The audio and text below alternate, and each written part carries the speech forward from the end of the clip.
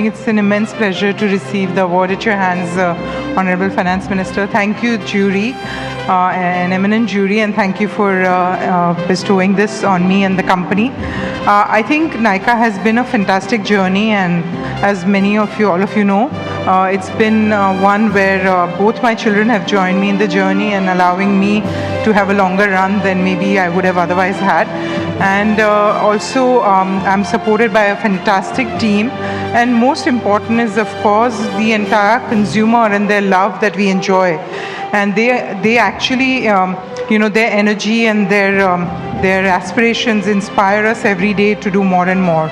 And I've been a big believer in India. I'm a big believer in Indian, I think India is growing stronger, and Indian consumption should not be something, Indian consumption is growing stronger, and we should be proud of that, because we do need to provide better living standards to our people. So to me, it's been a journey where to see Indians aspire for more and being able to be a small part of fulfilling that ambition, their aspiration, has been an amazing journey. And thanks to everybody. This must be a moment of extra pride for you, given how male-dominated most boardrooms are, to have a woman trailblazer who just goes from one milestone of success to the other. It's really good, not just for Nykaa, which of course it is, but also as an inspiration for young women across the country to say, if she can do it, so can I. Without any doubt. And I've been watching the progress that Nykaa is making. Startups can sustain themselves and grow higher and higher. Cannot be proved by any other example than showcasing Nykaa. She's done so well. And of course, she's done so well as a woman as well. I normally hesitate to speak saying women should, women this, women that. But when women succeed, like the way you have done, I think you stand out, and therefore it'll be such an inspiration for so many different women who are still hesitating to come forward. Not that they don't have talent, not that they can't contribute, but they hesitate. Women should come over that hesitation. Absolutely, and so many of our newsrooms at NDTV are run by extremely capable women editors. Tamanna Inamdar is sitting there, we got Nisha here. So big cheer to all the women in the house, and many congratulations for your leadership and for your success. Thanks. I think Honorable FM has inspired me to say one more line that I say, that I think women hold half the sky, and they just do need to be confident about dreaming for themselves, and have that confidence that if they can dream for themselves, they will achieve it. So with that, and that's what my message to all the young girls and women of the nation, that please think for yourself, dream for yourself, and that's the message of Nykaa, let the spotlight of your life be on you. So with that, I'll hand over the mic. For the moment, the spotlight is on you, ma'am, here. Thank you very much.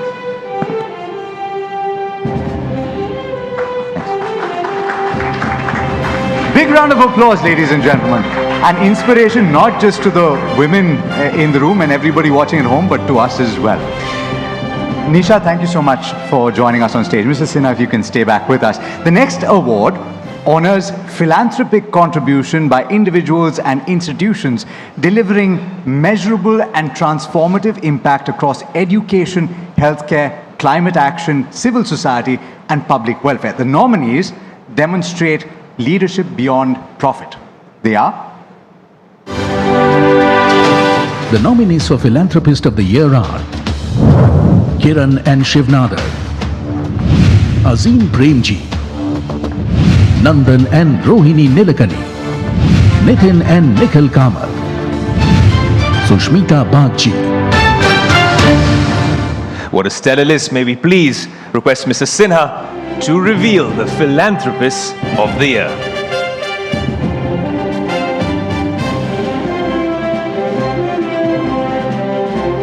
Shivnadar.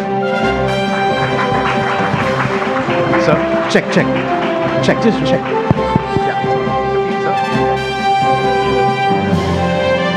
I'm repeating, Philanthropist of the Year, Kiran and Shivnadar. A huge round of applause, please. Mr. Nadar, built one of India's most influential technology enterprises. And then the Nadar family dedicated their success to creating opportunities for generations to come. With one of the largest philanthropic contributions in the country, Shiv and Kiran Nadar have consistently invested in education, institution building, and the power of knowledge. You know, what's most remarkable about Kiran is just how full of life and how determined to live life she is. You go to, say, Wimbledon, she'll be watching matches. You go to a big cricket match, she's watching matches. She was in the room with Kapil Dev the night before India won in 1983. Going back all that way, the passion, the joie de vivre is quite incredible. And also the desire, Mrs. Nadar, to give back to society. You know, there's so many who make money, but I think the Nadar Foundation, your entire family, always determined and committed to giving back to society, which I think is a very noble thing to do. Many congratulations in your message, ma'am. Thank you, Rahul. I'd like to thank NDTV and especially Nirmala Sitharaman ji, who I have great regard for, and to receive this award from her. I'm sorry Shiv is not here, but he is really the heart and brains from which this philanthropy effort started. It started with his mother telling him that this was in 1993-94, that you're doing well, you've built something, but don't you think you should do something more than just business? You must look at something. That's how the education inputs started. And so education is a major part of what we do, be it just in colleges, schools, but also in art and other spheres. So philanthropy is a great enabler of trying to put some equality between what we have and what we should be able to do for society as a whole. And I really wish he had been here with us today, but unfortunately he couldn't make it. I'd like to thank my daughter Roshni. She's carrying on this task, and Shikhar, my son-in-law, and also thank the rest of my family for all their contributions. Thank you, ma'am, and congratulations. This is something, Madam Finance Minister, the more Indian corporates do, the better it is for everyone. You know, when you're going to a school or a university where those who run it are not seeking commercial returns, you know, that's when so much heart and soul goes into running that school or university well. And your message to all companies, I mean, everybody tries to do what they can, but to try and do it in a way that has the maximum impact in society. And education is a great way to get a high ROI. Yes, absolutely. Education, particularly in far-flung areas where the government does its bit, but when it is done by private entrepreneurs, it has a lot of other essence of human life come into the whole enterprise. And as a result, you find children being very motivated to look at who's sponsoring the activity in the school, who are the people who are coming with new ideas, and that itself gives a new level of learning. I think therefore it is very important, and I'll invite all Indian entrepreneurs to do something wherever they choose to do.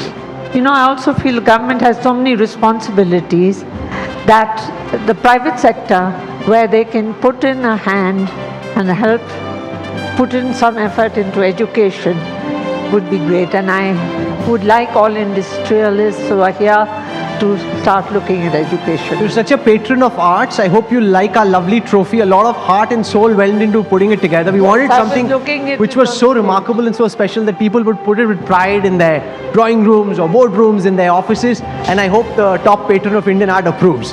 I've got the second one from you, so I do approve. Thank you. Thank you and congratulations. Could we request you to stand for another picture, please? Okay, just wait. Could we request another picture of all four of you? The photographers can't get enough of Mrs. Nadar's smile.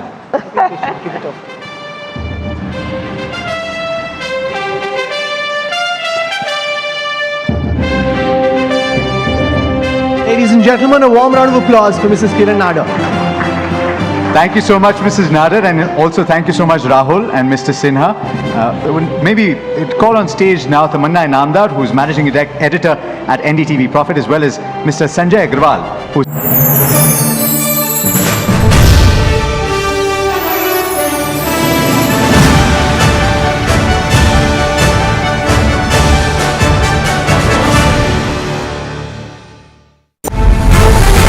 ये युग तुम्हारा, ये रण तुम्हारा, हर चुनौती तुम्हारी, हर शिखर तुम्हारा, तुम ही हो भारत का स्वाभिमान। हर सेक्टर, हर स्टेट, हर रीजन, हर उम्र के इनोवेटर्स ने दिया जबरदस्त प्रतिसाद। तभी तो वंदे भारतम में एप्लीकेशंस पहुंचे 25,000 के पार और रजिस्ट्रेशन डेडलाइन बढ़कर हुई है 30 जुलाई। आप भी भारत के सबसे बड़े ग्रास रूट इनोवेशन मूवमेंट से जुड़े। vandeBharatam.org पर रजिस्टर करें।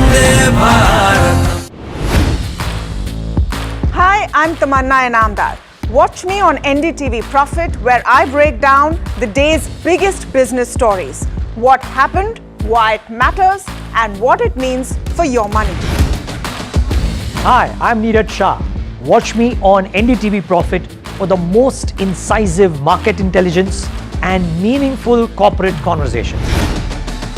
And I'm Alex Matthew. Markets, mutual funds, insurance, personal finance. I help you cut through the noise and make smarter financial choices. And here's where you can watch us.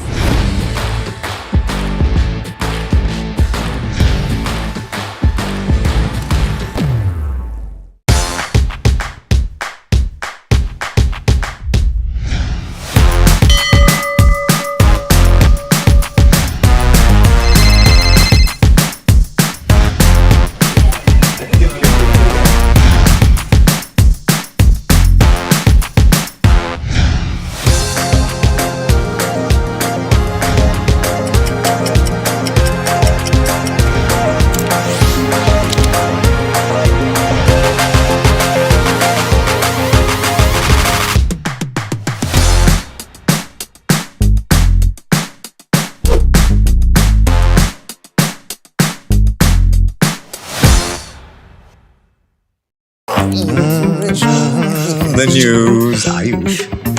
Since when do we do scripts? Fair point. Picture this. The biggest stage. Floodlights. Wow. 4K. The works. Where's the hook? There's going to be celebrities and guaranteed eyeballs. Where's the hook? Think about this. Front page advertisements and hoardings. Bro, where's the hook? Cross-platform, digital first, virality. Without a hook, no way. The message is clear. It's 2026. You gotta be real in a world of reels. You gotta be original in a world where everything seems generated. That's it. That's what we're looking for. The best campaigns, the hottest trends, the smartest brand moves on our new show. But wait, what do we call it? The Hook.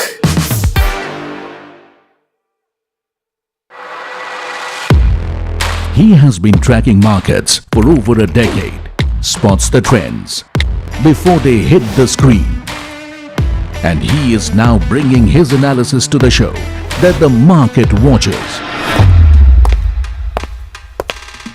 Watch Sharad Dubey on Know Your Company, a show that puts the most traded stocks under the scanner. We dissect the company so that you, the investor, don't have to.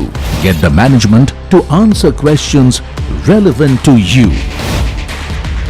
Watch Know Your Company, weekdays at 11:30 a.m. to understand your next big bet. Founder, Managing Director and Chief Executive. Watch Know Your Company, weekdays at 11:30 a.m. to understand your next big bet. Founder, Managing Director and Chief Executive Officer of EU Small. Applause, please. No, please stay with us, ma'am.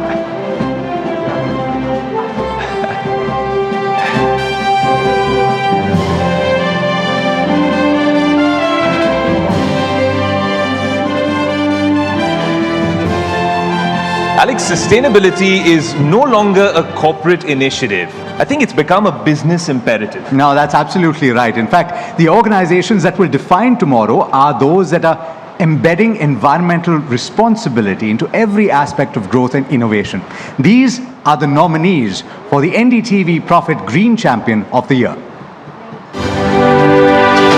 The nominees for Green Champion of the Year are Lupin, Tech Mahindra, Godrej Consumer Products, Godrej Properties, First Source Solutions, Mahindra Group. Mr. Agarwal, if you can do the honors, please.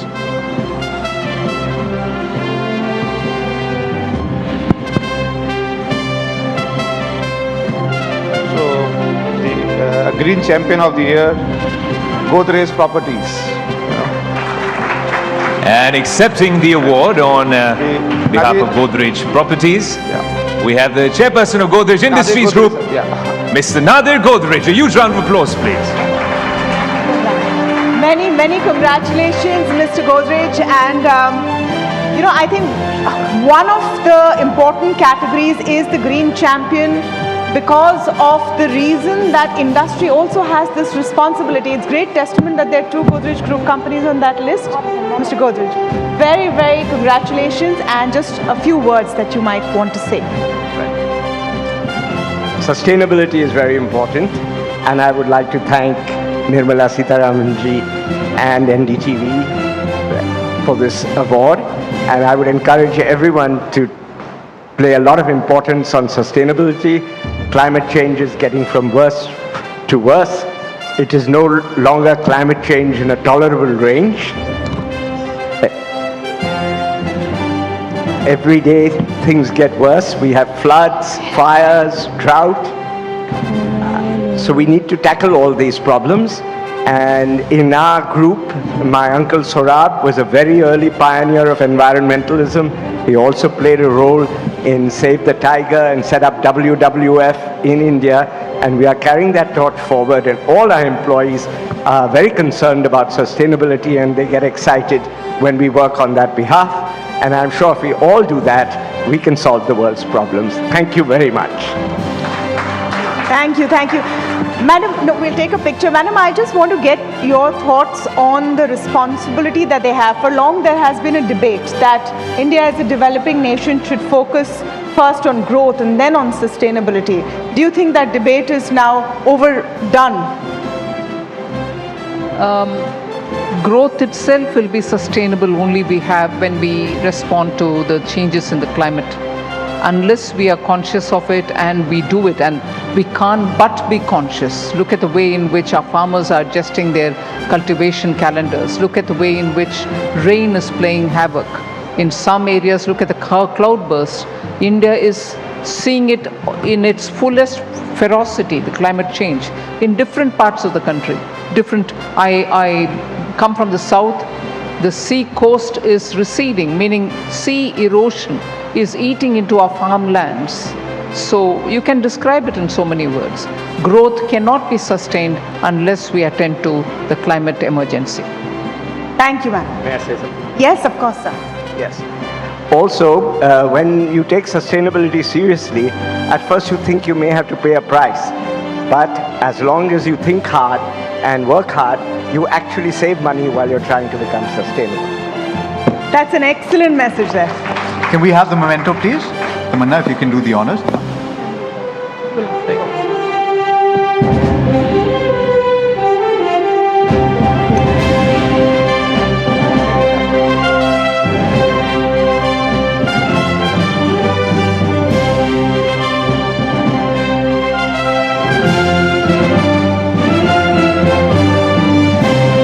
Thank you, Mr. Godrej. What an absolute honor to have you here with us at this particular event. Yes, that does call for a huge round of applause, please.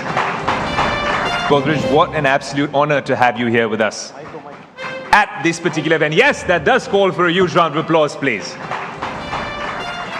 India's public sector enterprises continue to power strategic industries, strengthen national capabilities, and drive economic growth at scale, Alex. This next award recognizes a leader whose vision and execution have elevated one of India's most important public sector undertakings. The nominees for Business Leader of the Year PSU are...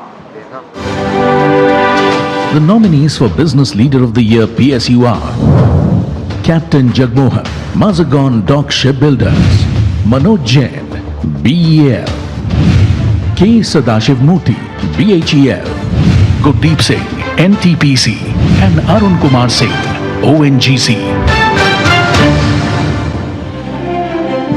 And Mr. Agarwal, can we have the winner, please?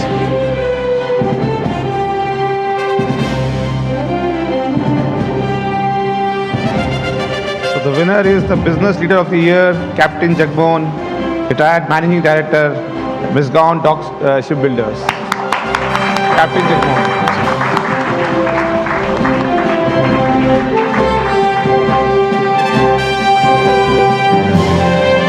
The winner is Captain Jagmohan, Chairman and Managing Director of Mazgon Dock Shipbuilders. Under the leadership of Captain Jagmohan, Mazgon Dock Shipbuilders has combined operational excellence with exceptional financial performance, emerging as one of India's standout public sector success stories. This Navratna delivers complex defense platforms built with precision and consistency. Captain Jagmohan, many congratulations. I think it's well known that your company is a darling of investors. We see that in the stock price, but it's also because of how beautifully it's run.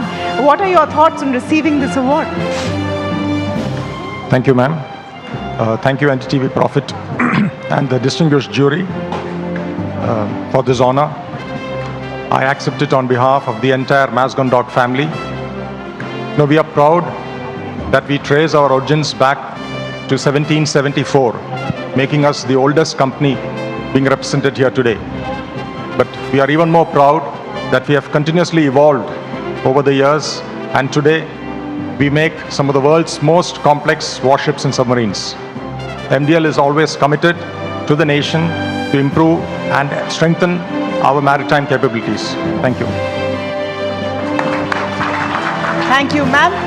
Would you like to say a few words about, what the defense space has done and companies like Mazgon have also done? Yes, opening up the defense and space sector.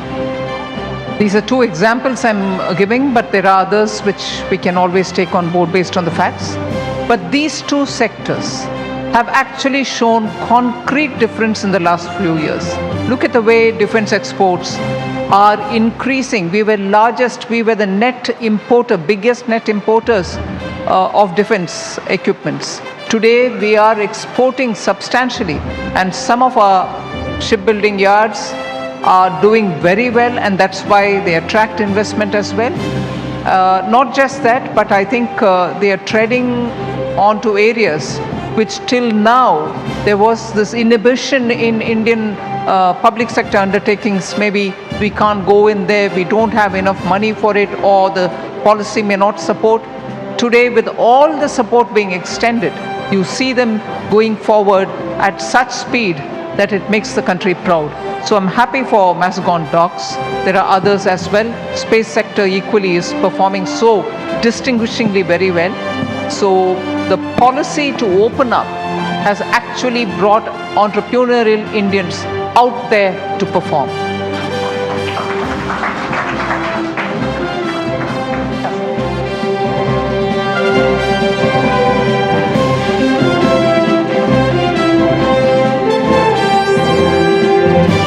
Okay, I'm getting a workout as well. I don't think I'm managing as well as Rahul with the facts, but I'm trying my best. Well, thank you so much, Captain Jagmohan. Thank you, Mr. Agarwal, for joining us on stage. And with that, I'll also like to call on stage for our next set of awards, Shri Jayant Sinha and Mr. Vivek Prasad. And also, it's time for me to swap places and leave Alex on stage with my incredibly talented co-host Vedika Sood. You can say that you got tired, it's fine. So that Alex thinks he's the deepest baritone on stage. Thank you so much, guys. Vedika, you want to compete with me?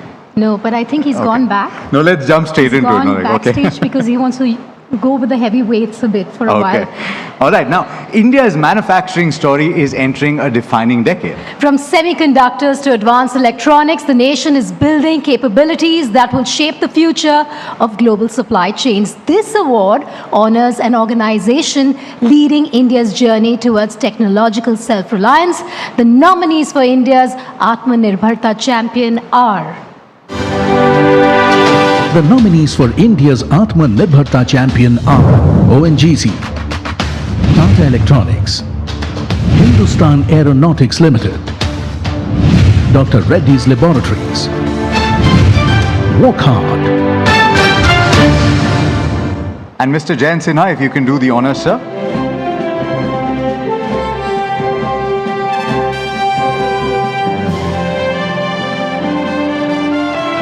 The winner of the award for India's Atmanirbharta champion is Tata Electronics, and accepting the award today is Dr. Randhir Thakur, CEO and MD of Tata Electronics.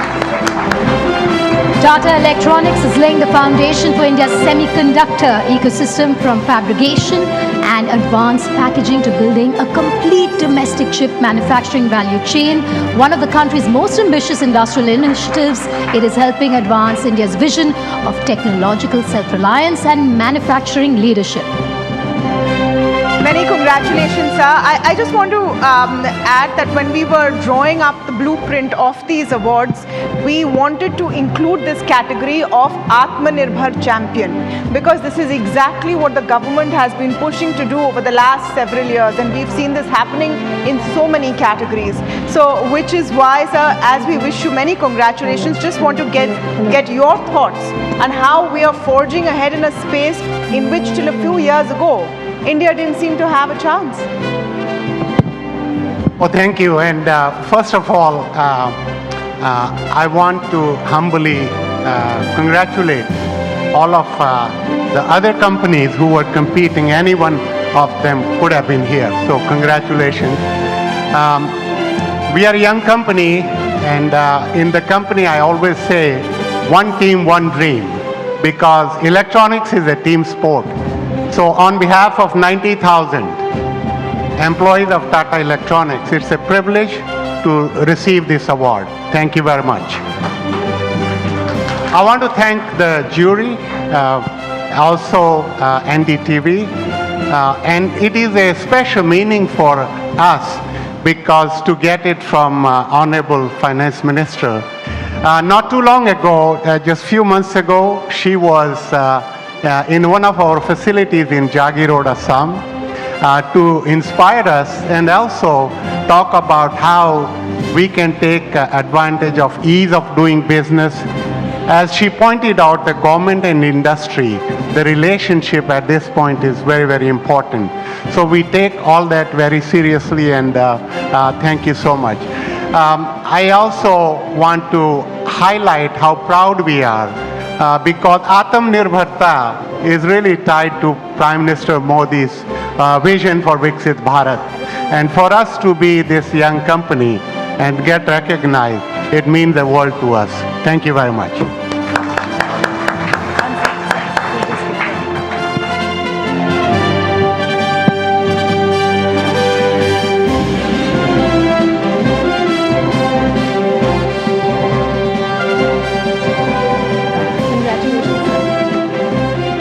Thank you, Dr. Thakur. Strong financial institutions form the backbone of every growing economy. And this next award recognizes an institution whose scale, resilience, and trust continues to shape India's financial system and economic expansion. Absolutely. The nominees for the NDTV Profit Financial Powerhouse of the Year are... The nominees for Financial Powerhouse of the Year PSU are Punjab National Bank, Indian Bank, Union Bank of India, Power Finance Corporation, Canara Bank, State Bank of India, Bank of Baroda. Any guesses? Okay, I won't keep you in suspense. Mr. Sinha, if you can.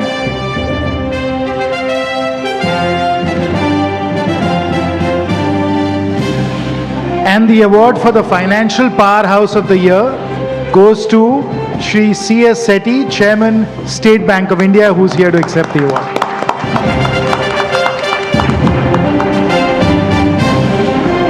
With unmatched scale, sustained profitability, and a presence that in India is practically ubiquitous, State Bank of India continues to power India's growth story. More than a bank, it is a trusted partner to millions, supporting enterprise, enabling aspiration, and strengthening the country's financial foundation. Well deserved. State Bank of India is, of course, the largest bank in this country, a powerhouse, and under Mr. Sethi's leadership has been going from strength to strength. We quiz him every quarter, and we have all of the answers that please the street. Sir, a few words, and you've got your team along as well. Thank you. Thank you. First of all, it's a great honor receiving from the Honorable FM, and thanks to the jury minus me, NDTV Profit, for recognizing the truly remarkable institution. I would like to quote, with her permission, FM once famously said, this is the largest bank for the smallest person in the country. I think we live up to that every day through 245,000 of our employees and serving 530 million customers. And every day we acquire, mind you, we acquire 65 to 70,000 customers, new customer walking into our office. I think it is also financial powerhouse, not necessarily that we serve the largest industrial houses sitting in this room.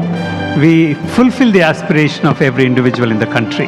Whether a small entrepreneur, a small street vendor, to the largest corporations in the country, and in between millions of small and micro enterprises. And we are very truly honored to be recognized for this award. Thank you very much. Thanks to the jury and NDTV. Thank you so much. Can I request one more photograph, please, if you can all line up? We'll get the perfect shot. My first account was State Bank of India, and I still remember the account. Yes. Arey, nothing is there now. Thank you so much to Mr. Sethi, Mr. Sinha and Tamanna. May I request you to take your seats, please.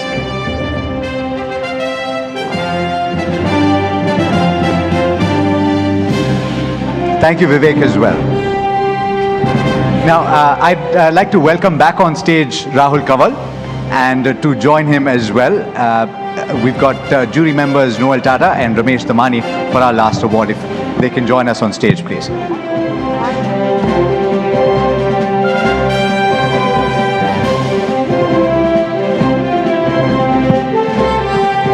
Now, the final award of the evening, ladies and gentlemen.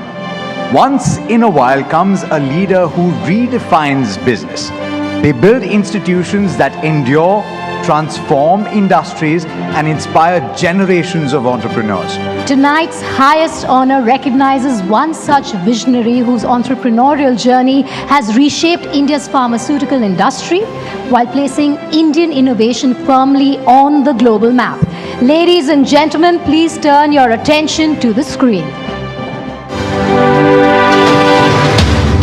For 4 decades, Dilip Shanghvi has transformed Sun Pharma into India's largest pharmaceutical company and one of the world's leading specialty generic drug makers.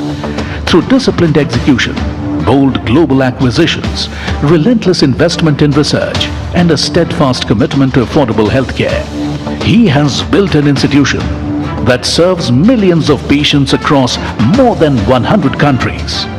His journey from Kolkata to the pinnacle of India Inc. is the stuff of corporate legend. Quiet in demeanor but extraordinary in impact, Dilip Shanghvi has redefined visionary leadership for a lifetime of entrepreneurial excellence and for building a globally admired Indian enterprise. Dilip Shanghvi is our India business icon. The NDTV Profit India Business Icon Award is presented to Mr. Dilip Shanghvi, founder, Sun Pharmaceutical Industries. Ladies and gentlemen, let's give Mr. Shanghvi a standing ovation.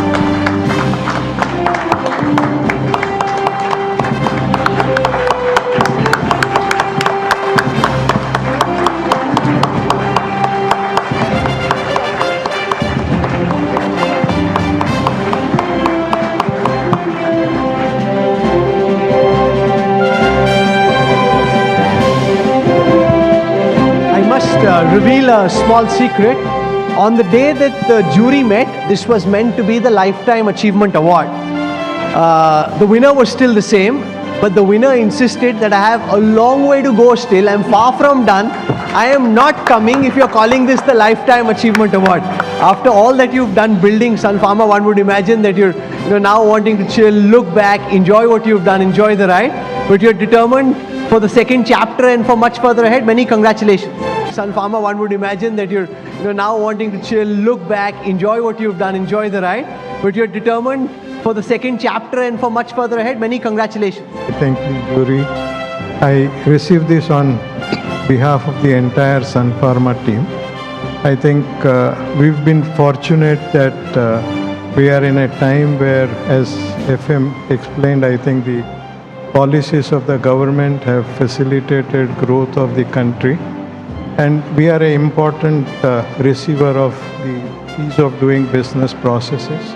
I remember that in 97, 98, when we invested in our first international acquisition, getting $12 million took us almost 6 months. Recently, we announced an acquisition and we could raise $12 billion, and all what we had to do was to talk to RBI. They said that your request falls within the policy of the government and you don't need to do any additional effort. So I think the changes which government is talking about are real and are benefiting, because I think if I look at in our case, almost 2/3 of our business is outside of India, and with this new acquisition we will be at least having 1/6 of our turnover in spite of being the largest Indian pharma company from India, because the world is the market for us, and that's what we are focusing on. And I think, as Rahul said, I think we're just starting. We are a small company in global context, so we have a long, long way to go, a lot of innovations to bring to the market. So thank you very much for this. Listening to Mr. Shangvi speak is very inspiring, because just a couple of days ago I was talking to my wife about our retirement plans and where if we needed to move out of Delhi and be in some other city. But you're saying forget it, just go on and keep on going on and on. Many congratulations and well deserved. So Mr. Damani, the money markets of Mumbai, hang on and hold on to everything the finance minister says very carefully. What's your key? You heard the finance minister this evening. What's your key takeaway from the message that she carried? Thank you. First, my congratulations, Ms. Sangvi, for building a temple of modern India. Thank you, sir, for all the service you've done. For the finance minister, I mean, when she started, the longest serving finance minister in our country, when she started, index was, I think, 25,000 or something. It's 80,000 today. That itself is a tribute to what a great job she's done in stewarding this country. Thank you, ma'am. Mr. Tata, what are you taking away from all that you heard from the finance minister? I think there's a long way to go and a long road ahead for the country, and I think everybody is in an optimistic mood for the future. Thank you, sir. Thank you. Oh, yes.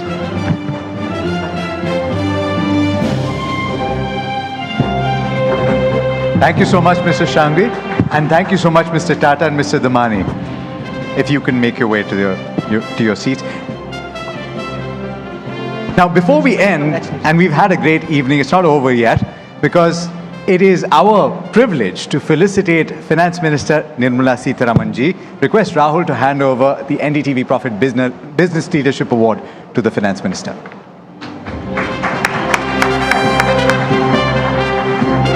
It's a lovely trophy, and since she was so gracious in handing it out to all our winners and for making the special effort of coming to Mumbai after having worked a full week and for drawing this fabulous crowd over here, Finance Minister Nirmala Sitharaman, for your effort and for everything that you're doing for this country. Thank you very much. Here's the trophy for you. It's such a lovely trophy, I thought she must have one for herself for sure.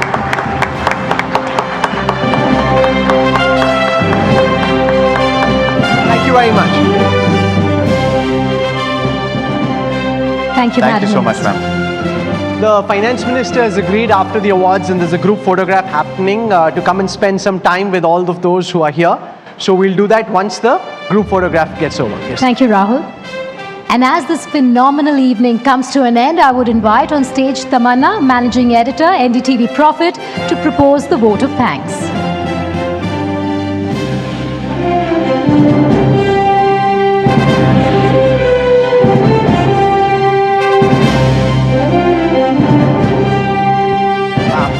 Good evening, everyone. What an extraordinary evening it has been. On behalf of everyone at NDTV Profit, the NDTV family, thank you for being part of this celebration of excellence, enterprise, and leadership. Our heartfelt congratulations once again to every award recipient. Your achievements remind us that enduring success is built not merely through ambition, but through integrity, innovation, and purpose. Through your vision and leadership, you are creating businesses that generate opportunity, inspire confidence, and contribute to India's remarkable growth story. We are deeply honored by the presence of our Honorable Chief Guest, Srimati Nirmala Sitharaman. Ma'am, thank you for joining us and for sharing your invaluable insights. Through those conversations, we also learned how closely you're in touch with some of our winners today and how closely the government works with them. Our sincere gratitude also goes to our distinguished presenters, our esteemed jury, and our partners for lending their expertise, credibility, and support to these awards. Most importantly, we thank the leaders we have honored tonight. Your stories remind us that great companies are built not only on financial success, but on courage, resilience, and the willingness to create lasting value for society. As India charts its journey towards becoming a developed nation, it is leaders like you who will help shape a stronger, more confident, and more prosperous future. At NDTV Profit, we remain committed to telling stories that matter, stories of entrepreneurship, innovation, and leadership that defines economic journey. Thank you once again for joining us this evening. We wish you a continued success, and we look forward to welcoming you again next year. We're just getting started. Please join us for a group photograph. Thank you.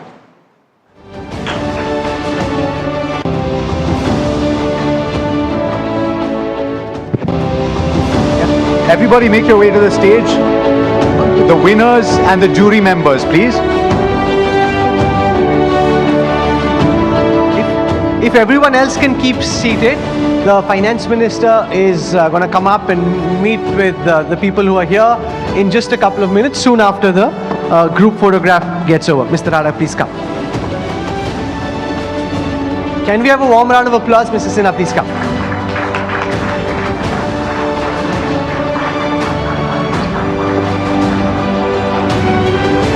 You can come here. Come here. Don't go far away. Come closer. Sir, can we just squeeze in closer?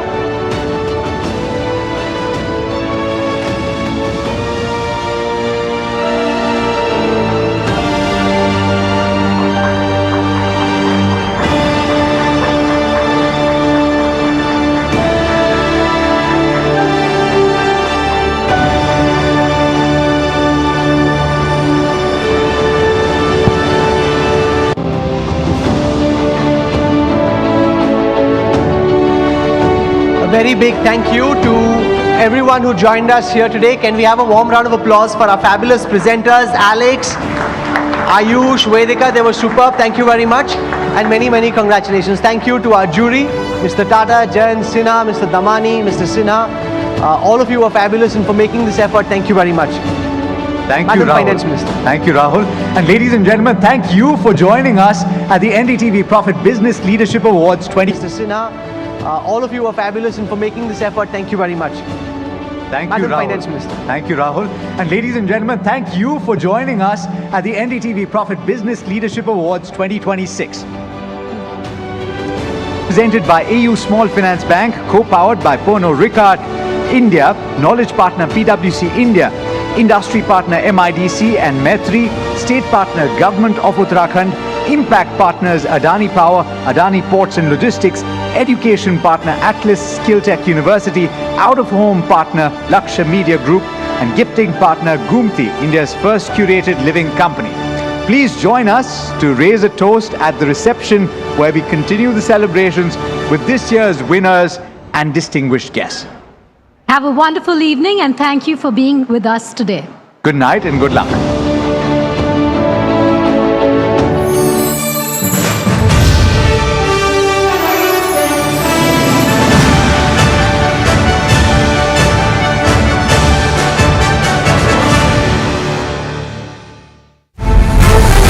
ये युग तुम्हारा, ये रण तुम्हारा, हर चुनौती तुम्हारी, हर शिखर तुम्हारा, तुम ही हो भारत का स्वाभिमान। हर सेक्टर, हर स्टेट, हर रीजन, हर उम्र के इनोवेटर्स ने दिया जबरदस्त प्रतिसाद। तभी तो वंदे भारतम में एप्लीकेशंस पहुंचे 25,000 के पार और रजिस्ट्रेशन डेडलाइन बढ़कर हुई है 30 जुलाई। आप भी भारत के सबसे बड़े ग्रास रूट इनोवेशन मूवमेंट से जुड़े। vandeBharatam.org पर रजिस्टर करें।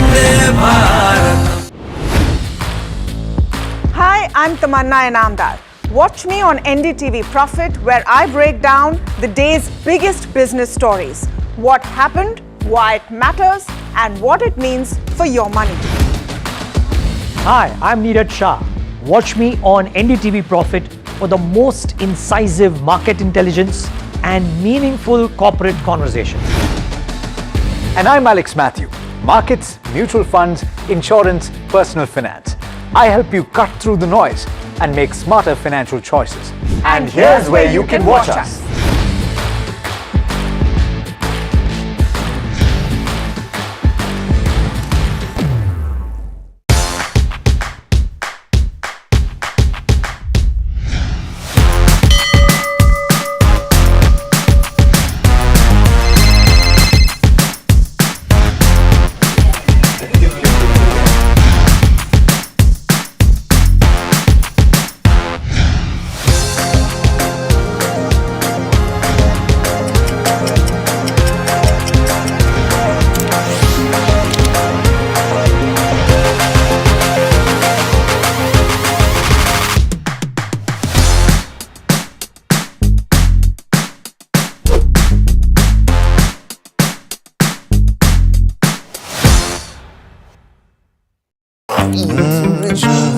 The news, Ayush. Since when do we do scripts?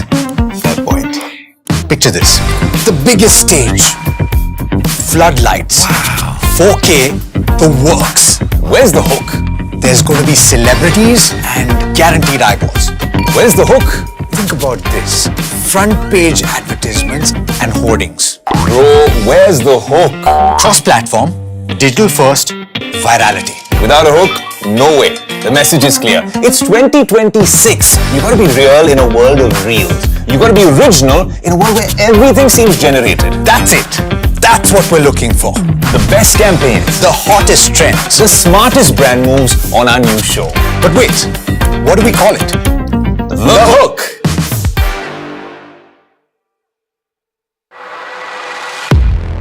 He has been tracking markets for over a decade, spots the trends before they hit the screen. And he is now bringing his analysis to the show that the market watches.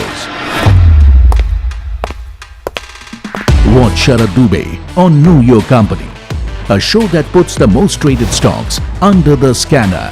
We dissect the company so that you, the investor, don't have to. Get the management to answer questions relevant to you. Watch Know Your Company weekdays at 11:30 a.m. to understand your next big bet.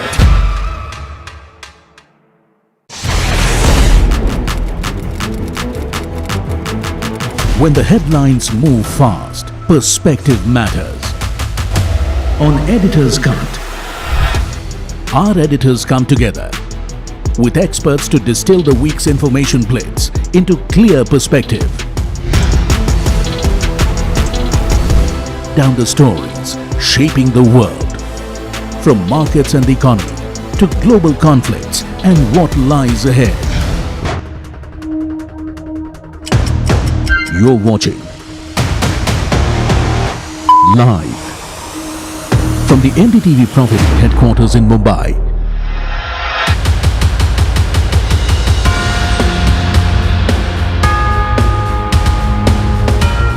This is India Market Open with Tamanna, Alex and Neeraj.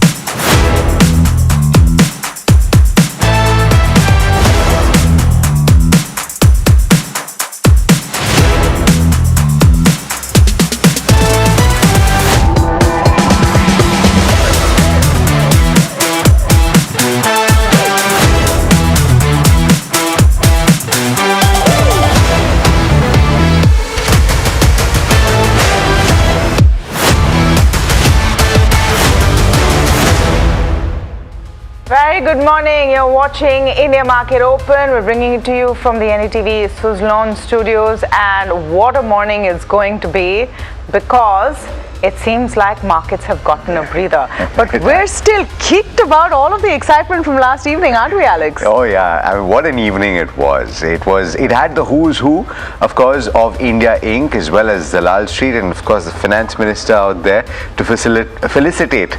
I'm slipping up. I've said that too many times yesterday. Alex has had a long evening on the stage, taking that entire event together. But you know, I was just thinking, if we calculated the net worth in that room at one point, I don't know, it's probably the GDP of a small country. Yeah, maybe. no, I'm not. I wouldn't be surprised for sure, or at least the market capitalization. If you find all of that together. I mean, you had State Bank of India in the room. You had Mr. C.S. Setty, of course. You had Noel Tata in the room. You had Dilip Shangvi, of course. You had the MD and CEO of BSE, Shriram Finance, Mazgan Dock. Yeah, so it was quite a superlative event. And what is exciting is that, you know, we spoke so much about what's been happening around us. Gen Z, by the way, was the buzzword. The finance minister addressed the protesters, and what was happening there. The one point is that NDTV Profit has always been clued into Gen Z. A lot of the people in our newsroom are Gen Z. The people who watch us, consumers, are Gen Z. And as far as we're concerned, Gen Z aren't just meme makers. They're also people who are very clued into their financial freedom and future. So yeah, no, absolutely, and it was acknowledged up front. Because Rahul Kanwal had a conversation with the finance minister before the awards were presented. So people who are very clued into their financial freedom and future. So yeah, no, absolutely, and it was acknowledged up front. Because Rahul Kanwal had a conversation with the finance, and she acknowledged that the youth of the country have a voice, and she actually spoke about the fact that when she was much younger, she had done certain protests. Yes, she was from JNU, which is JNU alumni. So all of the excitement of those awards and so many news points that have come out of it. Finance Minister, for example, has said that there is no deterioration in quality of expenses. The budget math need not be revisited right now. So that and so many news headlines have come out of this event. We'll take you through all of that through the day. But let's start with what's happening globally. Now, US markets trade mixed in Friday's trade as geopolitical concerns have risen. We're moving to markets now, guys. Indices, let me just pull up the indices for you and what we were seeing in US markets on Friday, though what's going to be more important than how the indices ended would be the futures. There you have it. You had the NASDAQ down about 0.64%. But let me pull up US futures for you, because you would see a vast improvement. In fact, the NASDAQ up 1% as far as the futures are concerned. Now, why is that? That's because of some kind of a relief between US and Iran and all of the tensions that have been rising there. Treasury yields have slid as oil prices fell. 10-year was at. That's because of some kind of a relief between US and Iran and all of the tensions that have been rising there. Treasury yields have slid as oil prices fell. 10-year was at 4.68%. They're sliding. Oil prices pause in firings between US and Iran. Some reports saying that the US is, and that was the quote, run out of targets to fire at, and they're worried about the depletion of their arsenal. Statement from Iran, as per sources, saying that if the US stops firing, they will pause as well. The Brent is at 92. Remember, on Friday we had topped 100. Of course, there have been a slide in prices since then, but you've seen a sharp drop over the last couple of days in Brent prices. You're again down another 4% now at 92.99. Let's pull up Asian markets, and that's usually good news for most Asian and emerging markets. That's why you're seeing a pop of green there. And the India implied will also show you that you're probably going to open with a gap up. This is going to be a combination of a relief rally as well as some amount of short covering. Remember, you've had a tough week, all of the last 5 trading sessions. Richard Redoglia, CEO of Matrix Global Energy, joins us this morning. Richard, very good morning to you from where we are. Just talk us through the kind of drop that we've seen in crude prices. The fact that crude prices have dropped about 92 a barrel doesn't belie that it could come back as easily if something changes, isn't it? What is the kind of range you see for crude right now? Thank you for having me. It's a good question, and there's a widely traded instrument called 30-day crude volatility. It is the measure of where a market will be over the next 30 days, and it has been by far the best guide for us to look at as we try to analyze these markets. You know, we're dealing with geopolitical issues here, right? Headlines, news, what's going to happen next? What's the next statement? And so when you look at volatility, which is the measure of when a market's going to move in a period of time, the 30-day volatility is a good measure. And right now, the range that's implying over the next 30 days is a range between around $68 and $102. Now, this is for WTI. If you want to look at Brent, you probably need to add around $3 to $5 to that range. But let's look what happened here. This market, if we look at where it's been over the last, since the wars began, we're at the bottom end of the price range of all of March and April. And so while we've moved back up again, the prices you're seeing on the screen are currently, the range is below what the market had traded at for almost 3 months at the height of the war. Now, what is happening? A couple things are happening. And why did the market move up so sharply off of its lows?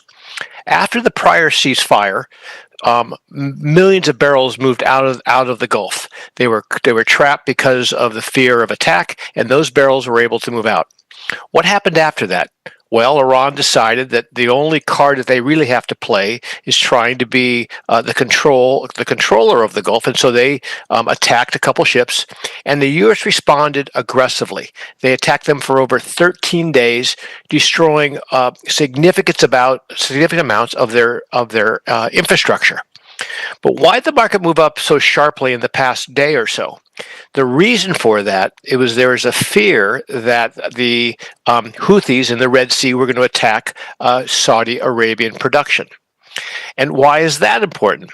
The reason that is important is that the UAE and Saudi Arabia, who are the largest exporters of crude out of the Persian Gulf, have been moving significant amount of their barrels away from the Gulf through pipelines that bypass the Strait of Hormuz.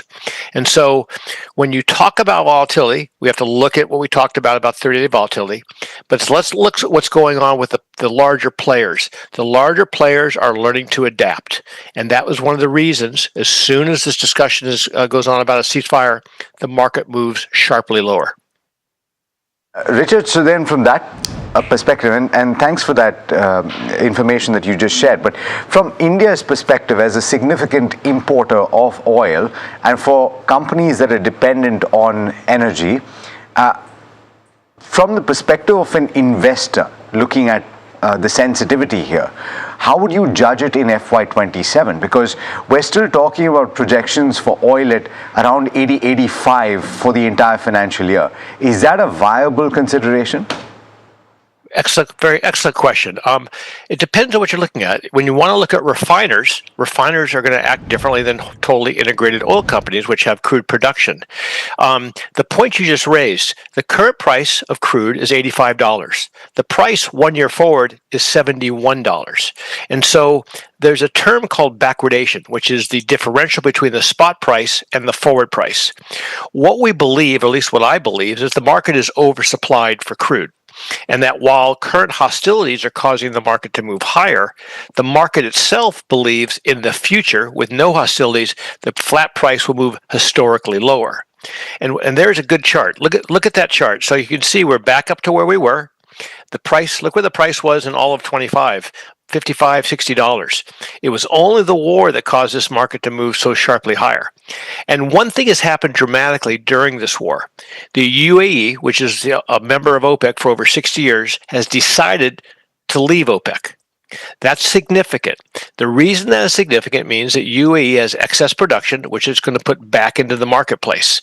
And so you have to be very cautious of how you approach this from an investment perspective, depending on what you're looking at, on the type of energy company you're looking at. My guess is companies like Reliance and the other large refining companies are doing extremely well right now. But again, why are they doing extremely well? One of the reasons refiners are doing so well is the attacks on Russian refinery. We've lost almost 25 to 30% of Russian refined capacity. And while we have excess crude protection in the world, we don't have excess refined capacity in the world. And so when you ask about an investment perspective, you have to differentiate between a refining company and a fully integrated oil company. Interesting. Richard, a fabulous perspective that you shared with us this morning. Thank you so much for taking the time. You're welcome. All right, let's talk about what happened on Friday, as much as it's important to look at this morning, because quite a bit has changed, as we've just pointed out. So let's run through it. Foreign institutions net selling equity to the extent of about 3,900 crore rupees. Domestic institutions more than mopping up about 5,400 crore rupees. Equity markets declined across the board on Friday as crude oil remained elevated. In fact, at that time you had Brent crude that was hovering around the $100 per barrel mark, and you had benchmarks that declined about 0.4%, with the Nifty 50 dipping below that level of 23,800. It had been a very significant support for quite a while. In fact, from the start of June, it was the bottom end of the band that was essentially 23,800 to 24,200. The ones that contributed on the downside were actually Bharti Airtel, Bajaj Finance and HDFC Bank. So 2 out of the 3 are not those that have recently contributed on the downside. The Nifty Bank outperforming, ending with gains of about 0.2%. Again, this is not something you've seen very often. And Nifty IT was one of the top performers. It gained as much as 0.8%. PSU banks gained as much as 0.8% as well, led by Bank of Maharashtra, BOB as well as Union Bank. Market breadth was largely even, but it was tilted towards the declines. And Neeraj, there were a lot of individual names that were reacting to earnings. I suspect that will be the case this morning as well. Yeah. I mean, and it's such a bottom-up market these days that you got to bank on some of these specific names doing well, independent of what happens to the indices per se. So, I mean, frankly, the template is out there that the oil price trend effectively will determine what happens to the markets, and near term it seems like because the crude has cooled off, we'll have an uptick today, and that uptick might sustain as well. The other really interesting part amongst results as well, that the smaller banking results continue to deliver positively, which is a big plus.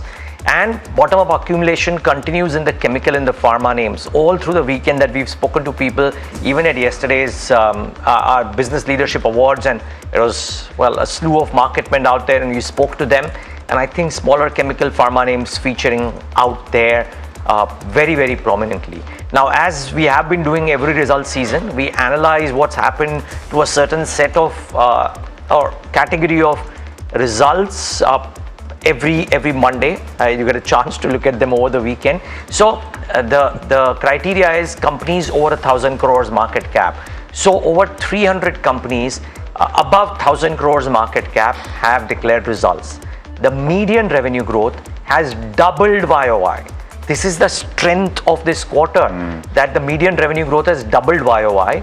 Median EBITDA growth is over 24%. Highest in at least the last 8 quarters, and the median EPS growth is over 26%, highest in many quarters. And the reason I've chosen EPS and not the PAT growth, because a lot of companies have diluted capital. So maybe you look at EPS as opposed to just the profit after tax, but that median EPS growth too is 26%.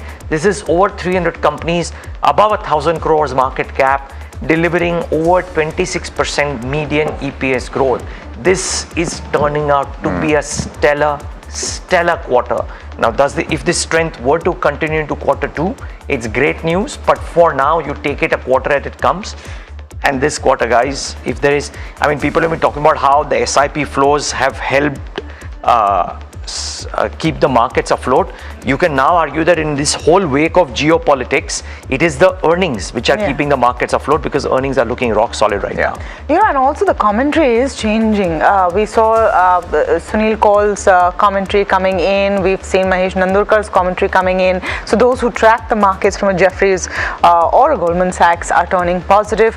We had at the Business Leadership Awards the top names, right? We spoke with Ramdev Agarwal, we spoke with Ramesh Damani, we heard from Vijay Kedia, Tahir Bacha. Everyone was there, and that commentary is now definitely turning positive. So more than anything else, that's important as well. Sentiment is following suit. Yeah, kudos. So one just hopes Q2 doesn't turn out to be a bit of a bummer, but for now you take it as it comes. That one is right. But stellar quarter thus far. Okay, so some of the factors that we're looking at, and of course the biggest one is going to be the drop in crude prices, and what a sharp drop that is.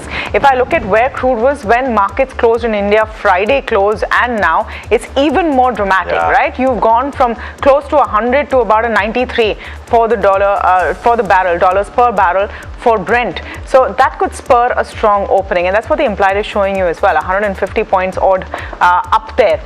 There's also an element of short covering. Overall, the trend though does remain cautious. Q1 earnings will continue to drive stock-specific opportunities. On the downside, 23,600 is now the most important level. Holding above it could trigger a technical bounce, while a decisive break below it would strengthen the bearish outlook. A decisive breakdown below 23,600 could open doors towards 23,500 and 23,400 to 23,350. Supports at 23,650, 23,600, 23,515. Resistance at 23,815, 23,870, 23,950. For the bank Nifty, the near-term sentiment has stabilized, but broader short-term setup remains subdued below short-term exponential moving averages. So support levels there, below short-term exponential moving averages. So support levels there, 56,210, 56,020, 55,710. Resistance at 56,825, 57,015, and 57,325. But we were telling you about what Jefferies is saying on the India equity strategy, and this is a note from Mahesh Nandurkar. He said an interaction with 50 plus investors suggests positive sentiment change towards India. AI trade reversal, MSCI Korea down 30%, token prices down 25% from peak are some of the reasons why. FPI flows have turned positive with net $3 billion inflows over the last 5 weeks, reversing prior outflows. India earnings outlook is positive. FY27 earnings are expected to be plus 4 PPT year on year to 14%. Nominal GDP growth is projected 12% plus, aiding domestic sectors like BFSI. IT sectors raised to neutral. This is important. They've added emphasis. IT sector has been down 25% year to date, and top 4 IT majors are trading at 13 to 17 times pre-low to mid-single digit revenue growth in FY26 to 28. So there's another positive view coming in. But I think what's going to also be important is specific stocks, isn't it? So much to cover over the weekend. Yeah, it is. In fact, yes. You want to start off? Who wants to start off? Okay, let me start off. All right. First on my list is Bank of India. I'm giving it a thumbs up. Net interest income is up 12.6% at 6,833 crores. Provisions at 964 crores versus 990 crores. So that's a good point as well. And if you look at profits, up 36%. Gross NPA is at 1.81% versus 1.98%. Net NPA has also come down from 0.56 to 0.51. Global NIMs are 2.52% in Q1. That's net interest margin. Morgan Stanley has maintained an underweight with a target price of 115. They're saying NII and core PPOP, that's operating profits, were a tad below estimates. So that might be the only downer. NIM has declined 6 basis points Q on Q. Management has acknowledged that the current environment is challenging for net interest margins and lowered its guidance. Higher other income and lower credit costs drove a PAT beat of 36%. Lodha is the second stock on my radar. It's a thumbs up. Revenues up 43.1% at 4,997 crores. EBITDA is up 95% at 1,922 crores. EBITDA margins at 38.5% versus 28.2%, and net profit has pretty much doubled. Pre-sales numbers, though, remember, a little weak. Jefferies has maintained a buy and has given a target price of 1,215 for the stock. They're saying Q1 was a beat 2 times of PAT year on year, driven by large data center land transactions. Pre-sales are up 4% year on year, but lagging 17% on the guidance. Only 1 project launched in the quarter. Customer collections are up 46% year on year. Net debt is down 8% quarter on quarter to 4,930. and data center realization is doubled year on year to 425 rupees per acre. Management sees 600 rupees per meter per acre as an achievable target. So Lodha is the other one which is looking fairly positive. Neogen Chemicals, the third on my radar, also a thumbs up. Net profit up 67% for the quarter, revenues up 34%, EBITDA up 53%, and margins are also looking good, gone up from 16.9% to 19.3%. They've also given an in-principle approval to raise funds up to 600 crores. It's a beat on estimates. Revenue growth is led by higher volumes for key product lines, margin uptick led by cost pass-throughs and better product mix. Strong growth despite temporary Dahej plant shutdown, and battery chemicals achieved record quarterly revenues. That arm saw revenues of 19 crores versus 5 crores. So that's why Neogen is working out as well. But what's on your radar? I've got Bank of Baroda up top, and it's not the best set of numbers. In fact, you had the PAT that declined on account of a one-time hit for that settlement of NMC's litigation. Asset quality also deteriorated as slippages increased. That slippages uptick was seasonal in nature, led by MSME and agri. This is something that you tend to see, but you also saw a moderation in margins as yields declined, though that was partially offset by lower deposit costs as well. Credit growth remained healthy, and that growth was led by rural, agri and MSME. This is something to watch for quite a few public sector banks. The NII growth stood at 9.5%. PAT has declined, as I pointed out. Operating profit also coming in at about 8,127 crore rupees, down just about 1%, so flat.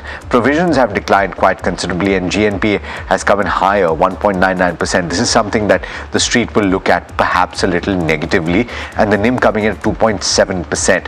Now, there's also outlook that you should bear in mind. The expected credit loss impact is estimated at 12,000 crore rupees. The existing floating provisions of 2,500 crore rupees have been retained. There's an incremental credit cost impact that could be around 15 to 20 basis points on account of the ECL norms. The management is expecting Q2, Q3 and Q4 ROA to remain, or return on assets to remain, above that 1% mark. It is also, and this is an important point to bear in mind for the large banks, the outlook on FCNR mop-up, that's expected for BOB to be around $5 billion. So that's quite considerable. They also expect that credit growth will be 12 to 14%, deposit growth at 10 to 12%, and the NIM is expected to be in the range of 2.75 to 2.95%. The slippage ratio at 1% to 1.25%, and the credit cost below the earlier guidance of 0.6%. So seasonal aspects to the credit quality in the first quarter, though that should settle according to the management in the remainder of the financial year. Credit Axis Grameen, a good set of numbers, because this particular company has been reporting improving asset quality for a little while now, and it seems like they've actually turned the corner. You've had high collection efficiency that has aided results along with the improved asset quality. The net profit has improved as credit costs have fallen. The PAT has risen as much as 8x compared with a year ago to 493 crore rupees. The portfolio at risk above 90 days, and this is how you track the asset quality, that has dropped to 1.5% compared with 2.3% as on the 31st of March. So just in a quarter, you've seen those metrics improve as well. The credit cost stood at 0.72% in Q1, not annualized, versus 1.2% in the fourth quarter. So all of those things look good, and what looks better, actually the guidance. So FY27, they see AUM growth at 20 to 25%.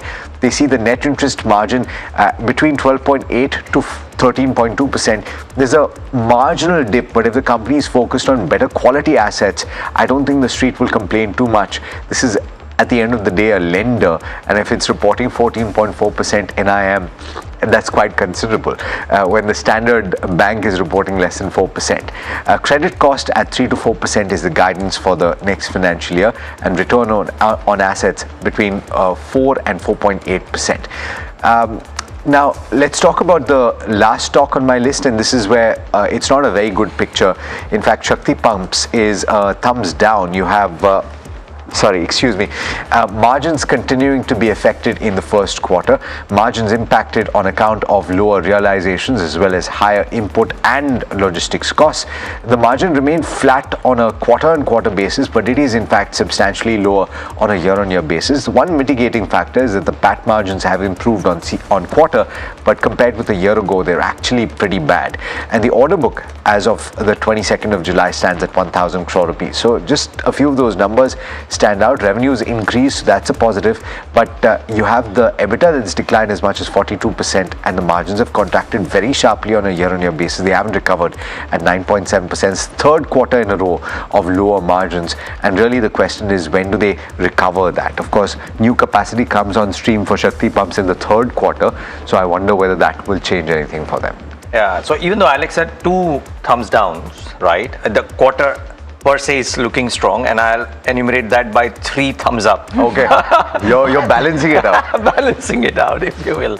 Yeah, the first one is Tata Consumer, and FMCG names per se, I think Tamanna was making this point on Friday, if I'm not wrong. FMCG names per se have done really well this quarter. Look at Tata Consumer's numbers though. I mean, revenues up 11.9% at 5,349 crores, EBITDA up 19%, and EBITDA margins expanded from 12.7 to 13.5. Believe me, in this business, to expand margins the way they have is not a mean feat. It's a difficult one, right? And net profit up 27.8% at 427 crores versus 334 crores. Volume driven quarter, beat expectations on all counts. The acceleration in the growth businesses, which is about a 1/3 for them now, is probably the standout part of this piece. And the other interesting piece is that Tata Starbucks revenues, the Starbucks revenues grew 11% YOY. Is this an indication of what could happen to some of the other QSRs? Maybe, maybe not, but 11% is actually a very strong number. Let's wait and watch if indeed this percolates into some of the other names as well. So keep an eye out for Tata Consumer. Could well have a good day today, field day today. DCB Bank is the other one. We're speaking about how mid-sized banks are actually revving up in terms of results. And DCB Bank, once again, NI up 17%, profit after tax up 35% at 213 crores versus 157. Provisions were down quarter on quarter. Gross NPAs at 2.43 versus 2.45 quarter on quarter, so fairly stable. But blockbuster numbers really. Let's wait and watch how this one does. Keep in mind, RBL had good numbers too. The stock actually corrected post that, but you could mingle in a bit of a geopolitical stress in the markets with that. Could this be different because the markets are looking strong? Very likely could be the case. And then Sterlite Tech. Well, the stock has really rallied, but I'll give some perspective about Sterlite Tech, right? One, of course, it was a record revenue quarter. The margins are at nearly 5-year highs. So what's happened? Revenues were up 87% at 1910 crores. Operating profit margins 710 basis points uptick at 20.8 versus 13.7, and profit after tax 197 crores versus 10 crores. The key is the next 3 lines. One, EBITDA margin guidance has been raised to 23%. They've clocked in about 20.8%. They are upping the guidance, and open order book is at an all-time high of 18,618 crores. Here's the fun, guys. Sterlite Tech's trailing 12 months PE is 123 times. You would argue that it is so expensive, right? On a market cap that it has right now. But if they just simply annualize the profit after tax numbers that they've done, and they are upping the margin guidance. So they've done 197 crores, so nearly 200 crores, let's say. If you annualize it, and if they manage to do 800 crores, they haven't given a formal guidance for the same, I'm just annualizing it. Then the PE and current year PE falls from a trailing 12 months PE of 123 times to 30 times. Wow. Okay, but so they obviously optic. So you can't optic, but optic fiber is the primary business, yes, right? Supply to data centers. They won a 11,000 crore order as well.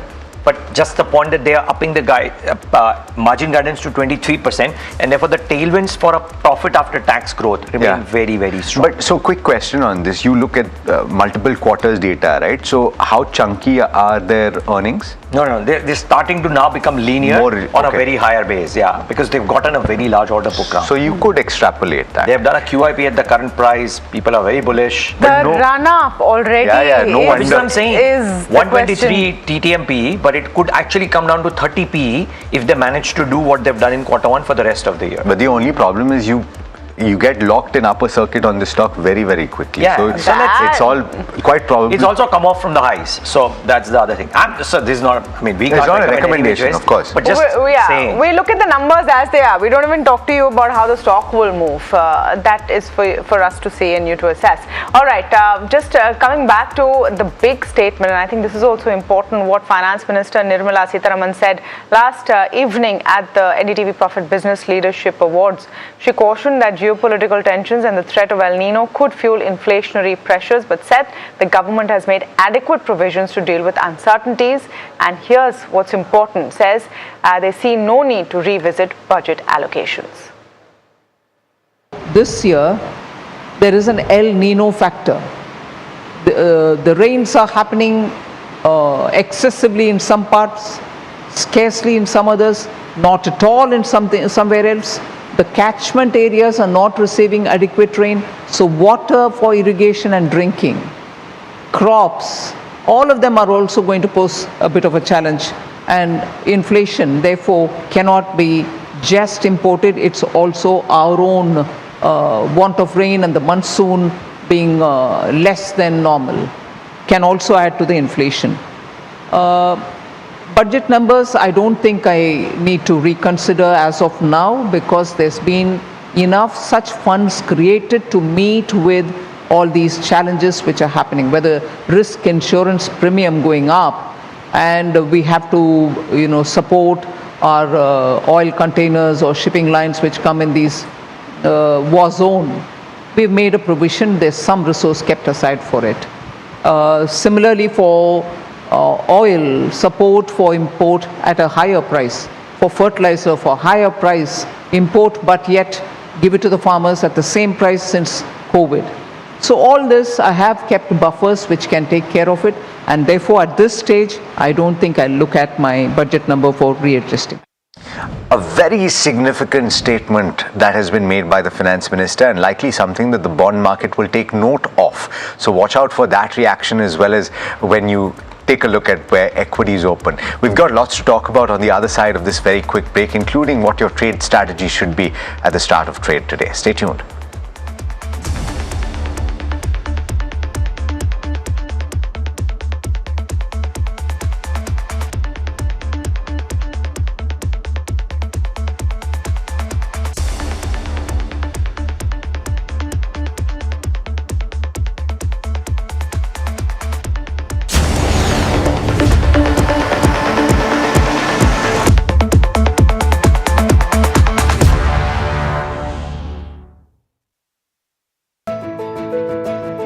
जानते हैं मैं elite matrimony क्यों recommend करता हूं? 17 years of experience, largest database of elite profiles, और 100% confidentiality. Elite Matrimony, India's most successful matchmaking service for the elite.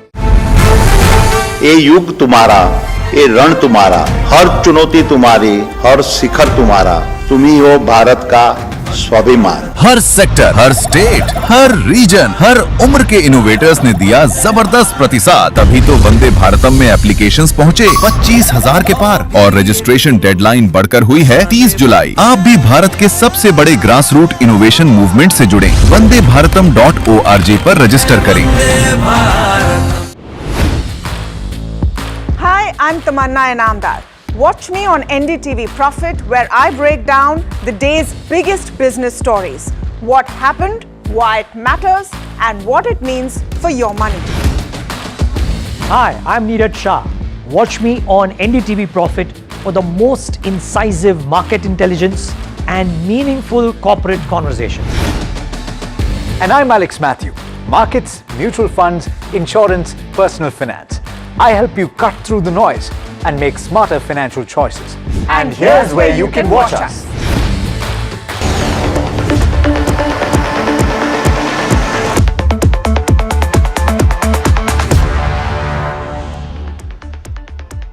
Back with India Market Open right here on NDTV Profit. We are fresh from the success of a very successful Business Leadership Awards event, and the markets seem to be celebrating that and more. Sorry, I'm just being cocky here. But the markets are celebrating the fact that there seems to be a bit of a pause in the hostilities and crude prices have come off. Is this the uptick that we so desired? Kush Bora and Parag Thakkar with us. And Kush, today credit to Both of us. Because I'm so happy that on Friday we pointed out that bond yields at a particular level, the US tends to blink. Now, nobody knew this, but it happened this weekend, right? And therefore, kudos, because you are practicing and preaching trades, which is a very difficult thing to do. But you mentioned this, and it is now looking like turning out that way. What do you do, therefore, on open with the 150 point uptick expected? First up, a very good morning. Thank you so much, but I think you deserve a little more credit for that than I do. You said the base, I only just saw what the data said, right? So Parag bhai na fundamentally trading calls dene lage, which you obviously call tactical calls, and Neeraj just started giving macro insights. I won't call them calls, right? But macro insights on how markets could perhaps react. So kudos to you as well. Actually, you set the base for that. Thank you. But did you guys see those magnificent awards that happened yesterday? Which ones? Which ones? What are you talking Business about? Leader Awards, where the royalty of the corporate world was there. That's a good way to put it. That's a good way to put it, actually. Stunning. I don't know if the viewers saw, they missed it. If they did, it's seriously a miss. You could still go back and see on the socials, I suppose. Yes, of course. But what an evening. What an evening. Kudos to the team who put together. Alex, I really enjoyed your and Ayush's camaraderie there. Amazing. But I'm so glad I was there. I'm so glad. I'm glad that you were there as well. We had fun. No, it was superb, and I think many more to come for NDTV Profit. Looking forward. This is just the start. More to come in terms of some positive news for markets, or will we just see a bit of a relief rally today? Yeah, so that's the tricky one. First, let's start with what happened on Friday, right? Friday, we saw a lot of data points which clearly pointed that the markets were overstretched on the downside, right? PCR, we said, was close to oversold territories. FII shorts at 90 to 93% still, remain a little overstretched. And then you obviously had the NSE 520 DMA stock. So I usually track the market breadth, especially on these extremes.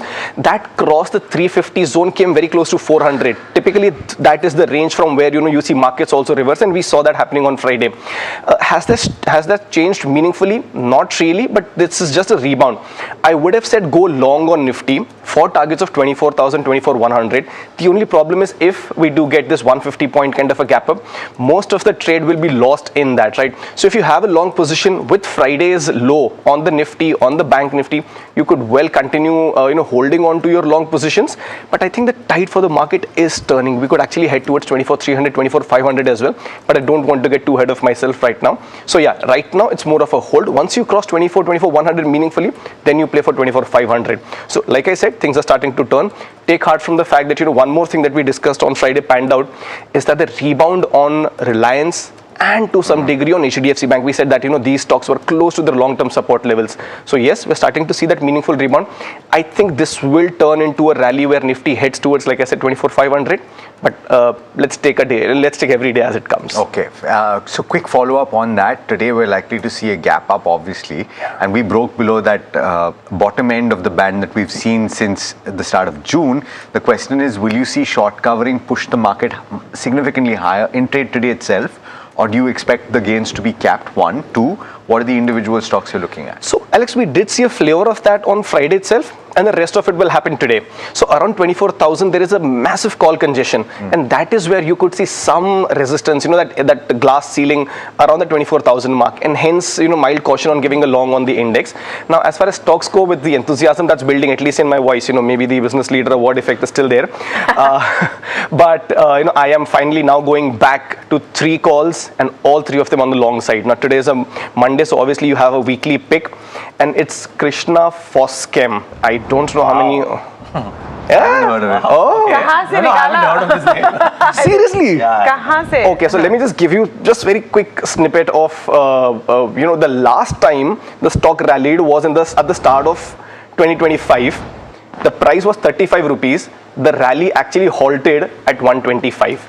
Let's hope, for all the viewers and investors that, this happens once again. But that aside, we're only playing for small targets right now, just 5-10%, nothing big, right? So yeah, we're playing for those targets, 169, 178, these are your targets. 155 is where you keep that stop loss. Also, by the way, because there is a gap up, the stocks also had a good momentum.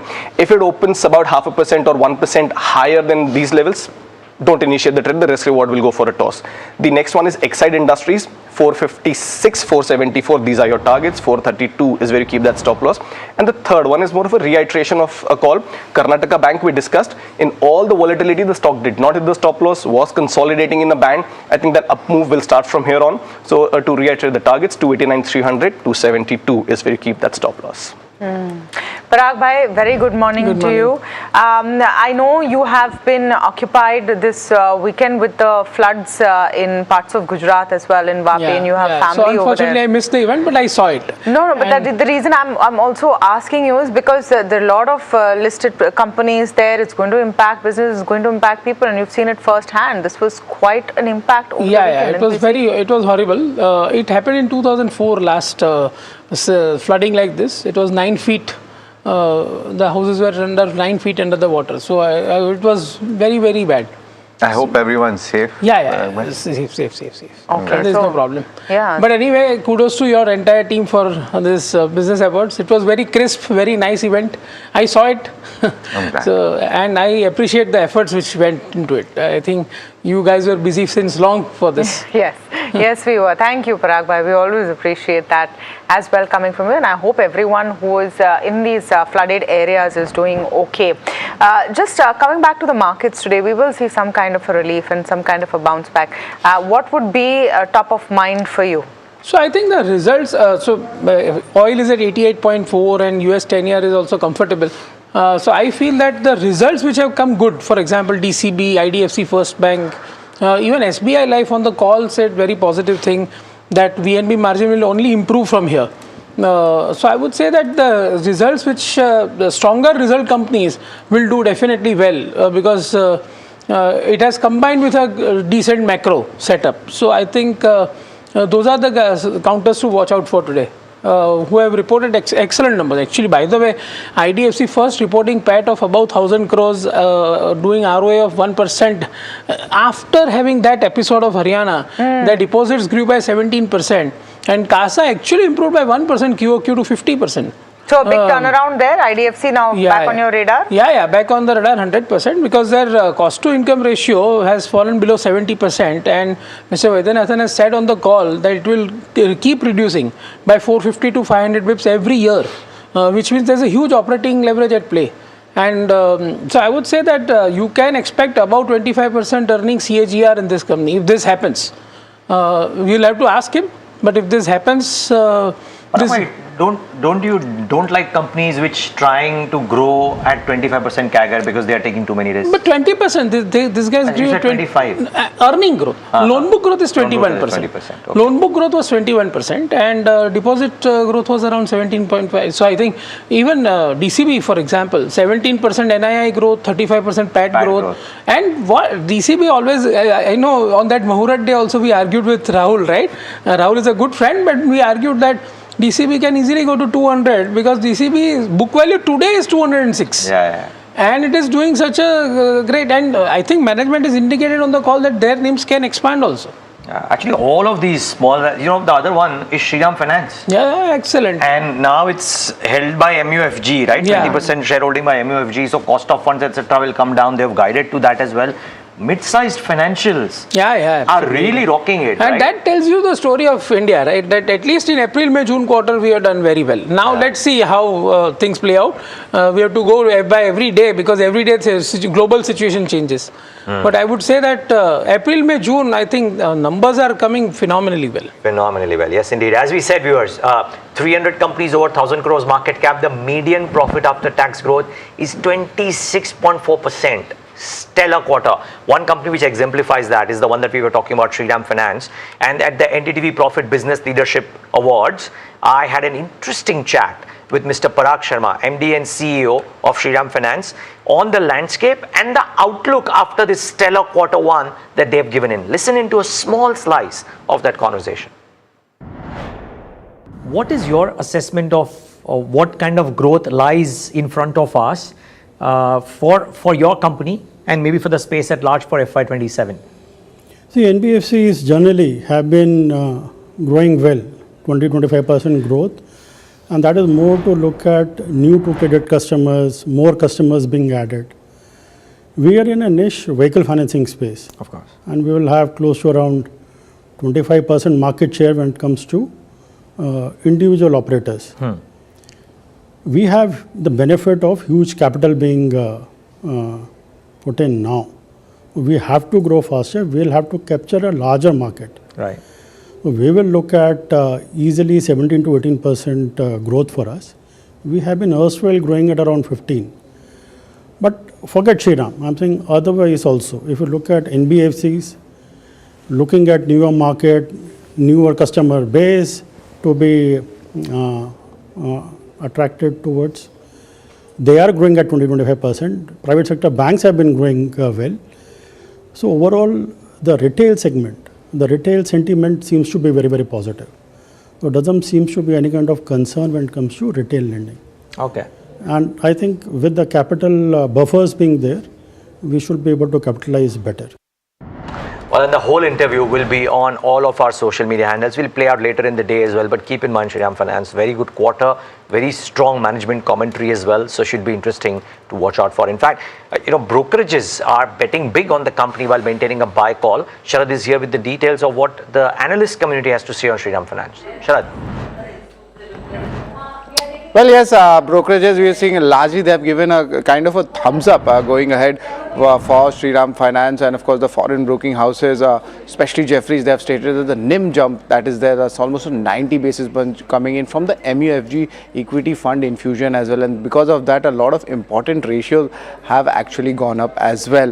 Apart from this, if you look at it, overall, the AUM jump has also been decent enough. Almost a 17% EPS CAGR is expected coming in from Jefferies on this as well. UBS also, they have stated it's a stable quarter coming in, but the commentary, that is where the watchfulness comes in, and there's a continued momentum happening in the vehicle financing space. HSBC, on the other hand, they have cut the target price slightly, especially on the AUM growth differential. Some concern on the valuations because of the stock running up, but however they have increased the EPS, especially for the next 3 years, between 1 to 10%. So that's what we will be watching out for. And lastly, JP Morgan, you should have a look. They maintained overweight rating, target price unchanged 12.15, but the AUM growth which has come in this quarter is around 15%. That has lagged the 18 to 20% growth which was given by the management, and there needs to be an acceleration if there has to be a re-rating from these levels. Medium term, it's constructive, being the rating upgrade, the improvement in the liability profile, and the earnings CAGR of 19%. So yes, a little bit of concern, especially on the valuation, but overall on the earnings, it's a positive view coming in from the brokerages. Much, Sharad, for that. So quite a bit of chop and churn in this company. You generally see that this counter has a high beta. So whenever the market's moving up, you will generally see this at the top of the list, but equally you will see it at the bottom of the list when the market is going down. But having said that, now that the tide seems to have turned, the sentiment may be turning positive, is it a good time to look at Shriram Finance?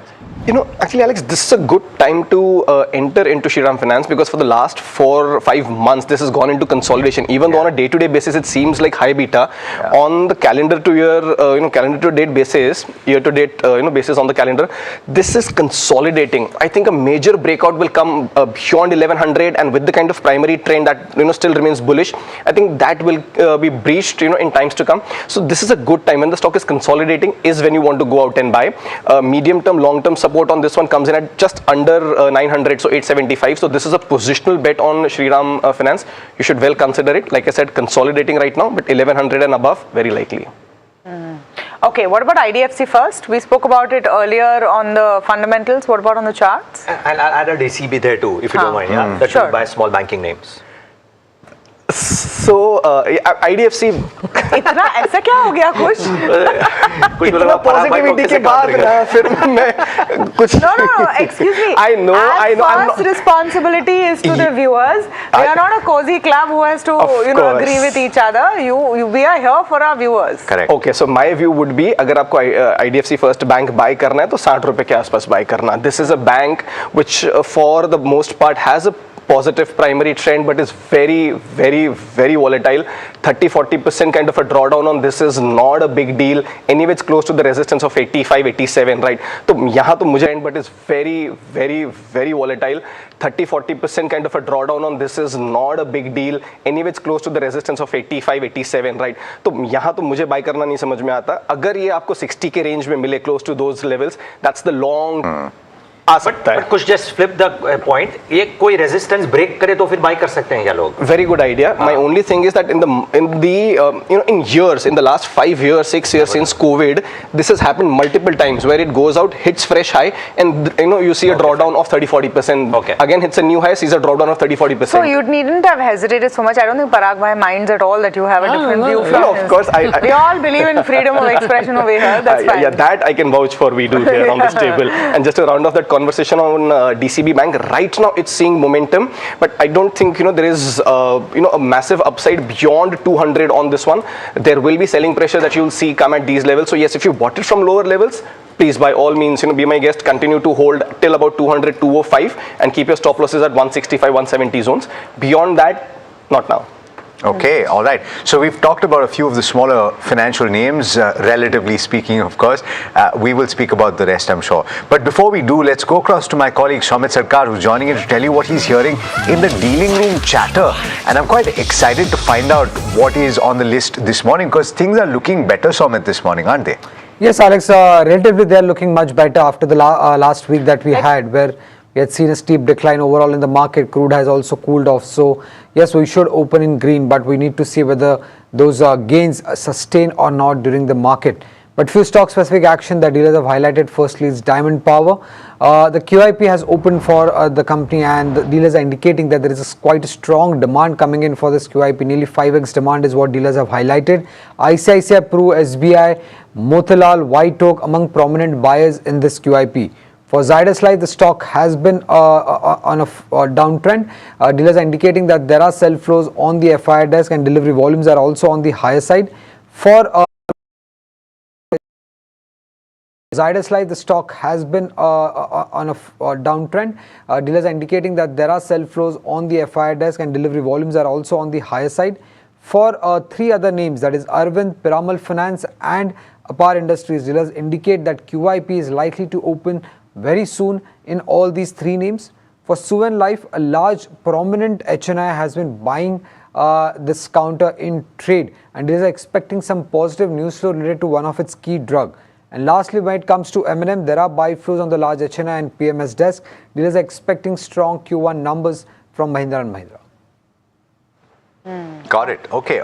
All right. So Mahindra & Mahindra, certainly Shah as well. He was the recipient of the CEO of the Year, and well, it was quite the evening. Having said that, Parag Bhai, on M&M, and I know that you've spoken about certain other automotive companies, even the finance minister yesterday acknowledged the possibility that there could be an El Nino effect, and Super El Nino, the IMD is talking about it building up right now. So from that perspective, one huge section of their business, farm equipment, right, gets affected, let's face it.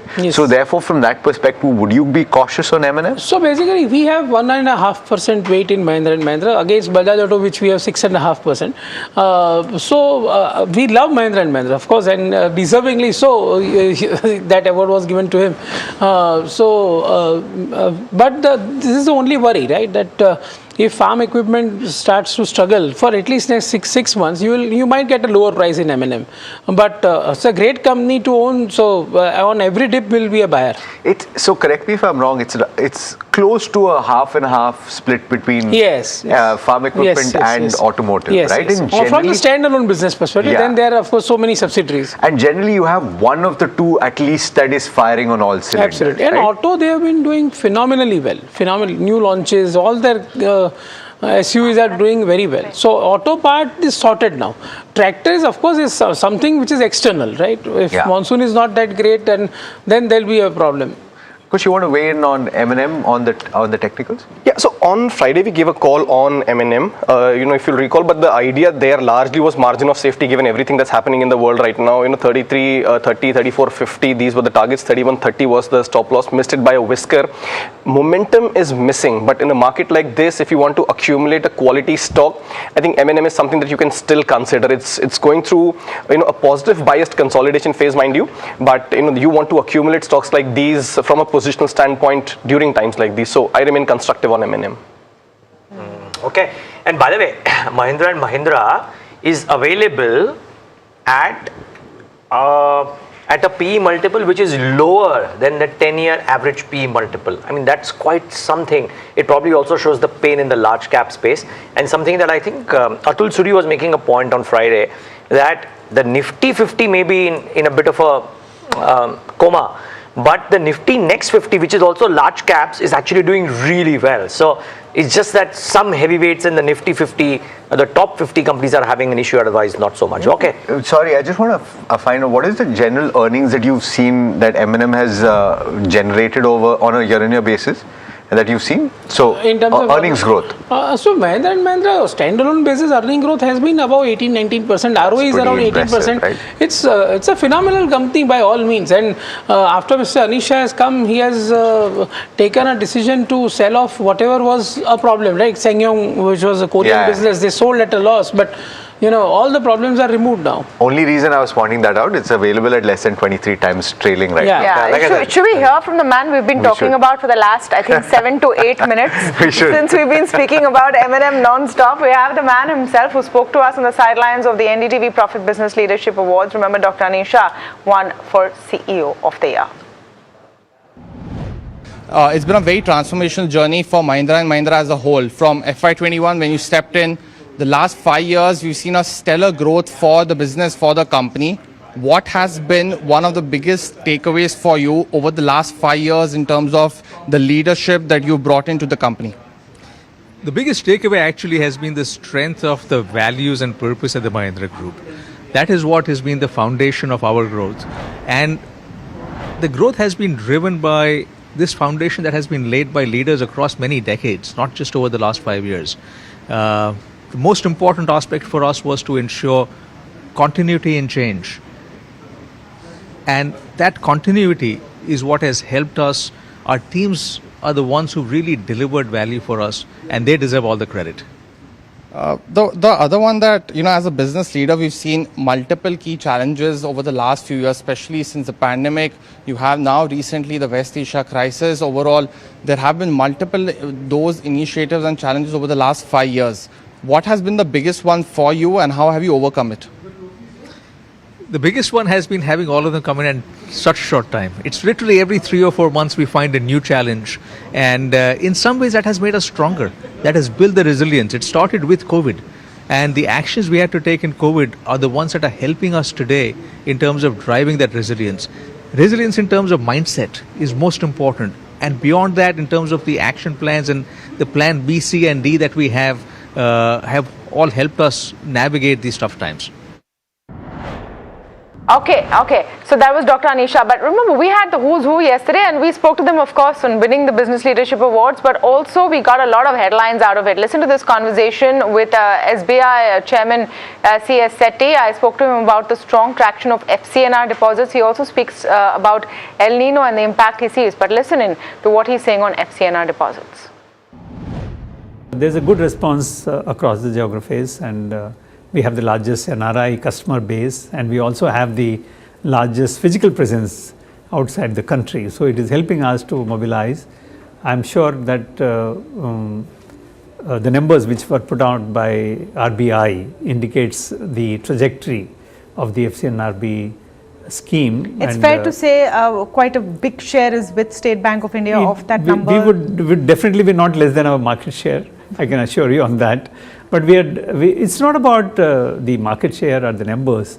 We believe that at this moment, we all are working together to make this scheme very successful one. Okay, we have Kunal Rambia with us also this morning, who's going to be giving us technical calls. Kunal, very good morning to you. Do you have a quick Nifty call? Good morning. Thanks for having me on the show. So yeah, as far as Nifty is concerned, as Alex mentioned on Thursday and Friday shows also, I think this 23,800 is the ballpark figure which one needs to keep in mind. Though we had gap down opening on Friday, but again we reclaimed that level. So until the Nifty remains about 23,800, this 23,800 to 950 should be seen as a range for today and even for tomorrow. So yeah, overall bullish on the index from the short term point of view. That is for the Nifty and Bank Nifty both. Counters, Kunal, that you're liking this morning? Good morning. So, Alex, the first counter is Indus Tower. The kind of volumes which we saw on Friday are very, very strong, and the way the counter has reclaimed the lost ground looks very promising. So, with the stop loss of 385, one can go long on this counter, and the target can be 415. The second is Action Construction Equipment. Now, again, this counter literally had significant volumes on the daily chart, and even it showed the breakout on the weekly chart. So, looks very promising to me. With the stop loss of 1000, one can go long on this counter with the target of 1200. Mind you, this counter is for the short, longer term. Indus Tower is the call for the short term. Okay, let us start talking a bit about results now. Dr. Lal PathLabs has delivered its strongest quarterly growth in 4 years with robust sample volumes, expanding margins and a more optimistic FY27 outlook backed by network expansion and improving realizations. Ved Goyal, Group CFO and CEO International Business of Dr. Lal PathLabs, joins us with more insights on what the outlook looks like now. Mr. Goyal, thank you so much for speaking with us this morning on NDTV Profit as we talk about your quarterly numbers, and the numbers are really looking robust. I want to talk about this margin number of 31%, highest after Q1 FY22. What is the sustainability that you're seeing of growth that you've clocked this quarter? Good morning and thank you for having me here. Margin is exceeded our expectation this time, and generally, first half our margin is better than second half. So as we mentioned that full year margin will be slightly better than last year. Last year we did about 29%. So this year we are hoping that slightly better for the year. But quarterly, of course, it is a little higher relatively as we have seen in the past. Yes. So what are the primary factors that you've seen this quarterly bump? That's what we're trying to understand. And will that now sustain, or was this sort of a one-off? No, I think this quarter we have highest growth 19.1%, and that is led to this higher margin as well because operating leverage is very high in our business. Going forward, I think we are, as we are mentioning, that we are able to maintain kind of mid-teens kind of growth, and I'm very confident and hopeful that margins will be staying around this. So yes, it is not one-off, but yes, we are getting some benefit of which is operating leverage is playing here. Operating leverage, and good morning, Mr. Goyal. I just want to find out, there's also your growth in Delhi NCR, and that market is seeing double-digit growth as well. The understanding is that the premium geography is helping with the higher realizations. Is that the right way to look at it, to say that the mix geographically is contributing to the improvement in the margins? Yeah, both. I would say product and geographic mix. You are right, Delhi NCR is growing faster than earlier, and it is helping because realization per patient is highest in Delhi NCR. But having said that, along with this, our portfolio mix has also been, increasing, where specialized test has increased, and that is also helping in increasing the realization per share. In this quarter, I just want to mention that we are getting some benefit from price increase by CGHS and ECHS. That benefit is also coming to us. So along, Delhi NCR as well as, product and some bit of price increase by CGHS, yes. So as I understand it, that CGHS revenue impact or benefit is to the extent of 2 to 3%. Is that likely to stay the same for how many quarters, and do you anticipate that that will go up at all? I think it will stay for a couple of quarters, and I don't think it will go up high from here, but it will continue for next 2-3 quarters. Yeah. And then maybe you will reinvest in business. The other thing is, talking about investments, Mr. Goyal, good morning, Neeraj here. this large kitty of cash, and you've said that you might use it for a slightly larger asset. Is it already identified? What's the size of the asset potentially that you're looking at? Which geography that you might be looking at? Any thoughts? Good morning, Neeraj. Yes. So we are keeping this cash as our strategy where we are looking some opportunities, especially in South and West. And we are hopeful that we will do something. Right now, I don't have anything which I can tell you, but we are in the market and looking for some good opportunities, especially in South. Slightly, okay, of course, when you're an acquisition point, you wouldn't want to spill the beans, but broadly the size that you might be looking at? I think more than size, for us, it is important that strategically it should fit in our business. Of course. Where we want any platform where we can ride and make it big. So we are looking at platform rather than a size where if there is any asset which is good, we know that we can scale it up. And that is where we are looking. Obviously, we are not looking very small, a sizable mid-size, asset. But more than that, it is strategically should be fitting where we can scale it up from there. And just one more question from my end is that on all parameters, you've delivered a very strong quarter one. You're sounding, how do I say, slightly less enthusiastic about the rest of the year, because I think even on volume guidance stance, you mentioned that while you've done 8.2%, you're guiding 6 to 7%. On margins, you're saying it'll last for 1-2 quarters and then it'll come off. So what's happening here? What are you guiding for the rest of the year? And are you looking to under-promise and over-deliver? I think it's always better to, be, No, but are you consciously doing that, Mr. Goyal? I'm saying, having said that, quarter in our business, one quarter can't determine the whole year. Sure. So for that, maybe we have to wait till next quarter. After next quarter, we will be in a better position to tell about the year.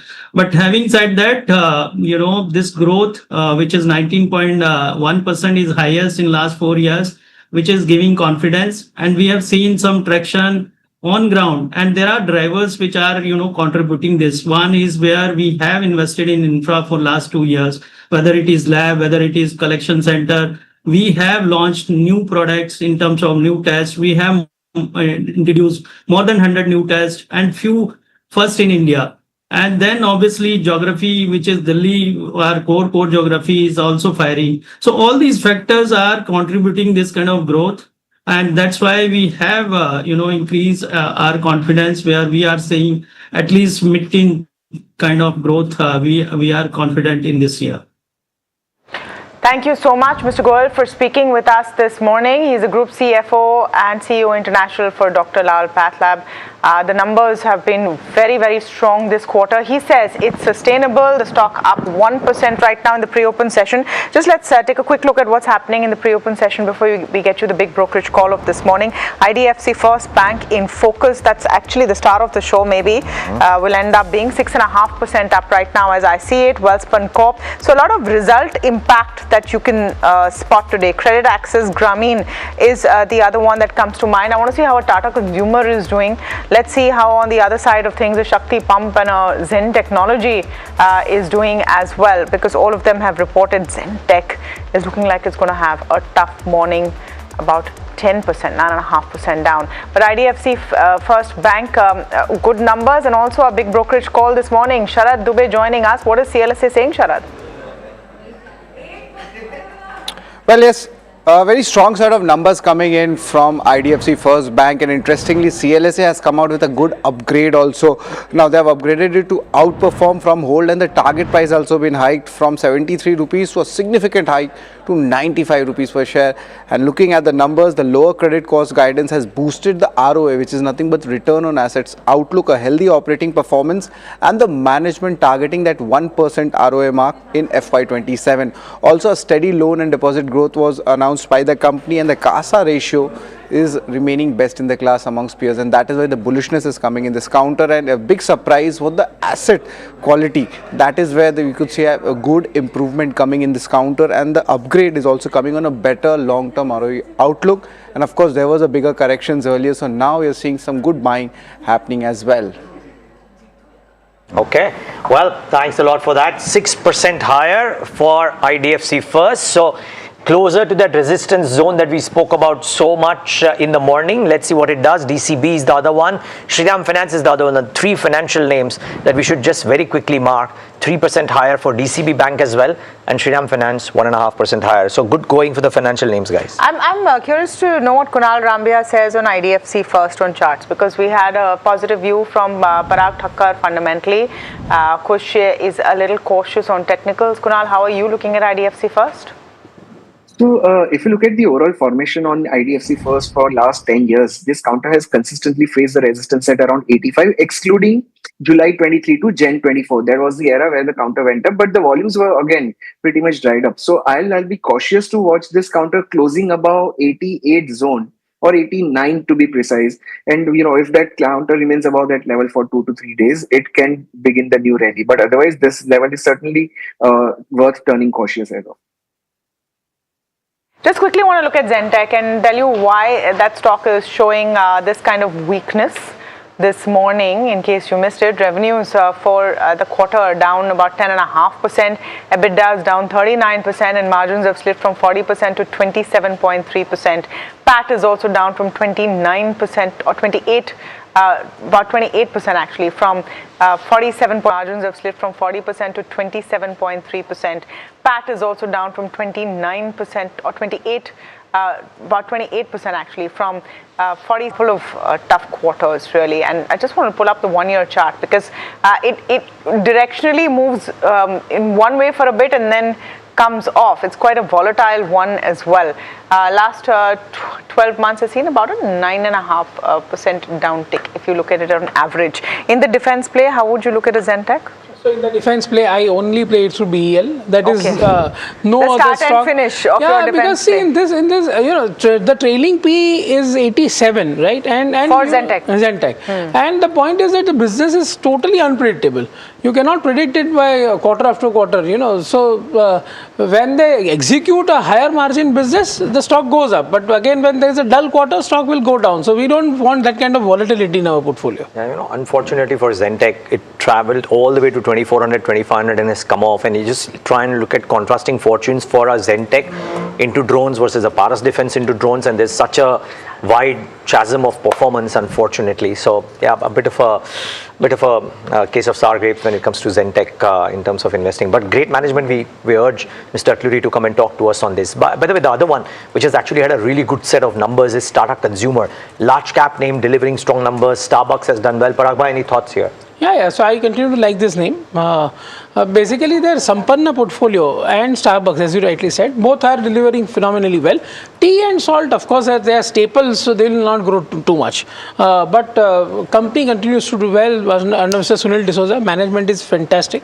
So I'll think they'll think about future, and they'll bring futuristic products also, in my view. And so that is why the premium multiple is also justified. Yeah, the point is you've been making this point about FMCG by and large in this quarter. I think Marico too delivered Marico, decent. Yes. So what is your favorite amongst here? So actually I love all. So but Lever, for example, ITC for example at 280 and result is very nearby. Today I think Godfrey Phillips result. So I would like to keep a very close watch on, because this will be the worst quarter for cigarette business, and ITC is giving 5% dividend yield to you. So I think, and FMCG business is doing very well. So I would say that entire pack actually looks interesting. Of course, they are going to be badly impacted by monsoon to some extent. So, for example, a company like Dabur, which has very high rural presence, will not be able to show such strong numbers if really the monsoon is not that great. But I would say that Marico continues to do well phenomenally. Tata Consumer, HUL also I think will do well. ITC at this price, of course, this quarter is going to be worst quarter. And so some of the large... For HUL? For ITC. For ITC. Yeah. This is going to be a worst quarter for ITC. From here things will gradually improve only. Okay. In terms of, some of the others, Credit Access, Grameen, I don't know if you looked at that. Yes. Very, very strong numbers. The stock is looking good. I can see Kush nodding, so he's happy on the charts as well. But a quick look at Credit Access, Grameen. Parag bhai? Yeah. So microfinance has clearly turned the corner, right? So microfinance, Ujjivan, for example. Ujjivan has also upgraded their guidance, ROA guidance. So I would say that all in all, leaving aside few, the financial sector is doing phenomenally well. And if this oil doesn't spike too much or bond yields don't go up too much, I think that will be the sector to watch. Okay, just looking at AU Small Finance Bank very quickly, JP Morgan has maintained an overweight on the stock with a target price of 1,230. On their Q1, they say it's a strong operating performance. Lower provisions have driven the PAT beat. Balance sheet growth continues to accelerate and asset quality trend remains healthy. Morgan Stanley has also maintained an overweight with a target price of 1,205. They're saying net interest income, fees, core PPOP and credit costs have all beaten estimates, driving an overall beat. Stock is in a good compounding phase. One of the few Indian private banks with a mid-high teen ROE profile, attractive for both long and short-term investors. Any view on AU Small Finance Bank? Yeah. So this also, the great bank continues to do well. They have a fantastic wheels portfolio. They finance trucks and CVs and all, and they are market leaders in Rajasthan in that. Good growth, about 25% growth company. My only point is that they're slightly expensive because compared to their ROAs which they make, but otherwise a great franchise. Okay. Kunal, what are you spotting as a top call after the pre-open session? ROAs which they make, but otherwise a great franchise. Okay. Kunal, what are you spotting as a top call after the pre-open session right now?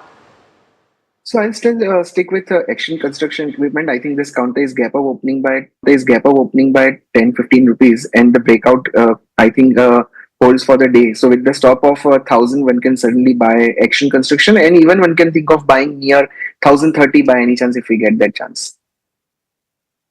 What do you make of a Bank of Baroda, Kunal?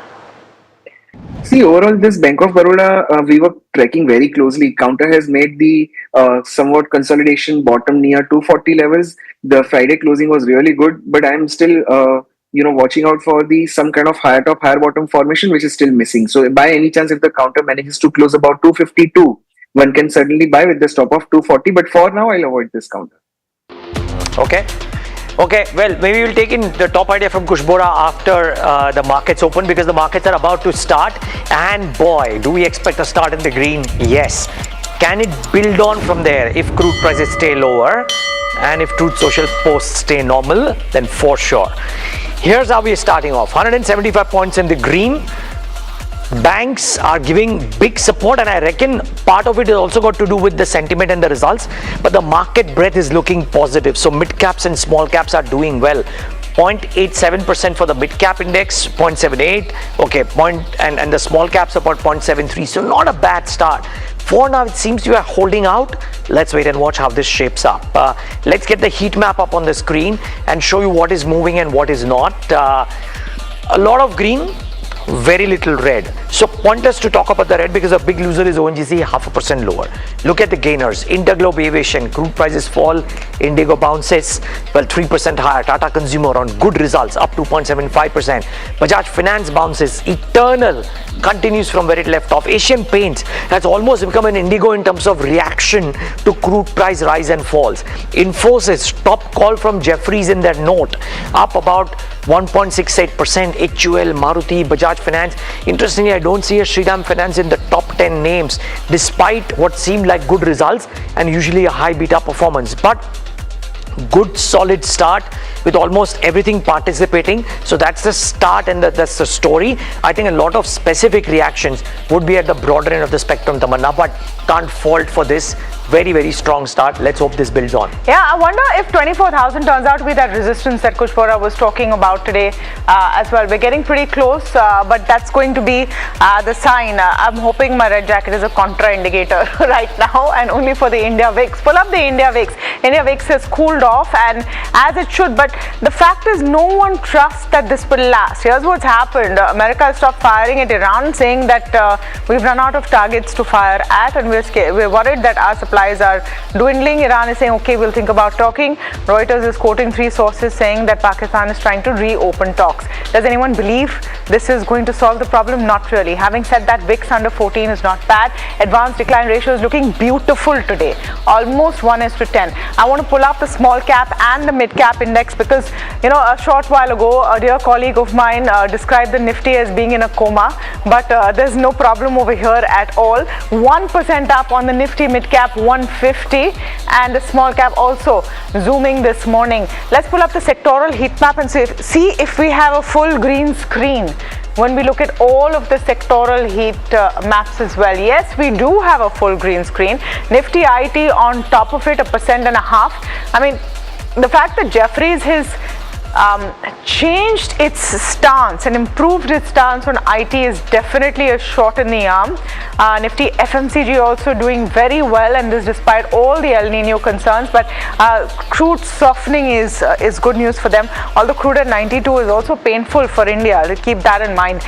Bank Nifty, all of the results are showing some positivity there. Nifty CPSE and defense right at the bottom, probably a Zentech pulling the Nifty India defense that low. I want to look at individual stocks because this is looking like a good picture, but the devil is in the details. IDFC first, possibly one of the winners this morning with what is looking like a turnaround quarter despite issues of some fraud in some accounts in Haryana, etc. 9.5% up on an IDFC first. Lodha, strong quarter, pre-sales quarter on quarter have slipped, and that's maybe why the impact is muted. It's positive but not that great.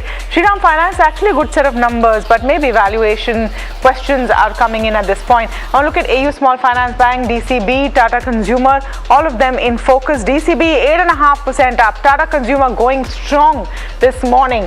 Let's look at Zentech, Shakti Pumps. These are all companies that have reported not so great results coming in from Zentech and Shakti Pumps this morning. Let's look at Bank of India, Bank of Baroda and see how they're faring. Bank of India is okay, flat, so is Bank of Baroda right now. Crude price relief is the big one, right? So I want to just look at some of those crude sensitives. And Asian Paints 2.5% up, Interglobe Aviation 3% up, CIAT also doing okay, JK Tires. Let's look at JK Tires and some of the other oil marketing companies. Good news for them, 2.5% up on an HPCL, BPCL is also fine. Let's look at ONGC. You could expect ONGC to be down. High crude prices is good news for ONGC.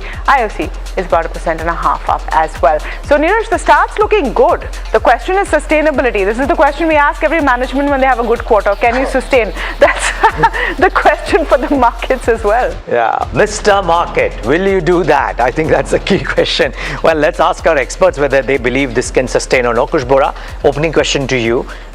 First thoughts on how we've started off, just cooled off a little bit, but maybe that's not too bad a sign as well. What do you make of the start, and what's the top call for the morning? Yeah, so I'd wait to create any fresh long position. This is very much an expected line, right? Exactly what the GIFT Nifty was indicating, and we did say that 24,000 will perhaps prove to be that near-term resistance. If you see the call option build up in the just first 5 minutes, that is also suggesting that you might hit that glass ceiling from a near-term perspective. So remain a little cautious. If you have a long position, you could well continue to hold 23,800, 850. That could be your trailing stop loss now if you did carry any positions from Friday. But like I said, for now, I think the action's gone more stock specific. Krishna Foskam, the stock that we spoke of, mildly in the red, and I'll take that because rather than a 2, 3, 4% kind of a gap up, this is a good opportunity to accumulate. Also, Karnataka Bank is now starting to get into that momentum groove where the 285 resistance is being taken out. So watch out for this one as well. Okay. By the way, Laurus Labs is also piling on some gains after the results and the commentary thereof. Large cap name now, but up about 3.5%, trending higher. Kunal Rambia, opening thoughts, any specific stocks that stands out? So Neeraj, I'll continue with Indus Tower. I think this counter is showing exceptional volume today. So that's the counter to watch out for. Second, which we have not discussed, but I think it's looking good as of now to me, is Vintage Coffee. Now, after a broader consolidation, this counter has given a breakout today morning itself. So with the stop of 155, one can definitely look at this small company. I think the targets can be 170 plus levels. So yeah, these are a few names to watch out for the day. Parag bhai, pharma is turning out a bit of a show this quarter around, right? I can barely think of names which haven't delivered. Everything is delivered. Large cap, mid cap, small cap. Loras a case in point today, but everything else too. What do you make and what is the favorite out there? We don't normally hear you speak about pharma names. No, generally, so basically I have always spoken that I like this companies like Torrent Pharma, of course not at this valuations. Domestic branded formulation, chronic focus. This is my therapy for pharma, if you will. So Mankind, Ipcas of the world, those kind of companies. I remember the first conversation we had with Parag Thakkar was when Torrent Pharma was at 3,900. No, it was much lesser, I think. Much lesser, right? Yeah, it's at 4,994, quite something. Okay, well, specific names looking at. But Kush Bora, any pharma stocks on the chart, particularly Loras? You know what, before that, I'm going to give a +1 on something that Kunal mentioned right now, which is Vintage Coffee. Okay. Very interesting name, has been on my radar for a while. It's just that it's not picked up enough steam for me to put this out as a call.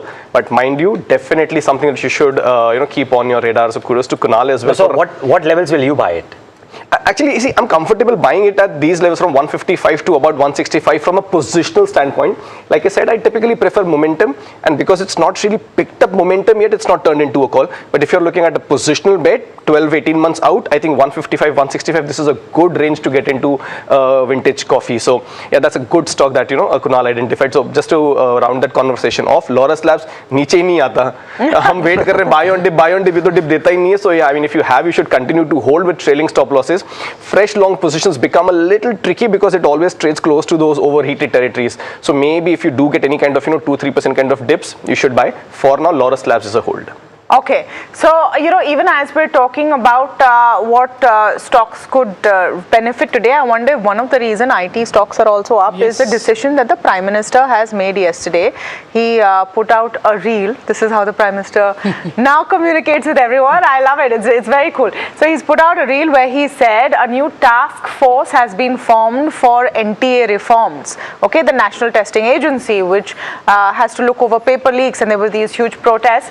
But what's important is that this is going to be formed a powerful task force under Mr. Nandan Nilekani. So they are going to recommend leak-proof, transparent, technology-led exam systems. Nandan Nilekani to chair the examination reforms panel and recommendations to cover structural and technology-driven reforms.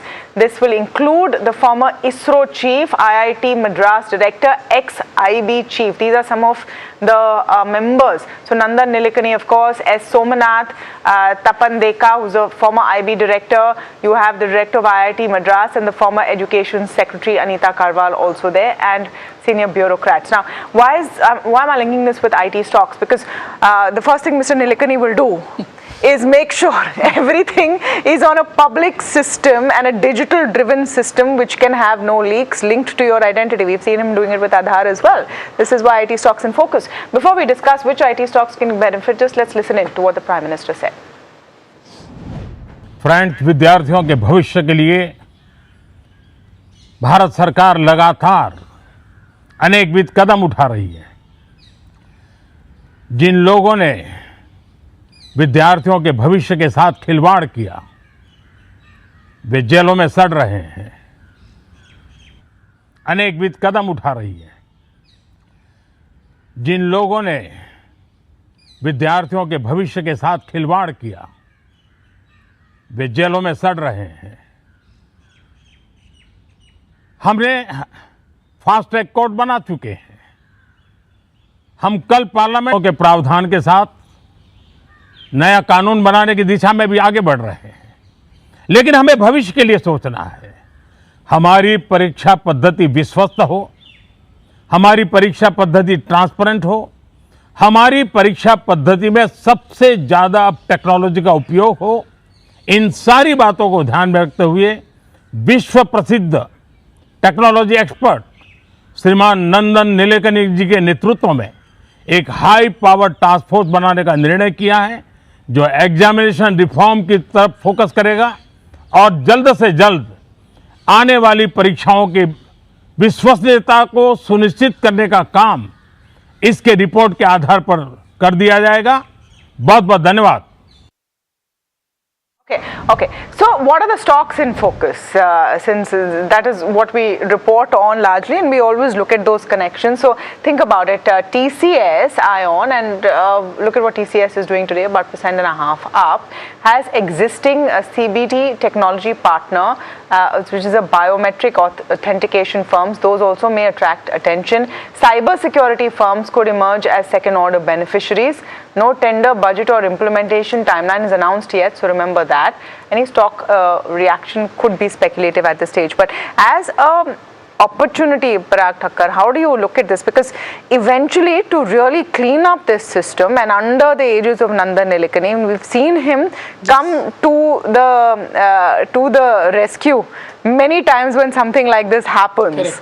You know, there was one of the memes that I saw. There was a picture of Nandan Nilekani under that fire alarm glass and said, "Break in case of emergency," with him behind. So he's always brought out to sort these things. Right. There's a opportunity for IT companies.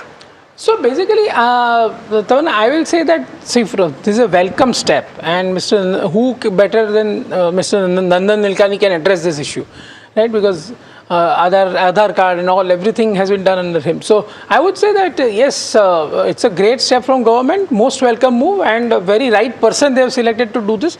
But today's IT move, I would say, is attributable to Friday evening's move in US. If you see all Accentures of the world, even Infosys ADR, after Infosys very, I would say, muted guidance, was up 3.5%. So IT move was pending, and that is coming up. So that is more linked to... No, fair enough. Fair enough. This might be an opportunity in the future. We thought we'll highlight this because there is a clear connection here, and that over time will come to the fore about which companies get that opportunity. Absolutely. As we have been seeing. Thank you so much, Parag Thakkar, for speaking with us today. Kushpora, thank you so much. Kunal Rambia, thanks for joining us as well.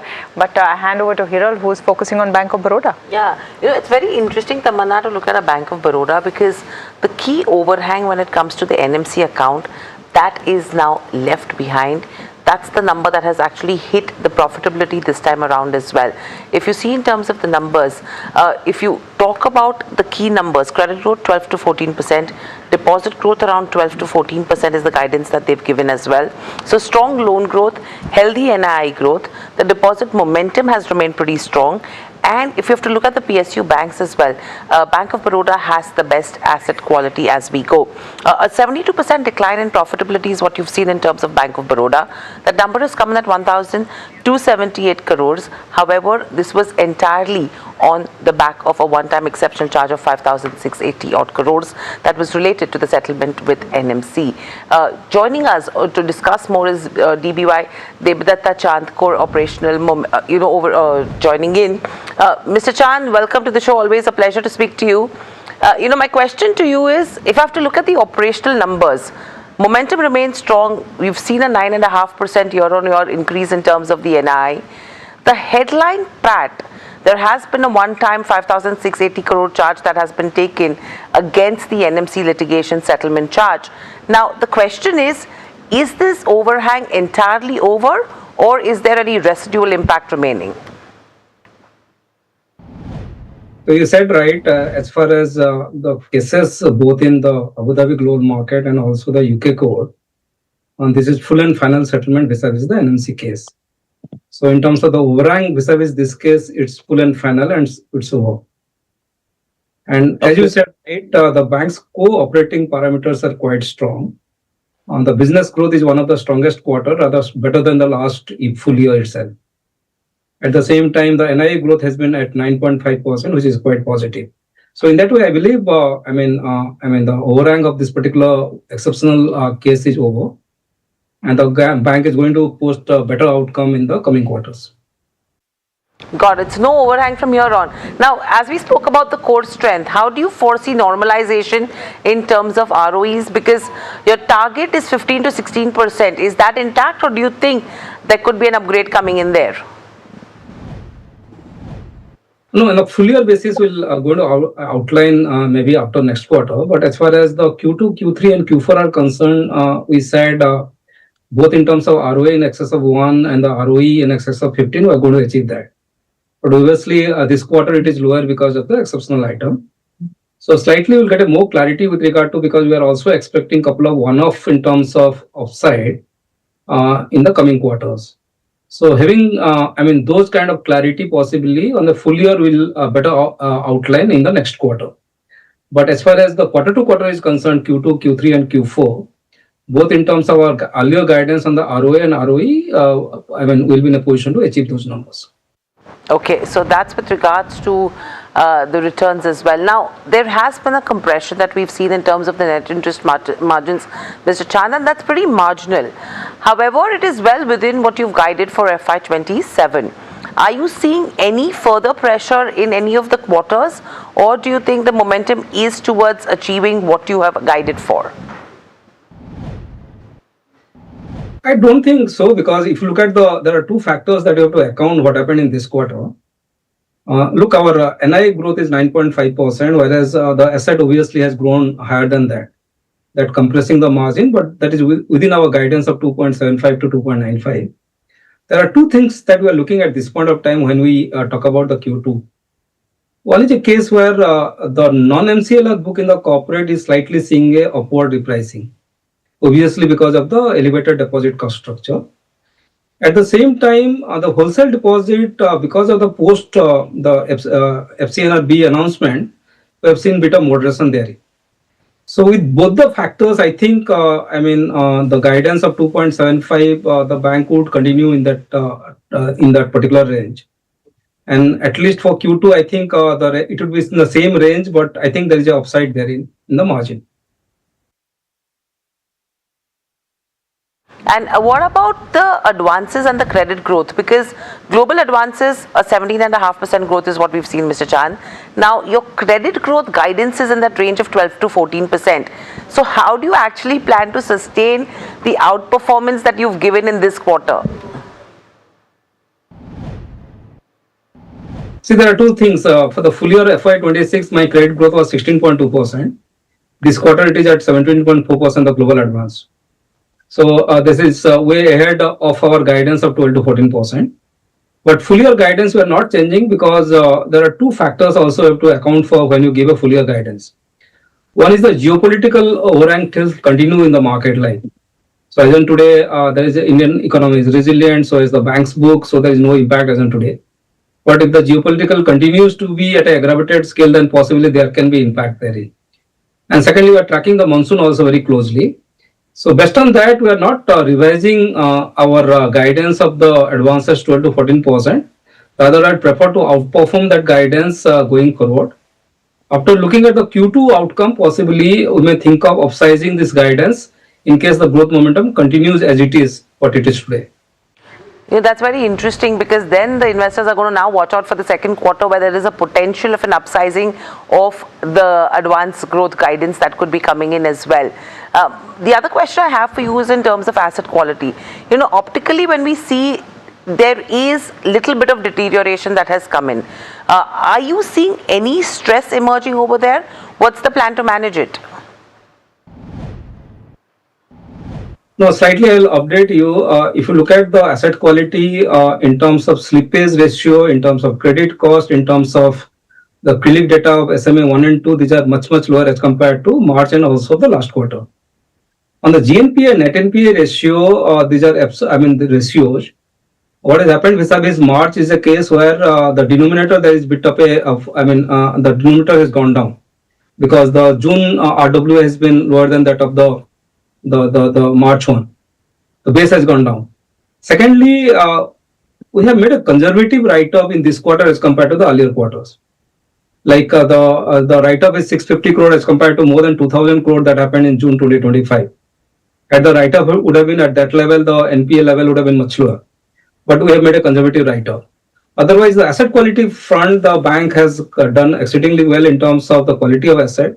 The collection efficiency is all-time high in excess of 99%. Credit data of SMA 1 and 2 has been at 0.07 as compared to 0.18 in March and 0.40 in June of the last year. The slippage, ratio is lower than that of last year. So I don't think any stress, anything on the asset quality front. This is much better, benign in nature, and the story continues in terms of a good asset quality. The GNPA and net NPA numbers are basically a base effect rather than the absolute which can define a level of stress therein. Okay, so that's with regards to asset quality where you're not seeing any stress. Now let's talk about the Emergency Credit Line Guarantee Scheme, which is the ECLGS. What is the quantum of loans that have been disbursed under ECLGS, and what are you targeting if you have to look at FY27 as a year?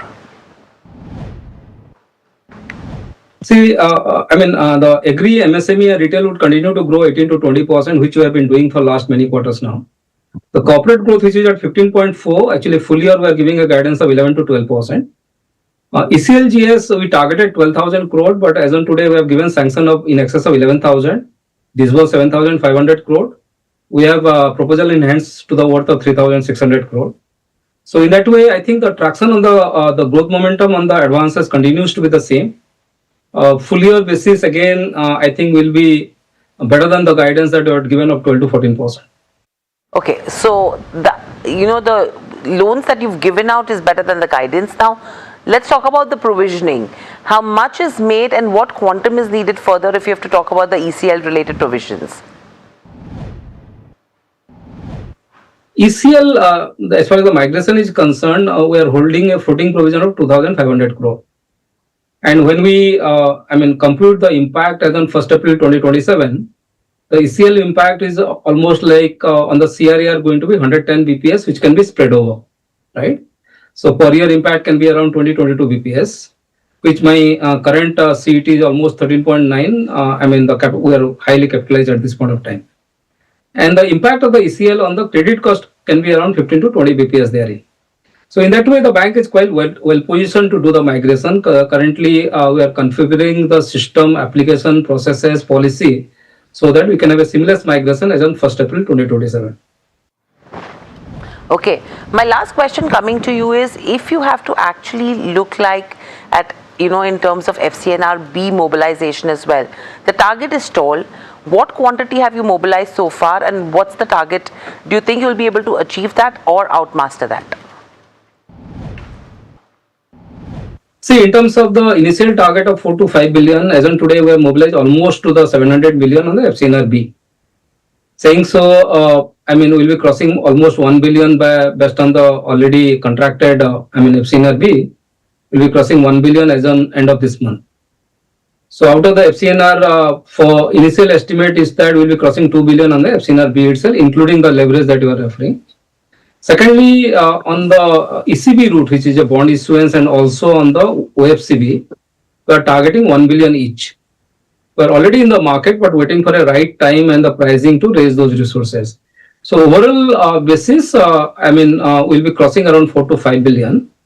If the flows continues to be strong, possibly we can upsize our 5 billion also, which seems so as on today.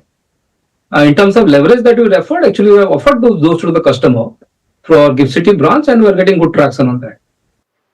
Okay, so everything said and done, Mr. Chand, now the war is something that everyone is eyeing, right? What's happening? There are global tailwinds, there are headwinds as well in that format.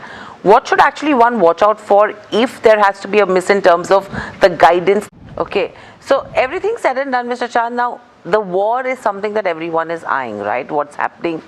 There are global tailwinds, there are headwinds as well in that format that you've given. You're absolutely right. The India story is still intact. Actually, globally, when we see and operate, interact with players outside, the India story is intact. The GDP growth is still very strong. We expect the GDP to grow at 6.6 to 6.8%. Indian market demand is strong. If you look at all the data, PMI, the capex, everything, these are all strong. Banks' book are growing very strongly. Not only Bank of Baroda, all the banks' credit book is growing strongly. So there is a strong demand within the economy, and the Indian economy is resilient. That's the first point. Secondly, obviously, any market there would be always tailwinds and also headwinds. So currently, two things we need to watch out for, and based on that, possibly we can define a full year guidance. One is a geopolitical issue. Currently, the impact of the geopolitical on the Indian market is first order. So, things are as usual, business as usual. The only scheme that we rolled out is the ECLGS for the MSME. But if the geopolitical continues for a longer time and impacting the second order impact on the market, obviously we need to watch out the impact consequent on the Indian economy and so is the bank's book. And this is not going to happen only for India, this is going to happen for globally. So it will all depend upon the global economy and so as to consequent impact. But as far as we are concerned, the economy is resilient. For us, the impact as on today is first order. The bank's books are going very strongly. Not only Bank of Baroda growth, you would have seen all the banks, the growth has been quite significant. And but then we need to be mindful of the impact of geopolitical going forward. At the same time, we also need to carefully watch the monsoon. Although monsoon has been very strong, but June there was deficit. So we have to see the monsoon impact for the full monsoon season. So these are the two factors I think while we articulate a very strong domestic demand, banks growth, but we need to watch out for the second order impact due to geopolitical and the monsoon. Right, so I think lots to watch out for as well. Thank you, Mr. Chand, for joining in. Always a pleasure to speak to you as well. So, Tamanna, it's very interesting where the management is indicating that overall in terms of FY27, it is going to be a very strong year. Yes, El Nino is what they are tracking, but there is a potential where in the second quarter, couple of parameters, they might up the guidance as well. Okay, so that we'll have to wait and watch for. So far, the Bank of Baroda stock pretty flat. AU Small Finance Bank also in focus and on the sidelines of the business leadership. In the second quarter, couple of parameters, they might up the guidance as well. Okay, so that we'll have to wait and watch for. So far, the Bank of Baroda stock pretty flat. AU Small Finance Bank also in focus and on the sideline. In one of the strongest first quarters in the last 10 years. That stock up 3.5% up. We have this exclusive conversation with him. Listen in. Quarter 1 of this year has been one of the fantastic quarter, of last 10 years. Because generally we do 16-70% business in first quarter. This time we have done 20%. And this is a seasonally weak quarter otherwise. But this time it remains so strong. So I'm saying sometime, I'm not able to understand कि हो कैसे रहा है यार. मतलब हर जगह तो अपन बोल रहे हैं ये मत खरीदो, तेल के भाव बढ़े हुए हैं ये वो. But suddenly the numbers are very different, right? So that's why I'm said that, if you see the business in 10-year horizon, you look very happy and satisfied. And if you want to look business quarter to quarter, which most of the people see, then things are very difficult. All right. So that was Sanjay Agarwal there. He's spoken a lot about succession as well. And I think that's the other one to keep an eye out on where he says, and this was interesting for me in the conversation because they've just nominated another deputy CEO. And I asked him, what is going to be your biggest challenge in your 30-year-old journey with this institution? He's like, when I have to give up the CEO post, that's going to be tough. Which will happen eventually, either in 3 years or 6 years if he gets an extension. But he's like, I have to, if I have to build a brand beyond me. But what an institution he's built, right? Yeah, I thought that was pretty cool. We spoke to so many veterans at the Business Leadership Award, and through the day on NDTV Profit, you will see that. If you don't have the patience to see it on our channel, please, or our news channel, you can go to any of our timelines on our social media platforms and see all of those conversations. But focus on Laurus Labs. Yeah, I mean, the stock is reacting duly to what has been a fairly strong quarter and fairly strong commentary as well in the con call. So strongest quarter yet, reporting record revenue and a sharp improvement in profitability driven by the CDMO business. Dr. Satyanarayan Chava, founder and CEO of Laurus Labs, joins us right now on the show. Dr. Chava, good having you. Thanks for joining in. Let's talk about the quarter one as it went by. What does it stand out and what does this mean for the year ahead?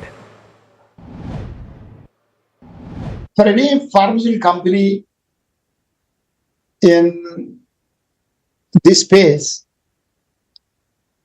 ideally success is written 3, 4, 5 years back. It is very difficult to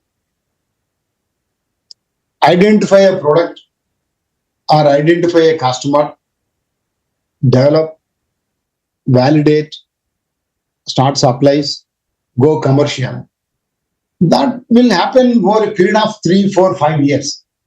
3 when you are lucky, 4 you are more moderate, and 5 sometimes. It takes even longer as well. So our investments, what we made during the challenging periods, that's FY24, 25. I would say Those are the biggest contributors for the growth what we are enjoying right. And that is the time when we just executed a largest CDMO order, and we realized having capacity is the one of the biggest success criteria for a CDMO.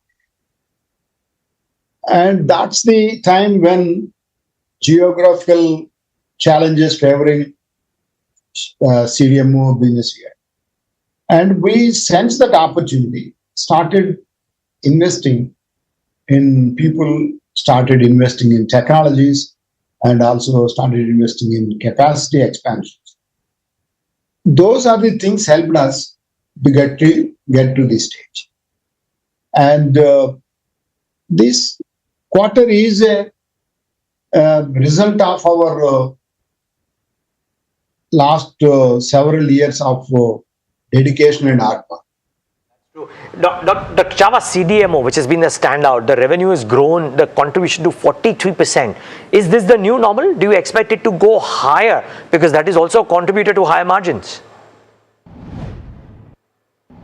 I gave some indications earlier that by FY30, revenue contribution from CDMO will be 50%. And it's quite visible. So we are still at 30% and we still say 50% by 2030. It's difficult to go there. We're already at over 40% right now. And our indication of 50% by FY30 is going to happen certainly. Yeah. Will it happen earlier? We don't want to comment right now, but we're in the direction comfortably to achieve that. And there is another important thing to remind ourselves. The ARV business is our bread and butter. It made the company. And we still have 2,600-700 crores of. One thing to remind ourselves is ARV's business made this company, and that's still our bread and butter. We still respect that business, and we continue to lead that business. We don't follow. We have the largest capacities in ARV APIs, and still we serve 40% of the world HIV patients by supplies of APIs or by supplies of finished dosage forms to partners. That business, now this quarter we have seen, it is only 1/3 of our revenue. It used to be majority driver for us. It used to be 70%, it is 50%, it is 40%, now it is 1/3. We expect, because of other businesses are growing, this ARV contribution will remain around 30%. Maybe eventually it may go down below 30%, but quantum of business will remain at the levels of 2,600, 2,700 plus or minus 200.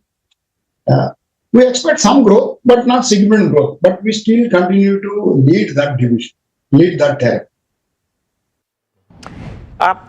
Dr. Chava, in Q4, you had said that you are very confident of maintaining or improving the EBITDA margin in FY27. You had clocked in some at 26%. You're now at 31%. Now, my question to you is, for the remainder of the year, do you think you can maintain this 30% EBITDA margin, or will it cool off? If you look at our Q4 numbers, that's the time where a couple of months impacted because of supply chain challenges. We were close to 60% gross margin. And this quarter, Q1, which is under discussion, the CDMO revenues grew significantly. Generics also did very well. And our gross margins went up, and it's close to 62%. And we expect to continue that. And then for the entire year, 60+% of gross margin, 30+%. Okay. Okay, interesting. Sorry, I lost that audio there, Dr. Chava. But okay, so 30% maintained for the year. Great. The last one that I have for you is CapEx, because it's a big number, right? It was 3,000 crores over 2 years, but now you are saying that you will do 2,000 crores in FY27 itself. What gives you this confidence? There are few factors. Some of our fungible capacity for small molecules was diverted to CDM. Whenever the project comes, we used to divert some fungible capacity which was available, or modify that fungible capacity to CDM. And we haven't validated many generic APIs in this period. So there is a demand for our contract manufacturing opportunities for affordable medicines as well. And some of the APIs we supplied in the NCE space, they are at the beginning of the life, patent life. They were launched 1 year before, or just launched in this year. So what we expect, the volumes will continue to grow.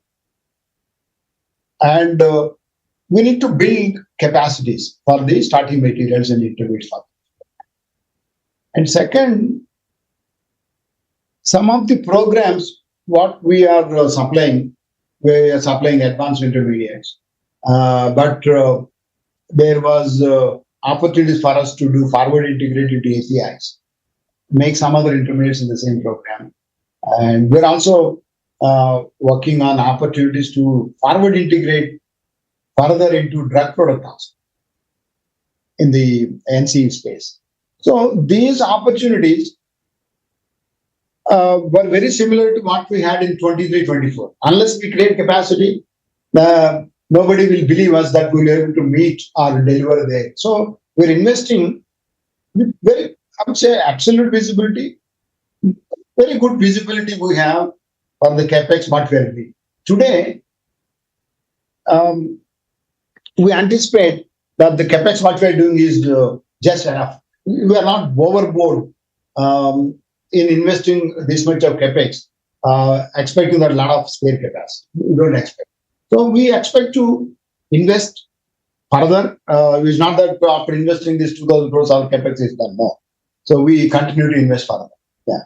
But we are confident, and all our investors also should have some confidence that these investments are not done like crazy what we have done here. These are done purposefully for a customer, for a product, for a technology. Dr. Chava, we'll leave it at that, but look forward to more conversations with you. Thank you so much for joining us and giving us that perspective. That's Laurus Labs, and guys, they did 26% EBITDA margin as an average for FY26.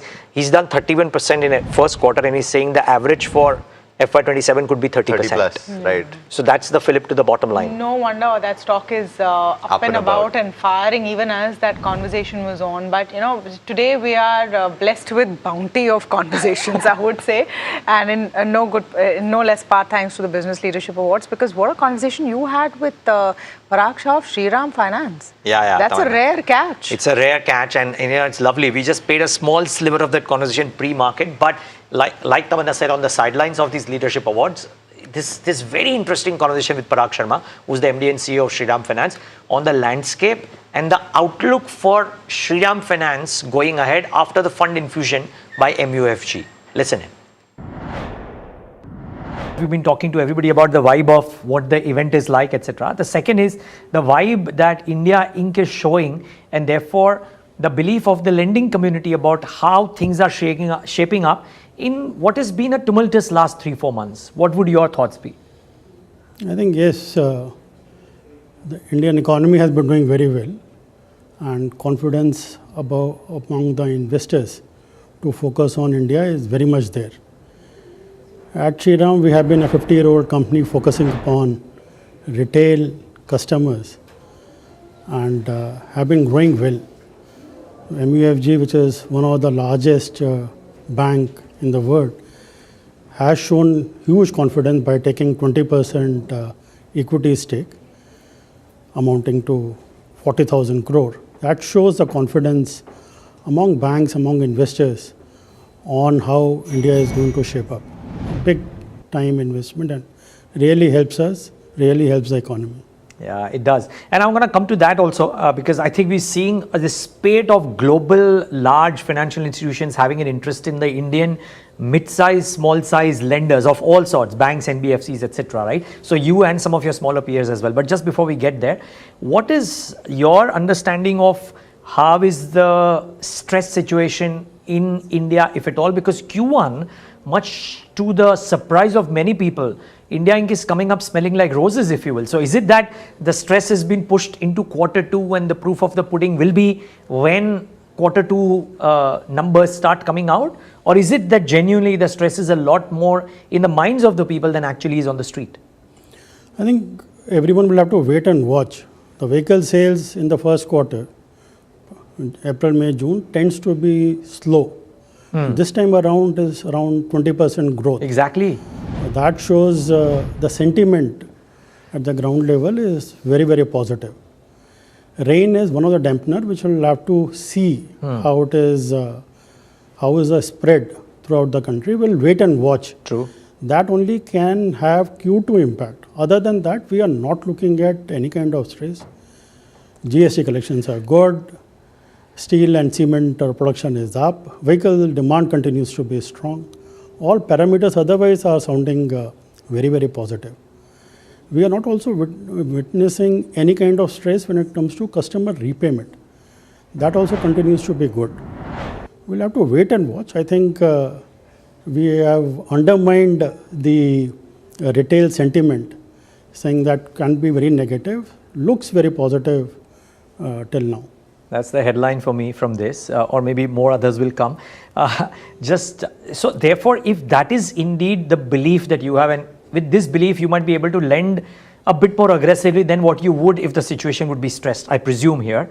What is your assessment of what kind of growth lies in front of us for your company and maybe for the space at large for FY27? See, NBFCs generally have been growing well. 20-25% growth, and that is more to look at new to credit customers, more customers being added. We are in a niche vehicle financing space, of course, and we will have close to around 25% market share when it comes to individual operators. We have the benefit of huge capital being put in now. We have to grow faster. We will have to capture a larger market. Right. We will look at easily 17 to 18% growth for us. We have been erstwhile growing at around 15. But forget Shriram, I'm saying otherwise also. If you look at NBFCs, looking at newer market, newer customer base to be attracted towards, they are growing at 20-25%. Private sector banks have been growing well. So overall, the retail segment, the retail sentiment seems to be very, very positive. So it doesn't seem to be any kind of concern when it comes to retail lending. Okay. And I think with the capital buffers being there, we should be able to capitalize better. So I'm guessing you're under promising me and probably will over deliver. I would presume, I mean, that's your DNA per se for the group as well, Raj. My last question, Mr. Sharma, is with this MUFG partnership, I'm loosely calling it that, right, per se, but they are stakeholders, of course.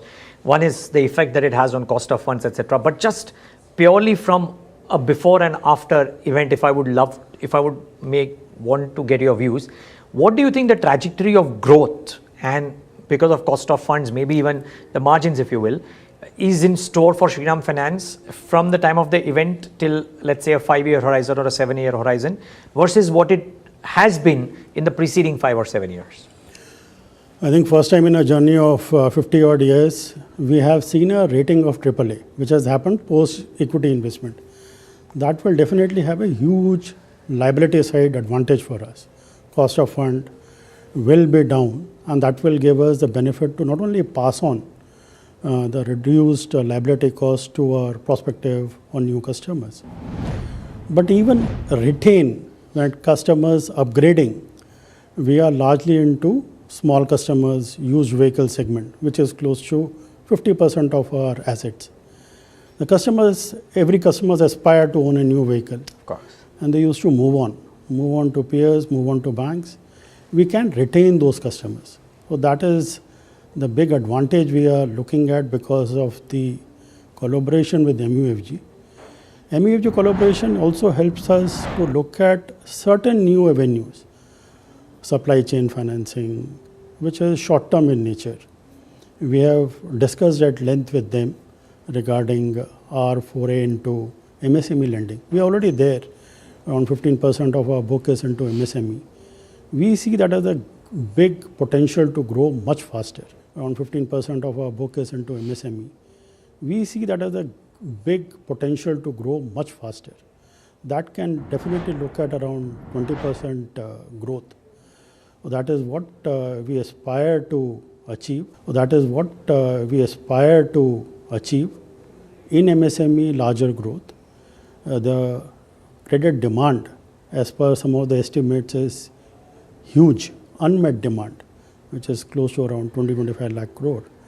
So even if a fraction of that comes to us, we'll be able to achieve the growth targets, whatever we set for ourselves. Exciting time because of the capital buffer, and MUFG is not asking us to look at anything new. Keep doing the areas we have strength and keep growing fast. Shriram Finance, the management speaking exclusively to NDTV Profit. And there are several others that have also spoken to us. We'll get you a few of those conversations after this very quick break. But then, of course, you can find all of that on our social media platforms. So in case you don't want to wait for that, you can check that out. Stay with us.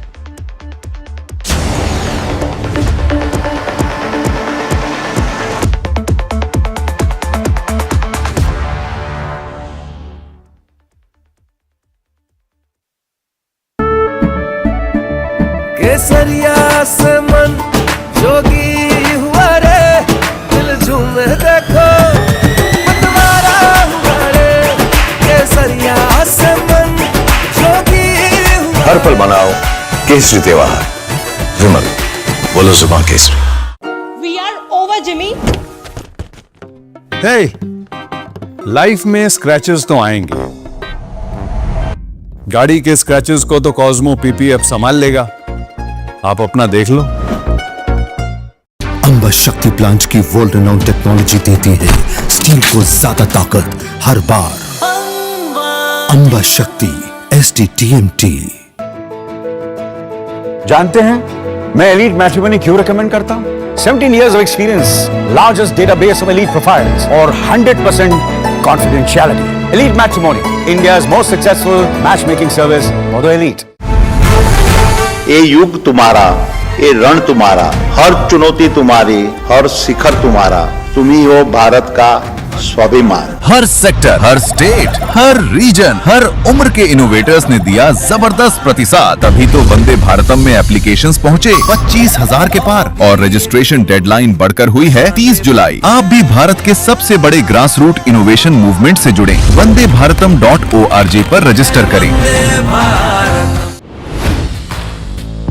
Hi, I'm Tamara.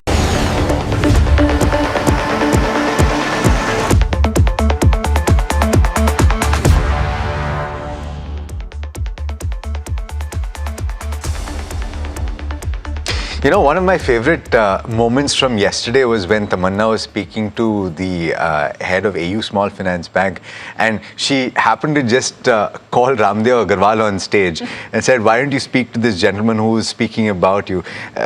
So obviously what he said was that he looked at the guy and he said, I know this guy is going to make money. Does it work that way? No, so the backstory is Ramdev Agarwal was one of the early backers of AU Small Finance Bank, and this is what is cool about having all of these people in one room, right? Because Sanjay Agarwal walked up to him and said boss and decided to just sit next to Ramdev Agarwal, spoke about his contribution in the journey of the bank. So we did this last minute pull on stage of Mr. Agarwal, who talked about how the moment he saw Sanjay Agarwal's face, he knew he would make money. Now, I don't know कि शक्ल पे ऐसे क्या लिखा होता है, but the interesting thing is that we did catch up with Ramdev Agarwal. That clip we'll show you in a bit that Alex is describing.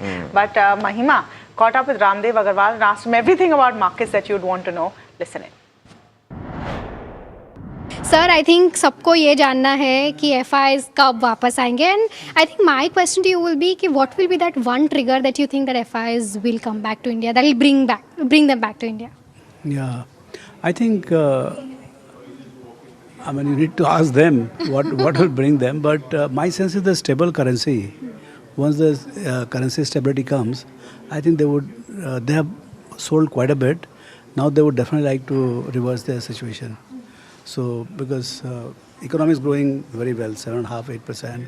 There's a nice credit growth. You see the corporate profit growths are booming. Now the only gap is the currency, and that hurts them directly. To us, it doesn't matter so much, but to them it hits their portfolio directly. So I think as soon as there is sanity in the forex market, and that will come only if geopolitical gets settled. So that's my sense is that would be one ask by them for to relook at India seriously. Absolutely. I think, sir, last time when you spoke to NDTV Profit, you did mention the fact that, you're also looking very actively at the private markets, right? Anything recently that you've come across, anything exciting in terms of sector trends that you're watching in the private sector that excites you? I think the real thing is that I'm meeting a lot of private companies who are global in character. I mean, they're services companies. I mean, I'm not about computer services, but say global ticketing, or I came across one tourism company which is taking care of curation of all the sites in the world. There 20,000 tourism sites are there. So I think I'm seeing a lot of very quick build up through the quick commerce, very quick build up of brands of 1,000 crores, 2,000 crores, which used to take 8-10 years. Now it's taking just about 2-3 years, 4 years to reach 1,000 crores kind of scale up. So very exciting time in terms of new startups. And good thing is that now we are seeing actually birth of global companies. Well, conversation with Ramdev Agarwal always full of very interesting nuggets. And of course, the whole conversation on our social media handles for sure. What we do is take a very quick break again, come back, get you exclusive conversations with market veterans, creme de la creme of India Inc. and the stock of the day, IDFC First Bank, V. Vaidyanathan also joins in.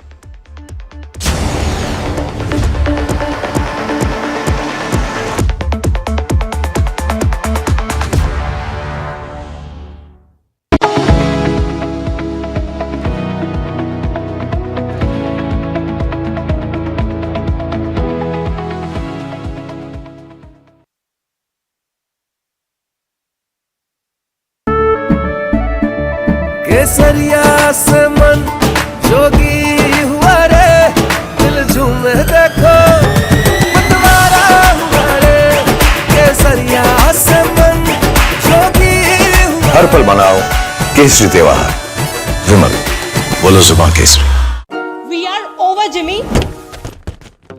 Hey life में scratches तो आएंगे, गाड़ी के scratches को तो Cosmo PPF संभाल लेगा, आप अपना देख लो। ये युग तुम्हारा, ये रण तुम्हारा, हर चुनौती तुम्हारी, हर शिखर तुम्हारा, तुम ही हो भारत का स्वाभिमान। हर सेक्टर, हर स्टेट, हर रीजन, हर उम्र के इनोवेटर्स ने दिया जबरदस्त प्रतिसाद, तभी तो वंदे भारतम में एप्लीकेशंस पहुंचे 25,000 के पार और रजिस्ट्रेशन डेडलाइन बढ़कर हुई है 30 जुलाई। आप भी भारत के सबसे बड़े grass root innovation movement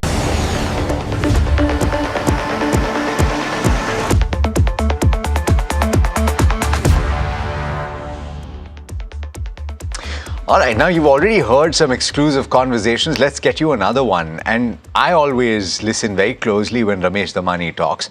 And this time, he's talking about markets, the economy, and why he believes Gen Z and millennials are changing the way India invests. Here's a slice of that conversation. The one reason where you see the bull run is coming when it comes to Indian market. See, I think a lot of people have been disappointed because the last few years the indices have remained flat, including the Nifty, the Bank Nifty, so on and so forth. But I think people who complain about that don't understand the nature of markets. Markets are not necessarily linear. If you want linear returns, get to a fixed deposit.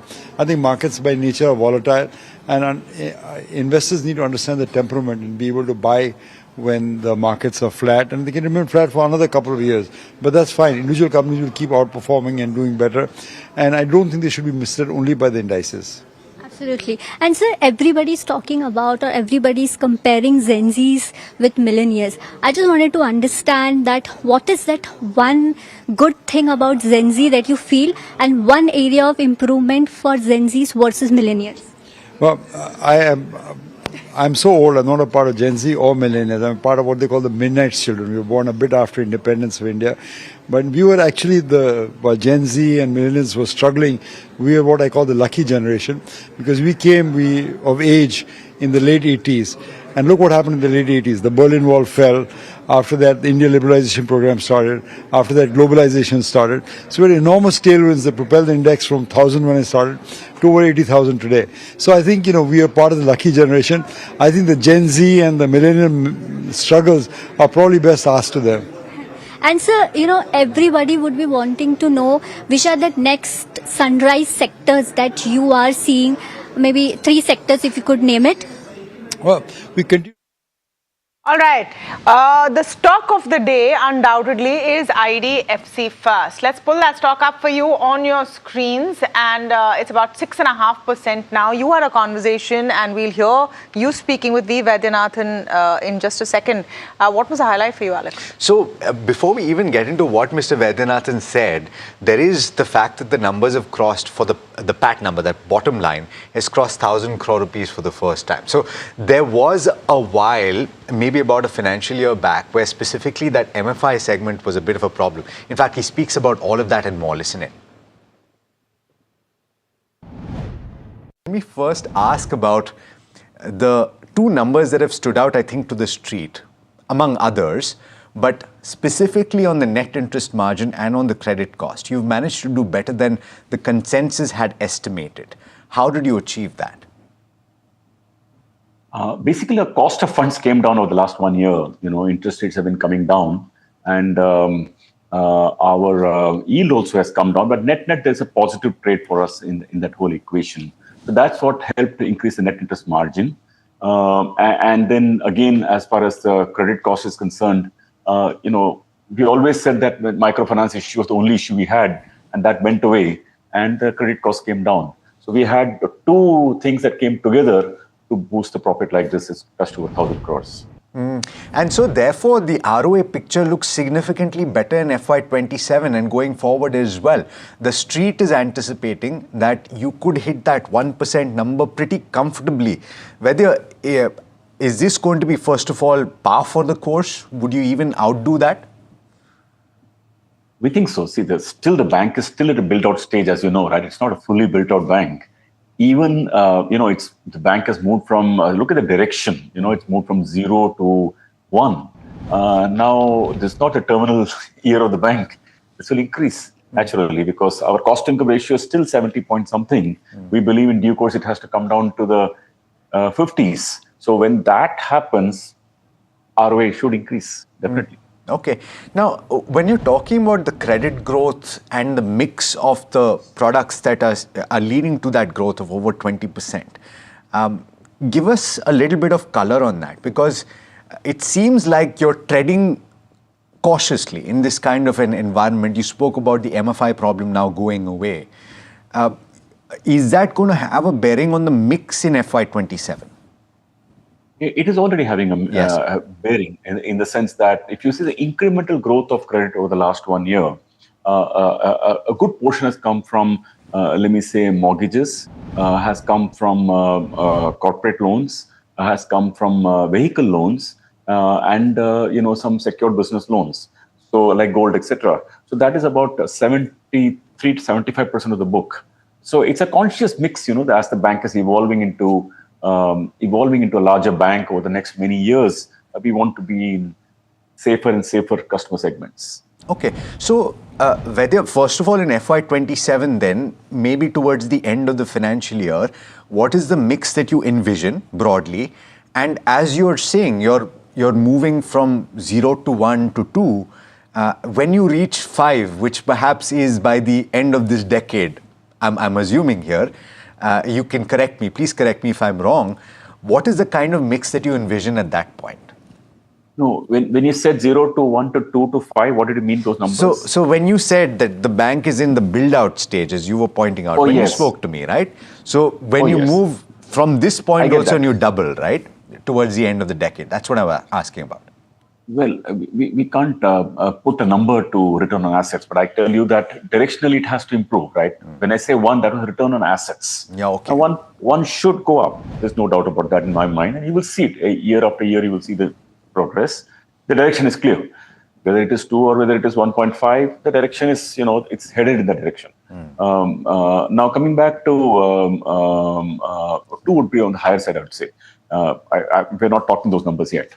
But coming back to our mix issue, the key thing that we are looking forward to is that, our credit cost as a percentage of the loan book, when we were capital first as a non-bank finance company, used to be like 3% or 3.5%, because that was a different segment we played.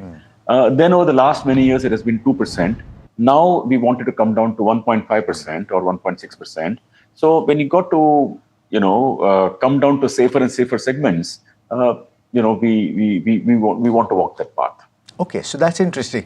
One implication of that, though, Vaidya, just logically, is that the net interest margin would reduce over a period of time, right? Because you're playing in safer segments, the yields that you get would be naturally lower, and that's the natural progression of a bank as it grows larger. What is the kind of trajectory that you see for net interest margin in the current financial year? So let's talk for the current year. We are looking at 5.8% this year as compared to the current numbers you're seeing. So they should be like, we are currently 5.9, should come down to about 5.8. It's a natural progression when you become a bigger bank. Okay. In terms of geographical spread and the growth from that perspective, what is the plan that you have for this financial year and for the foreseeable future, and how is the funding taking place? Because I understand that you have the announcement, the approval of raising funds in equity and debt, but I'm guessing that these are provisions. You don't necessarily have to go out and do that. You're very comfortable on capital adequacy as well. That's right. We are like 15 plus on capital adequacy at this point of time. But you get AGM approval only once a year when you meet shareholders in person and taking approval. So think of it like an enabling resolution. But we do definitely intend to take it, because end of the day it's a growing bank and return on equity is touched 9, growth is 20. That's point of time. We will definitely raise it. It's meant to be enabling, but we really mean to be taking it somewhere during the year. Okay. And on the question of expansion, Vaidya, to say that the branch network, what is the expansion strategy for the bank, right? Because new age bank, growing bank, a lot of your younger customers will essentially be primarily digital. So you don't necessarily have to have the footprint that some of your larger banks peers will have. So what's the strategy going forward, and what are the implications, in your opinion, on the capital required for that build out? See, if you notice the growth of the bank over the last 6 or 7 years, we are a highly digital bank. Yes. We built the bank like that. The way our tech stack is, the way we reach customers, the way we engage with customers, everything is digital. And digital has, dramatic payback after you've been through the initial stage of the build out. And that's what we have been through. So as a bank, we have about maybe 1,100 branches. It is important because you need to have some presence for people to know that, to get the confidence and to be around. But really, a lot of our transactions are not happening in the branches. Our app is very good and people are transacting on our app in a very massive. Some presence for people to know that, to get the confidence and to be around. But really, a lot of our transactions are not happening in the branches. Our app is... on the efficiencies that will kick in, right? Because ultimately you've built this tech stack, all of that spend has already been done. And as you grow your customer base, ultimately your cost is not going to dramatically increase. So your returns will just multiply quite significantly. When do you see that flywheel really taking off? No, first of all, I don't use words like it will multiply, because that probably be exaggerating it. Sure. But the way to look at it is that the incremental, I like digital has a lot of power in it. To give you an idea how strong it is, I'll share some number to you. Our cost income ratio is 70.3, but our incremental cost income ratio, because we're a new bank, so we have to say incremental, not what the past is. Incremental cost income ratio is only 56%. 56%. So you should now therefore begin to see that this bank overall cost income ratio should begin to improve. Okay, I do want to ask about FCNRB as well, Vaidya, because everybody and each bank has a different projection for how much they expect to mop up. First, what is the kind of interest that you've seen, and what do you anticipate will be your number by the end of the quarter? We are seeing very, very strong interest. We'll probably be only limited to the extent of how much lines of credit we can enable through our SBLC or the Gift City. But all in all put together, we think that we should be able to raise about maybe $1.5 to $2 billion, during this period. Okay, and what are the implications then for your cost of funds? Because for certain entities, this is actually a shot in the arm when they're struggling to get deposits, but your deposit growth is what, 17-18%. So you're not really pressed to find deposits. But how does it affect your math in the rest of the year? See, basically, our current cost of funds is around 6%. Sure. Money that will come through this, and our fixed deposits is somewhere around 7.3 or so. This will come at about 6.75. And also there is some forex cover we need to take by interest, call it 7.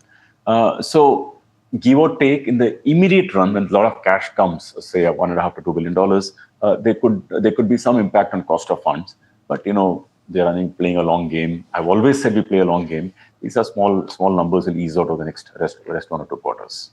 But okay. Net, there will be some temporary blip here or there for maybe 4-5 basis points.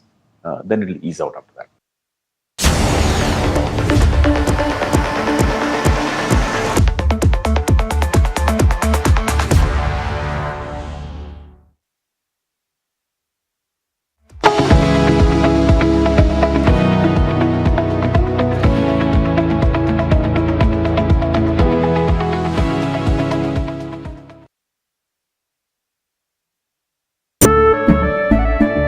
केसरिया से मन जोगी हुआ रे, दिल झूमे देखो मतवारा हुआ रे, केसरिया से मन जोगी हुआ। हर पल मनाओ केसरी त्योहार।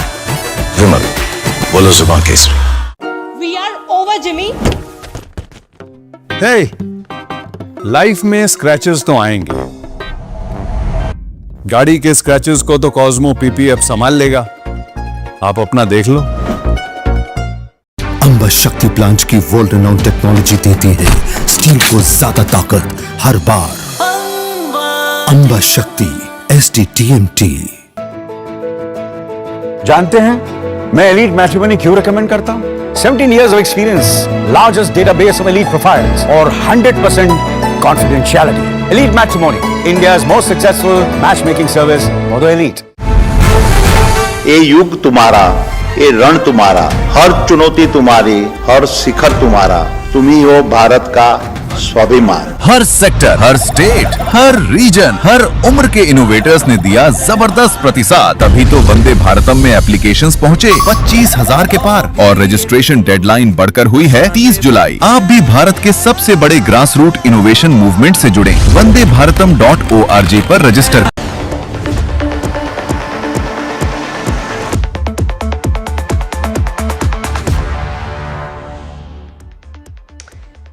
On the sidelines of NDTV Profit's Business Leadership Awards, Varsha also spoke to ace investor Vijay Kedia. Listen into his views. Now, one reason that you see why India will do well. नहीं, India will do well because India का एक सबसे बड़ा आदत ये है कि जब हम पे आपत्ति आती है तो हम जाग जाते हैं, अदरवाइज हम सोए रहते हैं। तो इसको आप पुराना इतिहास आप देखेंगे, जैसे बोलते हैं ना पुश्ड अगेंस्ट द वॉल, तो जब भी ऐसा मोमेंट आता है तो हमारे में जागृति आ जाती है। तो अभी वैसा ही मोमेंट अभी इंडिया के लिए चल रहा है कि तो इस बोलकर ये सबसे बड़ा रीज़न है कि वो दूसरा हमारे पास इसके अलावा दूसरा कोई उपाय नहीं है। तो मेरे को ये लग रहा है कि ये जागृति आ रही है इकोनॉमी के अंदर में, तो हम लोगों को अच्छा करना पड़ेगा। सर, आप स्मॉल कैप के बादशाह हैं और आपको क्या लगता है कि next may be in for next 5 years कौन से ऐसे सनराइज सेक्टर्स हैं जहाँ पे आप इन्वेस्ट करना चाहेंगे? सो मैंने उसको एक नाम दिया है, उस सेक्टर्स का संजोग से आपने पूछा है, तो उसका नाम मैंने दिया है राइज़। तो राइज़ के अंदर में आर मतलब रिन्यूएबल, और रिन्यूएबल में सब आ जाते हैं, उसमें सोलर भी आता है उसके अंदर में, और विंड भी आता है, ग्रीन हाइड्रोजन भी आ जाता है, सब आ जाते हैं। तो रिन्यूएबल, और आई फॉर इंफ्रास्ट्रक्चर, और एस फॉर सिक्योरिटी, उसमें डिफेंस भी आ जाता है, और सिक्योरिटी हर तरह की, चाहे वो डिफेंस की सिक्योरिटी हो या साइबर सिक्योरिटी हो। और लास्ट का जो ई है, ई स्टैंड्स फॉर इमर्जिंग थीम, चाहे उसमें डेटा सेंटर भी आ गया, केबल आ गया, वाटर आ गया, हर तरह की चीज़ जो भी इमर्जिंग थीम्स, ये सेक्टर है। इसका मतलब ये नहीं कि इनमें सब शेयर आपको सस्ते मिल रहे हैं, तो वो चुनाव एक अलग चीज़ होती है कि कौन सा लेना या छोड़ना। ये थीम मेरे को ऐसे लगता है इनका फ्यूचर अगले 10-15 साल के लिए, 10 साल समझिए कि अच्छा है।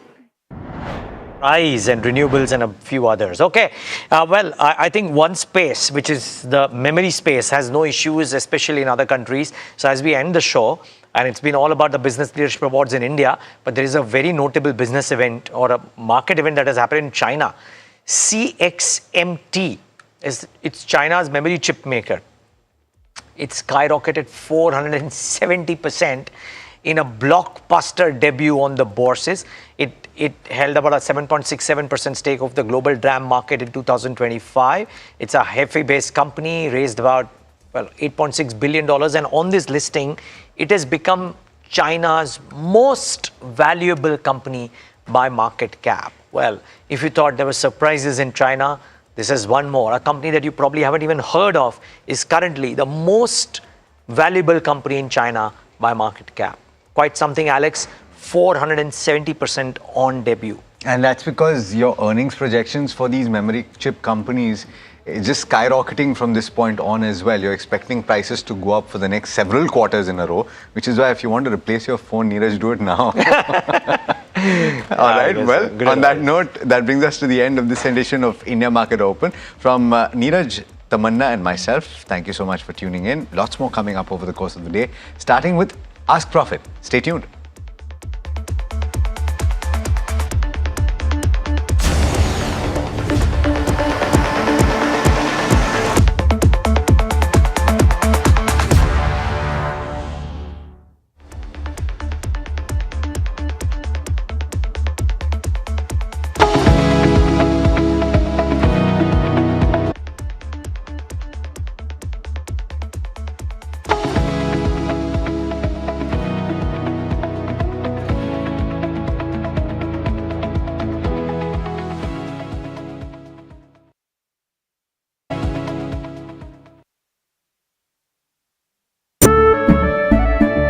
केसरिया से मन जोगी हुआ रे, दिल झूमे देखो मतवारा हुआ रे। केसरिया से मन जोगी हुआ। हर पल मनाओ केसरी त्योहार। विमल, बोलो जुबान केसरी। We are over, Jimmy. Hey, life में स्क्रैचेस तो आएंगे। गाड़ी के स्क्रैचेस को तो कॉस्मो पीपीएफ संभाल लेगा। आप अपना देख लो।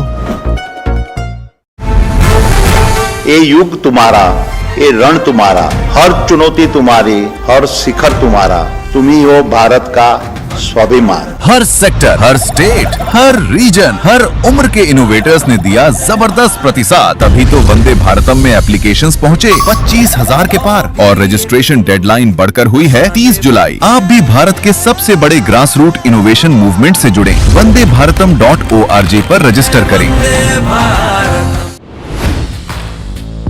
Hi, I'm Tamanna Inamdar. Watch me on NDTV Profit, where I break down the day's biggest business stories. What happened, why it matters, and what it means for your money. Hi, I'm Neeraj Shah. Watch me on NDTV Profit, for the most incisive market intelligence and meaningful corporate conversation. And I'm Alex Matthew. Markets, mutual funds, insurance, personal finance. I help you cut through the noise and make smarter financial choices.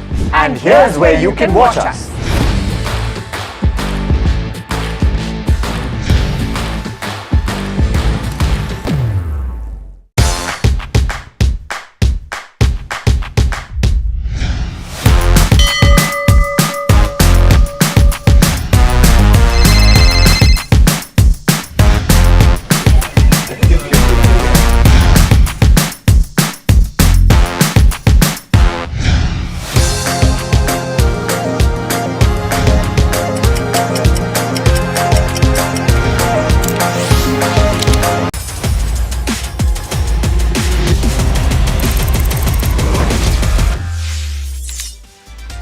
Good morning, you're watching Crypto Minutes powered by CoinSwitch for your daily dose of news and updates from the crypto world with me, Shreyanshi Singh. Let's take a look at the top headlines first things first. Bitcoin above 65,000 on regulatory optimism. Clarity Act adds more regulations ahead of August deadline. Tokenized real-world asset market grows to $26.5 billion. Russia's bank to launch crypto trading infra this year. And first things first, let's also talk about a deeper look at some of those headlines. Now, Bitcoin trades above 65,000 on regulatory optimism and positive technical reversal. US spot Bitcoin ETFs took in about $234 million and Ethereum funds around $338 million as well in the month of July. So their first positive month since April. Let's also move on and talk about some of the new provisions that have been added in the Digital Asset Market Clarity Act to protect investors and close important loopholes. And this is, in fact, it's very important that it's coming ahead of August recess deadline as well. And the focus is now going to be on ethics and enforcement for crypto investors. An on-chain tokenized real-world asset market has roughly tripled on a year-on-year basis to somewhere close to $25 to $30 billion in just the last 2 months. Key triggers include upcoming institutional tokenization initiatives, especially depository trust and clearing corporation tokenization service launch later in 2026. And you do have Russia's biggest bank that is planning to build crypto trading infrastructure, including a digital depository, no later than December 1, that too, as the country brings crypto trading, custody and settlement into its regulated financial system. And before we wrap, let's take a very quick check in terms of the changes to crypto prices over the last 24 hours as well, and in terms of some of the trends that you're seeing coming in. So across the board, you're seeing a little bit of downtick coming in, whether you talk about Bitcoin, Ethereum, XRP or Solana as well. And when you talk about the support and resistance level for Bitcoin, you're looking at $63,000 and $66,000 on each of those sides. Time now to take a look at the crypto strategy for the day as well. Here's what to keep in mind, investors, for today. Crypto strategy, in terms of the market outlook, you have to be cautiously bullish, and that's what the strategy is coming in as. Accumulation started in terms of Bitcoin and Ethereum, and that's also something that you need to be looking at. Clarity Act, which is something that we've talked about earlier as well, that becomes a very important trigger as well when it comes to even technicals as well. And BlackRock XRP ETF is also going to be possibly triggering in close as well. So watch out for that. And Bitcoin resistance range is somewhere between $66,000 to $68,000.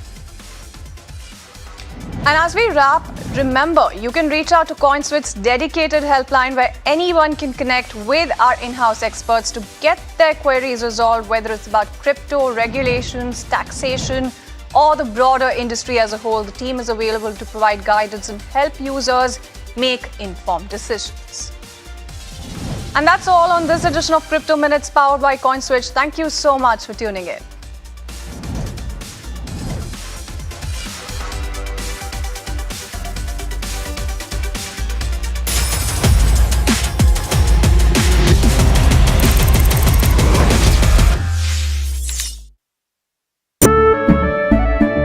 केसरिया से मन जोगी हुआ रे दिल झूमे देखो मतवारा हुआ रे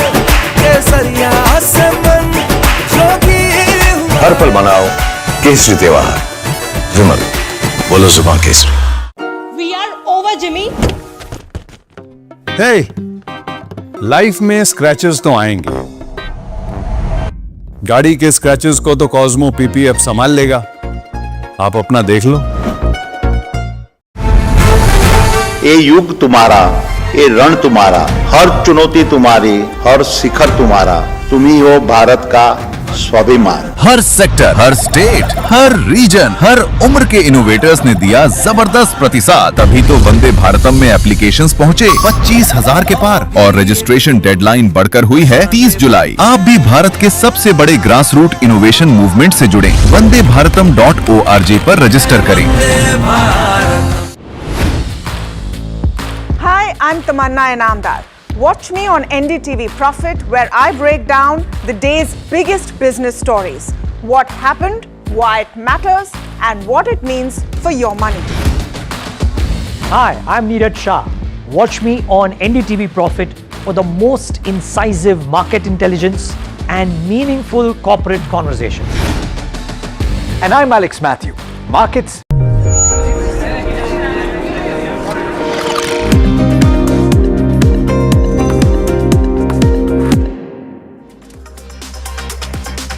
Hello and welcome back to NDTV Profit. You're watching Ask Profit. My name is Puneet Zaveri. With me, as always, is Mahima Vachajani. And over the next hour or so, we'll try and solve all your stock-related queries in this earnings busy, heavy season. But as you look at the markets, you have seen some good buying on Friday in the last, maybe last 2 to 3 hours, and we ended up from the lows today. We've built on to that momentum. So now at 23,900 odd, we've given up some gains from the top, but continue to maintain that bullish momentum for now. Look at the heat map for the Nifty 52 and it will give you that perspective as well. Stocks like Bajaj Finance, which were under pressure on Friday, have now seen some reversal of those. So it's up in the top 5 to 6 top Nifty gainers. Eternal though, yet again continuing its positive momentum, up 3.2%. Infosys up 3%, so is Asian Paints as well. While ONGC is the one which is continuing to be still under pressure, as we've seen crude oil prices recede. The explorers do get comparatively lower benefit, and hence you're seeing ONGC being under pressure. Also the sectoral heat map too.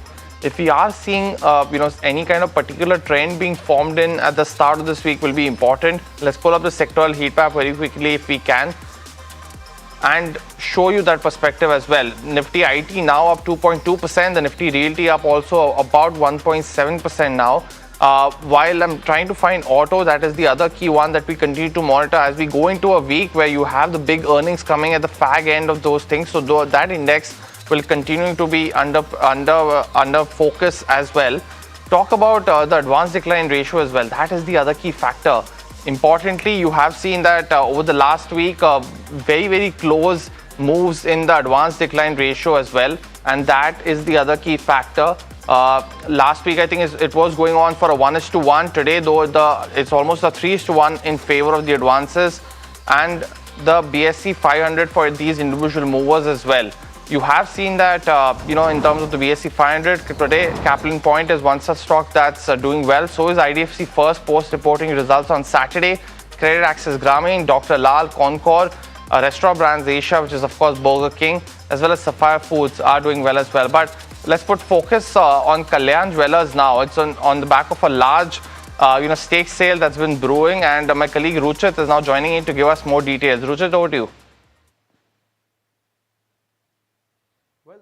So Kalyan Jewellers is in focus, and we learned from our sources that a prominent domestic mutual fund is looking to offload a large stake via a block deal very soon. Now, the domestic mutual fund is looking to offload nearly 5 crore shares of about 9 crore shares that it holds in the company. Sources tell us that the block could happen anytime soon and that it will happen outside of the block window, which means that there could be an 8 to 10% discount for the block from the current market price itself. Now, sources tell us that 2 bankers have been appointed to manage this issue and that it could happen anytime soon in the near future. Now, also, if you see, the Kalyan Jewellers stock has rallied nearly 52% in the last 1 month itself, which is why the domestic mutual fund is looking to offload a partial stake, but it will still continue to hold nearly 4 to 5% even after this block deal. So watch out for Kalyan Jewellers.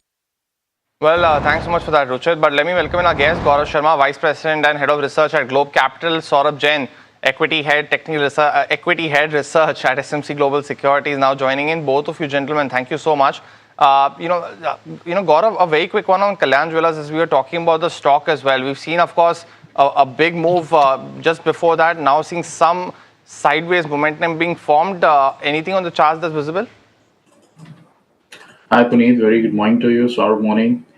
So yes, the stock has skyrocketed in the immediate near term, went up from 350 to 600 plus levels in a very short span of time, and now it is actually some bit of profit taking to sideways move is what we are seeing in this stock.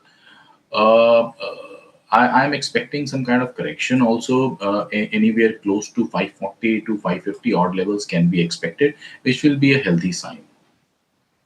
Well, we'll just slip into a very short break. Start with your stock-related queries, as well as get Saurabh's view on Kalyan Jewellers as well. Stay tuned.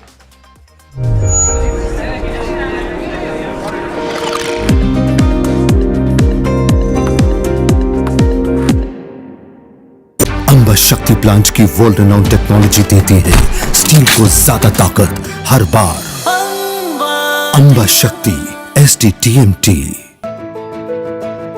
जानते हैं मैं elite matrimony क्यों recommend करता हूं? 17 years of experience, largest database of elite profiles और 100% confidentiality. Elite Matrimony, India's most successful matchmaking service for the elite.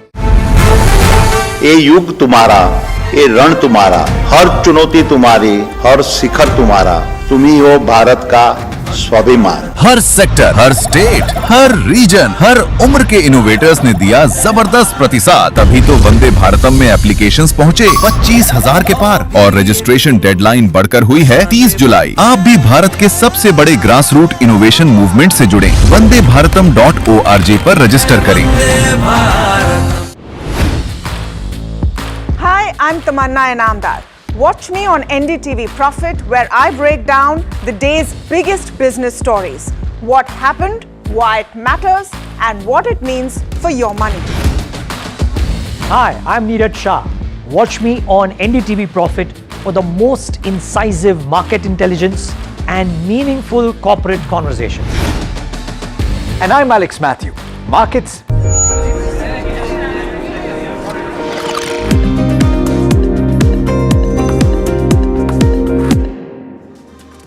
Welcome back to Ask Profit. Also, viewers who are just tuning in, you can either give us a call or send us your queries on the WhatsApp number that's flashing on your screen up there. And I know that all of you are waiting to get all your stock-related queries answered. Let me start digging in. The first one that we've got is from Prashant, who's asking about the IPO of Manipal Hospital.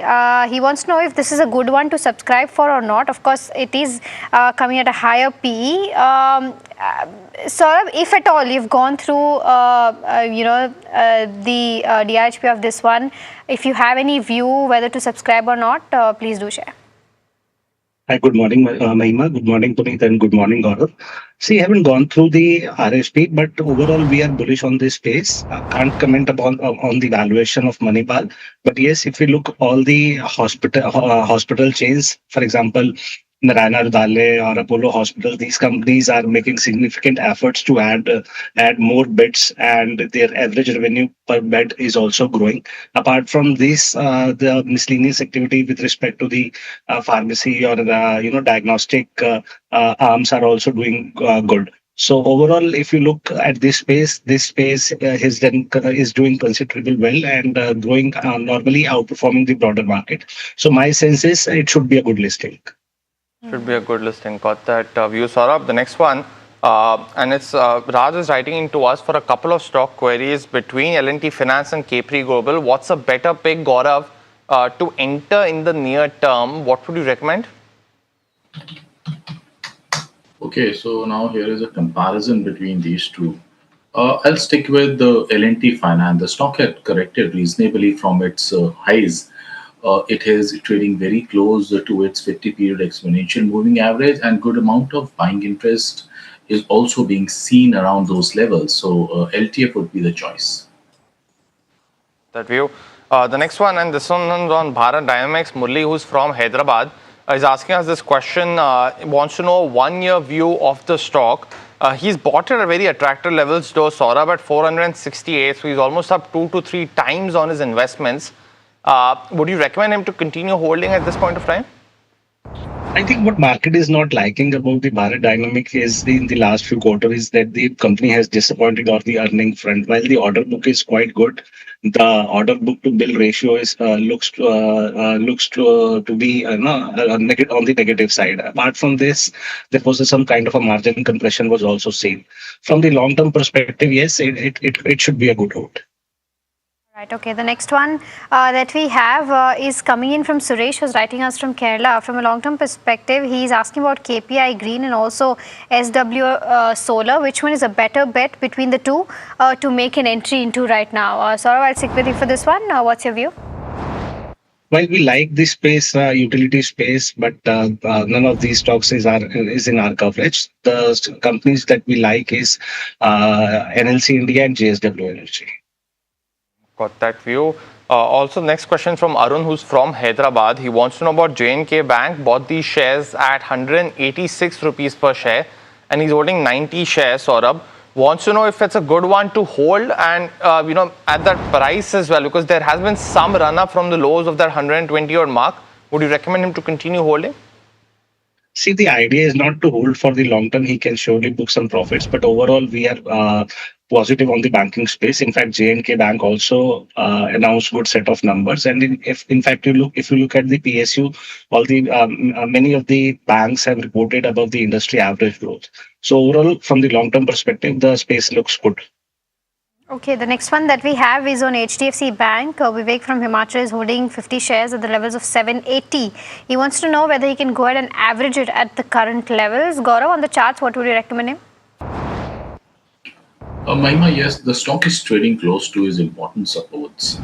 Although there are no meaningful signs of reversals, but the kind of correction we have seen under the levels where the stock is trading, the downside seems pretty much limited here. From a medium-term perspective, if the viewer can take a stop somewhere close to 680, this is the time to, yes, average out the position. Got that view, Gaurav. The next one, this one's on Godavari Power. Kanan wants to enter this particular counter, from a fundamental standpoint. Any view here as well? Saurabh, you spoke about in the last question, within the utility space, a few areas that you like, areas that you don't like. Which one does Godavari Power fit in? I think it is a good company to invest in. The company is a very old company. If you look at the numbers are also good, if I am right. And in my view, I think things will be brighter for this company going future. So it can be bought. Okay, all right. The next one that we have is on pharma names. Vignesh from Bengaluru says he's looking to enter either Cipla or Sun Pharma, and whether any of these are looking attractive to make an entry right now. Gaurav, anything on the charts that you're liking between the two, or anything else in the pharma space? Certainly, Mahima, Sun Pharma looks fairly attractive. A long consolidation breakout is what I can see on the charts, and from a 6 to 8 months perspective, one can consider this stock. We see it heading towards 22, 23, and maybe 2400 odd levels in the next 2 to 3 quarters.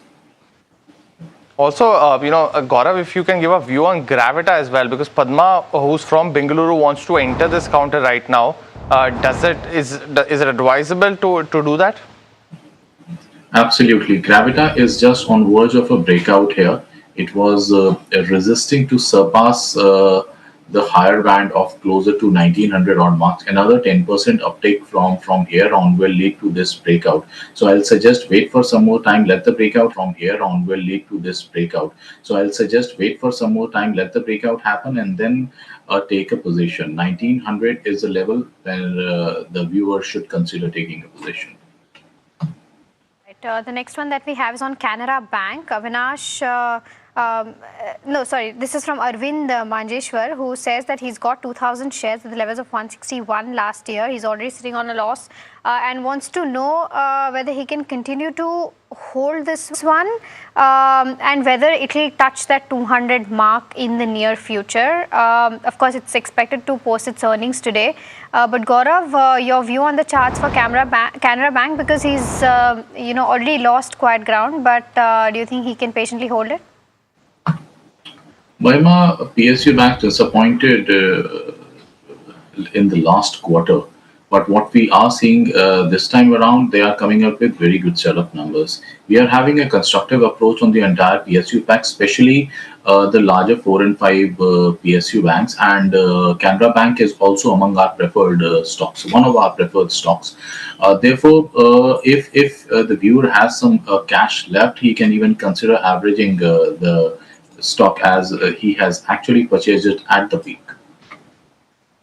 Got that view, and Arvind will have to start sending us some other query apart from Canara Bank too. We've taken it a few times now, but Arvind, we are taking cognizance of you asking the same question on the same stock. But the next query, and this one's coming in from Siva from Amaravati, who likes the tech space. So he's asked us a few questions on this one as well, on Persistent Systems, holding 100 shares at 4950. What would you advise here, Saurabh, as well? Because you've seen some decent earnings come through. The reactions have been good too on a very small clutch of IT names. Players like Infosys have disappointed, but in the mid-cap space, there's a lot of expectations from Persistent. Should he continue to hold, post the result, take a call? I think difficult to take a call on the IT sector. Overall, from the biggies, there is a disappointment. Some small spaces have come up with a good set of numbers, but you have to keep a close vigil quarter on quarter. You cannot take only single-sided call that I'll be holding for 1 year, because a lot of variables are moving around, which can jeopardize in fact the latest good set of numbers also. So I think you can hold Persistent, but review quarter after quarter. Okay, the next one that we have is on NetWeb Technologies. This is from Siva, who's writing us from Amravati. He's holding 100 odd shares, bought at the levels of 4,900, so elevated levels for sure, and wants to know whether he can continue to hold this one or book his losses. Gaurav, what would you recommend on this one? I'll suggest the viewer to hold on to the position. The stock has corrected from its peak, and now it is trading very close to its 100-period exponential moving average, which is the previous support as well. We have seen some recovery coming in on previous occasions from around these levels, so it is better to hold on to a position. A bounce towards 4,800 and beyond is pretty much likely. Well, let's now start the rapid fire round in this edition of the show. Gaurav, our viewers, as well as Saurabh, you know the drill.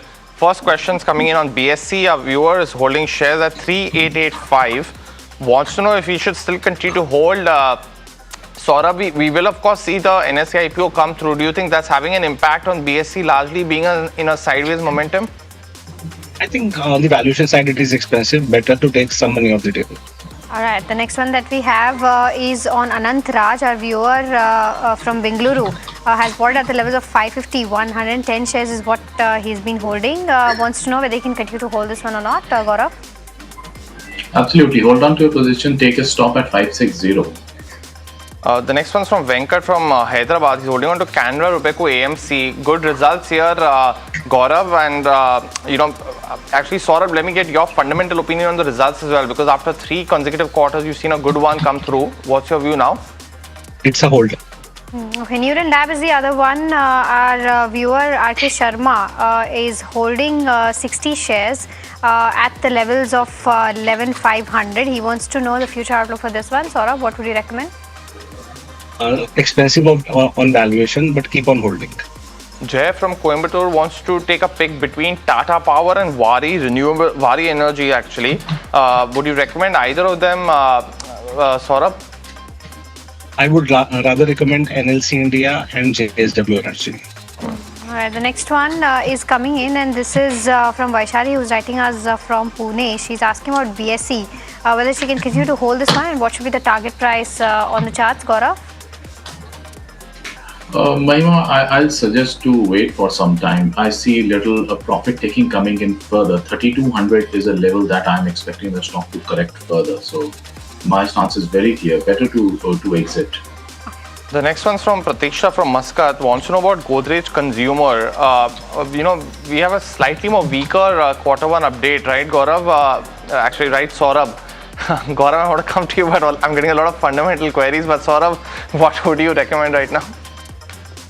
See, if you want to be in FMCG, then better shift to Dabur or Marico. All right, the next one that we have is on Hindustan Copper. A 1 year outlook on this one, whether this is the right time to purchase. Bhaskara Madhusudan from Hyderabad wants to know. Gaurav?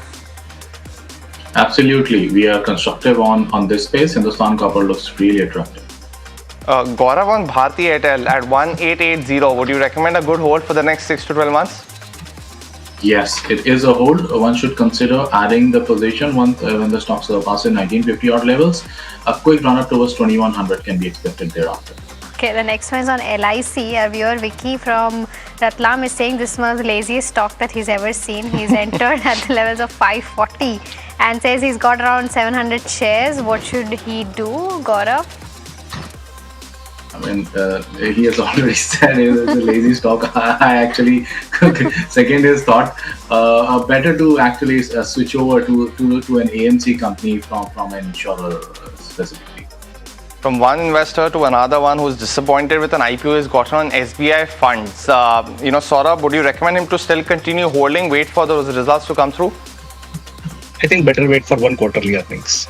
All right, the next one is on Central Bank. Our viewer wants to know whether he can continue to hold. He's holding 1500 shares bought at the levels of 41. This is Sriram from Chennai. He wants to know that it's been in a downtrend for 2 years, but can it see reversal from here on, Gaurav? I'll advise him to switch over to something like an Indian bank, Canara Bank, State Bank for that matter. The next one's from Gaurav Baheti on Apcotex. It's a smaller name, Gaurav. We haven't talked about it too much, but up 60% in this year itself. He's holding at 535. Should he book out now? I'll advise him to take partial profit. Stock has approached the resistance level. Since the momentum is still ongoing, keep riding it with riding the remaining position with a stop at 540. Got it. Well, that was the last question of the rapid fire. We'll take a break. A lot more stock related queries on the other side. Do stay tuned.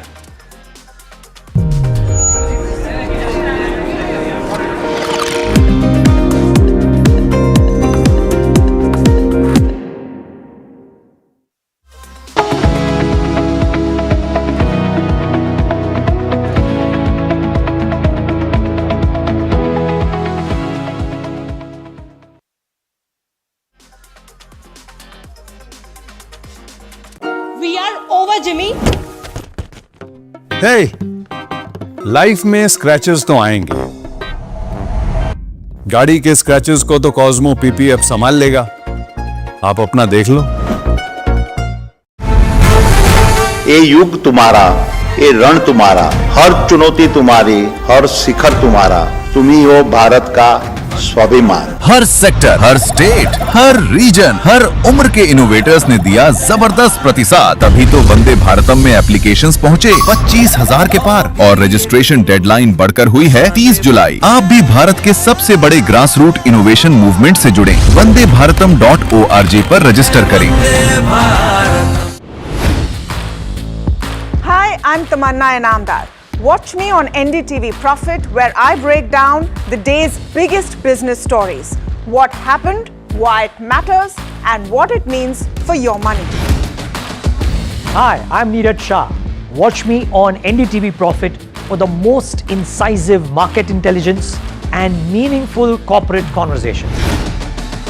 And I'm Alex Matthew. Markets, mutual funds, insurance, personal finance. I help you cut through the noise and make smarter financial choices. And here's where you can watch us.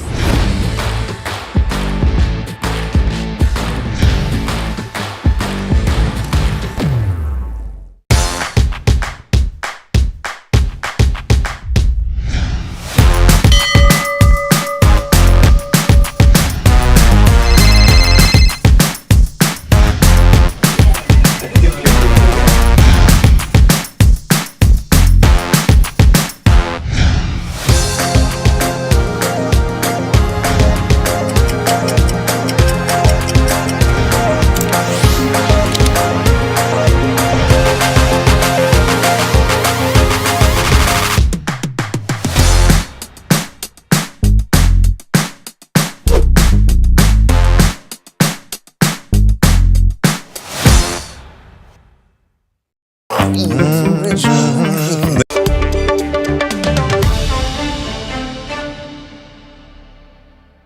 are now in conversation with the management of CG Power post reporting their quarter 1 earnings. Revenue growth was strong at 14%, but let's talk a little bit more with the management. Amar Kaul, the group CEO and managing director, now joining in.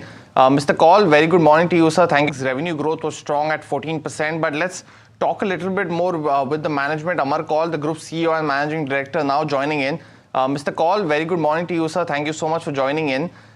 Just the first question that, in this quarter, you've seen a 14% growth in terms of revenues, but margins have taken a knock. So your gross margins are down by 130 basis points. You've implemented some price hikes in the industrial segments, but are these largely challenges led by raw material? What was some of those key aspects? Because the street had a lot of estimates built in at this point of time, and some of those, comparatively mentioned that there has been some miss in terms of profitability that's led by this, fall in gross margins. Would you hazard a guess as to what, apart from raw material, what could have been the concern? So thanks, Puneet, for having me here. And a fair question. We have to segment the numbers into standalone results and the consolidated results. And I think what the numbers you're talking about are the consolidated results. And there are a couple of factors. I would not go into raw material. That's a standalone issue. So the issue is primarily the semiconductor business that we have. Obviously, it's a long gestation period. So that's going to take some bit of time. And we are invested heavily into the talent because it's a new business for the country. And second is our Gg-tronics, which is into trade collision avoidance system. So there has been a delay for approval from the railways, which is very close to happening now. Hopefully, this quarter we should be there. And with those two things coming back, I think the consolidated numbers will start moving up. But if you go back to your standalone business, which is our steady state, whether it's motors, transformers, switchgear, consumer products, I think most of the businesses have done fairly well. Other than one-time issue that we had in the railways, otherwise, most of the business, even motors, we have been able to fairly, reduce the impact of inflation that happened because of different raw materials by passing it on to the market in terms of price increase. So I think converted numbers still look, the profitability is still better than it's better than the growth that we had, about 15% on consolidated basis. And I think if you put together, I think a quarter or two, I think we should be in a much better situation. Mr. Kaul, the other factor, and point taken on those one-offs as well, but the power system business now that has been growing at a very higher click. Your order backlog is also, I think, up 59%, if I'm not wrong, in this business. Now, how are you looking at, the current state of affairs within the segment? Because, we've seen explosive demands for HVDC's products as well as the products that you offer in the power segment. Is the growth that you have currently expected to continue as well? Because execution, according to you, do you feel that there can be a lot better, that the supply right now is more of an issue compared to the demand?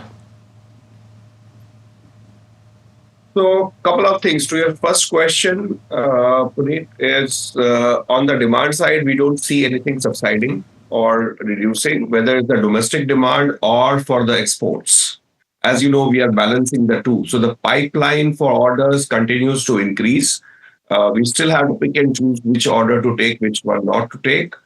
And coming back to your second question in terms of execution, I think we already speeded up our execution framework. Just a year back, we were about 22,000 MVA, and today we are already at about 75,000 MVA. So in about 4 quarters, that's the kind of speed we are done. So I think as we talk more and more to our customers, I think they're very, very comfortable in terms of the way we are delivering the thing. So the lead times are getting better, definitely. And in terms of order pipeline, I don't see a concern there.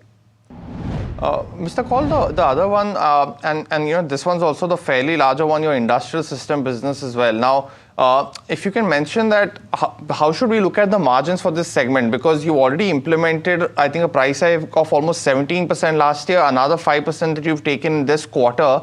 Is that enough to to help that margin growth for this business? Because compared to the power systems, of course, this business has a smaller growth in terms of revenue. I think in the high teens, high single digits, low double digits that you are seeing. But how should we look at the margins from this business going forward? So I think honestly, if out of industrial, the biggest portion is the motors piece of it, and I'm still very bullish about it. And it's not the pricing game only. Of course, the margins are dependent on a couple of factors. One is your pricing, of course. If there's an inflation, how do you pass it on to the market? That's one piece of it. Second is your productivity improvement. How do you eliminate the waste in the system? And number three is your innovation and R&D setup. And that's something we are accelerating our journey on. So we are not still declared, but starting, I think the lead time of each new motor, IE3, IE4, and even going up to IE5 motors, which are high energy efficient motors, from August onwards, we are starting rolling out, models and frames. And over the next 12 months, we should be able to complete the entire frames of the motor portfolio. So I think having higher energy efficiency, better cost of manufactured products, and also making sure that you keep a balance on inflation and making sure that top line margin expansion is taken care of by passing it on to the market. Well, that was the management of CG Power. But Saurabh, before we go ahead, a very quick view of how you looked at the results. I think the street was slightly more disappointed with how the profits as well as the margins turned out. What's your view? I think the point is if you look at the valuation, it is quite asking. I mean, trading at 100 times to trailing earnings, and I think on the PB side, it is above 20. So as the management has already said that there has been some kind of a delays, and because of which I think market got disappointed. Actually, what has happened because so much re-rating has been happened in view of the forward earnings which are likely to come. Any disappointment on that front may take stock stock may see some kind of a correction because of this, and may see some kind of a consolidation going forward also. All right, okay. So that's the view coming on CG Power. The next one that we have is on Sterlite Tech. Venkat Ramani from Bengaluru has around 130 odd share that she'd bought at the levels of 190. Of course, she is sitting on profits, quite significant ones to say the least, and wants to know from a 6 months perspective, can she continue to hold or maybe book profits now? Ajit, very good morning to you. I'll come to you on this one. What would you suggest? Because it's seen a very strong up move. Do you think it will continue or it's time to book profits? So good morning, Mahima. So yes, we have seen almost a vertical rise in Sterlite Tech, and it's still holding the momentum. Means today also we were seeing initially it was trading with an upper circuit, but now overall the tone looks positive. But since the move has been almost like vertical, at least partial profit booking is definitely recommended.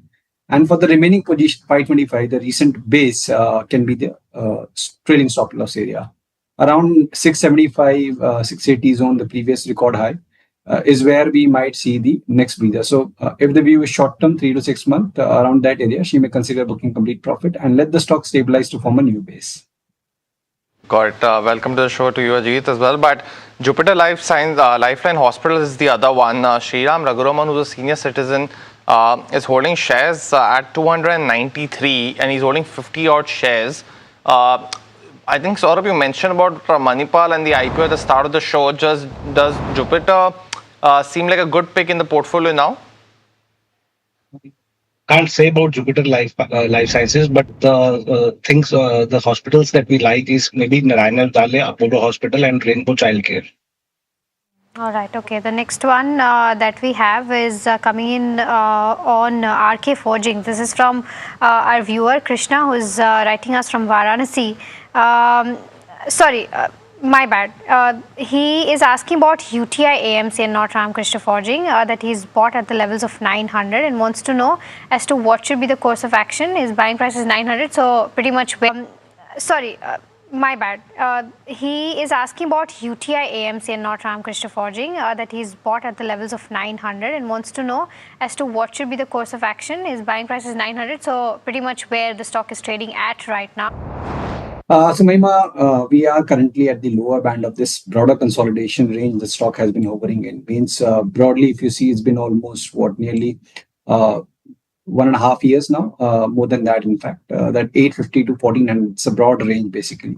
So again, we are consolidating around this lower band for almost 2-3 months. So with 850 being stop, you can continue to hold. In case of rebound, the recovery is going to be gradual. Means first hurdle could be close to around 950,000 area where we have the major averages placed. Once, let's say, we surpass 1,000, then probably we are set for the strong recovery towards 1100 plus level. So as of now, the risk reward is favorable. You can continue to stay put with 850 as a stop loss. 850, got that view, Ajit. But the next question is on Karnataka Bank.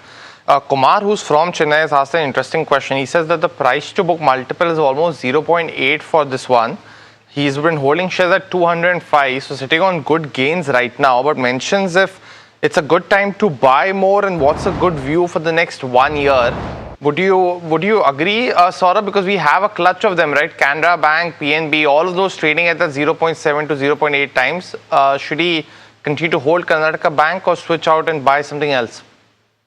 See, you have to look, if you are looking at the price to book value, you have to look at the historical context also. In the past also, the market haven't given any kind of high valuation to the Karnataka Bank with respect to its peers. Normally, what happens in the past few years, if you must have heard, there was always a news that it will be a takeover candidate, but it never materializes.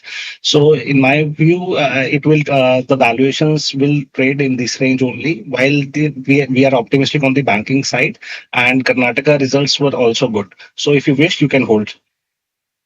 All right, okay. The next one that we have is coming in on transformers and rectifiers. Vikram from Bengaluru is holding 1150 odd shares at an average price of 292. He wants to know that the stock has given away its gains in the last 1 week and wants to know if it's good time to add more, wait for further decline to add more, and whether this is a good stock to continue to hold from a long-term perspective. Saurabh, what would you recommend for transformers and rectifiers?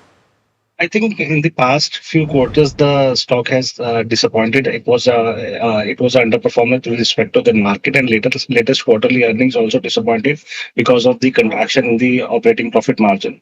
I think there is no point in bargain hunting unless and until you see some kind of a confidence given by the management. As of now, it is a void. All right, okay. So that's the view coming in on transformers and rectifiers. But it's time to slip into a very, very short break. But viewers, don't go anywhere. We'll be taking more queries on the other side, so do stay tuned.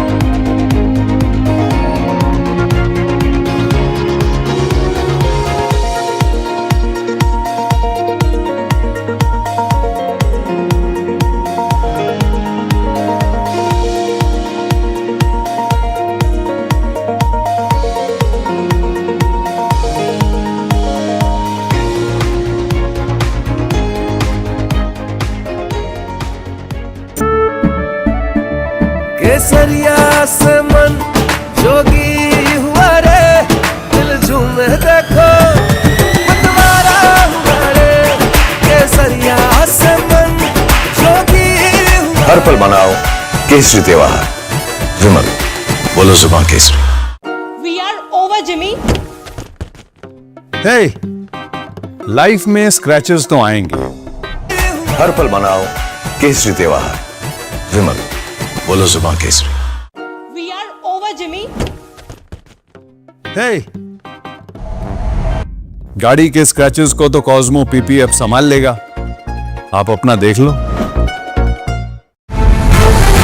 ये युग तुम्हारा, ये रण तुम्हारा, हर चुनौती तुम्हारी, हर शिखर तुम्हारा। तुम ही हो भारत का स्वाभिमान। हर सेक्टर, हर स्टेट, हर रीजन, हर उम्र के इनोवेटर्स ने दिया जबरदस्त प्रतिसाद, तभी तो वंदे भारतम में एप्लीकेशंस पहुंचे 25,000 के पार और रजिस्ट्रेशन डेडलाइन बढ़कर हुई है 30 जुलाई। आप भी भारत के सबसे बड़े ग्रास रूट इनोवेशन मूवमेंट से जुड़े। वंदेभारतम.org पर रजिस्टर करें।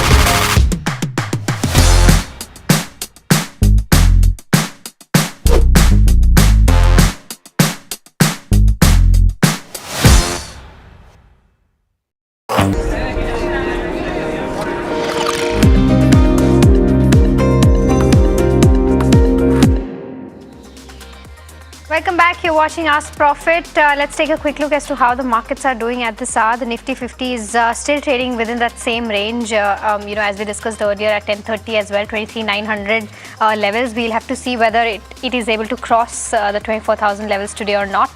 But we're still about 70 odd points away from that. But the Bank Nifty is also in line with what the benchmarks are doing, up by about 0.6 odd percent. The mid cap 150 and the small cap 250.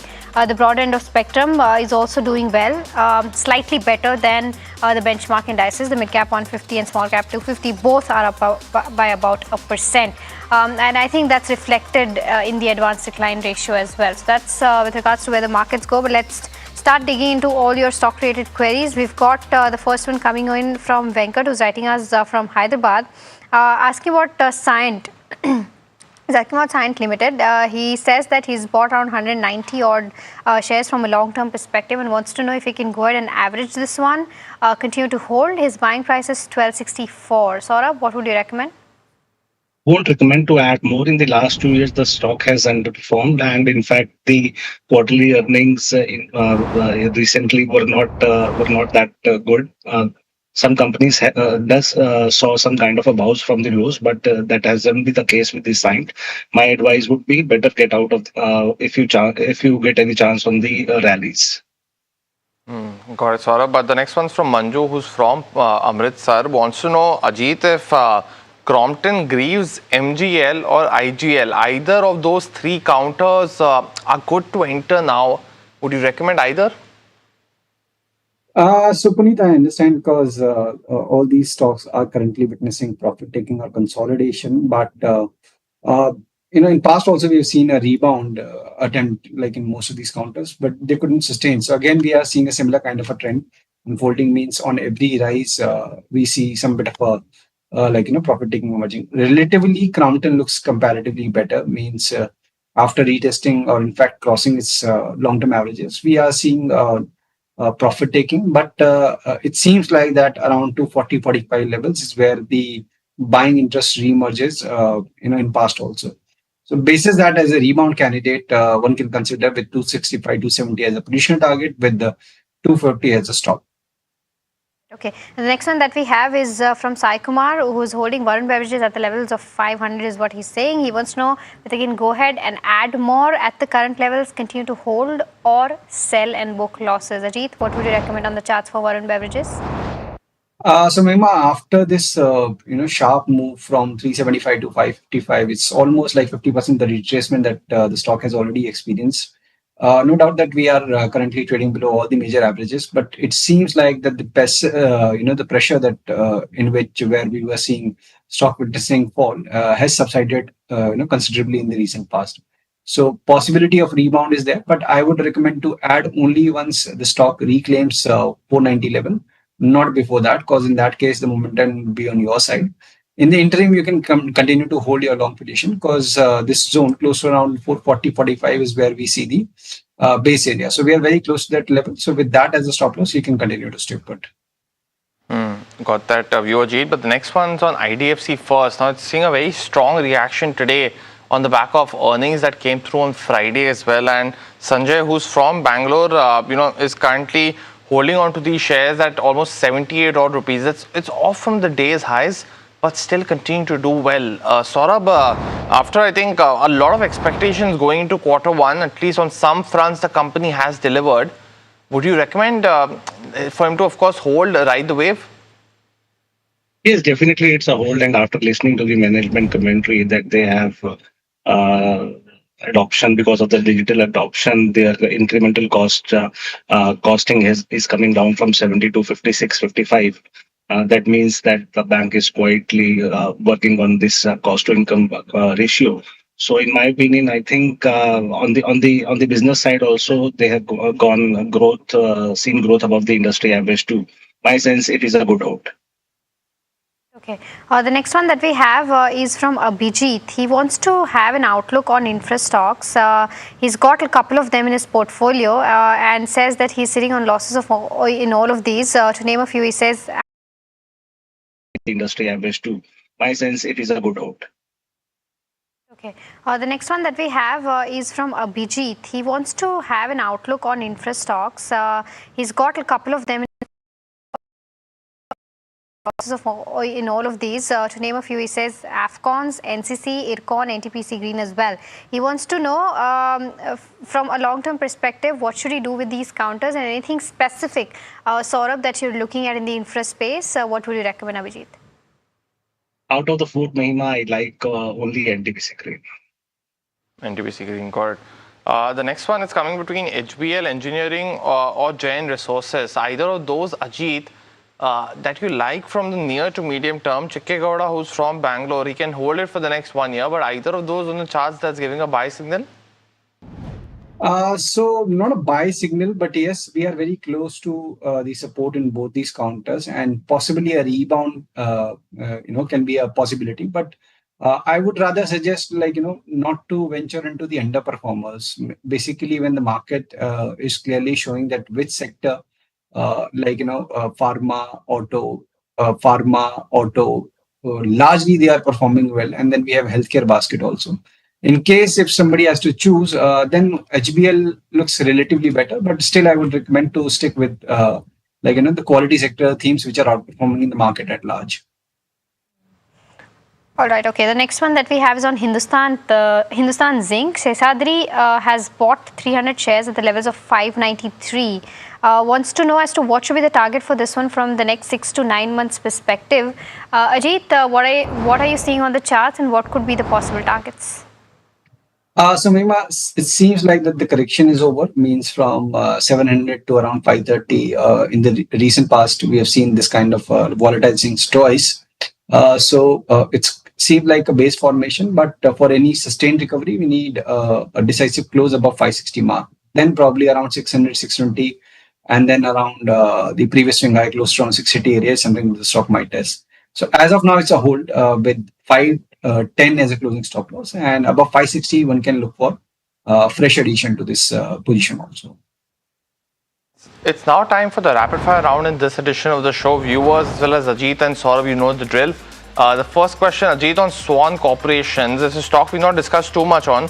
Our viewer is holding these shares, and he's asking if it's a good time to enter after the underperformance over the last 1 year. What's your view? No sign of reversal, avoid.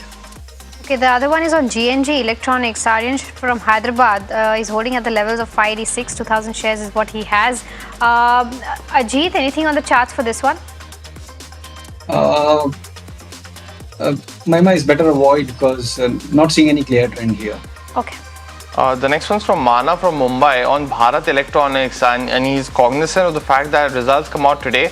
Saurabh holding shares at 404. Not seeing any clear trend here. Okay. The next one's from Mana from Mumbai on Bharat Electronics, and he's cognizant of the fact that results come out today.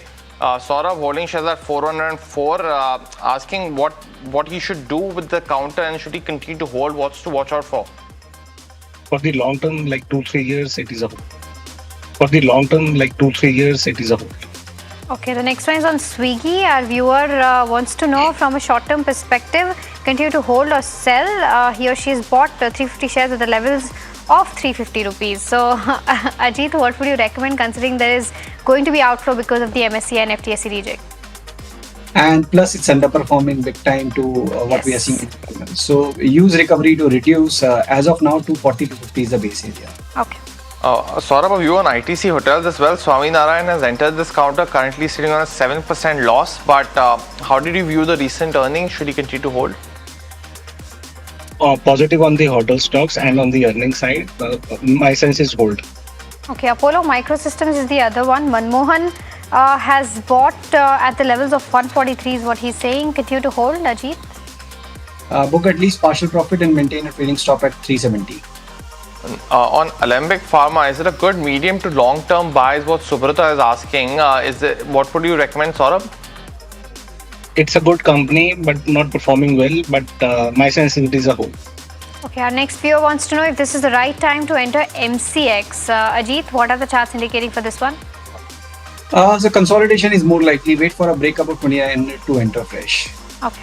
The next one is ICICI Pru Life. Our viewer is holding shares at 502 odd rupees. Can hold for the next 1 year. So should he continue to hold there, Saurabh? Earnings are good. Keep on holding. Okay.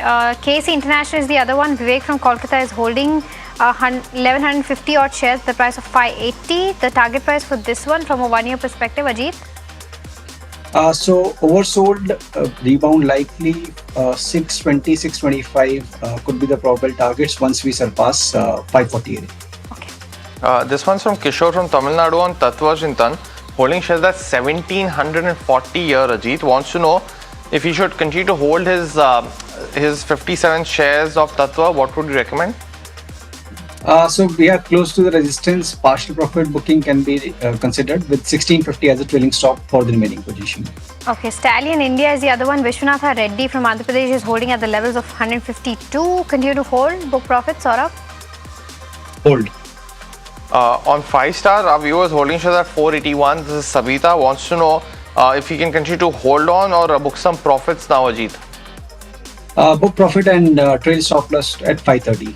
Okay, the next one is on Urban Company. Our viewers B. Soumya from Chennai wants to know the outlook for this one for the next 2 odd years and target price if any. Saurabh?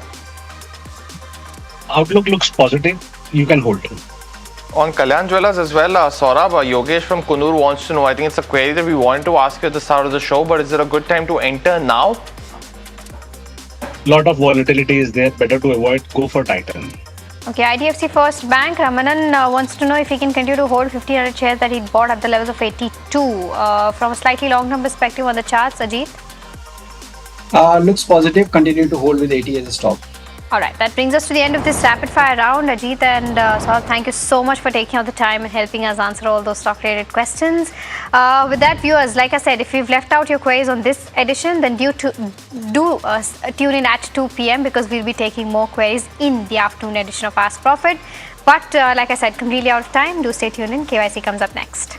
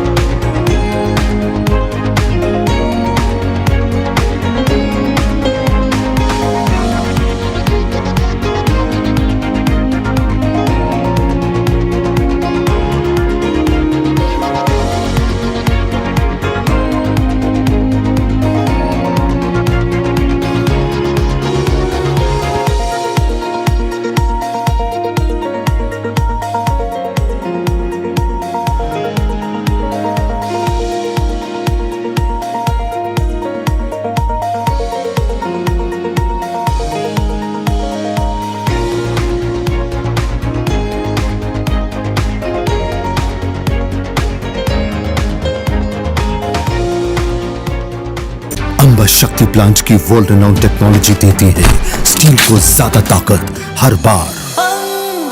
Amba शक्ति SDTMT।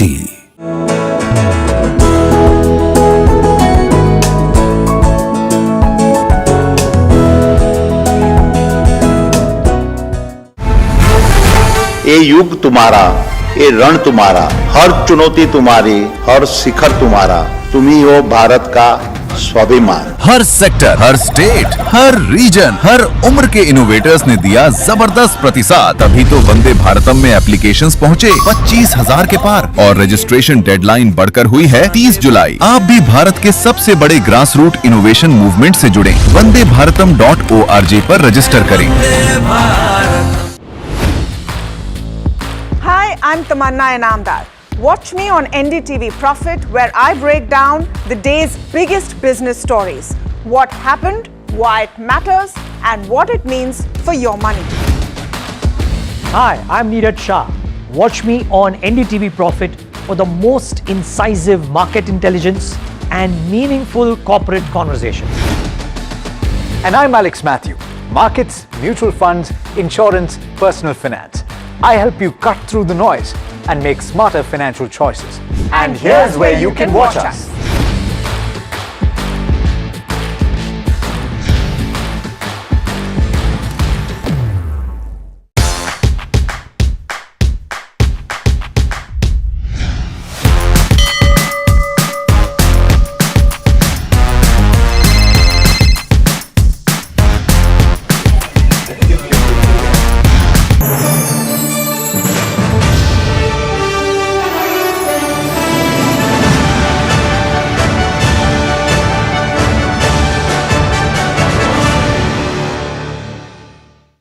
Welcome everyone. Very excited about this conversation. Welcome Mr. Agarwal to NDTV Profit Business Leadership Awards.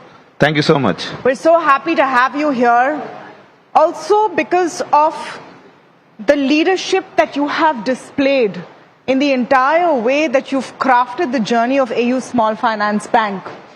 Some of you may not know it, but Mr. Agarwal was in the Gen Z category when he founded the bank. That is it the right word to tell now? Sir, kabhi na kabhi hum sab Gen Z the. Nowadays we're getting in touch with those feelings. But you know, at 25, 26, to start the idea of a financial institution that has grown into a behemoth will soon become a universal bank, and you're a very different kind of banker, I should say, than the typical banker that India is used to seeing and celebrating, and investors are used to seeing and celebrating. And your journey has been celebrated as such. Let's dial back about 20 years ago to where the idea of financial inclusion started all the way back in Jaipur.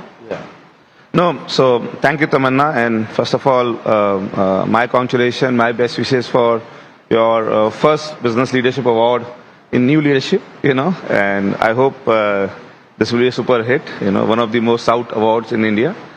As far as I'm concerned, you know, it's a 30-year story now. You know, I started in 95, I done my chartered accountancy from Jaipur, right?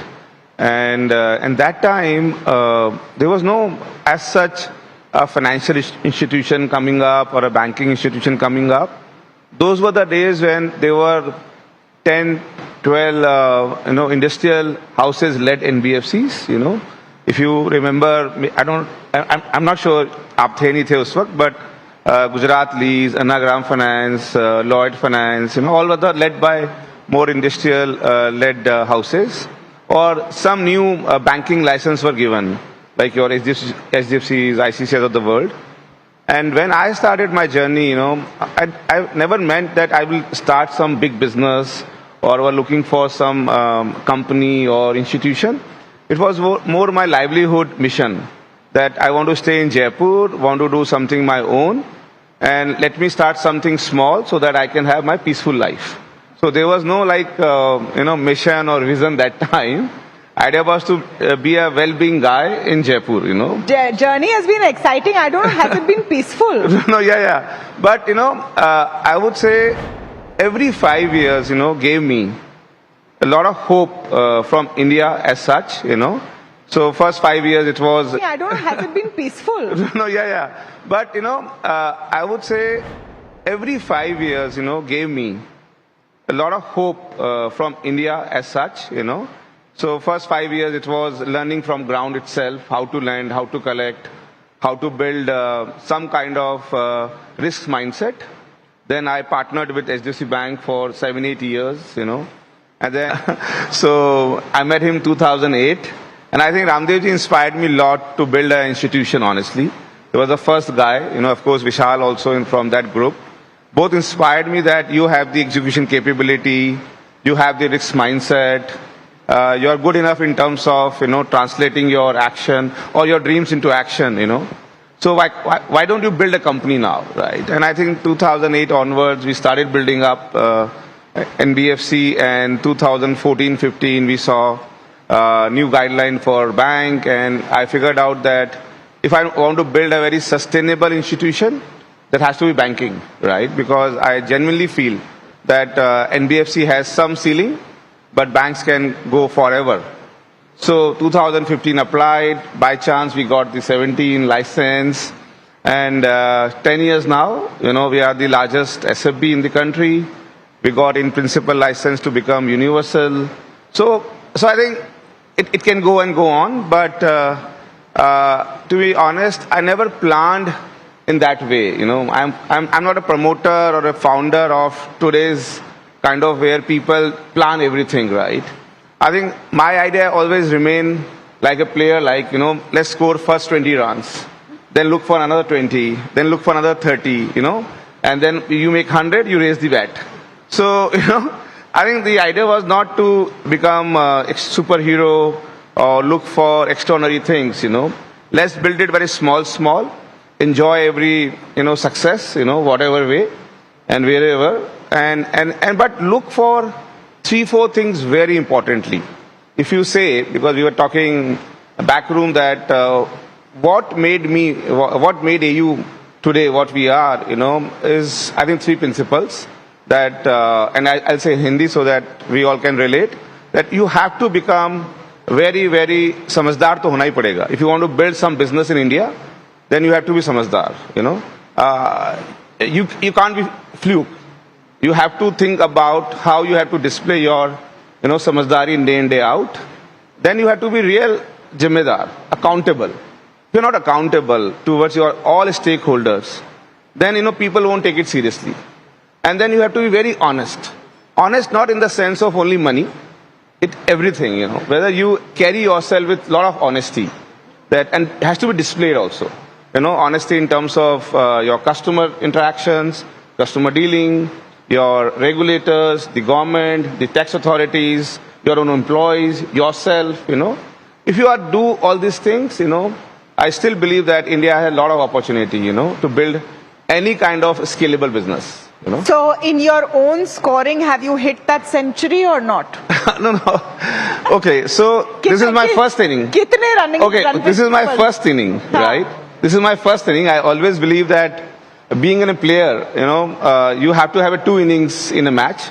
So this is my first inning. I would, the day we become universal, I would say I will make 100 runs. But we make top 3 banks in the country in universal, category, then it will double 100. So I think that's the milestone I have made myself. और ये कहते हैं कि ये planning नहीं करते हैं. So the no, it's not a planning. It's a dream. It's some kind of your own goal to achieve. But any goal has to have a structured timeline with it. So when you're saying top 3 banks in the country, top 3 private banks in the country, by when do you see that happening? 2047. 2047, in time with Viksit Bharat. Viksit Bharat and Viksit AU. Viksit Bharat and Viksit AU, all right. There we go. Before I move to a conversation about what's happening right now in the banking sector, the monsoons, etc., you talked about this journey and its various stages, from NBFC to small finance bank. Now you're on the verge of a universal banking license. What has been the biggest hurdle for you on a personal, professional basis where you thought that maybe I'm being too ambitious to grow? And the reason I ask this, because we're here to celebrate leadership. Yeah. Sometimes leadership is displayed when you push through at the toughest time.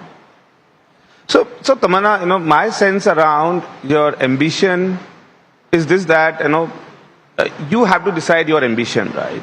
If you know your capability, you know the capability of the platform, you know the India ecosystem, And then, because nothing will come easy, right?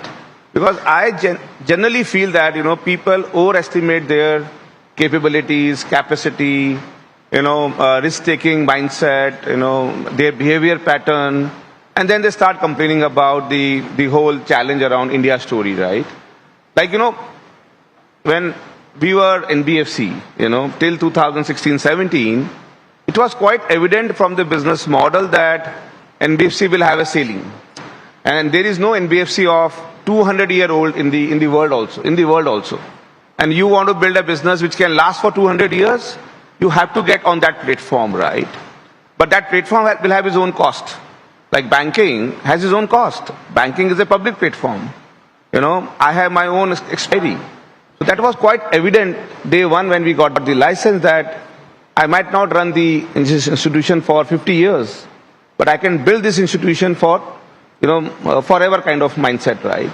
So I think you have to be very selective, or you have to be very smart enough to figure out the platform, the capacity, the capability, and then build your ambition around it.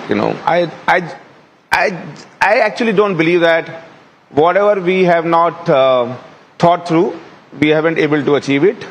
But yes, personally, that might not be rewarding. What was the challenge I will face now is this, that in next 6 years I'll not be the CEO of the company, and I'll be only 60 years, right? But that is there because you thought that you want to build a bank which can last forever.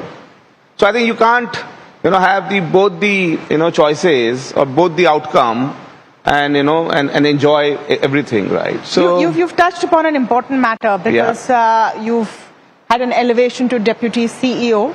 Is that the succession path that has been laid out? And I just want to press upon this bit. Having to let go of that position of a product that you have built right from the start, from a seed stage you have built it. Is that something that is bothering you? No. If you ask me, no. Because, business has to be last beyond you. And I like banking platform because it's beyond me. And I genuinely believe that this is the most powerful platform the government of India and RBI has built over the years. I'm so fortunate that I got the license and it's public good. And I believe that a private enterprise is supposed to build with more efficiency. And in that efficiency we can make your money, is fine. But I think this platform is a magic, honestly, Tamanna. Once you run it, you know it. Like I am from Rajasthan, right? And Rajasthan population is close to 8 crore. When I'd done a business there for 20 years, from 96 to 2016 as an NBFC, maybe 10% people would be knowing me, right? But when we got the license in 17, by 20, every Rajasthani knows me. Living in Rajasthan or living in entire world. That so Mr. Sanjay Agrawal runs a bank. So I think there's a power of platform is so huge that you can't go away with this, that, okay, yaar, main to phas gaya iske andar, right? But that's the way it is, But you have to think beyond you. You have to think beyond your own personal gains. And that might hit you for some, maybe 2 mahina, 3 mahina, 6 mahina. But once you see this platform, running and more years, I think that joy will be immense. Yeah. Any message for your Rajasthani bhaiyo or behno? No, I think I'm very proper language mein. No, I know, but not for Rajasthan, for every Indian, that we need to be mentally stronger.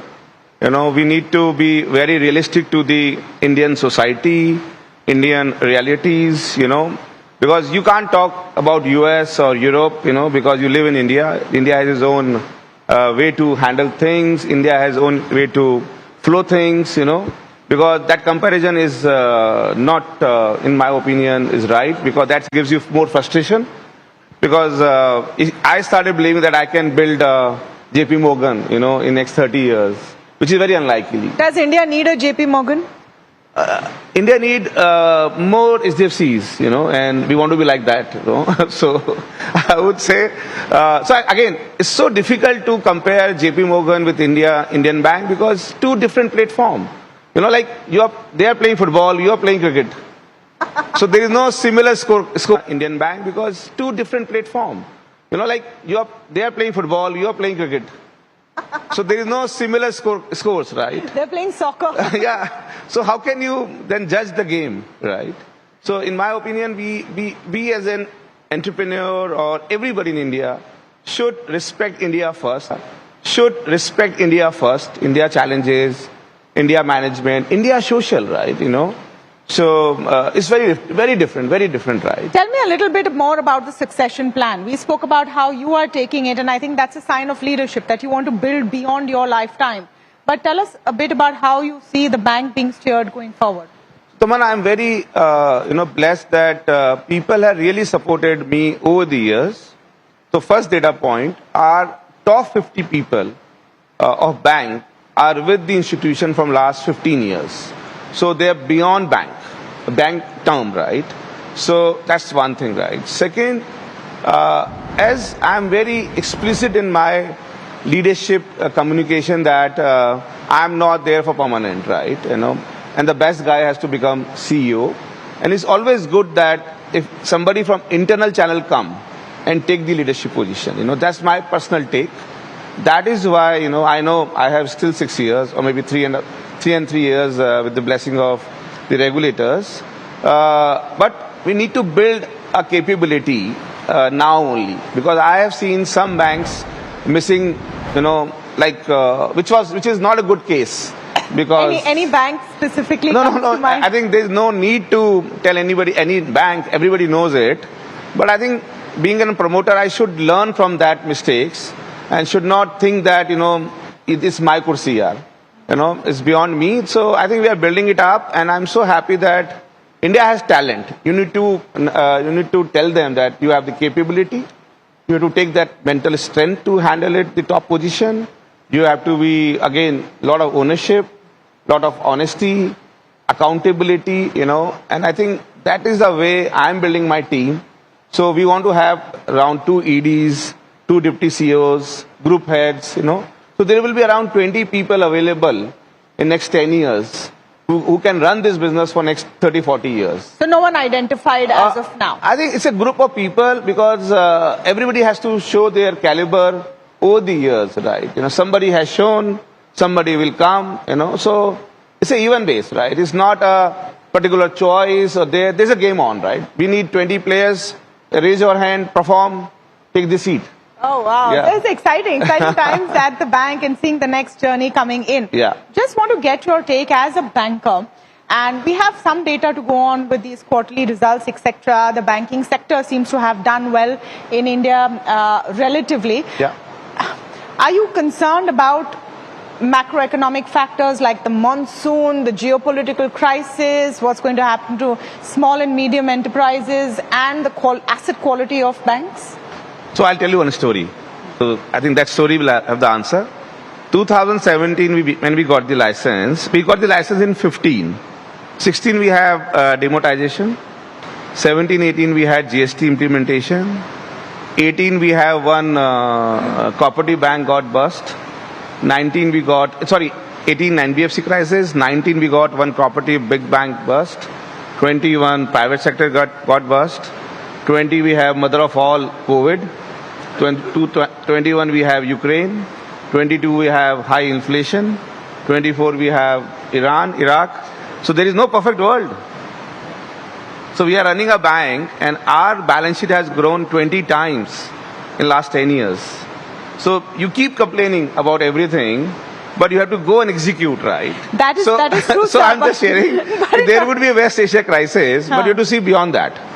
There is a challenge around monsoon. Is it a bigger challenge? Is monsoon a bigger challenge than West Asia crisis in your eyes as a banker? If you see, yes, because monsoon affects more of your, regional or rural people, which actually hits your sentiment, and then overall there is a kind of mayusi in the country, right? West Asia crisis may hit some sector, and can have the, government is putting so much of, guarantees and support, so that can be overcome.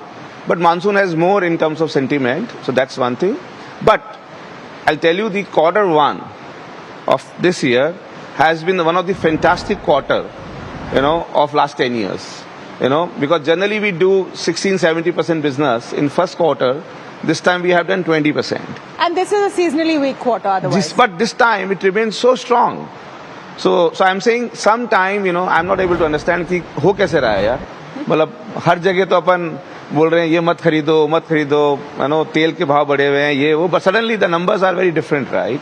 So that's why I'm said that, if you see the business in 10-year horizon, you look very happy and satisfied. And if you want to look business quarter to quarter, which most of the people see, then things are very difficult.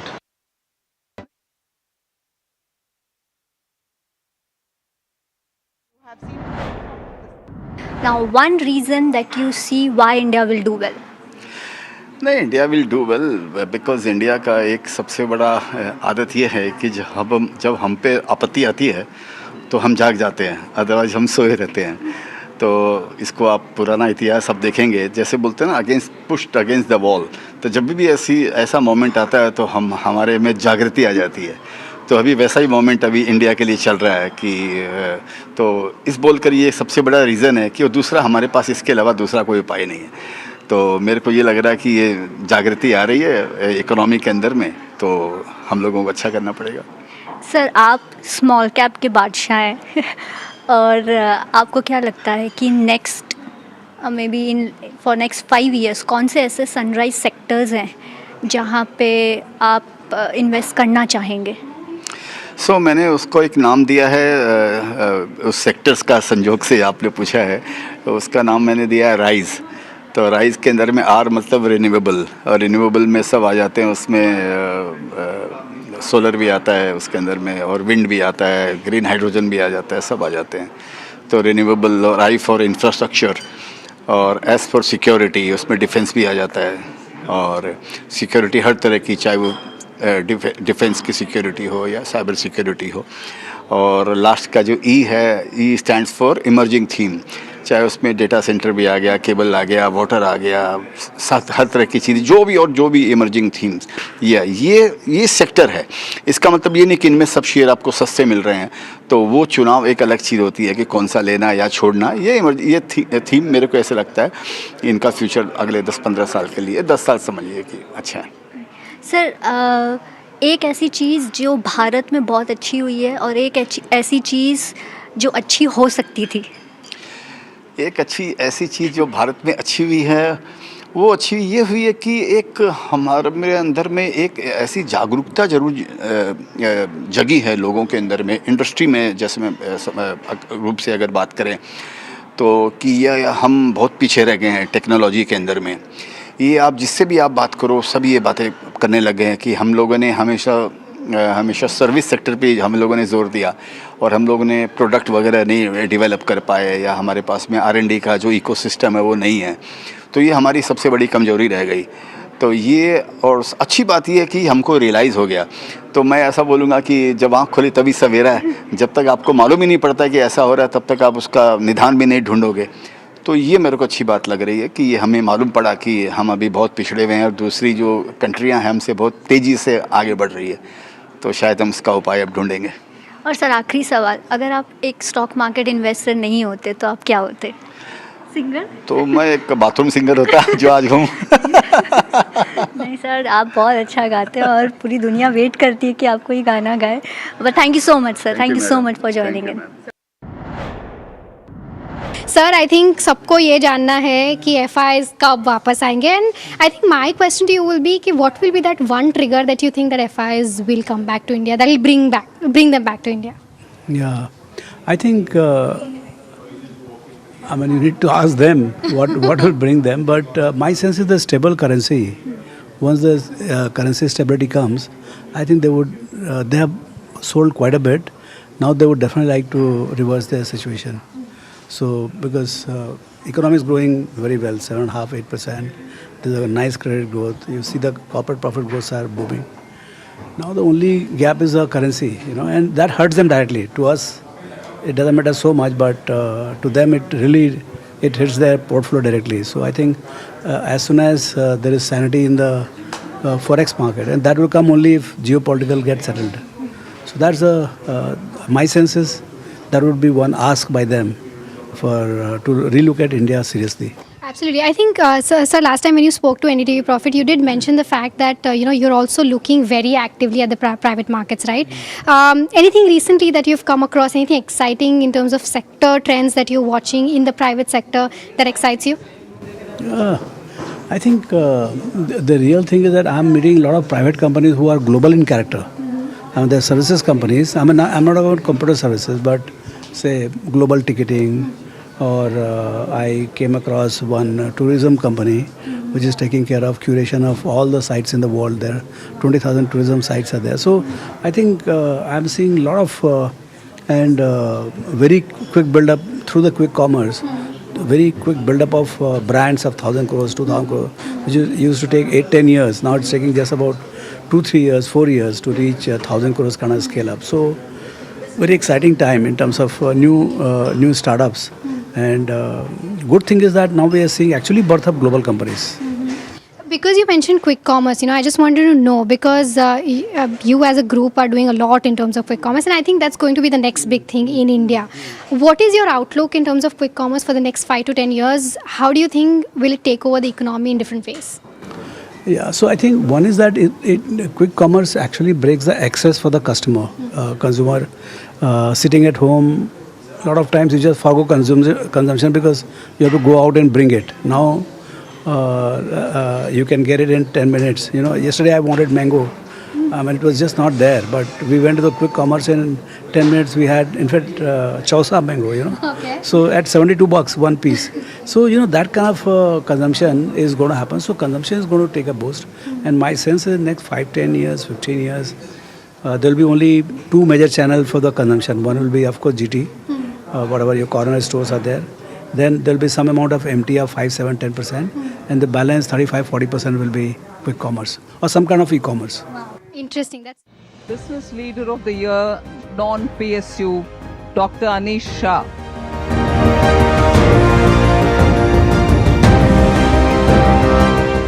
The AI Champion of the Year is Sarvam.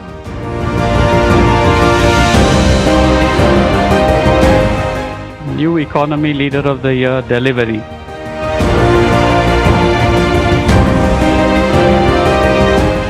Wealth Creator of the Year, BSC. The Financial Powerhouse of the Year, non-PSU, Shriram Finance.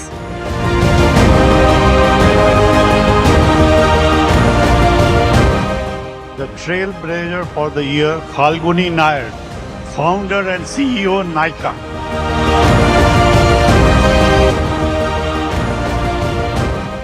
The Trailblazer for the Year, Falguni Nair, Founder and CEO, Nykaa.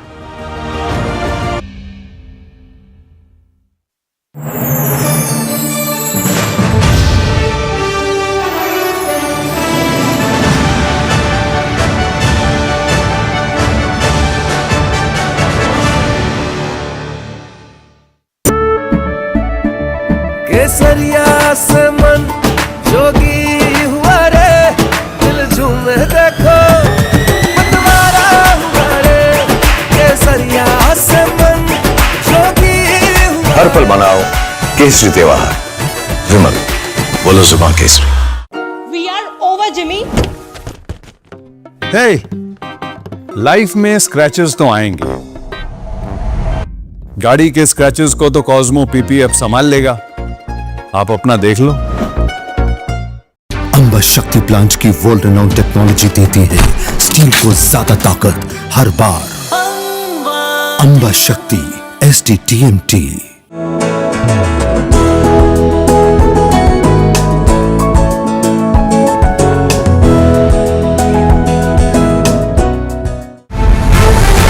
ये युग तुम्हारा, ये रण तुम्हारा, हर चुनौती तुम्हारी, हर शिखर तुम्हारा, तुम ही हो भारत का स्वाभिमान। हर सेक्टर, हर स्टेट, हर रीजन, हर उम्र के इनोवेटर्स ने दिया जबरदस्त प्रतिसाद। तभी तो वंदे भारतम में एप्लीकेशंस पहुंचे 25,000 के पार और रजिस्ट्रेशन डेडलाइन बढ़कर हुई है 30 जुलाई। आप भी भारत के सबसे बड़े ग्रास रूट इनोवेशन मूवमेंट से जुड़े। वंदेभारतम.org पर रजिस्टर करें। I'm Tamanna Inamdar. Watch me on NDTV Profit, where I break down the day's biggest business stories. What happened, why it matters, and what it means for your money. Hi, I'm Neeraj Shah. Watch me on NDTV Profit for the most incisive market intelligence and meaningful corporate conversation. And I'm Alex Matthew. Markets, mutual funds, insurance, personal finance. I help you cut through the noise and make smarter financial choices. And here's where you can watch us.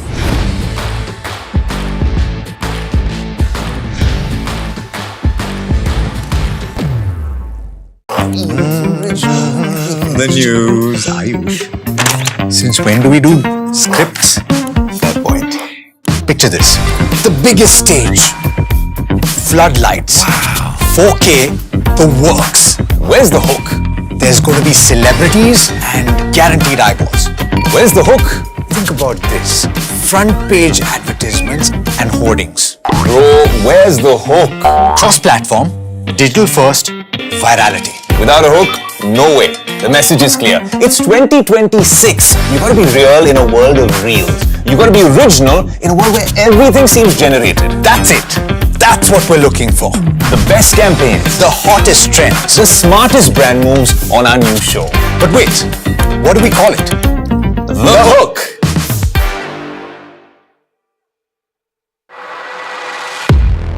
He has been tracking markets for over a decade, spots the trends before they hit the screen. And he is now bringing his analysis to the show that the market watches. Watch Sharad Dubey on Know Your Company, a show that puts the most traded stocks under the scanner. We dissect the company so that you, the investor, don't have to. Get the management to answer questions relevant to you. Philanthropist of the Year, Kiran and Shiv Nadar. So that you, the investor, don't have to. Get the management to answer questions. Green Champion of the Year, Godrej Properties.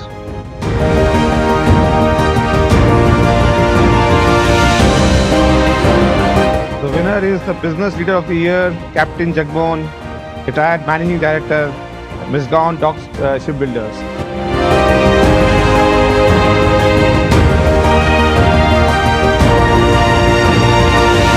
The winner of the award for India's Atmanirbharta Champion is Tata Electronics.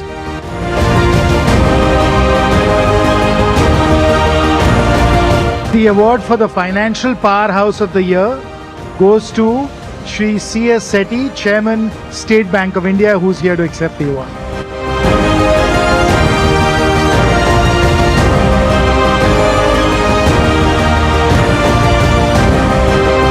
The NDTV Profit India Business Icon Award is presented to Mr. Dilip Shangvi, founder, Sun Pharmaceutical Industries.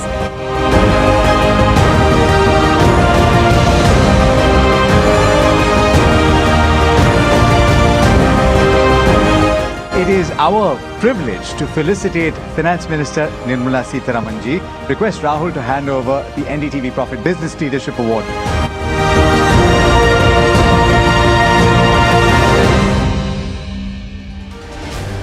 Benchmarks hover close to the day's high. Today, Nifty gears up to breach the 24,000 level, while the Sensex gained over 600 points. IT-led gains with the real estate as well as auto and pharma and other major sectors in the green. IDFC First Bank delivered a standout quarterly performance, posting its highest ever profit as strong customer business growth and improving operating momentum lifted the investor confidence. Dr. Lal PathLabs impressed the street with the stronger than expected quarterly performance as robust earnings and steady revenue growth reinforced confidence in its diagnostics business. Oil prices pulled back sharply as a pause in US-Iran strikes eased immediate supply confidence in its diagnostics business. Oil prices pulled back sharply as a pause in US-Iran live fears, though lingering Middle East tensions continue to keep the energy markets on the edge. Addressing the NDTV Profit Business Leadership Awards 2026, Finance Minister Nirmala Sitharaman said that the union budget numbers for the current fiscal year might not need to be tweaked as of now. She also added that there are sufficient buffers to deal with challenges arising from the war in West Asia. Falguni Nair joins NDTV Profit after winning the Trailblazer of the Year award to decode India's consumption story, Nykaa's growth strategy, and how AI could shape the future of beauty and retail. Stay tuned for that chat later on the show.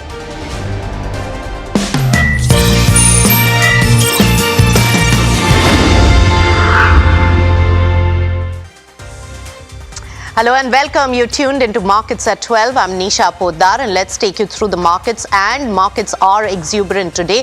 It has to do with some bit of softness coming in the oil prices as well. And that's where 0.8% high point of the trading session. When we talk about Nifty 50, let's take a look at the internals. Looking at the sectoral play, almost all the sectors are in the green in the trade today. So there is a broad-based buying as well as participation seen in the market, and the biggest lead is being taken by Nifty IT. So the IT sector carrying on with the volatility, and today the top gainer on the charts. When we talk about some of the other sectors, the lesser ones would be the types of PSU banks as well as defense, energy, oil and gas. These are the ones which are slightly subdued in their overall performance. When we talk about Bank Nifty, that is underperforming the key market benchmarks by 0.5% gain, so lower than what Nifty 50 is performing, and that is really visible in the contribution chart for Nifty as well, where Infosys is the top gainer from the IT pack, as IT really leads the gains in adding momentum to the overall market today. And Eternal from the consumption play, from financial services, Bajaj Finance and Mahindra and Mahindra. So there is a broad-based participation in terms of contribution. On the downward side, and important to note, HDFC Bank is the key dragger, though slightly about eroding 12 odd points from Nifty 50. So that's the overall check on the market and how the momentum is really building at the moment. But remember, we are in the thick of earnings season. Bank of India really reported a strong earning performance with healthy profit growth backed by the lower credit costs and also stable asset quality. However, softer margin guidance really remains a key monitor going forward. In fact, let's get chatting with Rajneesh Karnataka, who's the MD and CEO of Bank of India, joining in with more details on the forward-looking statement. Rajneesh, let's begin with the quarter went by. And when we talk about the PAT figure as well as the NII figure, what were the key drivers for this particular quarter? Yeah, thank you so much for having me here. First of all, bank has done well as far as the business parameters are concerned. If you see our global business, we have grown by more than 15%. If you see our global advances, we have grown by more than 18%, and global deposits also have grown near to 15%. On the domestic side, if I give you the color over there, we have grown our domestic advances by more than 19%, and domestic deposits have grown on a YOY basis by more than 16%. On the RAM book side, again, we have grown by a very healthy number of around 19%, and our corporate book also has grown at somewhere around 18%. So the growth has been very good. Operating profit, we have grown by nearly 25%. Our net profit has grown by nearly 36%. As you rightly said, our net interest income has also grown at a very healthy number of around 12%. So overall, the top line and the profitability growths have been good for the bank in this quarter. Right, so good set of numbers, but when we talk about the future projection that has been given, Rajneesh, you've reduced the NIM guidance. What are the factors really putting pressure? And give us a sense going forward as well. Yeah, let me clarify on the guidance of the NIM. In the May quarter also, after our annual results, we had given a guidance of somewhere around 2.60% on the global NIM. So there are two parts for Bank of India, like bank for us, where we have a significant international book. 15% of our book is international, 85% is domestic. So if you see the global NIM, it is 2.52 in this quarter. However, if you see the domestic NIM, we are at 2.78% and our international NIM is around 1.18%. So we continue with the same guidance that we will be between 2.55% to 2.60% as far as the global NIM is concerned for Bank of India.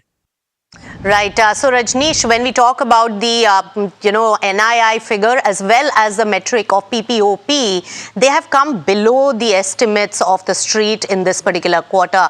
Can you throw more light on the way forward and what are the factors really impacting it? So as far as the net interest income is concerned for our Bank of India, see, if you see the net interest income, so there we have grown at around 8%.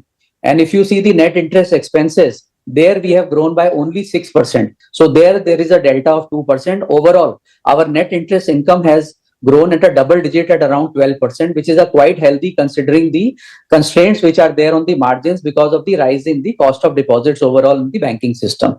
So I feel that 12% growth of the net interest income is quite comfortable. And also, just to give you flavor beyond the net interest income, even our non-interest income has grown by nearly 19%. So overall, our total income has grown by more than 14% on a YOY basis in this quarter. All right, so that's the picture there. And can you give us more sense on the ECL provisioning as well, Rajneesh?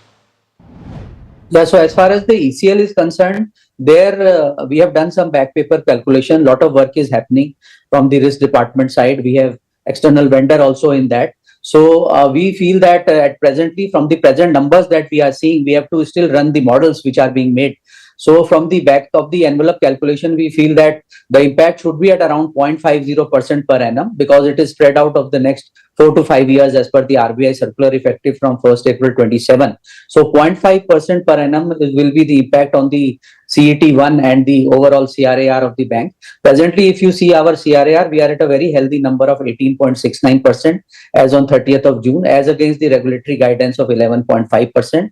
CET1 also is above 15% as against the regulatory guidance of 8%. So we are very comfortable as far as the ECL framework is concerned. And with the kind of profit that we are having, 3,000 crore of net profit that we had in this quarter also, we are very confident that the ECL provisioning which happens will not have much impact on either the CET1 or our CRAR numbers because we'll be having more than 5-digit profits also in this financial year.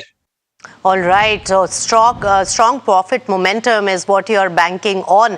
But Rajneesh, you have a diversified portfolio of loan. What is the pipeline and which segments of the loan portfolio are going to be the key drivers going forward? Yeah, as far as the loan growth is concerned for our bank, it's a very secular loan growth. If you see, our RAM book is somewhere around 58% and it constitutes retail, MSME and agriculture, and all of the three are going at a very good pace. Our agriculture is growing at somewhere around 16%, MSME is growing at around 18%, and retail is growing at around 20%, and overall RAM is growing at around 19% on a YOY basis. If I tell you the corporate credit, there also we have a very robust growth of somewhere around 18%. Within the corporate, we have a very good book as far as the infra lending is concerned. And beyond that, within that RAM book, we have co-lending, pool purchase, trades, and also we have supply chain financing, which is there, which makes the book very secular. Apart from that, 15% of our book, loan book, is also international book, which constitutes some of the domestic corporates, some of the local corporates over there in the 15 countries we are present, and some of it is the trade finance which is there. So we have a very secular book, and our global credit book is growing at somewhere around 18% on a YOY basis. Right. So Rajneesh, while your asset quality has been healthier on a quarter-on-quarter basis, the growing concern is that are banks getting more risk averse in order to keep and maintain the asset quality? Can you throw more light on the strategy here and in terms of doling out loans to slightly riskier sectors? No, I don't think so. If you see our book, we have seen very healthy loan growth in all the parameters, across all parameters. As I said, that in retail, agriculture, MSME, even in corporate credit, even in small things like our pool, co-lending, whether it is supply chain financing, whether it is trades funding, international book, infrastructure lending, industry lending, whether it's steel, textile, everywhere we have given credit. And if I tell you a color on the pipeline also, nearly 70,000 crore plus is our corporate credit pipeline as I speak. So we are not shy of lending. Bank is into the business of taking risk, and we are very mindful of that. And we are growing, and our credit book is growing at a very healthy pace. Of global credit is growing at somewhere around 18%. All right, that was Bank of India's management. Thank you so much, Rajneesh, for putting context and giving guidance. Thanks for joining us on NDTV Profit. That stock is down 2.5% today in trade. All right, let's take it for putting context and giving guidance. Thanks for joining us on NDTV Profit. That stock is down 2.5% today in trade. All right, let's take it straight to another management joining in, and we are talking about Tata Consumer Products. In fact, the stock is up and over 1.5% in trade after its results. Sunil D'Souza, the MD and CEO of Tata Consumer Products, joins in now. Sunil, always a pleasure to speak to you on NDTV Profit. Of course, strong set of quarter. Let's begin with what were the key drivers that the street seems to like? So what the street seems to like, I'm not very sure, but I can tell you what we delivered for the last quarter. We delivered a top line of 12% growth. EBITDA was up 19, net profit was up 29. It was broad-based volume growth across the portfolio. Most importantly, our growth businesses grew at 47% and now contribute to 36% of our business. And they are the largest segment now, growing more than tea and, contributing more than tea and salt. On the financials also, EBITDA margins expanded 70 bips. Working capital came down by 4 days. And ROC was up by 150 bips. So overall, I think a good, broad, volume-based quarter. I think the most important point, as I read it across different publications, was I think people were pleasantly, I wouldn't say word surprised, because expectation, we have always guided for a 30% growth on our growth businesses, but we delivered at 47. Across Sampann 58, Ready to Drink 41, Capital Foods 40, Organic India 27, Soulful 45. So all in all, I think multiple pieces of execution coming together. That's right, Sunil, and of course, strong demand, consumer demand has also led this particular growth. But Sunil, some of the experts do suggest that the margins are a slight miss, even though it on a YOY basis, it's a huge bump up on EBITDA margins and it's strong, but it's a slight miss than what the markets were expecting. Now, tying this in with the war situation now continuing and the price hikes that you have already said can really offset the pressure really coming in from that war impact and the inflation. Give us a sense on how much of the price hikes can be absorbed. Can it be fully offset? And what is the margin picture because of the current situation continuing and the lingering war situation? So first of all, from a margin perspective, we've always guided the street for a 50 to 70 bips improvement year on year. And I'll stress the year on year, and it's not quarter on quarter, right? Because we've got a lot of seasonality in the business. Tea peaks during Q3, Q4, Ready to Drink peaks now. There's a bit of festival bump for some of the product Capital Foods. And we did deliver the 70 bips margin expansion for this quarter. So I wouldn't call this a miss. Could we have done better? Yes, because in that 70 bips, what we have not factored is a hit of 60 bips on account of inflation during the quarter. Now, to your point, I would say I wouldn't try to forecast what's going to happen with the West Asia crisis because just before the ceasefire, I think oil went up to 100. As soon as the ceasefire started, came down to 70. Now it went to 100, came down to 90. So I wouldn't try to forecast where it's going. All I can say is as a company, we'll be very agile and nimble-footed in how and as a company, we are not strangers to volatility because whether it is tea, whether it is salt, we see stuff going up and down. We have taken calculated price increases. For salt, we took up our price by 2 rupees per bag We moved from 30 to 32 in June. So that entire flow through hasn't happened on the P&L because it was only 1 month per se. You should expect that to come in from this quarter. For last quarter, salt volume was 7, value was 7. I would say from this quarter onwards, value will be ahead of volume. For tea, again, our guiding principle is maintaining a margin between 34 and 36. So far, we are seeing tea prices come down and we had given off pricing. So that's why last quarter volume was up 2, but value was down 4. But now as tea inflation, if it continues, it's right now tea is trending between a 7 to 10% increase. We will pass that through in calibrated measures. But overall for this quarter, if there is oil and therefore downstream inflation, we will try and pass it down to consumers. The guiding principle being we operate our categories within certain margins. Tea and salt, for example, 34 to 36. We will try and maintain that while making sure that we are not losing competitive strength and continuing to drive volume and market share. Right. So very well explained, Sunil. So I have one more question on this particular bit. The way the margins are, and of course the lag effect, it shows with the lag effect, both the pressure point from the inflation as well as the price hike you take to offset it.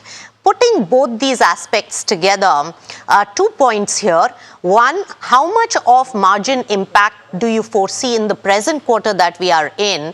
And second, how much more, price hikes can the market absorb without impacting the demand as well as your competitive edge in this particular quarter in terms of the overall growth? So I hope you understand both put together. If you can give us a sense of how this particular quarter is really transpiring, because some of the price hikes that you took are going to show impact, but then the cost of product and inflation has also kicked in with the war continuing. So if you can give us a good guidance and sense for this quarter.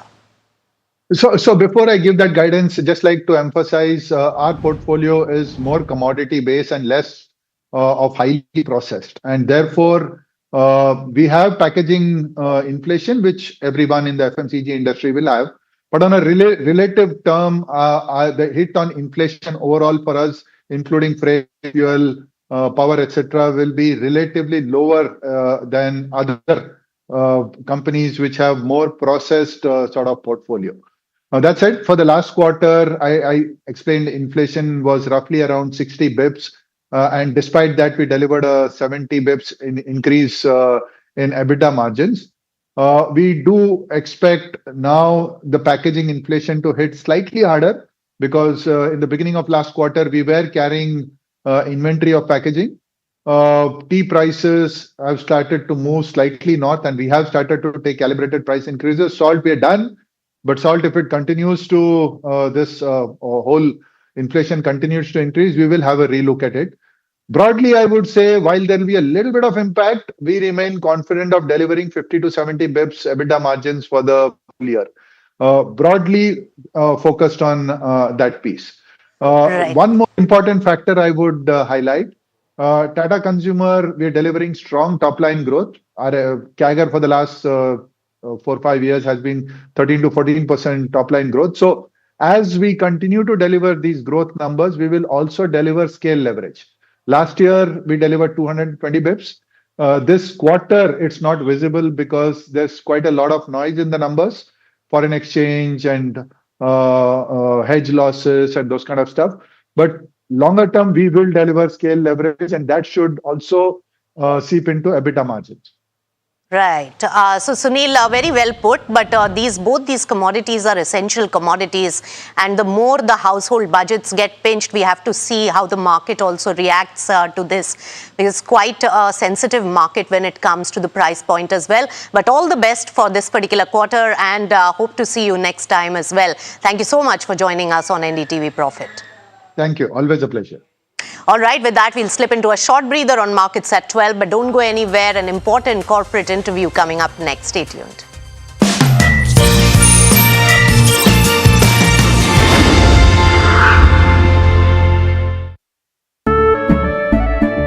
केसरिया से मन जोगी हुआ रे दिल झूमे देखो मतवारा हुआ रे केसरिया से मन जोगी हर पल मनाओ केसरी त्योहार।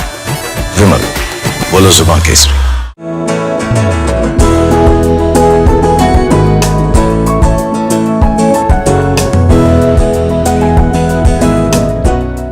याद है ना मैंने क्या सिखाया था? सिल्वर के लिए स्टर्लिंग मार्क, गोल्ड के लिए हॉलमार्क और मस्टर्ड ऑयल के लिए सिर्फ पी मार्क।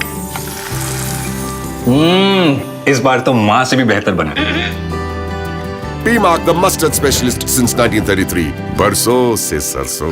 कुछ तो बात है इस दिल में। We are over, Jimmy. Hey, life में स्क्रैचेस तो आएंगे। गाड़ी के स्क्रैचेस को तो कॉस्मो पीपीएफ संभाल लेगा। आप अपना देख लो।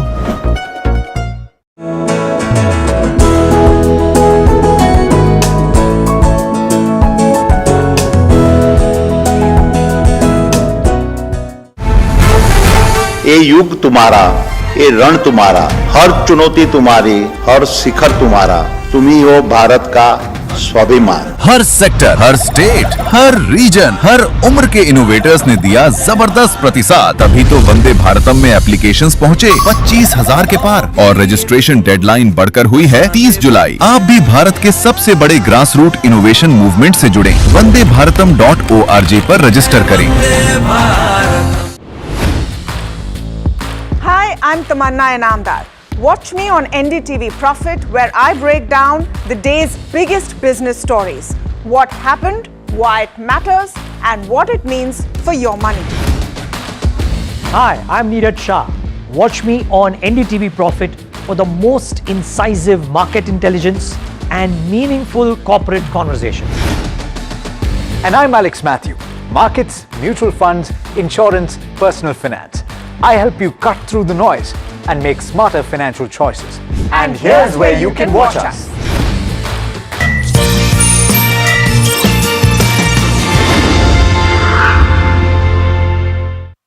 Welcome back, and let's get you an important corporate voice. In fact, after receiving NDTV Profit's Trailblazer. Welcome back, and let's get you an important corporate voice. In fact, after receiving NDTV Profit's Trailblazer of the Year award, Falguni Nair joined me to discuss the story and how her business dynamics are changing. Take a listen. Now, Falguni, how are you seeing the present scenario? Because, in the quick commerce business, the space is overcrowded. And do you see the similar kind of trends also in your space?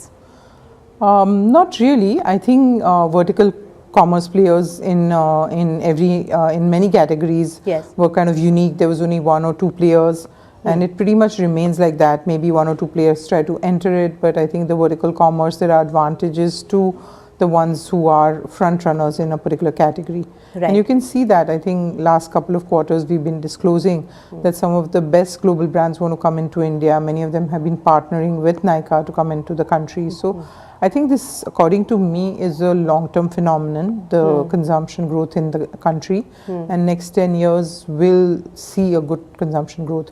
I know near-term stresses in terms of job creation, what does AI mean, and all that is there on people's mind. But I'm a believer in India, the power of India, the power of Indian intellect. And I think India will earn its true place in an AI-dominated world. Maybe we're a little bit behind the curve compared to a couple of nations, but we will be ahead of many other nations. And I hope that, and it's my wish, and I do believe that Indians will make it happen, that, India will get its rightful place and will get its rightful, growth in living standards, and along with that, the consumption. Right, and women workforce also focus on grooming, self-care, and that also is one of the kickers for your industry. But when we talk about your company's fashion business, what is the strategy of bolstering the growth on that particular front? See, I was always a believer that beauty and fashion is both spaces where Nykaa can play, because it needs, many things are different, but many things are similar. Of bolstering the growth on that particular front. See, I was always a believer that beauty and fashion is both spaces where Nykaa can play, because it needs, many things are different, but many things are similar, and the consumer is the same. And I think with that belief, we embarked on building a fashion business, and it takes time. It's now about a 6-year journey, 6 to 7 year journey, and now We've been building it up. Last year we announced that our growth has accelerated in fashion. We also launched 1,250 brands in the last year alone. So I think we recently had an annual day where all these numbers have been disclosed. So fashion is growing very rapidly with us. Partners like H&M, Nike are trusting us with more. So we are very excited about how well we build this business, and it stands for something unique in the sense that in a generally crowded market, it stands for premiumization and giving you more on trend and more premium products. And I think that's what consumer wanted. So Nykaa has always been about what does the consumer want. I think on beauty it was all about quality, trust, believing that these products are genuine. I think Nykaa has always been trusted with that. So I think instead of chasing just any turnover, we've always been that retailer that consumers aspire, in the categories that they aspire for. We bring those aspirations to them. All right, so that was the management of Nykaa talking about the consumption growth story. With that, completely out of time on this edition of Markets at 12, but do keep it with NDTV Profit. Thank you so much.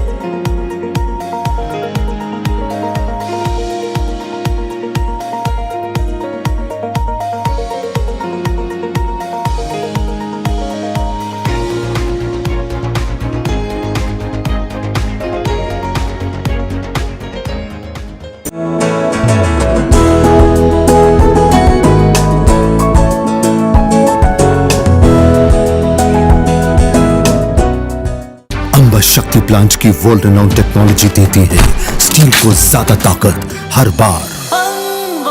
Amba शक्ति SDTMT।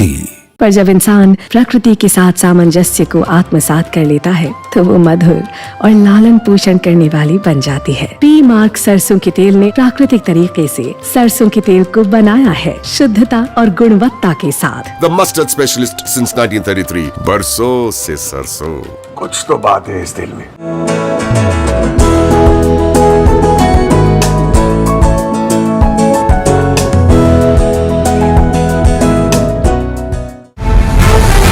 ये युग तुम्हारा, ये रण तुम्हारा, हर चुनौती तुम्हारी, हर शिखर तुम्हारा, तुम ही हो भारत का स्वाभिमान। हर सेक्टर, हर स्टेट, हर रीजन, हर उम्र के इनोवेटर्स ने दिया जबरदस्त प्रतिसाद। तभी तो वंदे भारतम में एप्लीकेशंस पहुंचे 25,000 के पार और रजिस्ट्रेशन डेडलाइन बढ़कर हुई है 30 जुलाई। आप भी भारत के सबसे बड़े ग्रास रूट इनोवेशन मूवमेंट से जुड़े। vandeBharatam.org पर रजिस्टर करें। Hi, I'm Tamanna Inamdar. Watch me on NDTV Profit, where I break down the day's biggest business stories. What happened, why it matters, and what it means for your money. Hi, I'm Neeraj Shah. Watch me on NDTV Profit for the most incisive market intelligence and meaningful corporate conversations. And I'm Alex Matthew. Markets, mutual funds, insurance, personal finance. I help you cut through the noise and make smarter financial choices.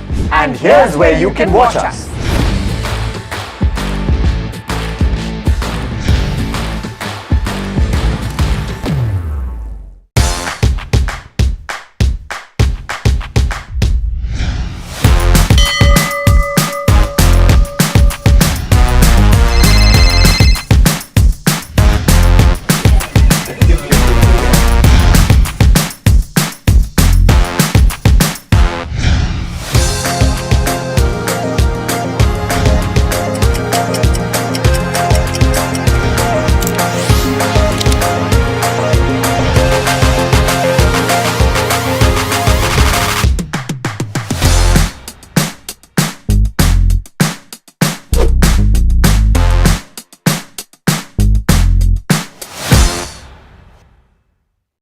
The news, Ayush. Since when do we do scripts?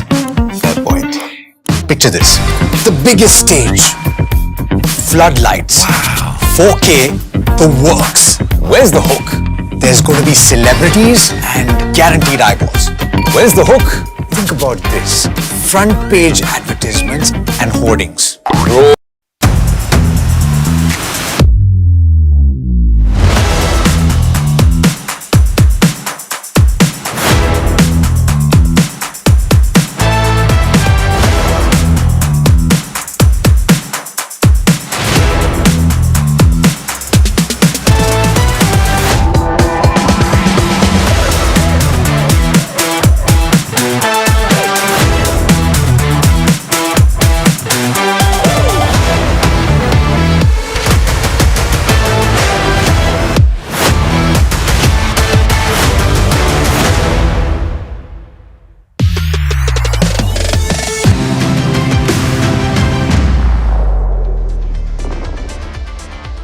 Hello and welcome to NDTV Profit. You're watching Trending Stocks from the NDTV Profit Suzlon studio with me, Hiral Dadia. Let's quickly take a look at what's happening with the markets as we speak right now. It's an interesting day of trade because crude has receded. That has come to the rescue in terms of markets. But what is interesting, the markets as we speak right now. It's an interesting day of trade because crude has receded. That has come to the rescue in terms of markets. But what is interesting is that no one has faith how soon this will sustain or not. We're nearing that 23,900 mark as well, 0.8% higher as we speak. Let's pull up Bank Nifty and then we'll look at the sectoral heat map and the Nifty 50 heat map as well. In terms of Bank Nifty, mild bit of underperformance as compared to what Nifty 50 is doing, but you're still seeing gains of 0.7% coming in there.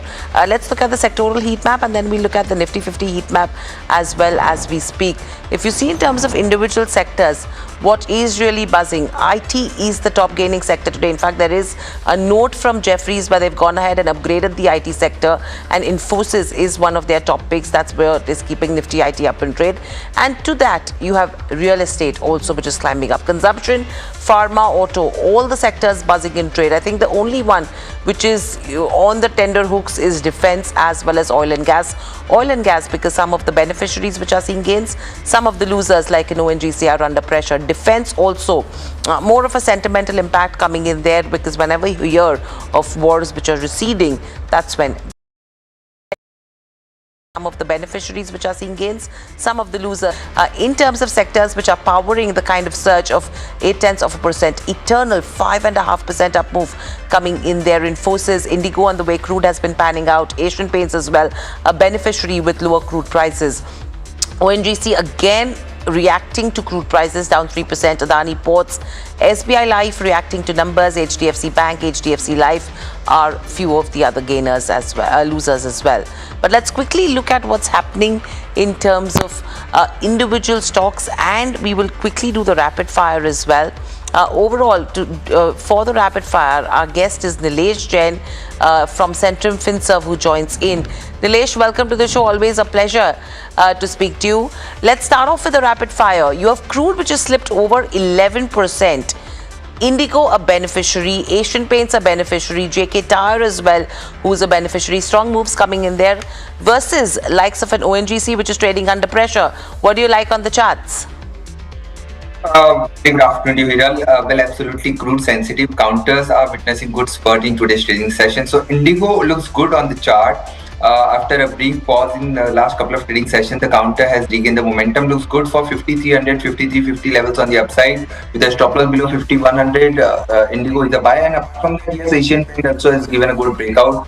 So this particular counter is also looking positive for 2750 to 2800 kind of levels on the upside with a stop loss below 2660. Buy and decline should be the strategy in Asian Paint. Okay, so interesting one there. Eternal, there's no major reason that we're looking at, but the volumes are absolutely strong when it comes to an Eternal in trade today, Nilesh. Stock up 5.5%. Well, it is approaching its cluster of resistance zone that is placed at 300. So a breakout above 300 will give a confirmation, and then probably we can expect a move towards 310 to 320. But as of now, it's kind of since it is near resistance, so it's an avoid. Okay, it's an avoid at this hour. The other one that we're talking about is a Ratnavir Precision Engineering, a solid Q1 number that has been reported. EBITDA profit growth 11% up move coming in there. Time to book profits, or are you seeing further momentum? Well, after 11% kind of a spurt, if somebody's already holding the long position, can ride this momentum maybe towards 210 to 215 on the upside by keeping a trailing stop loss at 193. But avoid taking any fresh entry at current level because the risk and reward is not attractive. Okay, so no risk reward, which is favorable. New India Assurance has been slightly under pressure, and that is because of the loss that they've posted. 244 odd crores, 4% downtick. Is this an opportunity to buy? No, it's an avoid because the counter is already facing multiple resistances at the high level. So just in case if it breaks above 170, then only it's a buy. Otherwise, it's an avoid. Okay. Between a Prudent Corporate Advisory and Shakti Pumps, I know two different companies. Which one would you prefer? Prudent is up 5% and Shakti Pumps profits have slipped 47%. Well, Prudent has been trading in a range, and now after today's move, I think could be possibility of another level on the upside, maybe towards 3100 to 3200. So it's a buy, but not at current level. Buy and decline should be the strategy, keeping a stop loss below 2850. This particular counter is looking better compared to Shakti Pump, which is facing resistance since a long time. It has been under pressure, and the structure is still looking weak. We may see further downtick, maybe towards 500 odd levels going forward. Okay, so that's with regards to Shakti Pumps as well. But thank you, Nilesh, so much for joining in. Always a pleasure to speak to you and get all the rapid fire answers as well. But moving on, you know, what's happening right now is the kind of floods that the state of Gujarat, and especially the southern part of Gujarat, that has been facing as well. And heavy floods or heavy rains have led to heavy flooding, and conditions are absolutely severe, waterlogging everywhere as well. And there has been a lot of disruptions that have happened as well in terms of multiple industries that have got impacted. One of the companies that we're looking at right now is Mamta Machinery. Apurva Kane, CEO at Mamta Machinery, joins us to tell us as to what is the status actually. Welcome to the show, Apurva. Always a pleasure to speak to you as well. And, you know, all our wishes so that, you know, good wishes, I would say, so that all of this gets, you know, resolved quickly. But what is the status in terms of the floods that have been caused in Gujarat, especially the southern of Gujarat and regions in Vapi, etc., that have been affected? Yeah, so thank you very much for having me. First of all, it's always a pleasure to talk to you. We are based at village Moraiya, which is Taluka Sanand near Ahmedabad. We are about 20 kilometers out of Ahmedabad on Ahmedabad-Rajkot highway. There was severe flooding in our area on the night of Thursday and Friday as well as Saturday. So we had a standing water level in a factory of about 2 feet. Fortunately, the waters have now receded in our factory since yesterday night, and we are in the process of cleanup and to start our production once again by end of this week. We are fortunate that we have adequate insurance cover to take care of any damages that might have occurred, and we hope to be back in production before end of this week. But as we move further towards Rajkot, there is still severe flooding that is there, and the water is still standing at between 2 and 3 feet. So entire industrial belt has been affected, and so is the transportation. Thank you. Okay. Okay. Apurva, my other question to you is, for how long are you expecting this kind of situation to continue? I know you've given your take in terms of when you're expecting resumption as well. But if you're talking of that entire industrial belt that has been affected, how long do you think this will continue right now? As we move towards Bavra on left and right hand side, there is still at least 3 feet of standing water in the factories. And that is going to take much longer for cleanup. And first the water has to recede and those factories have to become accessible, which is not possible right now. So only when the water recedes over next 24 to 48 hours, given that there are no further severe rains, we still have an orange warning in our area for rain. and hopefully it doesn't rain that severely. So I think they are looking at between 2 to 3 weeks of cleanup and startup time. What are the sectors that are located in this industrial belt? If you could just help me understand that. Our industrial belt is full of pharma. Okay. So it's pharmaceutical operations which are getting impacted. Yes, most of them are pharmaceutical units. Okay. And anything that you're seeing on the consumption side, or which is of utmost priority as well, apart from pharma, which is getting impacted? On consumption side, there are no food processing companies in this particular area. So that is okay. So it's basically machinery companies like us, engineering companies like Harsha Engineering and AI Engineering and us and AT Group and things like that, and then pharma companies. Very lastly, what's the kind of financial impact that you're estimating? I know you have insurance cover, but overall, at least from the loss of business perspective. We are still in the process of assessing the financial impact. We would have a production loss of about 1 week because of this disruption. Understood. All right, Apurva. Thank you so much for joining in. Always a pleasure to speak to you as well. So, you're talking about a belt which is concentrated by pharma, and that is what is getting impacted as well. But we'll quickly slip into a short break. On the other side, we'll connect with the management of DCB Bank to discuss the quarter gone by. Please stay tuned to NDTV Profit.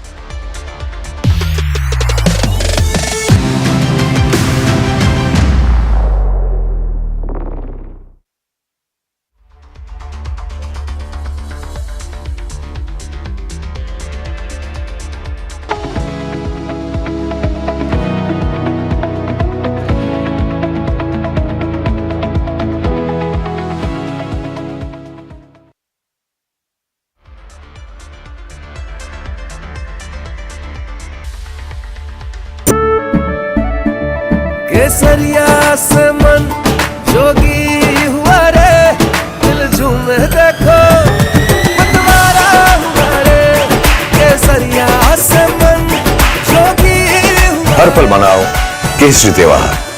विमल, बोलो जुबान केसरी।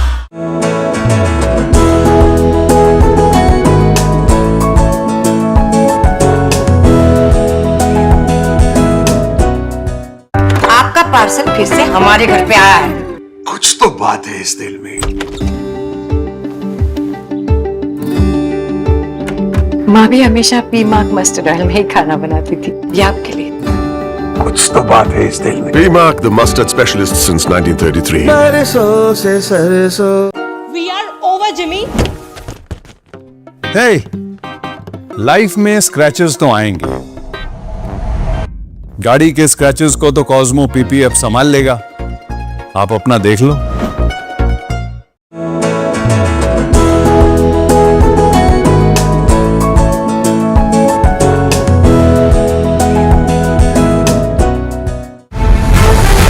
ये युग तुम्हारा, ये रण तुम्हारा, हर चुनौती तुम्हारी, हर शिखर तुम्हारा, तुम ही हो भारत का स्वाभिमान। हर सेक्टर, हर स्टेट, हर रीजन, हर उम्र के इनोवेटर्स ने दिया जबरदस्त प्रतिसाद। तभी तो वंदे भारतम में एप्लीकेशंस पहुंचे 25,000 के पार और रजिस्ट्रेशन डेडलाइन बढ़कर हुई है 30 जुलाई। आप भी भारत के सबसे बड़े ग्रास रूट इनोवेशन मूवमेंट से जुड़े। vandeBharatam.org पर रजिस्टर करें।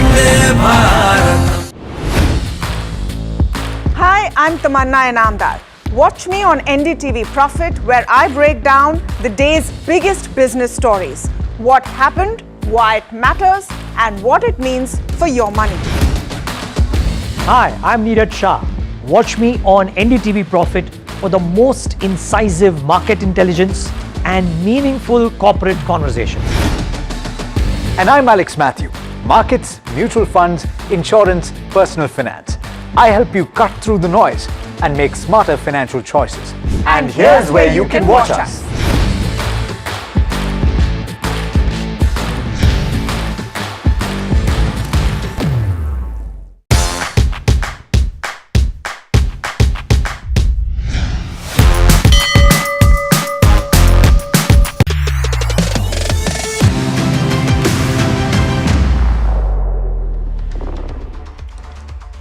Welcome back. You're watching Trending Stocks on NDTV Profit. Now let's pull up a DCB Bank on the screens and see what the counter has done in trade. A 36% jump in terms of where profitability goes. Overall, if you have to talk about the NI, we've seen a growth of around 18%. Advances have grown 17%. 20% deposit growth, and we've seen an improvement in terms of asset quality as well. Let me get in the management to discuss the quarter gone by. Joining us on the show, we have, let's just pull up the stock first and we'll see what the stock is doing in trade. Praveen Kuti, MD and CEO at DCB Bank, joins in. Mr. Kuti, welcome to the show. Always a pleasure to speak to you. Highest ever quarterly profit in the fourth quarter is what the bank has reported. If you could help us understand, this 35-36% growth in terms of profitability, is this something which is sustainable in FY27 as a year? Yeah, one good way of looking at what the future will give for us is by looking at the past. Our highest profit earning quarter prior to Q1 was Q4. Before that it was Q3. Before that it was Q2. And so you've seen 4 consecutive quarters of highest ever profit after tax coming through, and that gives us a confidence. This kind of consistency gives us a confidence that it will continue in the future as well. If you were to break down the various moving parts, our NIM has been fairly steady at 3.35%, 15 bips than same quarter last year, largely driven by lower cost of deposits. So we had a 33 bips reduction in the cost of deposits, cost of funds coming through, and that has helped us, keep the NIM stable. On the core fee income, we've grown from 135 crores YOY of quarter one to 175 crores to now. That has offset a 85 crore dip in one-time treasury income that we enjoyed a year back.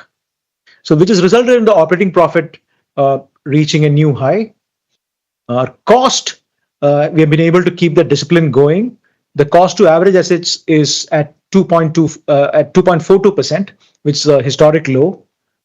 And our discipline in terms of portfolio quality has come in good, with gross NPA at 2.43, lowest in many years now. NNPA at 0.84, again lowest ever for the last 6-7 years. And if you were to look at go forward, the slippage ratios and the bounce ratios are looking good. So it kind of augurs well for the future as well. To sum it up, this 4 continuous quarters of record high profits has also helped us improve our ROE. Our ROE is now 13.6%, which is the highest ever. 13.53 of Q4 has been kind of supplanted by the 13.61 in Q1. And one of the guidance that we're given as a bank is that in this year, we're going to be having an ROE of 13.5% and next year 14.5. First quarter kind of less, has given a demonstration of what we can do going forward. Okay. So then if you have to, everything said and done, the question then is, what is your expectation if you have to look at FY27 in terms of growth outlook, the deposit growth, advance growth, and how are you seeing the overall balance sheet grow? I would tend to think that we would grow by 18 to 20% for the year. So 100,000, 1 lakh crore balance sheet by the end of the year looks like a possibility, good possibility. I've told you what the profitability would look like. 13.5% for the year is the guidance that we're given, and we kind of intend to stick by it. There is every chance that going forward also we'll continue to show similar kind of performances we've done in the recent past.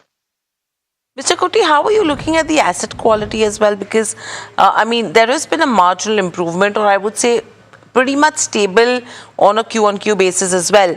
Now, if you have to look at FY27, and if someone has to watch out for, is there any stress emerging in any of the pockets that one should watch out for? So when the West Asia crisis happened, we were very concerned. And what we did is we stockpiled liquidity. So if you see that our deposit growth has been significantly higher than our advances growth, 21% in Q1, 20% in Q2. So while the advances were in the 70 to 70.5 range. And so the thought was that you could have inflation related and supply chain related shocks coming into the system.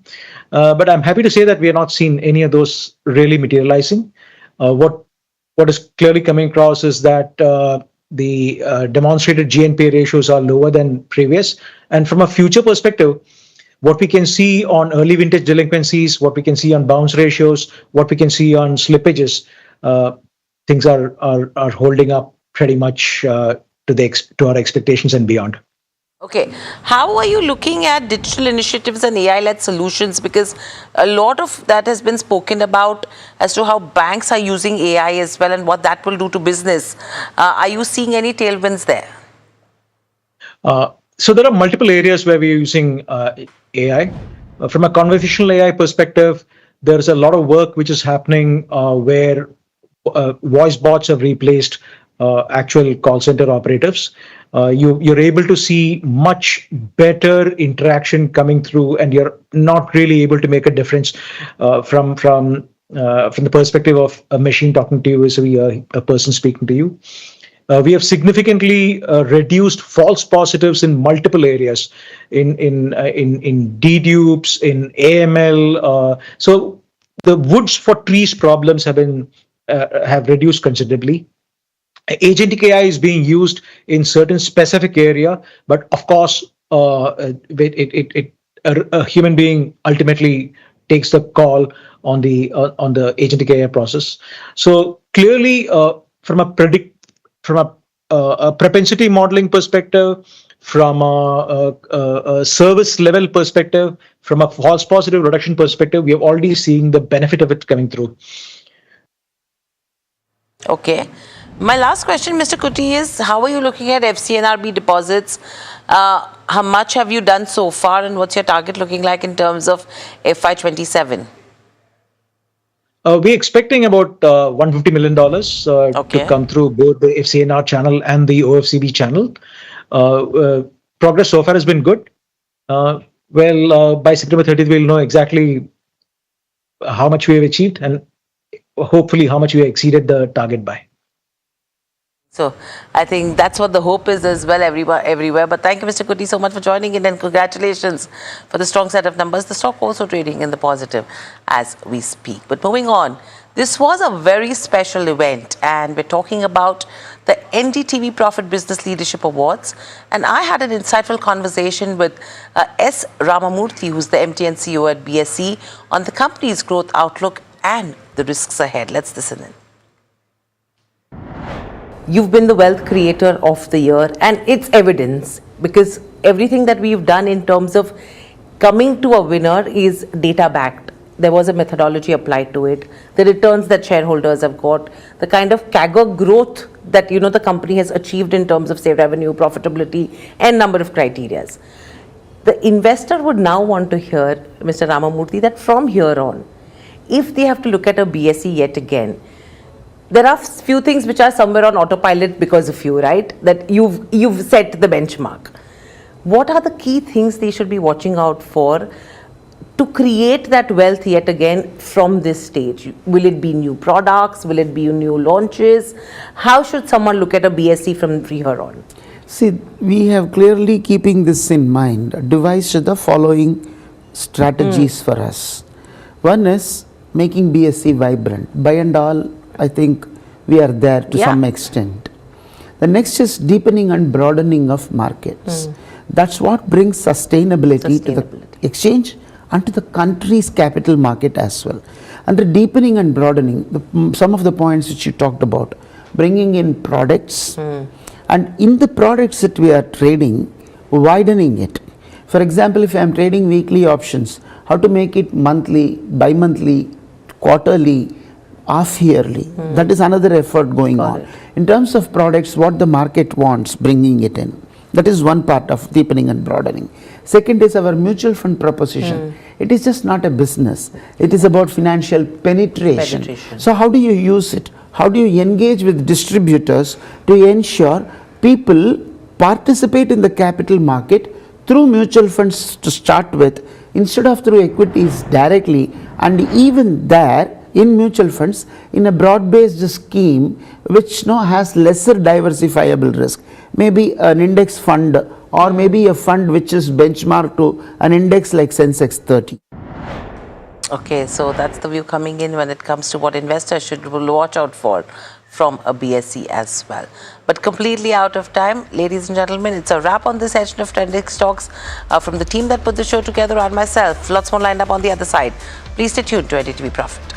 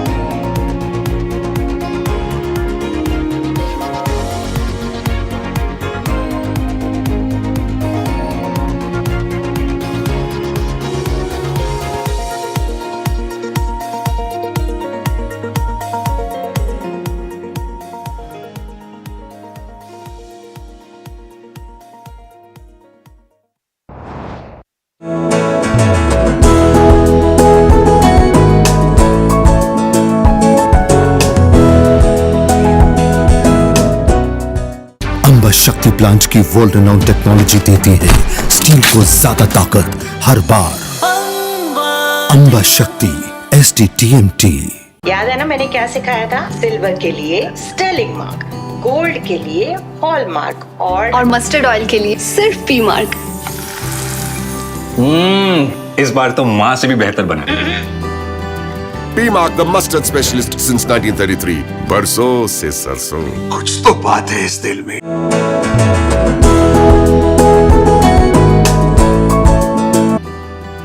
P Mark, the mustard specialist since 1933. बरसों से सरसों।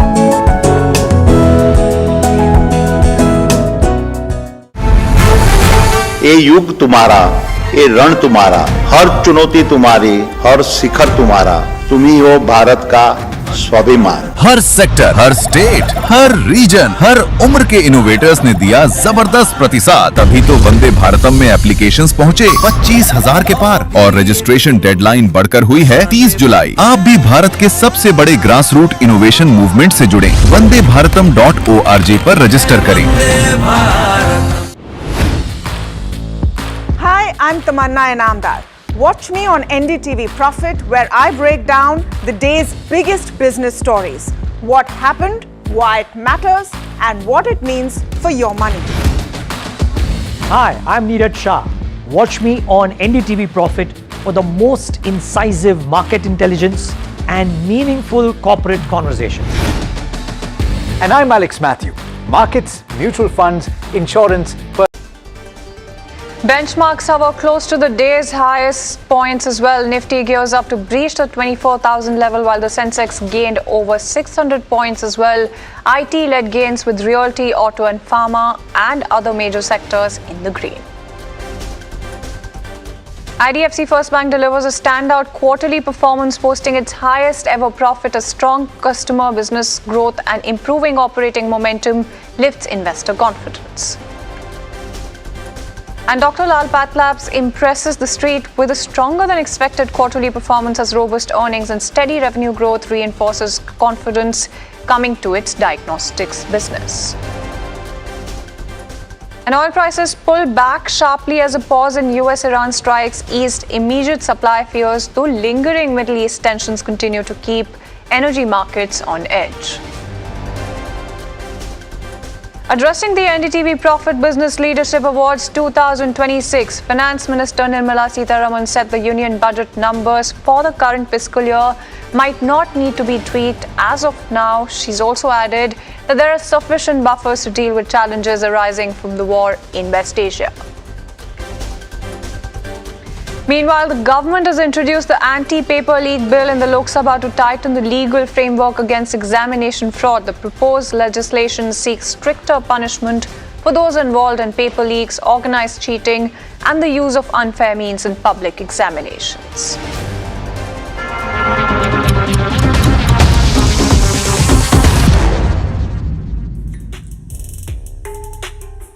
Good afternoon, you're watching Lunchtime Trades with me, Shreyanshi Singh, and this is the show that gets you a roundup in terms of everything that is happening in the world of commodities, news and updates as well on top buzzers at this hour, all while you grab lunch. But before we do that, let's take a very quick look at the markets first things first, because Nifty and Sensex, both of them doing quite well for themselves right now.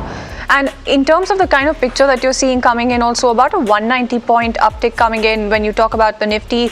And even when you talk about Sensex as well, a close to 650-point uptick really coming through there as well. When you talk about some of the broader indices as well, you do have small cap 250. That's up about 1% odd. So some bit of outperformance that you're seeing coming in there. When you talk about mid cap as well, little bit of outperformance also reflecting there. Just a tad bit, but let's also quickly talk about the list of sectors as well that are doing quite well for themselves in trade. So it's IT that makes it to the top of that list with that 2.5% gain coming in. Media, realty, pharma, consumption, auto, as well as FMCG, all of those sectors in great shape right now. In fact, among the major sectors, there's not a tinge of red that you see coming in, except for one sector just about that's holding on to a little bit of red right now. But when you talk about some of the other sectors, they're doing quite well for themselves. Let's also, on that note, quickly talk about the list of gainers and losers from within the Nifty 50 as well. So there's actually Eternal that makes it to the top of that list when you talk about Nifty 50, with that 5.5% uptick coming in. Interglobe Aviations, Infosys, Bajaj Finance, Asian Paints. Some of your IT counters actually make it to this list. So something like a TCS with that 2.5% gain coming in, HCL Tech with 2% uptick also, and some of your auto counters as well. So there's Eicher Motors up there with that 2.5% uptick coming in. And even M&M also, slight bit of uptake with that 1.9% that you're seeing coming in. But let's also quickly talk about the list of losers as well from within the Nifty 50. There's actually something like an ONGC, HDFC Bank, that's one heavyweight that's not doing some bit of heavy lifting in an otherwise strong market, and Wipro, that's the outlier coming in from the entire IT pack that overall seems to be rising in today's trading session as well. And some of your banks like Kotak Bank, Axis Bank also a little bit on the back foot against the entire Nifty Bank performance as well. So that's the little bit of outlier also coming in. But let's also move on and get you a slice of a very important conversation that my colleague Rishabh had. And in fact, he did have the opportunity to speak with Guruja Subramanian, Chairman and Managing Director of New India Assurance, about the company's performance in the quarter gone by and the outlook ahead as well. Let's go across and listen in to what he had to say. Right, I'm joined here by Ms. Guruja Subramaniam, CMD of the New India Assurance. Thank you so much, ma'am. Firstly, your thoughts on the quarter one that has passed by. What are you making of it? Well, the quarter one for New India has reflected the industry results. Everybody has not, it has been a bleak quarter for the industry. We also did not do well because the majority of our book is renewing property book. Many of our accounts renew, and this has been a very, in terms of pricing, a 27% dip for the market. So obviously it reflects in our results also. Medical health pricing also has gone down for the group. So I think many, in all respects, the OD premium was anyways, it's a very competitive market, so it has been bad. So I think in all, and TP premium has not gone up since the last 5 years, and awards only are going up. The premium doesn't go up. So these things matter, and I think it's a collective a collection of all these reasons that why New India is not done. I'm very hopeful that in the future quarters we will shore up. Ma'am, the regulator has also highlighted certain dark patterns that are going on when it comes to selling of insurance. What is the industry reaction to this? What will the industry now be doing in order to take these on board from the regulator?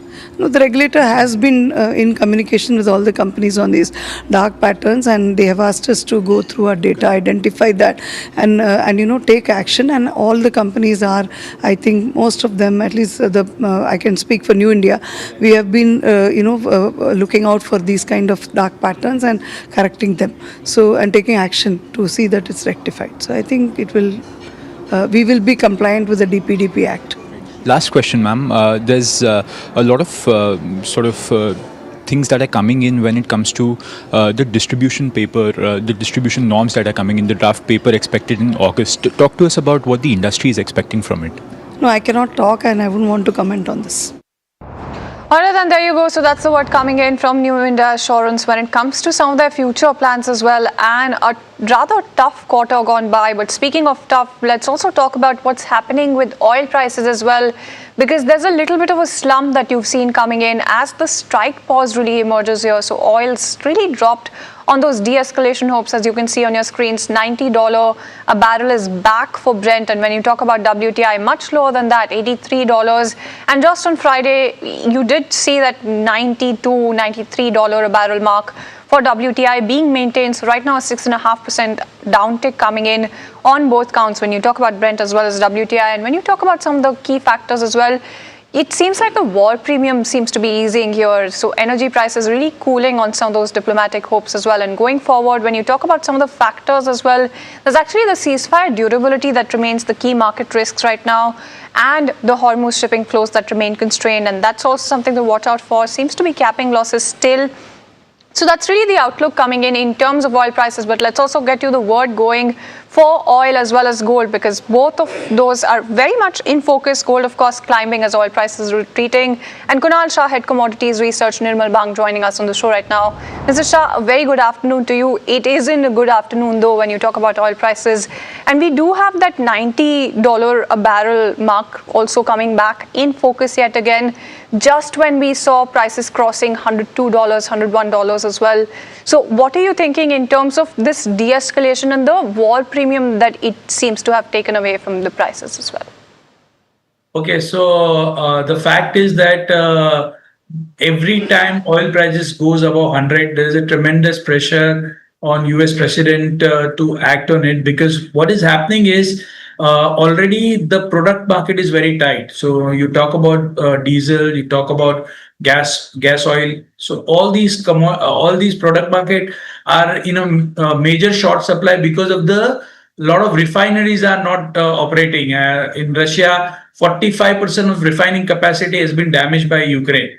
So in this kind of scenario, if oil or diesel shoots up, it's a nightmare for the US government, because it will lead to a abrupt rise in interest rate. And if that happens, the state of the bond market is unthinkable. So from last 6 months, we are already seeing US is printing money in order to come out of the crisis. And in this time, higher inflation will not be tolerated. So I think every time oil goes to 100, 101, the taco trade will start and oil will go down. So this is what has happened. And I expect this to go down, oil to go down, WTI 85, Brent 88 looks very likely. And the trend is definitely sell on rise. No, absolutely. And, when you talk about an escalation that perhaps might come as well, because that's the way that things have been unfolding as well. What are the kind of levels that you're eyeing on the upside then when you talk about that escalation? Yeah, so every time you see escalation taking place, on geopolitics, and at that time, I think logically, the paper market of oil and the physical market, there is a difference. In physical market, the shortage are far worse than what the paper market are projecting right now. So I believe that going forward, if this escalates, oil can again shoot up to $100, $105. But let us hope and pray that they do not escalate from here.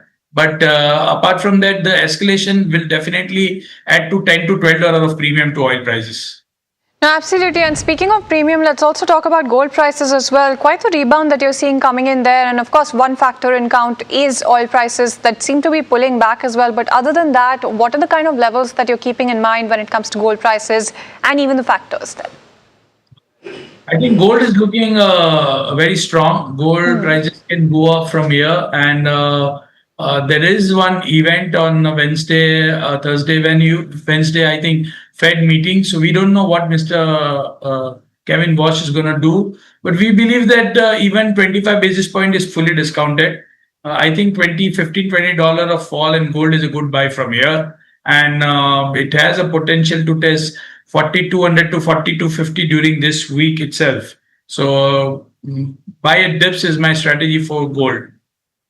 Usually buy on dips is the strategy that seems to be emerging here as well. And, when you talk about the entire safe haven demand picture as well, just quickly wanted to try and get a sense of how that entire regime has really changed very sharply for gold as well. What is your outlook there as well? Do you think that it's going to be becoming a safe haven asset anytime soon? Because right now we've not been very much seeing it operate like one. I think gold is a safe haven and it will continue to remain safe haven in this kind of uncertain times. The present fall in gold prices in last 3.5 months has nothing to do with its fundamental. It is a healthy correction in a structural bull market. The central banks are continue to remain long in gold. And I believe that this correction represents great opportunity for somebody who has missed the bus. So go long in gold. The outlook seems to be definitely very bullish. Absolutely, and thank you so much for taking time out and joining us this afternoon. So there you go, the outlook is quite positive when you talk about gold prices, and right now is the time to also go long and look at those buys on dips when you talk about gold prices. But on that note, let's slip into a short break. More news and updates on the other side.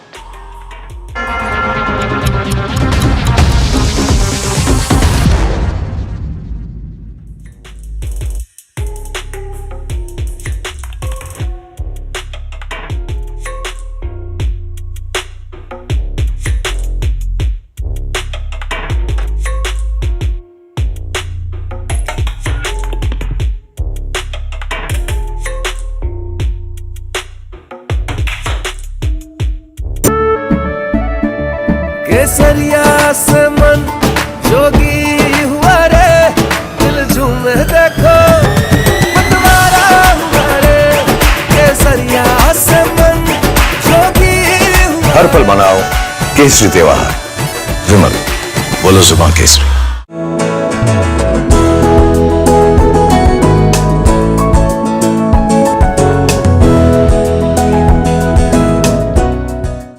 We are over, Jimmy. Hey, life में scratches तो आएंगे। गाड़ी के scratches को तो Cosmo PP अब संभाल लेगा। आप अपना देख लो।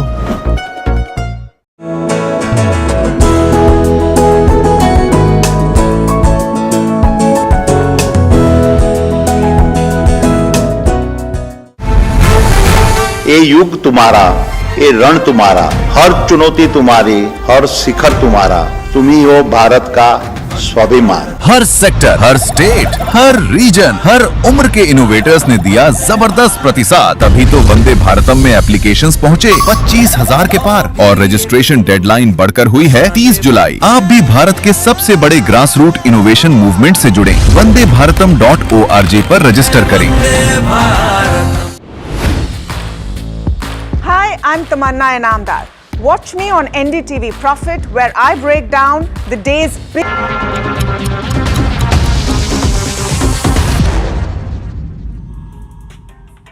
Welcome back. Thank you so much for staying tuned in. Well, it's time now to listen into a very important conversation. And after SBI's victory at the NDTV Profit Business Leadership Awards, you do have the chairman of the company telling Tamanna Inamdar why India's largest lender is also betting on digital growth, AI-driven productivity for that matter, and a stronger banking sector while keeping a close watch on rural demand as well as monsoon risks. Let's just listen to a slice of this exclusive conversation. We are honored that the jury considered SBI recognized as the financial powerhouse. What is remarkable about this recognition is a recognition for the work which we do every day across the country, across the diversified geographies, across the customer segments, fulfill the aspirations of individual entrepreneur, as I mentioned, to the largest corporate house in the country. Yeah. We should also take this opportunity to tell our viewers and underscore that the categories and the nominees shortlist was based on core data. So this is performance of revenue, profitability, of course stock market performance, among other things. So it is not any kind of subjectivity which lands someone in the nominee list, and then of course the jury takes its pick. Just want to understand, sir, from you. First, I'll speak to you as member of the jury, and then of course, on the honor. When, as a member of the jury, you were looking at some of the other categories and, you know, we've shortlisted them as per data, what were some of the criteria that you thought about? So I think most of the companies were evaluated. For instance, if you take the most value accretive company, value creating company, it's a pretty competitive category, right? Because the valuations are very dynamic.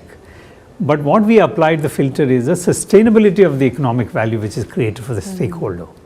I think it was evident in every category that it's not that you are judging. Obviously, of course, when you are considering that the awards are for a particular period, you need to consider the period.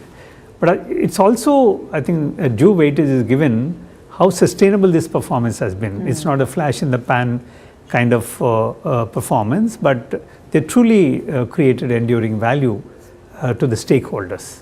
Were there any heated deliberations between the jury members that you'd like to reveal? Any differences of opinion at the end of the day? What was interesting, I think most of the jury members have put in decades of experience in their industry. But none of us really felt that, you know, we are trying to bring our own choices or assumptions into that. It purely went by the matrix which was given to us. Obviously, when you are bringing your experience, you would have your own insights into, you know, what needs to be further evaluated. That was respected by all the jury members. I remember I was attending the jury meeting from New York at 5 o'clock in the morning. I'm sure, I think a couple of other jury members were also in different parts of the world. But we felt that this is something what we need to give some time and spend some time to choose the right winner out of the categories. No, and we're most honored for this.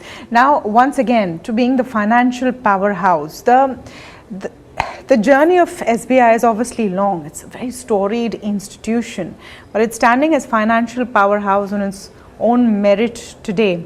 How do you think State Bank of India is competing in the banking system also against private sector banks, which were for the longest time thought as sharper, more tech front facing and a better option in terms of customer facing? That perception is changing now, isn't it? Yeah. One observation I've definitely had given to NDTV Profit is that if you are calling financial powerhouse, having a PSU, non-PSU tag doesn't really matter. And that I think repeatedly SBI was able to prove that irrespective of the ownership, it has invested in its people, it has invested in technology.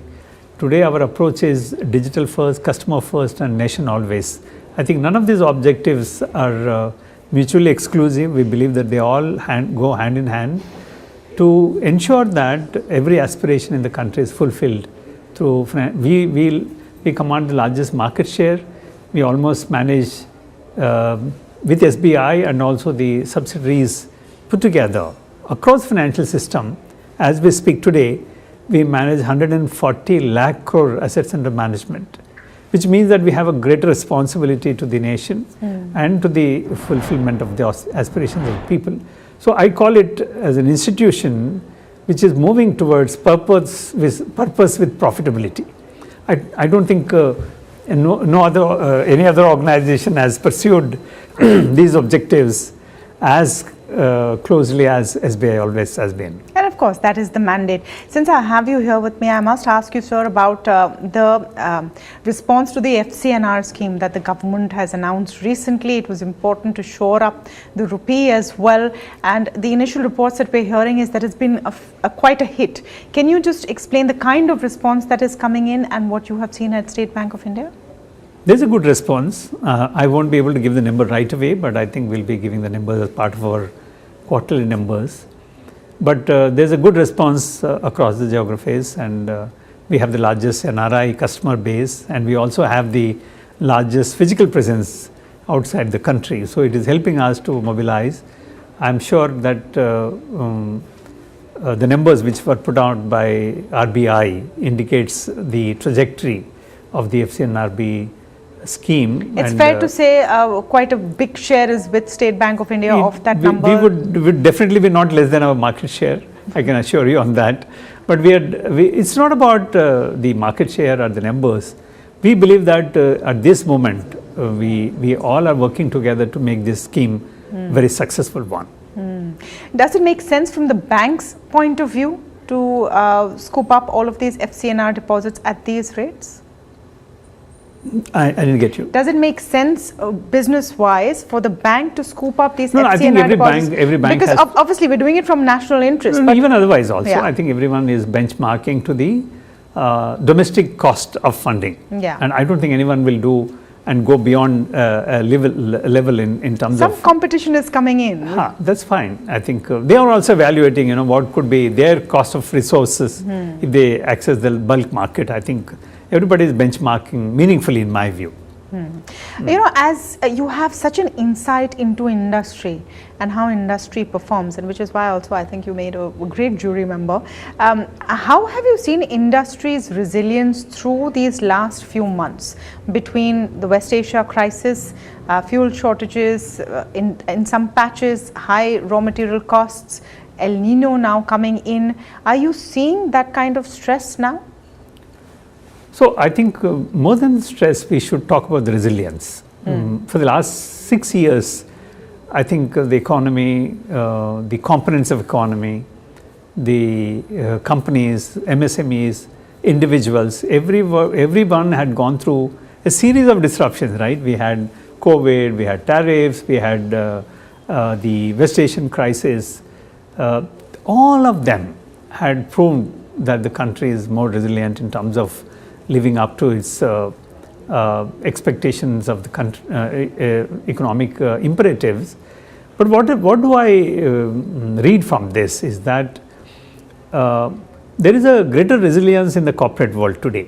I think that's really helping, because every time we talk about stress in the banking system, the major impact had come from the corporate book. I think we are seeing extreme resilience in the corporate book. There could be some... At all sizes and scale? Everywhere, mid-corporate, large corporate. There could be some challenge in terms of the micro enterprises, and we were very glad that the government has been extremely proactive in bringing that emergency line. That has definitely helped people to overcome some of the supply chain issues and also disruption in the cash flow. Are you seeing any worry, or do you worry about what El Nino will bring in store? The finance minister also spoke about the impact of El Nino, and we have to wait and watch what happens.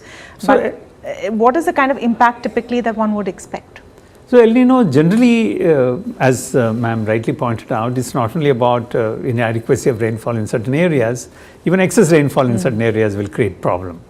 So the distribution of rainfall has been patchy in this monsoon. And what is the immediate worry would be that so far in the last 2-3 years, rural consumption has been very robust.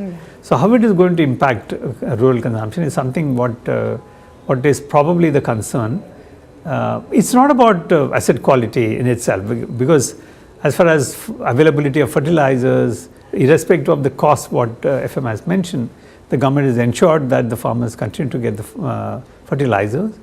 But when rainfall is inadequate, I think it will definitely impact the rural consumption, because the inflationary pressure both on the rural and urban areas will have some impact going forward. Let's hope that the impact would be as less as possible. My very last question to you, as a top Indian banker right now, how are you looking at possible threats like mythos, artificial intelligence?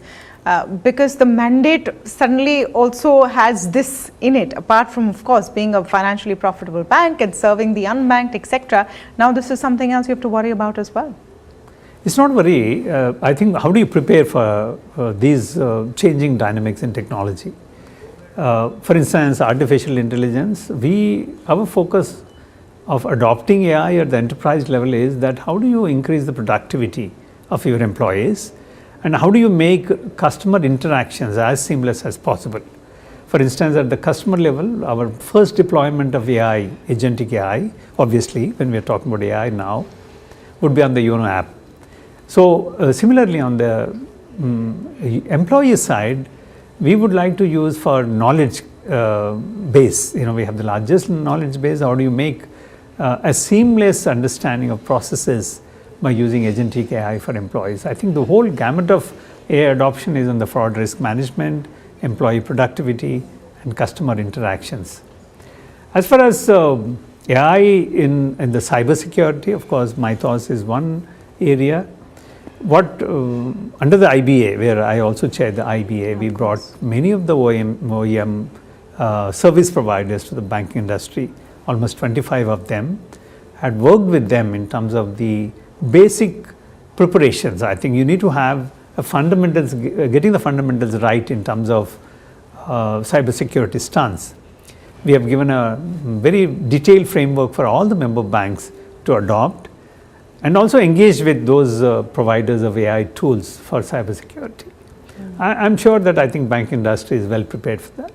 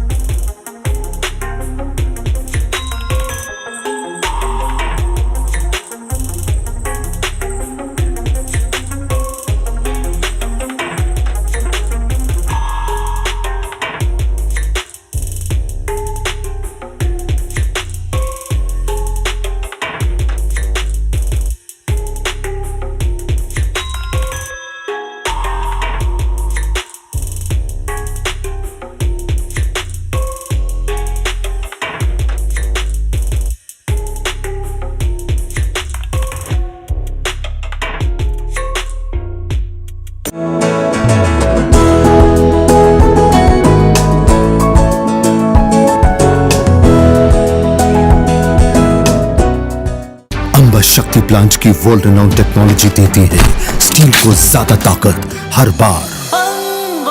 Amba शक्ति SDTMT।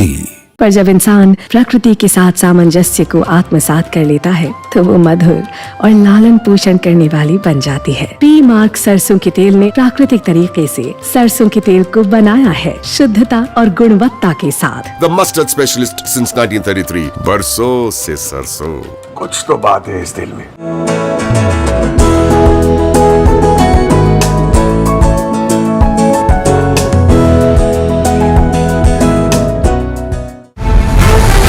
ये युग तुम्हारा, ये रण तुम्हारा, हर चुनौती तुम्हारी, हर शिखर तुम्हारा, तुम ही हो भारत का स्वाभिमान। हर सेक्टर, हर स्टेट, हर रीजन, हर उम्र के इनोवेटर्स ने दिया जबरदस्त प्रतिसाद। तभी तो वंदे भारतम में एप्लीकेशंस पहुंचे 25,000 के पार और रजिस्ट्रेशन डेडलाइन बढ़कर हुई है 30 जुलाई। आप भी भारत के सबसे बड़े ग्रास रूट इनोवेशन मूवमेंट से जुड़े vandebharatam.org पर रजिस्टर करें। Hi, I'm Tamanna Inamdar. Watch me on NDTV Profit, where I break down the day's biggest business stories. What happened, why it matters, and what it means for your money.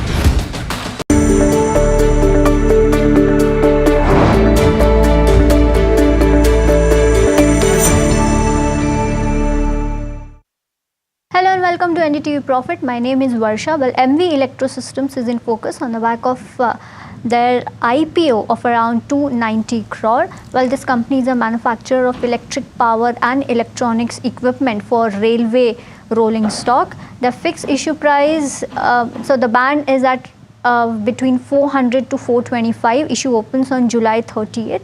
But to speak more about the IPO, how will be the utilization of funds and what's the outlook for the next few years, we are here joined by Mr. Mohit Vora, who's non-executive director, and Ajay Kumar, who's CFO at the company. Well, gentlemen, welcome at NDTV Profit. Pleasure to have you. Mr. Vora, coming to you first on business model, if you could help our viewers, what is the business model of your company in a quick and easy way? Yeah, thank you very much, Varsha. To give you a brief introduction of the company, MV Electrosystems is one among the India's emerging railway technology company, and we focus on development of advanced rail propulsion systems, traction electrics, auxiliary power systems, and as a layman, in a layman language, you can say a wide range of electrical products for railway rolling stock. Rolling stock means locomotives, train sets, EMUs and metros, and also rail overhead electrification systems. Last year, 2025 September, we received our first approval for 6,000 horsepower locomotive propulsion system. So this approval registered our name among the global, very few global companies that possess this expertise for development and manufacture of these complex systems.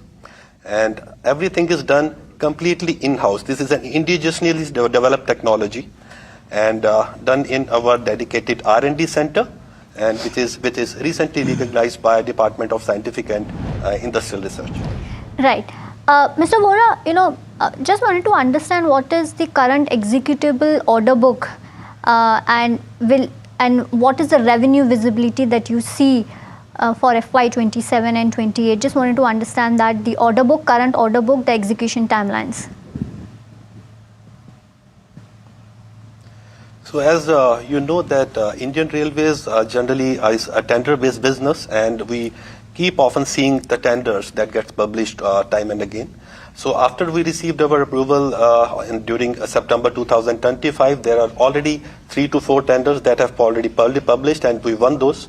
And with a combined order book of over 100,000 crores in hand, excluding GST and excluding annual maintenance contract that I'm not counting into it. So this where we stand in propulsion systems only. Okay, and this 1,000 crores, what are the execution timelines of this 1,000 crore order? Generally, this is an annual requirement, so this has to be executed in the upcoming financial year. Okay, and Mr. Ajay Kumar, coming to you on the financial, just wanted to understand, you saw there was a decline in revenue in FY26, and there was also a loss of around 12 crore. Just wanted to understand any reasons, and will FY27 be profitable? Yeah, we have declined the turnover in the last financial year. We got the final approval of the prototype in the September 2025. Afterward, we have transferred ourselves to execute the order book of the propulsion. That is the reason we have sacrificed our top line in the last current financial year.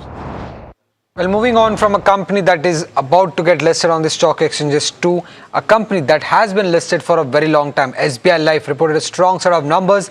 All the brokerages maintain their overweight rating or the buy rating with the target price. In fact, if you look at the VNB numbers, they were much ahead compared to what the street was anticipating. Now, my colleague Sharad met up with the MD and CEO of SBI Life Insurance to discuss the growth plan going forward. Let's listen to that conversation. Good set of numbers coming in, especially the VNB numbers I'm talking about. So how was the quarter gone by? If you could just explain us that, sir. Good morning. It is good that the company's first quarter results have been largely in line with the guidance that we had provided at the start of the financial year. Our APE growth guidance was around 14 to 15%, and at the end of the first quarter we were approximately 15%.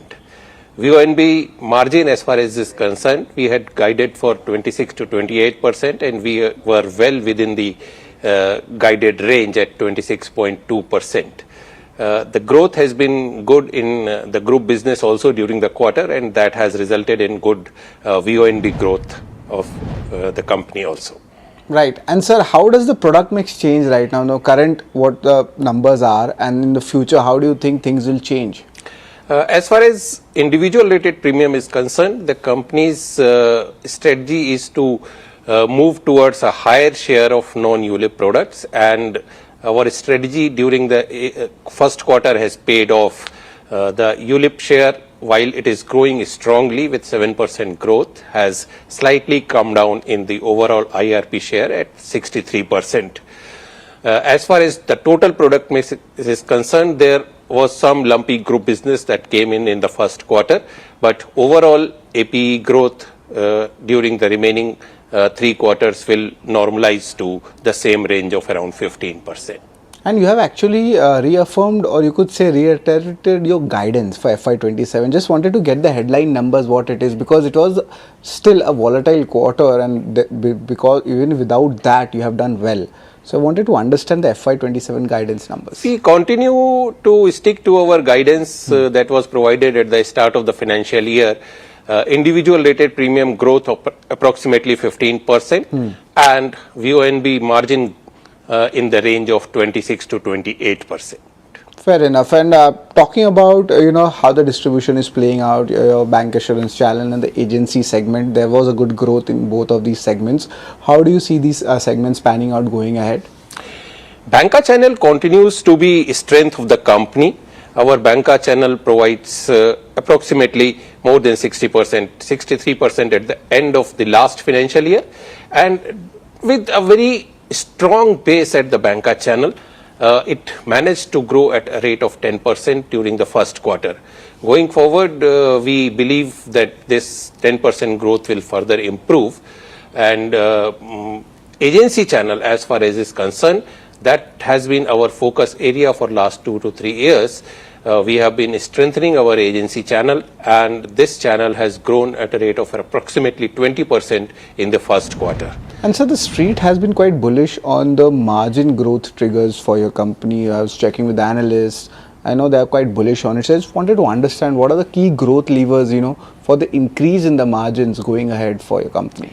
Company has a very consistent kind of cost structure as far as operational costs are concerned, or the commission costs are concerned, and our margin, which is a result of course, the OPEX structure of the company, is been very stable in the past also. We have been providing, giving the industry best kind of figures in the past, and whatever range we provide for, whatever range that we guide for, we have been in that range in this quarter also. All right. So we are sticking with the guidance all across on most of the parameters as well, and this is just the first quarter of FY27. But the industry specific question also, there was a time where there was an input tax credit issue, but the volumes have picked up. The story is mitigated now. Those fears, abatement fears, is over. Now going ahead, how does the industry go forward? What are the key growth triggers looking like? Because the story is pretty long-term story here. So I just wanted to get your view on that. We have seen that post GST exemption, the overall industry has been posting very strong numbers. Looking at the opportunities, the kind of insurance penetration that we have, and the kind of focus that the regulator as well as the government is placing on their vision of insurance for all by 2047, the kind of steps that insurance industry itself is taking by way of insurance awareness campaign, etc., we foresee that the potential to grow at a better rate is definitely there, and I am sure that the company as well as the industry will take all the steps to further the penetration in the country. Sir, and the last question, a very interesting question, a good data also coming in from what I hear from the analysts in the street, is the women, the segment, and that is doing well each quarter. It's largely not highlighted generally, but I would like to point that out. That's a very big segment as financialization comes in. How do you see this? What we are seeing is that the percentage of working women is also increasing in the overall workforce. So obviously this becomes an even more interesting and potential segment for the insurance companies to grow. The growth in the women new lives being covered has seen a growth, and I am sure that in coming times the numbers will further improve. Right, and just for the youth also, the young folks, first time people coming in the job, what are those numbers also suggesting, if you would like to give that? Protection segment has been a very strong focus area for SBI Life Insurance, and we have strengthened our protection portfolio in last couple of years. As far as youth is concerned and protection is concerned, you are very well know that the younger you buy a term insurance, the cheaper it will be for rest of your life. So my message to the youth, my message to the people entering the workforce is to look at the term insurance as their first option as soon as they start earning, and that will be a saving which will accrue to them over their entire work life and provide a very good safety net for their family also. SBI Life, talking about its Q1 FY27 numbers. But moving on, let's also invite guests for our show, Narendra Solanki, Senior VP and Head Fundamental Research Investment Services at Anand Rathi. Narendra, just wanted to have your view on SBI Life. How are you reading its Q1 numbers, and what's your outlook on the particular sector and of course on the stock? Yeah, good afternoon. First of all, SBI Life is not into our active recommendation list. Having said that, I think recent results were very good. If you remember, the Q4 results were slightly below expectations in terms of growth, and also the margins were lower than expectations. But Q1 results have been so far very good. The recovery has been seen, even renewal premium showed good growth, and the value of new business has also improved. Even from the profitability perspective, if you see the VNB margins, although they have declined to 26.2, but I think broadly they are expected to remain at these levels, which is definitely good. And on the operational and risk ratio, the solvency ratio has also shown improvement to 1.96. So I think overall the results are decent and better than the previous quarter's results. All right. Well, viewers, time for a short break. Stay tuned to NDTV Profit.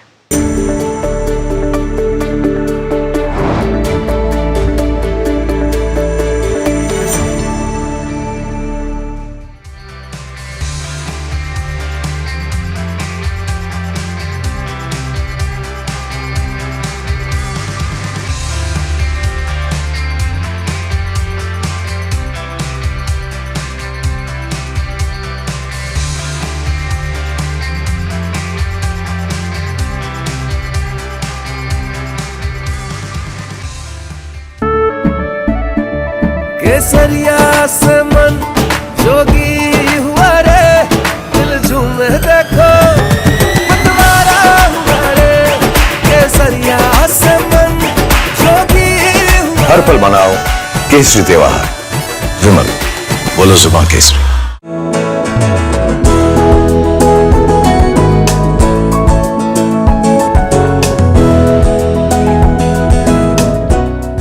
याद है ना मैंने क्या सिखाया था? Silver के लिए Stirling mark, gold के लिए हॉलमार्क और मस्टर्ड ऑयल के लिए सिर्फ पी मार्क। इस बार तो माँ से भी बेहतर बना।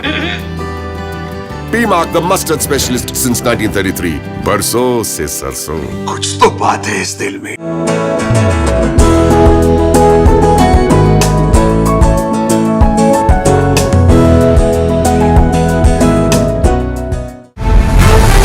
ये युग तुम्हारा, ये रण तुम्हारा, हर चुनौती तुम्हारी, हर शिखर तुम्हारा, तुम ही हो भारत का स्वाभिमान। हर सेक्टर, हर स्टेट, हर रीजन, हर उम्र के इनोवेटर्स ने दिया जबरदस्त प्रतिसाद, तभी तो वंदे भारतम में एप्लीकेशंस पहुंचे 25,000 के पार और रजिस्ट्रेशन डेडलाइन बढ़कर हुई है 30 जुलाई। आप भी भारत के सबसे बड़े ग्रास रूट इनोवेशन मूवमेंट से जुड़े। vandeBharatam.org पर रजिस्टर करें।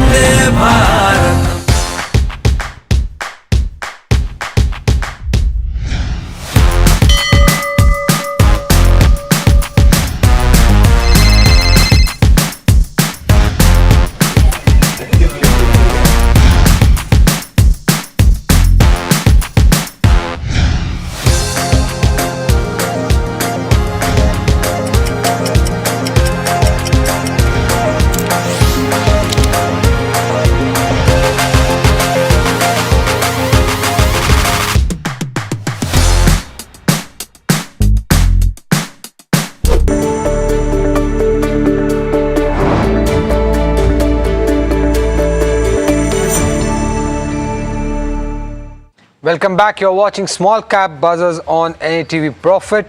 Well, if you look at the market, after the 5 days of decline that we saw last week, we are seeing some kind of a relief rally coming in, hovering around at 20,950 to 24,000 level. That's the Nifty. Nifty Bank Index, not that great of a performance, just up 300 points, struggling to cross the 57,000 mark here.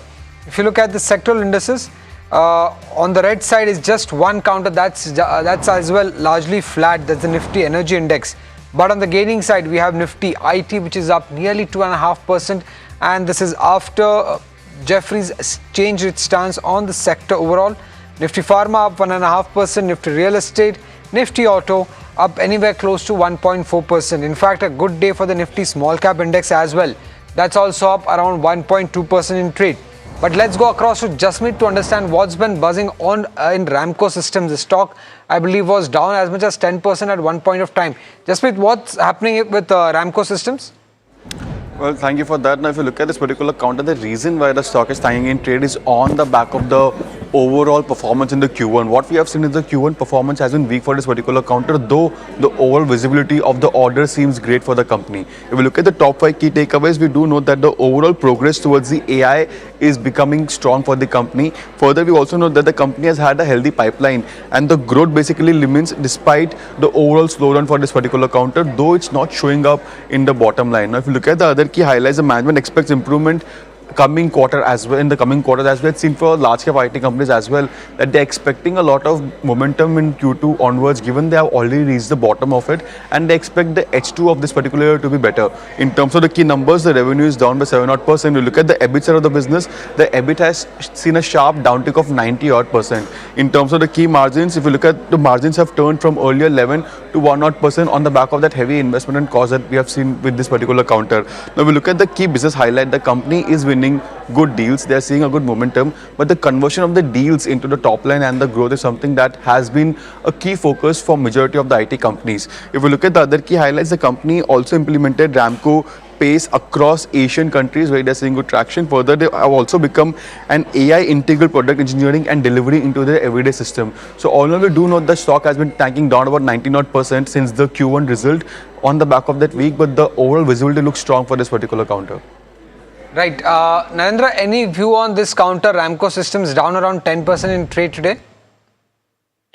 Right now, we do not have any active coverage on Ramco systems, but looking at the result, the performance was really subdued, and hence the reaction on the negative side. All right. Well, moving on, Orient Tech, let's pull up that chart also because the stock is in focus on the back of order win. And we do, there you go, the stock is up almost 8%, and we do have Parth to give us more details on that. So Orient Technologies is, if we talk about the company a little bit in first, so they are basically an IT infrastructure and digital transformation services provider. They offer end-to-end enterprise IT services, and they operate in 3 countries, that is number 1 India, UAE and Singapore as well. Now the reason why they are in focus today is because they have won a huge order from the National Payments Corporation of India, that is NPCI, and the order is valued at 76 crores, and this is basically a domestic purchase order for the supply of enterprise services within an execution timeline of 18 weeks. It also includes end of sales support and 7 years of warranty services. So if we look at the business model of the company, then they have 2 segments. The first one is IT Infra Solutions, that is basically their hardware segment where they deploy and maintain those core data center solutions. Now the revenue growth in this segment, if we talk about that has been quite lumpy. In FY23, around 350 crores of revenue came in from this segment, which only has grown barely 20% in the next 3 years to just 420 crores in FY26. On the other hand, their second segment, which is IT application segment, where they provide services like cloud, DevOps and also data as a service model, that has seen a strong growth from 185 crores in FY23 to almost 450 crores in FY26. So that second segment is going to be in the spotlight for the company in the coming years. And going forward, the key things to watch will be that first of all, the execution pace of this NPCI order, because that 18 weeks timeline is quite tight for these kind of orders, and also if they are able to sustain this growth as the services segment overtakes that growth in the hardware segment. All right, got that view. Well, thank you so much, Parth, for all the details. Narendra, any view on Orient Tech? The stock is up almost 8%. What should investors do at such point of time? Yeah, right now we do not have any active recommendation, but yeah, the latest order the company has received is a sentimental boost to the company, and also if you see the overall revenue growth for last 3 to 4 years, it has been on a very good growth path. So I think the execution remains the key, and the kind of orders booking sustains, then I think the growth may continue forward for next 2 to 3 years. Just one more stock that I wanted to discuss with you. Apart from this, if you look at the small cap index today, MRPL is trading down around 4%. Any view on MRPL? Do you track, does Anand track this counter? No, we do not have any coverage on MRPL. Anything on RK Forgings? That stock is up 8% on the back of strong numbers. Would you recommend anyone to go ahead and buy at this valuation now? See, we are very positive on the overall capital goods space, and specifically RK Forgings. Right now, we do not have any active recommendation, but overall, we like this space. And there has a lot. If you see overall capital goods, there has been a lot of activity, manufacturing activities picking up, and a lot of. If you see the auto sector, we are very positive. So, a lot of ancillary companies operating into this segment, we are very positive.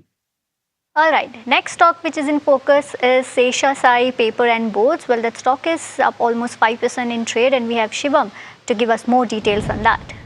Yes, Sesha Sai Papers and Boards is seeing a good uptake in today's session, and the business is currently involved in manufacturing and sale of printing and writing papers. Now the stock is buzzing on the back of good set of Q1 numbers, and if we talk about the top 5 key takeaways, the revenue of the company has jumped up around 28%. In fact, the profit has also doubled on YY basis. In terms of total sales volume, we have also seen an increase of around 20%, and exports have surged over 138%. The domestic demand was mainly supported by the notebooks, printers and government tenders. And in terms of capex, the company has earlier stated of a capex of around 270 crores, and that is progressing as per plan. In terms of operational highlights, the production is up around 9%. The export sales, as I said, has jumped around 140%. In terms of domestic sales, so that was up around 10%. Looking forward to the management commentary in terms of demand, the management has stated that they are seeing good demand from notebook manufacturers and large printers. Also, going forward, the realizations are expected to increase, and export order inflows has also remained strong for Q1. In terms of few points that should investors look for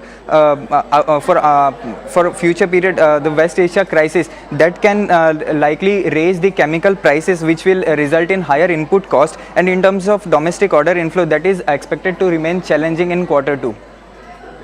Well, thank you so much, Shivam, for all the details. Narendra, do you track this counter, Sesha Sai? No, we do not track paper space. All right. Also, Narendra, just wanted to understand, which sector you are bullish on. So, if you could, tell us 3 or 4 sectors that you might see some kind of, good growth over there. See, we continue to remain bullish on auto sector, especially two-wheelers and commercial vehicles, and auto ancillary companies. We are bullish. Apart from auto sector, we are bullish on hospitals, healthcare sector. Hospitals are the space where we are very bullish. And in financials, we are bullish. We are positive on banks, specifically public sector banks in comparison with the private sector banks. And NBFCs, more B2C kind of NBFC companies like Bajaj Finance. We are positive on. So these are the sectors we are positive on right now. And defense is one of the sectors where we continue to remain positive, but because the valuations are a bit stretched, so right now investors should have a horizon of 3 to 5 years in order to generate return from that. So in defense also, we are continuing to remain positive. All right. Got that view. Well, thank you so much, Narendra, for joining in and having a conversation with us. Pleasure to have you at NDTV Profit. Thank you so much. Well, viewers, this is all the time that we have on this edition of Small Cap Buzzers. Stay tuned to NDTV Profit.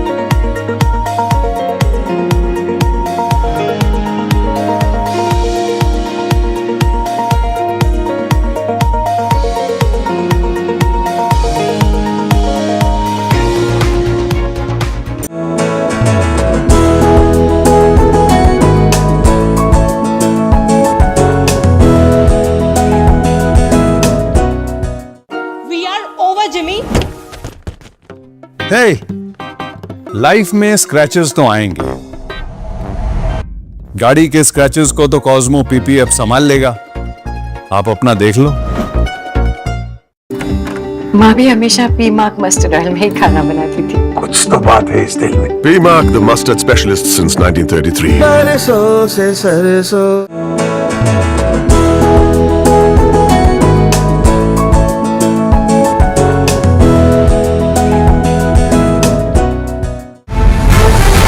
ये युग तुम्हारा, ये रण तुम्हारा, हर चुनौती तुम्हारी, हर शिखर तुम्हारा, तुम ही हो भारत का स्वाभिमान। हर सेक्टर, हर स्टेट, हर रीजन, हर उम्र के इनोवेटर्स ने दिया जबरदस्त प्रतिसाद, तभी तो वंदे भारतम में एप्लीकेशंस पहुंचे 25,000 के पार और रजिस्ट्रेशन डेडलाइन बढ़कर हुई है 30 जुलाई। आप भी भारत के सबसे बड़े ग्रास रूट इनोवेशन मूवमेंट से जुड़े। वंदेभारतम.org पर रजिस्टर करें।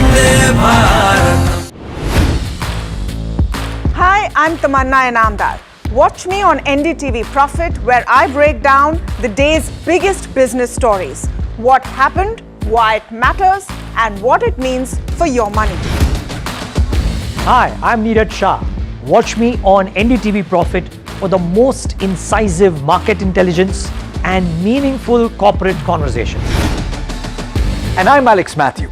Markets, mutual funds, insurance, personal finance. I help you cut through the noise and make smarter financial choices. And here's where you can watch us.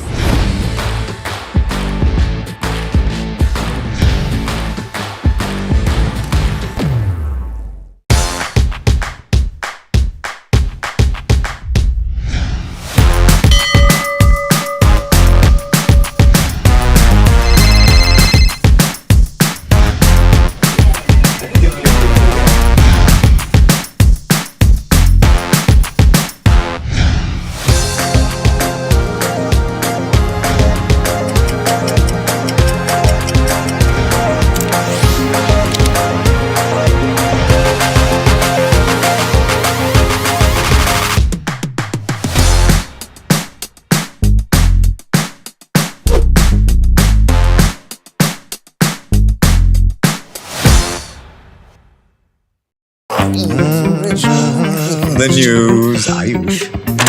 Since when do we do scripts? Fair point. Picture this. The biggest stage. Floodlights. 4K. The works. Where's the hook? There's going to be celebrities and guaranteed eyeballs. Where's the hook? Think about this. Front page advertisements and hoardings. Bro, where's the hook? Cross-platform, digital first, virality. Without a hook, no way. The message is clear. It's 2026. You gotta be real in a world of reels. You gotta be original in a world where everything seems generated. That's it.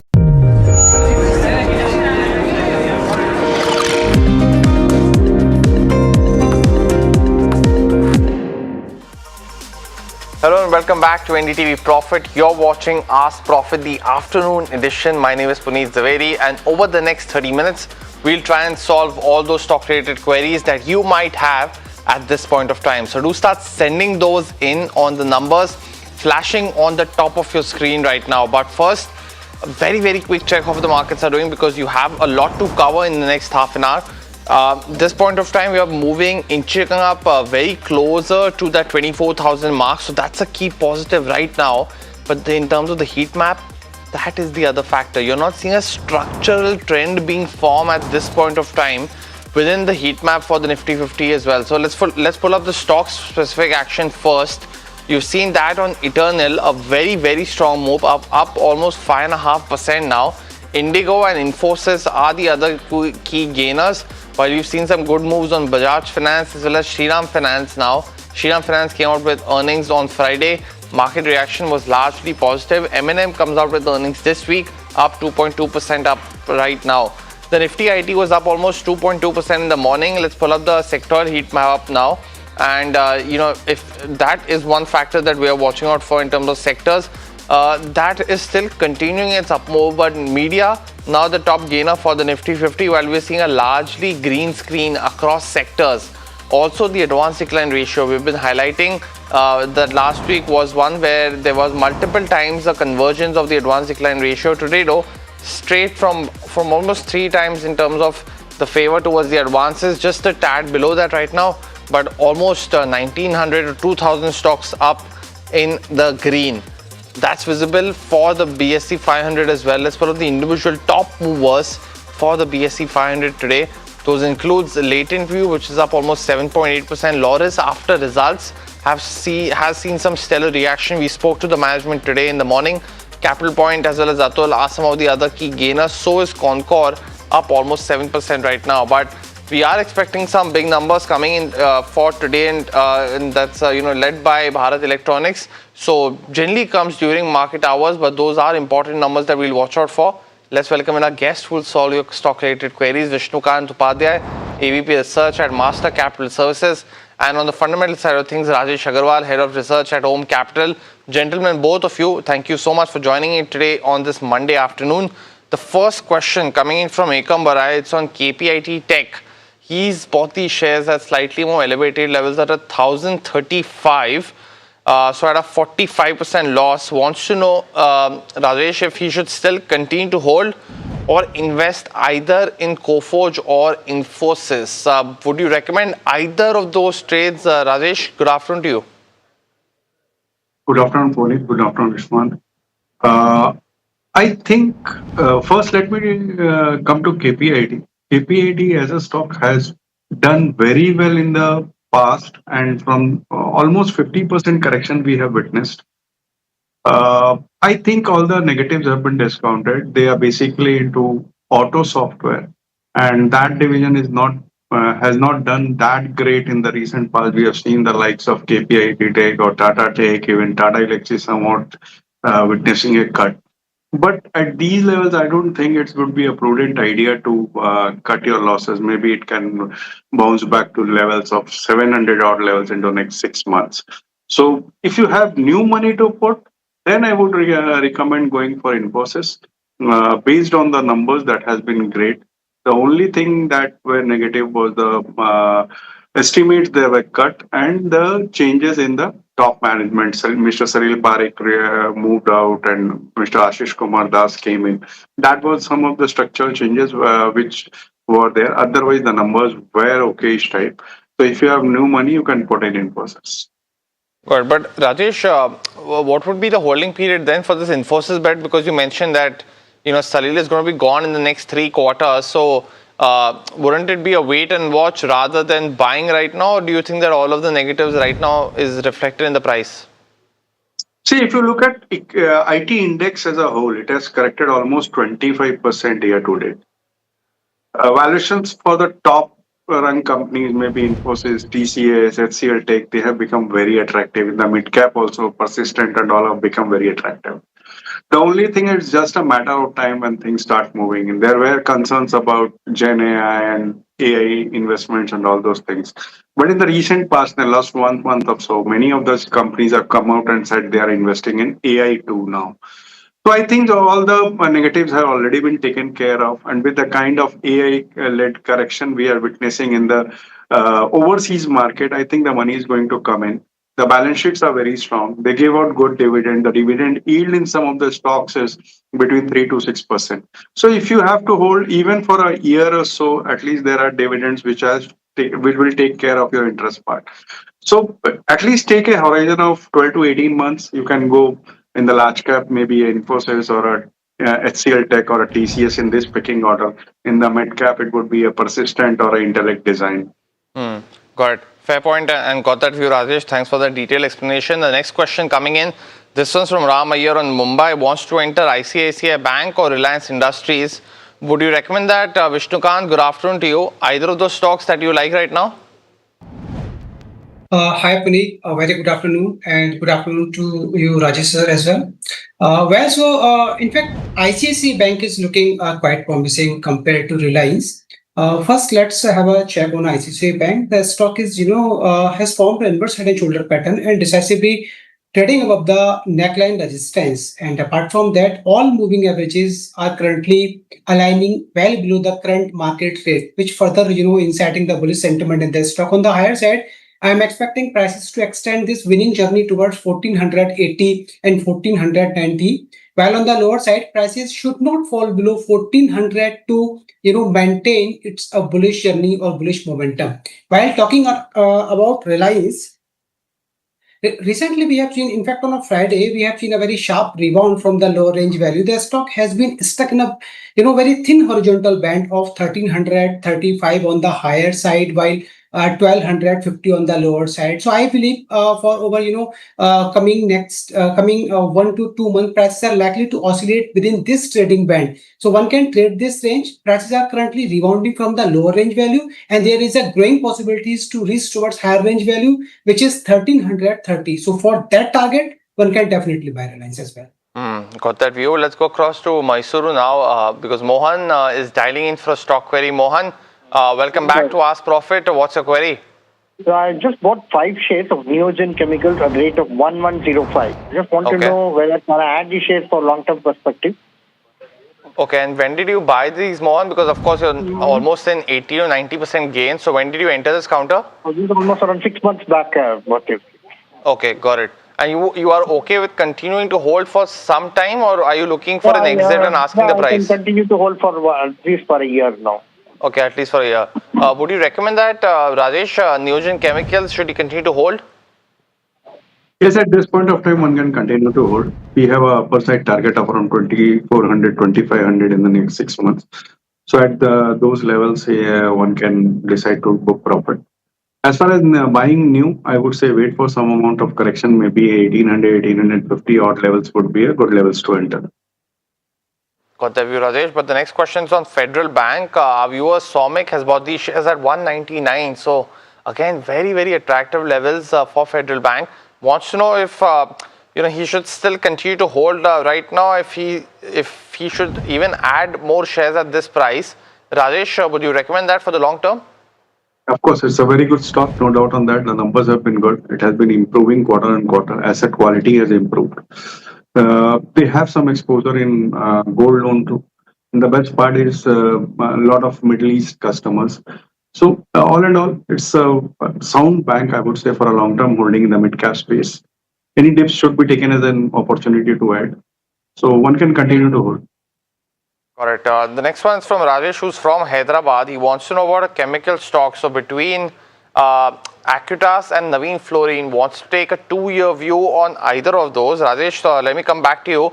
Either of those that you like, we've seen a 3 to 4 year kind of a sideways momentum from the peak of 2022 in all these chemical names. Very selective moves starting to happen, but either of those that you like right now? I don't think any of those qualify for a long-term investment at this point of time, considering the fact that nothing is happening, neither on the market cap price side, neither on the numbers side.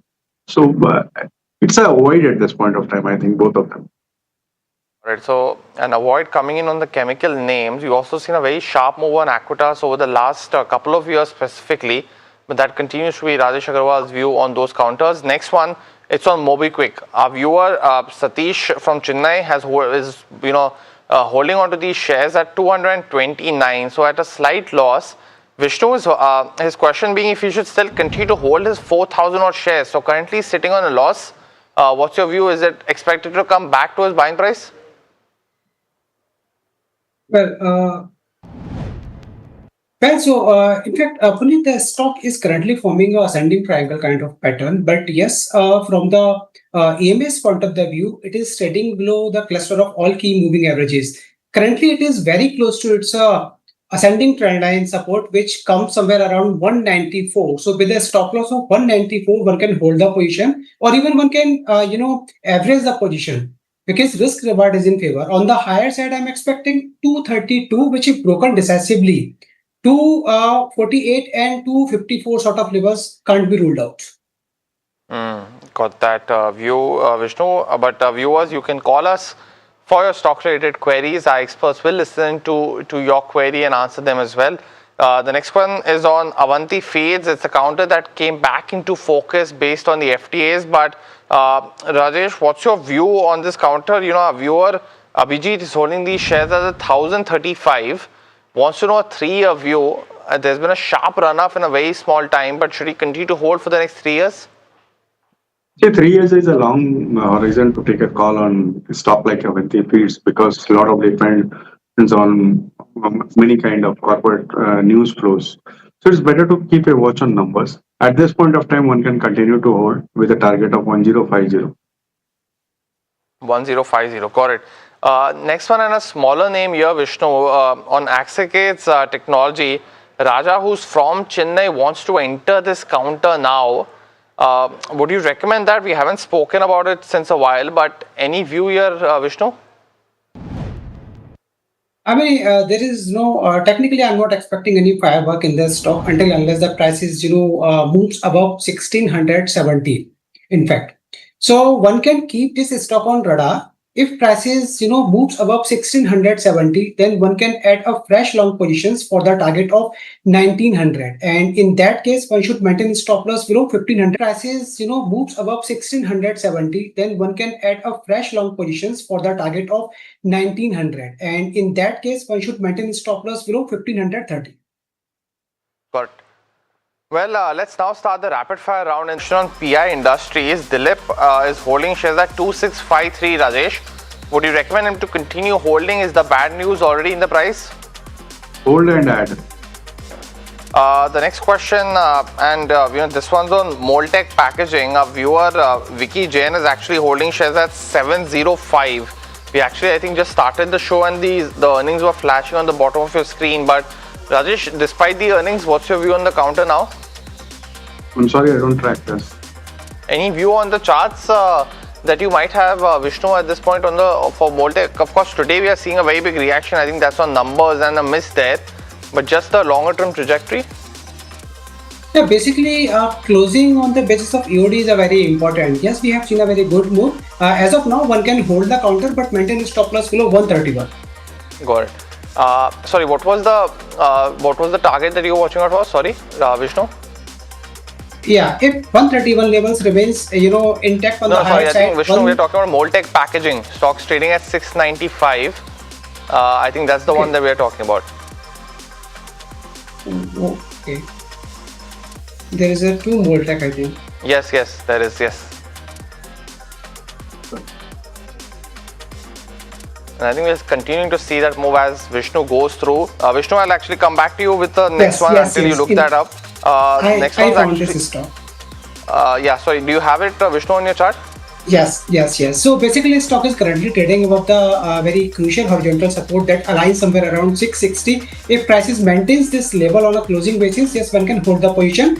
On the higher side, I believe 770 and then 820 sort of levels can't be ruled out. Got it. Next one also, Vishnu, on KFin Tech. Uma is holding shares at 927. So currently, just seeing a good move today. Should she book out or continue to hold? Yeah, continue to hold. IRFC is the other one. Our viewer Sujan is holding shares at 120. Sitting on losses right now. Rajesh, what would you recommend? Should he continue to hold? Hold. Astra Microwave bought at 1675 by Rohini. Wants to know if it's a good counter to hold or should she sell out, or what's the target here on the charts, Vishnu? Yes, definitely one can hold the position. Stop loss 1690. Got it. Next one's from Jay Krishnan on BSC, and I think we've asked this question to you before as well, Vishnu.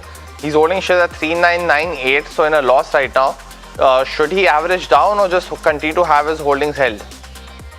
In short term, I'm expecting more pain towards 3400. So if he's capable to hold the stock for that level, he can otherwise get exit for short term. Between Varun Beverages, Marico and Nestle, Rajesh, what's a better pick for the next 3 to 5 years? And what would you recommend? Tough choice, I would say. All three are good. But in the pecking order, if I have to give, first is Varun Beverages, then Nestle, and then the third one, Marico. Got it. Well, that was the last question of the rapid fire. But Vishnu as well as Rajesh, thanks so much for joining in. We have an important conversation, but before that, let's take a quick break. Come back. Marico. Got it. Well, that was the last question of the rapid fire. But Vishnu as well as Rajesh, thanks so much for joining in.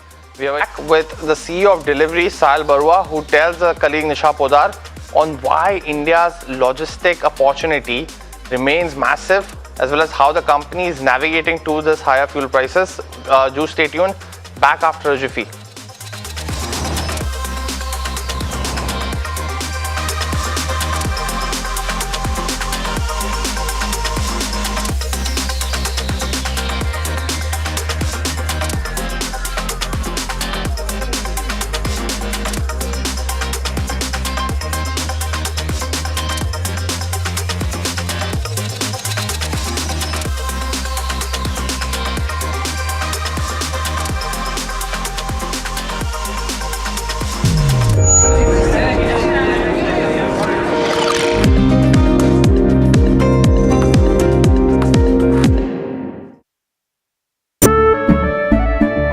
केसरिया से मन जोगी हुआ रे, दिल झूमे देखो पतवारा हुआ रे। केसरिया से मन जोगी हुआ। हर पल मनाओ केसरी त्योहार। विमल, बोलो जुबान केसरी।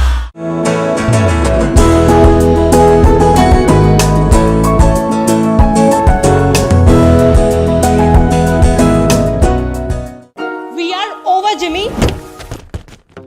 हे, लाइफ में स्क्रैचेस तो आएंगे। गाड़ी के स्क्रैचेस को तो कॉस्मो पीपी अब संभाल लेगा। आप अपना देख लो।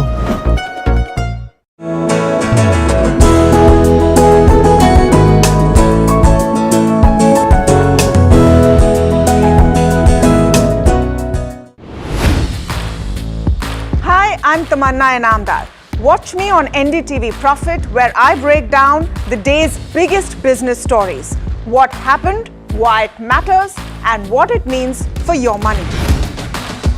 Hi, I'm Niraj Shah.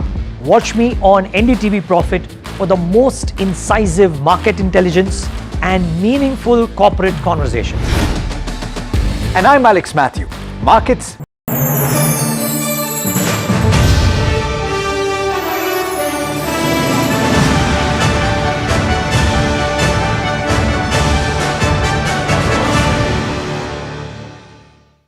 Now, Sahil, when we look at your particular sector, there has been intense competition and a lot of e-commerce players have gone into their in-house delivery. With this particular base, and of course, you expanded your focus just from e-commerce to the larger play of being a logistics company across the board. But how much of a pressure point is this with the concentration of clients and they going in-house in their logistics? Yes, I've spoken about this before. Indian logistics is about $140 billion, in terms of market size, of which e-commerce parcel logistics is less than 10%. So first of all, Delivery's aim really is not just to be the largest and most efficient e-commerce logistics company, but really to be India's largest logistics company. And so from our perspective, we remain focused on building not just our parcel business, but our freight businesses, our warehousing business, and our technology businesses. When it comes to e-commerce specifically, we've said this before, the great competitive advantage that Delivery has and that we've always focused on is that we are technology businesses. When it comes to e-commerce specifically, we've said this before, the great competitive advantage that Delivery has and that we've always focused on is that we are the lowest cost service provider in the market, and obviously we reach everywhere in India. And I think our costs cannot be matched by in-house logistics. This sort of has been proven time and again. I think, and maybe the reality is that half the market will continue to be served by in-house logistics. But our aim, of course, is that in the rest of the half, Delivery will be the single largest and most efficient player. There'll be thousands and thousands of companies selling online, and as more consumers come online, they're going to need reliable logistics services, and that's Delivery's job to provide. Right, because the last mergers and acquisitions that was really done by the company of Ecom Express was basically because of one of these pain points where a large concentration client had really gone in-house. That's why, is this posing a competition in your sector and any impact going forward? Not really, because in-house logistics firms are sort of uniquely suited to serve the needs of the companies they spring out of. And so at the end of the day, they're not really well suited to servicing, if you're servicing a very, very large marketplace or a very, very large retail arm, it's very difficult to then go and be able to serve an SME business who's selling online on a Shopify store. It's very difficult to design processes and systems to actually be able to serve their very unique and small needs. And that's why not just delivery, but third-party logistics exists for that reason. So in that sense, while it may appear that competitive intensity is going up, the reality is it's only going up in the accounts, from which captive logistics are coming out. And there are really only 3 large captive logistics arms in India. The rest of the market continues to be served by third-party players. All right. Now, when we talk about this particular sector and the incidence of crude oil price, how are you really navigating the challenges of crude oil prices being at elevated levels? And earlier we thought that was short-term in nature, but now probably we have to deal with it for a longer period of time.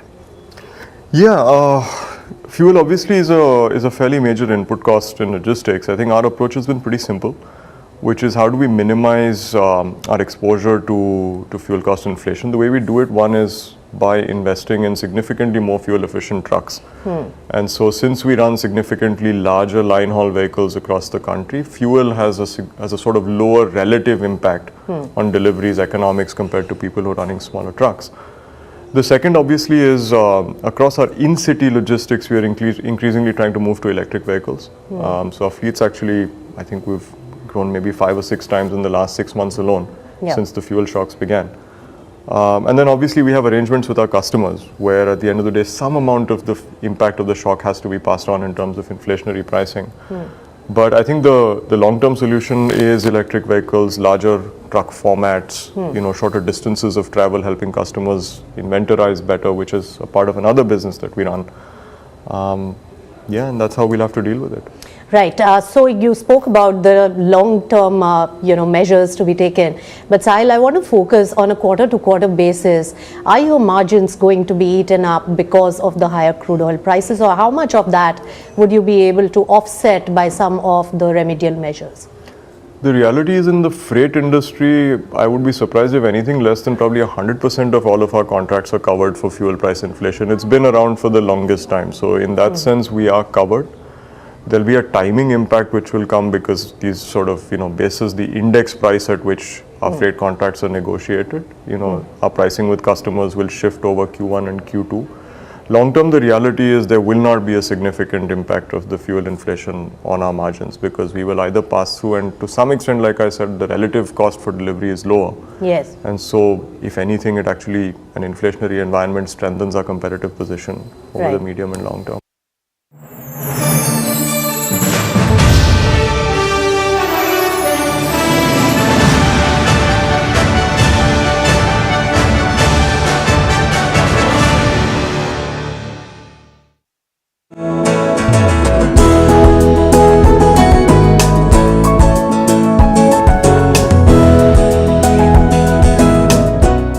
पर जब इंसान प्रकृति के साथ सामंजस्य को आत्मसात कर लेता है तो वो मधुर और लालन पोषण करने वाली बन जाती है। पी मार्क सरसों के तेल ने प्राकृतिक तरीके से सरसों के तेल को बनाया है शुद्धता और गुणवत्ता के साथ। The mustard specialist since 1933, बरसों से सरसों।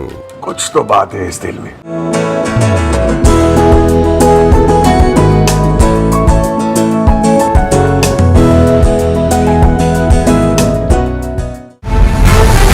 ये युग तुम्हारा, ये रण तुम्हारा, हर चुनौती तुम्हारी, हर शिखर तुम्हारा, तुम ही हो भारत का स्वाभिमान। हर सेक्टर, हर स्टेट, हर रीजन, हर उम्र के इनोवेटर्स ने दिया जबरदस्त प्रतिसाद, तभी तो वंदे भारतम में एप्लीकेशंस पहुंचे 25,000 के पार और रजिस्ट्रेशन डेडलाइन बढ़कर हुई है 30 जुलाई। आप भी भारत के सबसे बड़े ग्रास रूट इनोवेशन मूवमेंट से जुड़े। vandeBharatam.org पर रजिस्टर करें।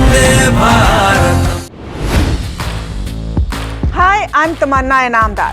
Watch me on NDTV Profit, where I break down the day's biggest business stories. What happened, why it matters, and what it means for your money. Hi, I'm Niraj Shah. Watch me on NDTV Profit for the most incisive market intelligence and meaningful corporate conversation. And I'm Alex Matthew. Markets, mutual funds, insurance, personal finance. I help you cut through the noise and make smarter financial choices.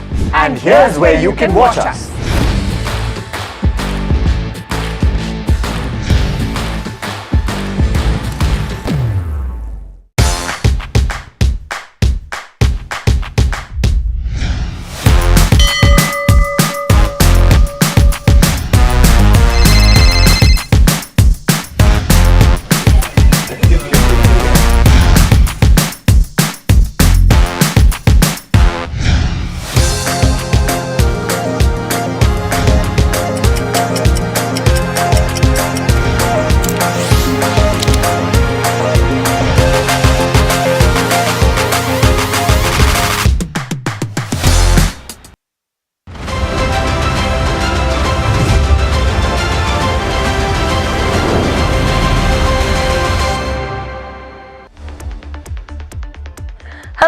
Welcome to India Market Close on NDTV Profit at the NDTV Profit Suzlon studio with me, Hiral Dadia, and we have Mahima Vachajani as always, who's with you. Interesting day of trade because the expectation was that once we open gap up today, there could be high amount of volatility, but that does not seem to be the case, Mahima, today because we're just on the way up, almost 1% higher. We've almost actually hit that 24,000 mark as well in intraday trade. So there is good strength coming in terms of Nifty 50 as well. In fact, midday when I was seeing, it was all the sectors that were firing: IT, real estate, auto. There was nowhere that you saw weakness except oil and gas. That's where there was a little bit of dilly-dally, but a very interesting day of trade. Yeah, absolutely. A 230 points of an uptick is what we're seeing on the benchmark itself right now, and the broader markets are also mirroring this kind of performance. Let's try to pull up the Nifty 50 heat map and see as to what are the counters. There you go. The mid cap 150 is up by about 1%, and so is the small cap 250, both at the day's high point. Important to note that. But let's also try to pull up the Nifty 50 heat map and see as to what are the counters that are contributing to that. And you have eternal topping that chart. You know, I want to ask you the reason. What is happening with the eternal? Volumes are very strong on this counter, everyone. I mean, but there is no news per se that's really working, right? So technically, it's looking very strong. One thing, volumes are very high, as you mentioned. The other factor is that we are seeing outflows from Swiggy, right, in terms of the MSCI and FTSE rejig. Probably, it is happening that there is the outflows going out from Swiggy are inflowing into eternal. That's causing the spike in the counter. Indigo, of course, on the back of lowering crude prices. Infosys doing fairly well, but there is a Jefferies upgrade which is coming in with regards to IT as a sector, and Infosys is their topic, and that's the reason why you're seeing those kind of moves coming on that one. But HCL Tech also mirroring gains. TCS you have, which are the Tech Mahindra, all of the IT majors are up and above. Bajaj Finance, Bajaj Finserv, both the twins trading with smart gains. Asian Paints as well, reacting to where the crude prices are panning out. So all your crude beneficiaries are doing really well in trade. What's losing out again? A crude, because of your crude impact, ONGC is down. Cipla slightly under pressure. You have, there you go, crude below $90 per barrel. 7.5% downtick, WTI 6.5%. So you talk about your paint companies, you talk about your tire companies, some bit of uptick coming in terms of consumption names as well. Correct, absolutely. And it's also reflected in the broad end of spectrum. Of course, very earnings specific as well in the mid cap and the small cap space. Let's try to pull up the advanced decline ratio once to see as to what that ratio is indicating. We talked about the mid cap 150 and the small cap 250. Clearly in the favor of the bulls is what we're seeing. Almost pretty much more than 1900. Pretty much stable, but much more in the favor of the bulls versus what we've seen last week in terms of where the advanced decline ratio goes, right? The BSE 500. Yeah, exactly. We look at the NSE 500 components, and then we should also look at the individual sectoral heat map. I mean, there you go. Tamil Nadu Mercantile Bank reacting to numbers, Laurus Labs, Latent View, Concord, all of them are reacting to numbers. But apart from that, New India, BOI, all of them again reacting to numbers very quickly. If we can just have the sectoral heat map as well to understand what's happened on that front. It's just oil and gas which is down 0.1%, but apart from that, majority of your sectors are over 1% kind of gains, which is an absolute positive side in terms of where markets are concerned. Yeah, absolutely. And I think it will be important to see as to how today's day ends. If we end above the 24,000 levels, then the next week is going to be crucial to watch out for sure. Okay. So that's with regards to where markets are concerned. But I think one important aspect that we need to consider, Mahima, is a Canara Bank. Yeah, absolutely. I mean, the stock is seeing spike post its earnings. It's up almost 2.2% now. In fact, I spoke to the management and talked about what the guidance is looking like going forward, because they've already beaten the guidance. So going forward, if there's a guidance uptick or not, listen to what he had to say. My first question to you is with regards to your loan book, because you've already grown at that 19% rate, well ahead of the FY27 guidance that you've given between that 11 to 12%. Do you think that you'll still maintain this guidance of 11 to 12%? I mean, or do you expect upping this guidance? Are you just taking a conservative approach? Because in my opinion, I think the credit demand is going to grow forward. So do you think that you would want to up your guidance? Yes. Thank you, Mahima, for having me on your channel. Yes, we have given guidance of 10 to 11%, but against that 11 to 12%, but against that we have grown at 17.97%. There was good demand also, credit demand also, and then it was backed by government's dispensation on emergency line of credit 5.0. That has also helped us, and you would have seen that we have upward changed our RAM mix in the total advances also.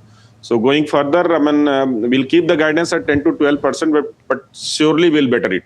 Surely we'll better it. And if you can give us a range of what better means for you beyond that 12% mark, is there a range in place? That I should not give. Guidance over guidance will be not that favor, but it will be certainly better. You have seen our first quarter performance also, and going further, we see the good demand also. There in the market. All right, yes. All right, makes sense. The other aspect is with regards to your net interest income, because that has crossed that 10,000 crore mark, which is a growth of 13% year-on-year basis. Just want to get a sense, and overall, your NIMs have also broadly remained, steady. It's at that 2.5% mark. Just want to get a sense in terms of this growth. What was it largely driven by? Was it volumes? Was it asset yields, low funding, etc.? Thank you for picking up that 10,000 mark. Yes, we have first time we have crossed NII at more than 10,000 crore.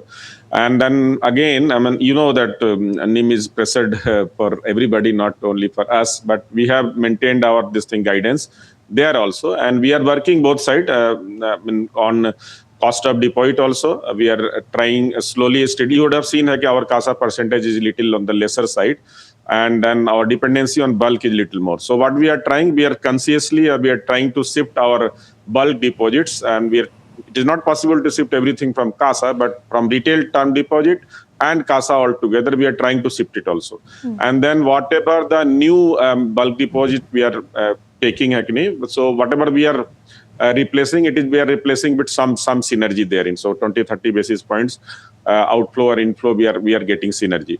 So going further, we are working on our cost of funds. Okay. And then our yield on advances also, some sub-7 loans we are not very enthusiastic to go for, and then we are selectively considering the good credit underwriting standards. We are gainfully we are deploying our funds also. So going further, our NIM, I see we will be able to protect and even make it further better. NIM and NII, since our advances are also growing, so there will be further absolute term, it will be growing. For sure.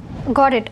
So the other aspect is that despite of this healthy net interest income growth that we've seen, PAT has not grown to that extent. Just want to get a sense as to what has led to that, and do you think that going forward in further quarters there would be more translation from that top line number to your bottom line? And if yes, what would be the levers that will improve your overall ROE as well as ROA? So you would have seen our provisioning also at the same time. Correct. So last March, we have provided around 2,000 crore as provision. This time our provisioning has gone past 3,000 crores. So, and that has gone to PCR. You would have seen our PCR.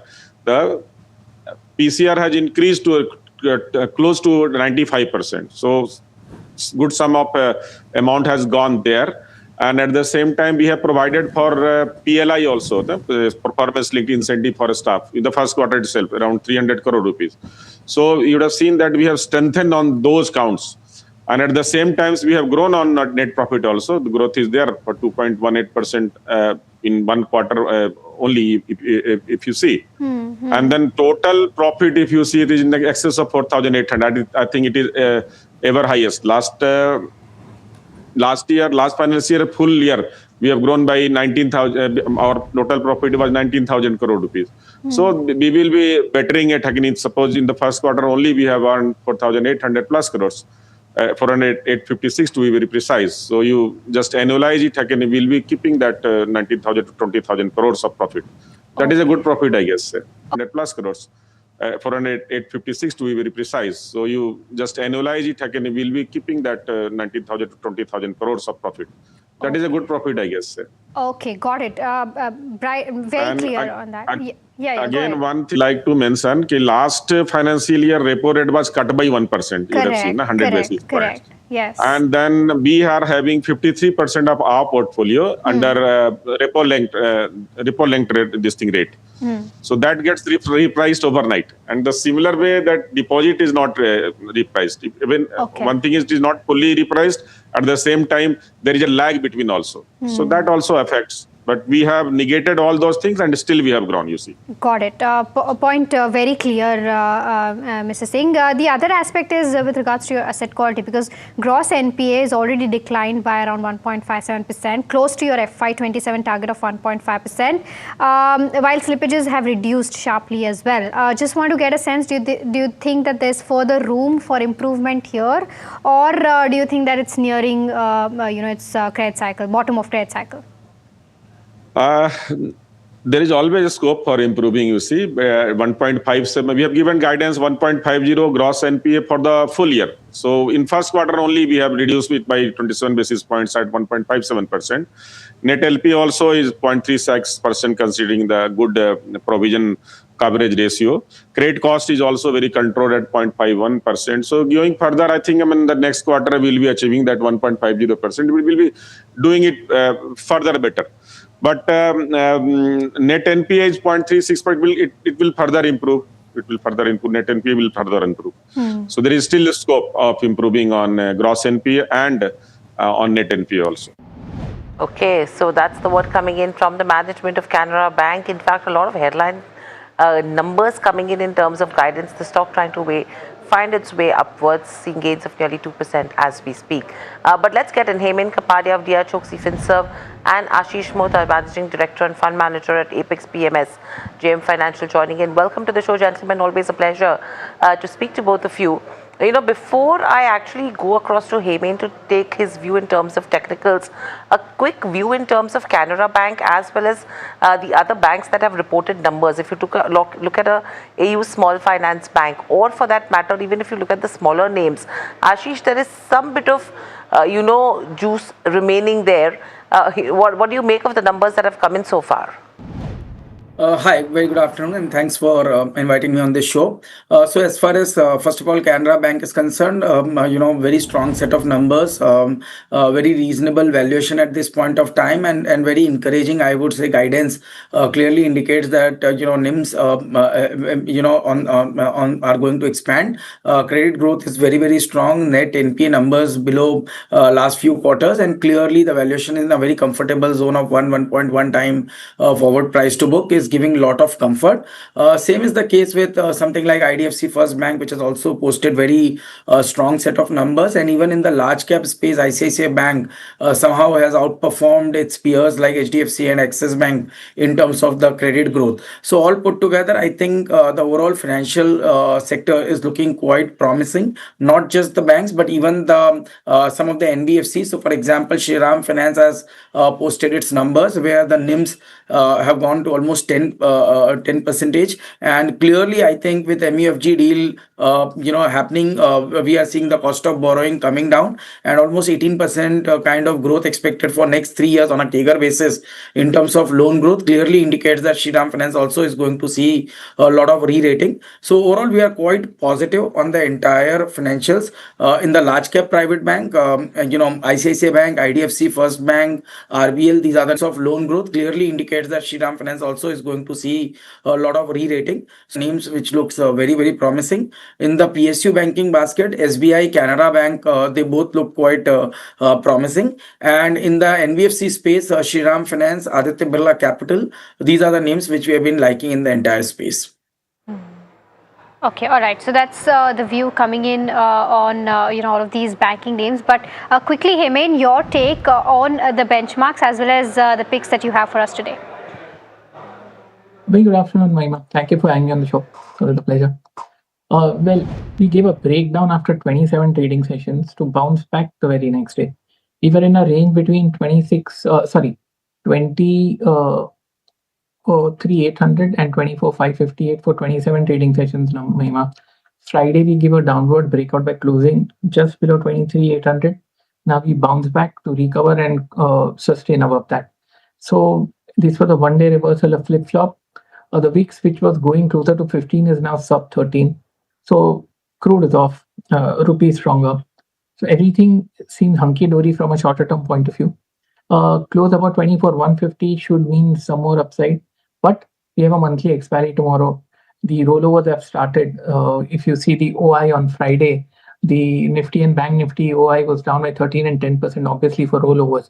So if you have a monthly expiry, I don't think we should take anything very seriously until the new settlement is on, because half of this is rollovers and things are not very clear. But yeah, 23,800 has held, looking like holding from a closing point of view. So that is a positive. As far as picks are concerned, firstly, I have a buy call on Hero MotoCorp. It's made a base after a long time. A medium-term base is in place. We are looking at an intermediate uptrend. One can buy Hero MotoCorp at 5110, stop loss 5040, target of 5250. Second one is a buy call on APL Apollo Tubes. Almost similar logic, has made a sound base, is overcoming the 55-day exponential moving average today. The oscillators are in a crossover buy. So everything seems to suggest a higher top, higher bottom. We're looking at an upside from here. So one can buy APL Apollo Tubes at 1850, stop loss 1800, target of 1950. Mahima.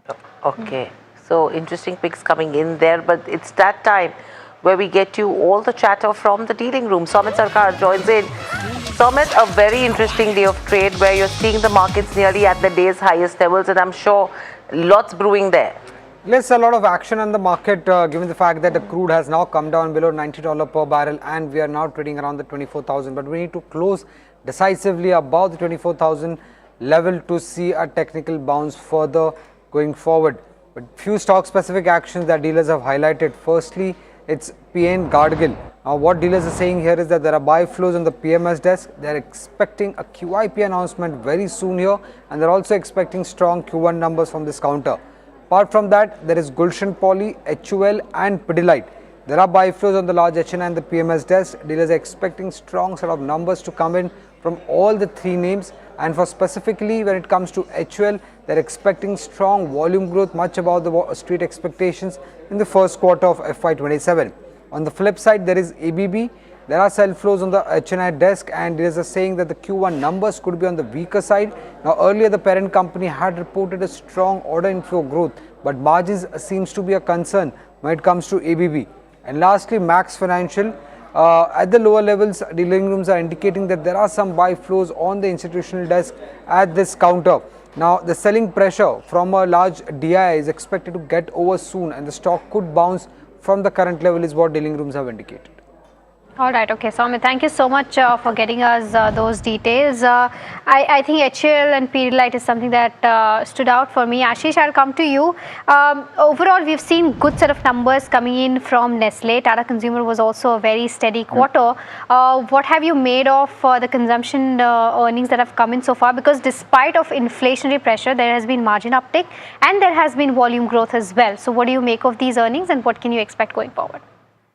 So definitely, if you look at some of the players, like particularly like Tata Consumer, which has posted a very, very strong set of numbers, almost 12% kind of revenue growth, margins stable to around 13 to 14% kind of EBITDA margin, and we have seen the India high growth segment doing extremely well for Tata Consumer. So I think the brand, the tea business and the non-branded coffee business, which was a low margin business, has anyways not done so well. But if you look at something like Tata Sampoon or Salt, they have done really well. And keeping this in mind, I think Tata Consumer is one stock within the entire FMCG space which looks quite promising. Overall, on the consumption side, we are more constructive on the new age stories. So for example, Eternal is looking quite promising because the way the Blinkit has been growing, and this is the only company which has become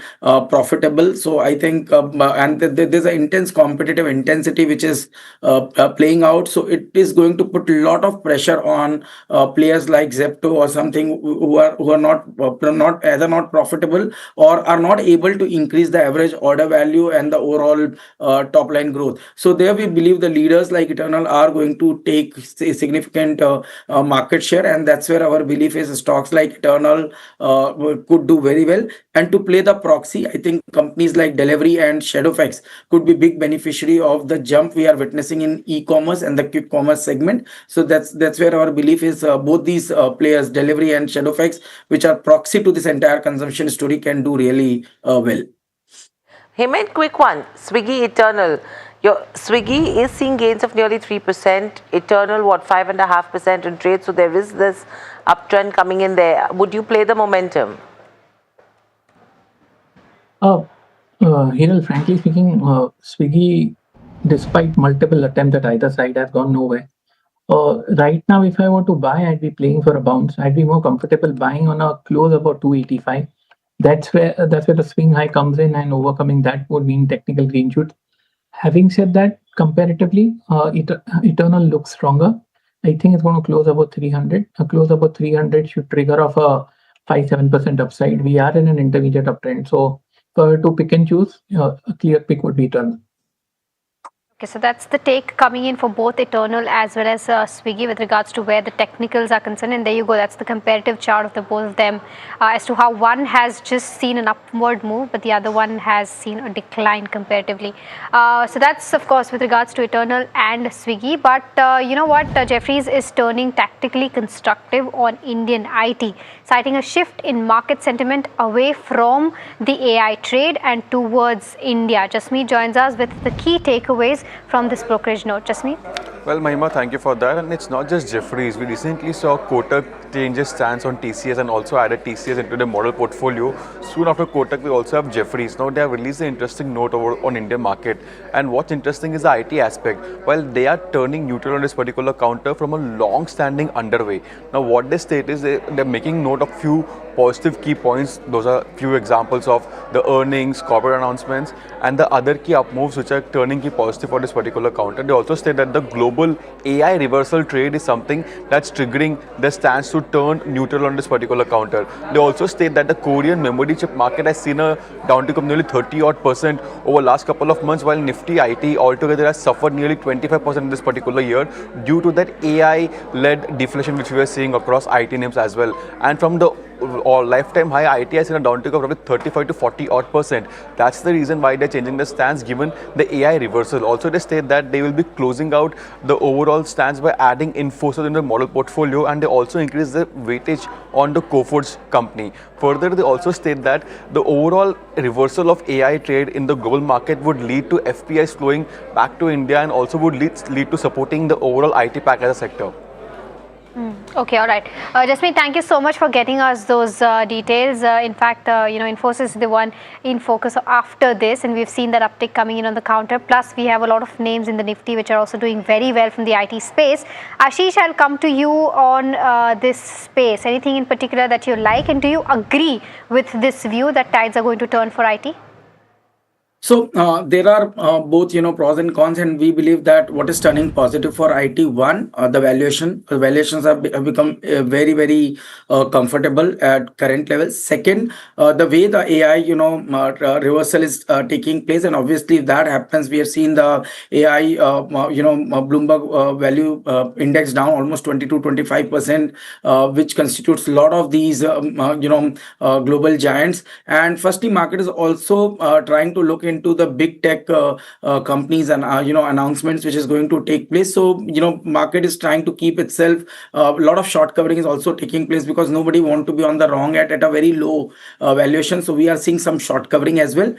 This quarter, the results expectation were better than the soft expectations which were there after Accenture's number, and that's where markets are trying to position itself neutrally to this space. Our belief is we are still neutral on this space, but companies like Coforge and Persistent, which are going to be in the high growth side, they are going to do much better than the larger cap peers. So Coforge would be our top pick in this space, but overall we still have a neutral kind of view on the entire IT space.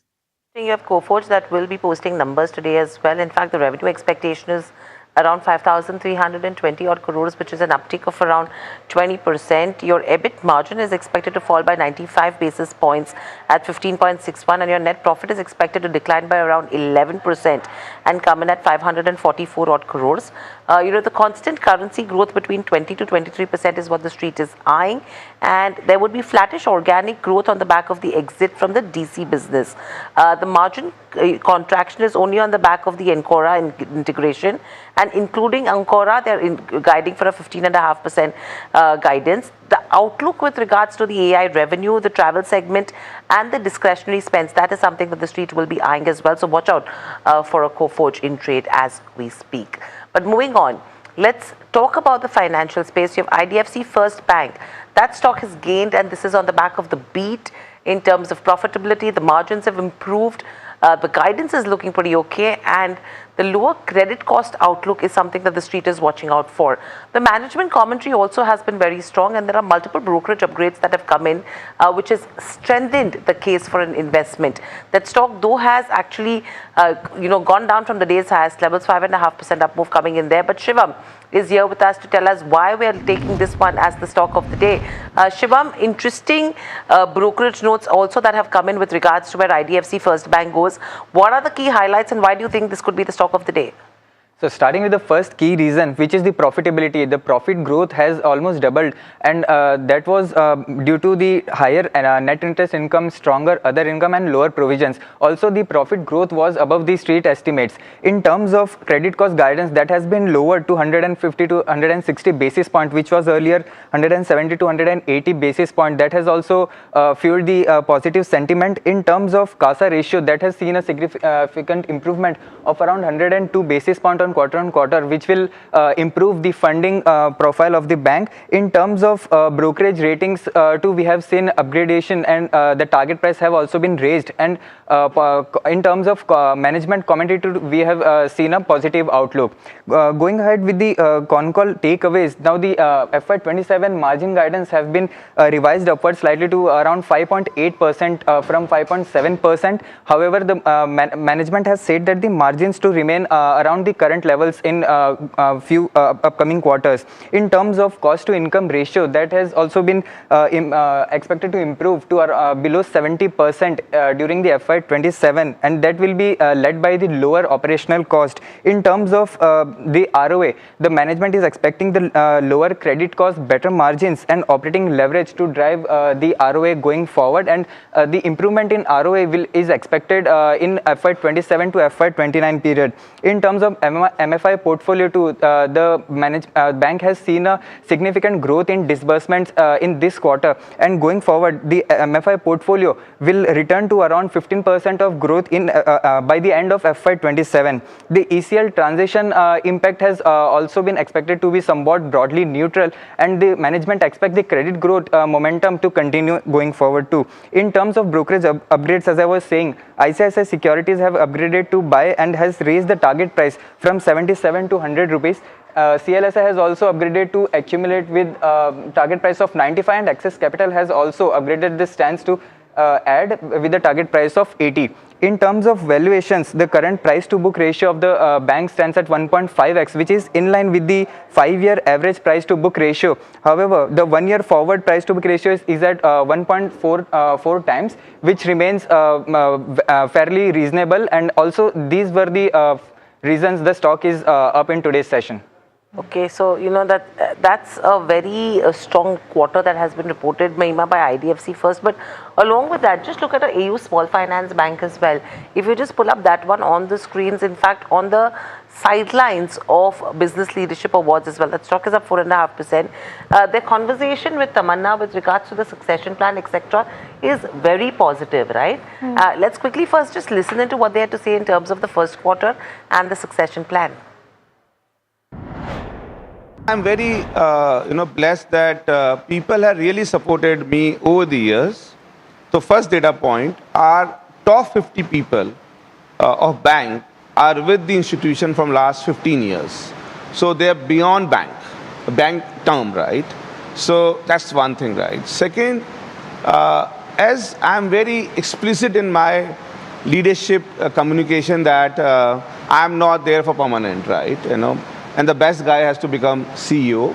And it's always good that if somebody from internal channel come and take the leadership position. We want to have around 2 EDs, 2 deputy CEOs, group heads, So there will be around 20 people available in next 10 years who can run this business for next 30, 40 years. So no one identified as of now? I think it's a group of people because everybody has to show their caliber over the years.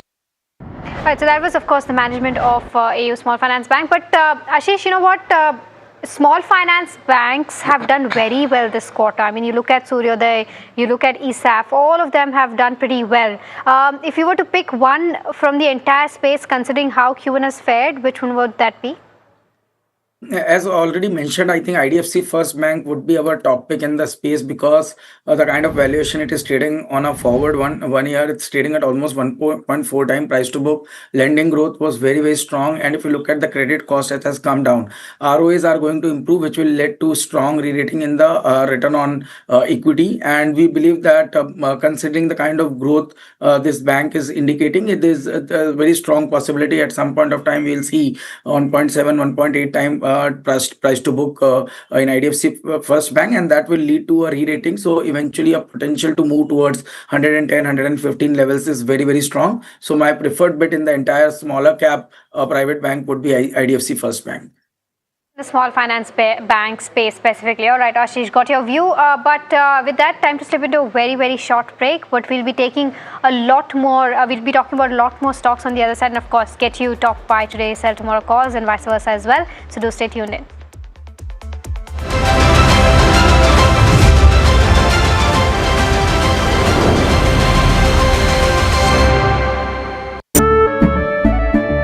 केसरिया से मन जोगी हुआ रे, दिल झूमे देखो पतवारा हुआ रे, केसरिया से मन जोगी हुआ। हर पल मनाओ केसरी त्योहार। विमल, बोलो जुबान केसरी।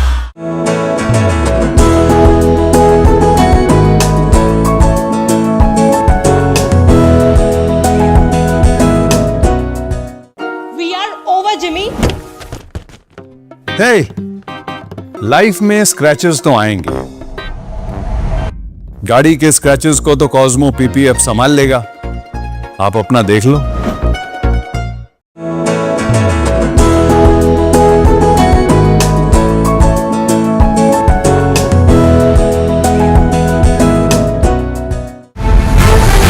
ये युग तुम्हारा, ये रण तुम्हारा, हर चुनौती तुम्हारी, हर शिखर तुम्हारा, तुम ही हो भारत का स्वाभिमान। हर सेक्टर, हर स्टेट, हर रीजन, हर उम्र के इनोवेटर्स ने दिया जबरदस्त प्रतिसाद। तभी तो वंदे भारतम में एप्लीकेशंस पहुंचे 25,000 के पार और रजिस्ट्रेशन डेडलाइन बढ़कर हुई है 30 जुलाई। आप भी भारत के सबसे बड़े ग्रास रूट इनोवेशन मूवमेंट से जुड़े। vandeBharatam.org पर रजिस्टर करें। Hi, I'm Tamanna Inamdar. Watch me on NDTV Profit, where I break down the day's biggest business stories. What happened, why it matters, and what it means.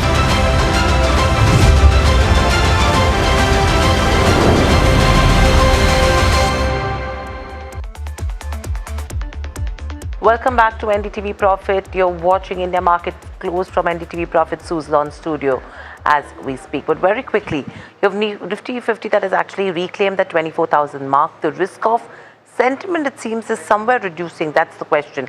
One, you have Brent crude, which has fallen below the $90 per barrel mark. In fact, now below $89 per barrel as we speak. Secondly, you have Iran-US attacks that have paused for a second consecutive day. So there is some bit of positivity that we are picking up as well in terms of markets. I think people are just buying that opportunity to buy and make profits till the time the pause button continues. A strong recovery when you talk about the Indian rupee as well. We are below that $96 per dollar mark. So there is strength coming in with regards to the Indian rupee as well. Your yields continue to cool off. So that is another positive. And ahead of the Nifty 50 monthly expiry, there is some bit of short covering that's also happening in terms of the markets.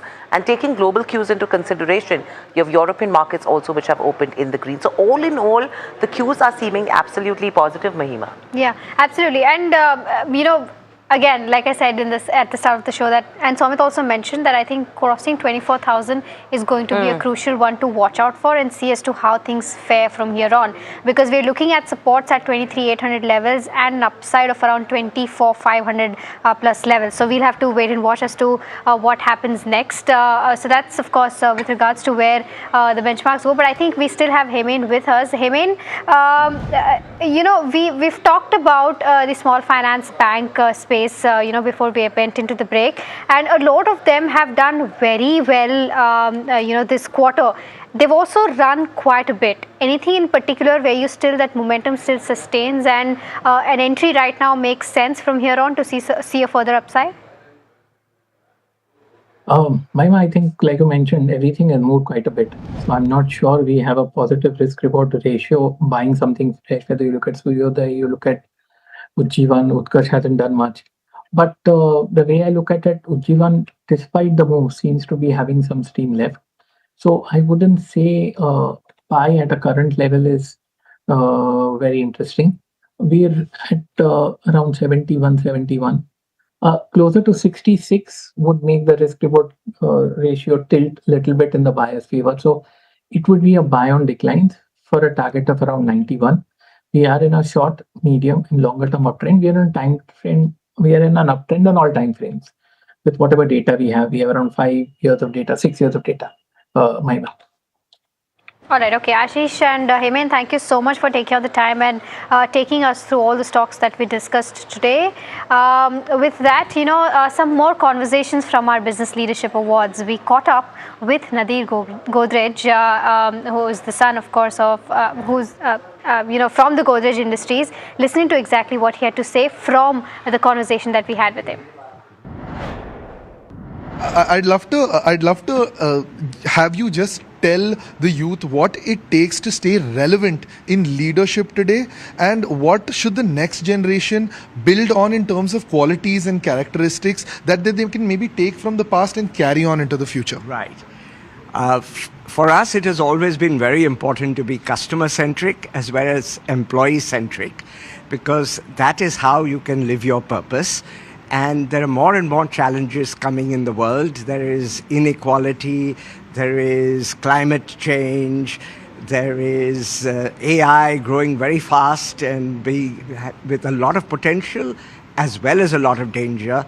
So one has to be alert, one has to see where the world is going, and one has to be resilient. And if we can do all of that and collaborate with civil society, government and business, we can tackle these problems and make for a better world. What is the one quality that young leaders can learn and cultivate that you've maybe seen in yourselves or other successful leaders as well, that they can learn from you and move forward, moving forward, can build a successful career because of that one quality? Yes. One important quality is for a leader to have a purpose. And what the leader should do is listen to everybody.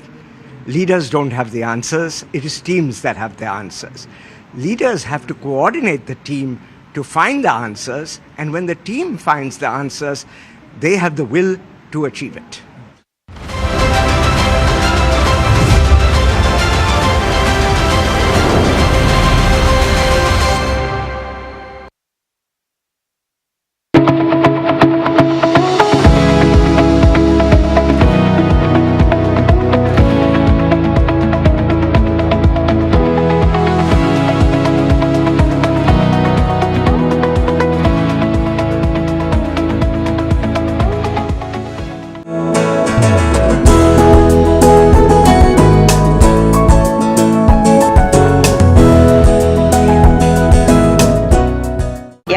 क्या सिखाया था? Silver के लिए Stirling mark, gold के लिए hallmark और mustard oil के लिए सिर्फ पी मार्क। इस बार तो माँ से भी बेहतर बना। P Mark, the mustard specialist since 1933. बरसों से सरसों। कुछ तो बात है इस दिल में।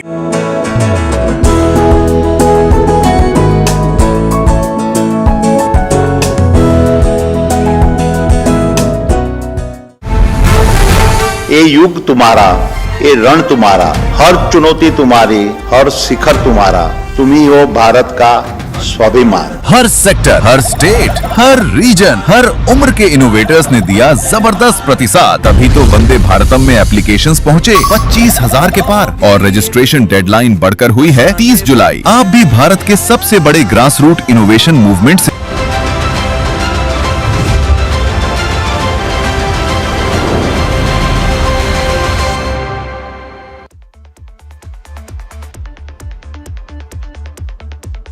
Welcome back to India Market Close on NDTV Profit at the NDTV Profit Suzlon studio as we speak. But moving on, markets are doing really well. Osho Krishnan at Angel One and Siddharth Khemka from Motilal Oswal Financial Services joins in. Welcome to the show, gentlemen. Osho, let me take the levels from you, because if we get a closure about the levels of 24,000, do you think it's a trajectory upwards? Very good afternoon, Hiran. And firstly, thank you for having me at the show. Well, yes, today the market sentiments have turned quite bullish, but again, on the technical front, this can be seen as a technical pullback because in the last week there has been significant corrections. The whole 5 day have seen a kind of a selling spree for Nifty. So this can be seen as a technical pullback, but again, on the higher end, 24,000 contributes maximum call writing. So that will be a very strong resistance. And also there will be expiry tomorrow. So if there will be any kind of breakthrough above 24,000, then we might see some kind of a strong short covering specifically for tomorrow. So I'm expecting that if Nifty breaches the zone of 24,050 on the spot levels, then from there onwards till 180, 24,180 can be seen as intraday gains only for tomorrow.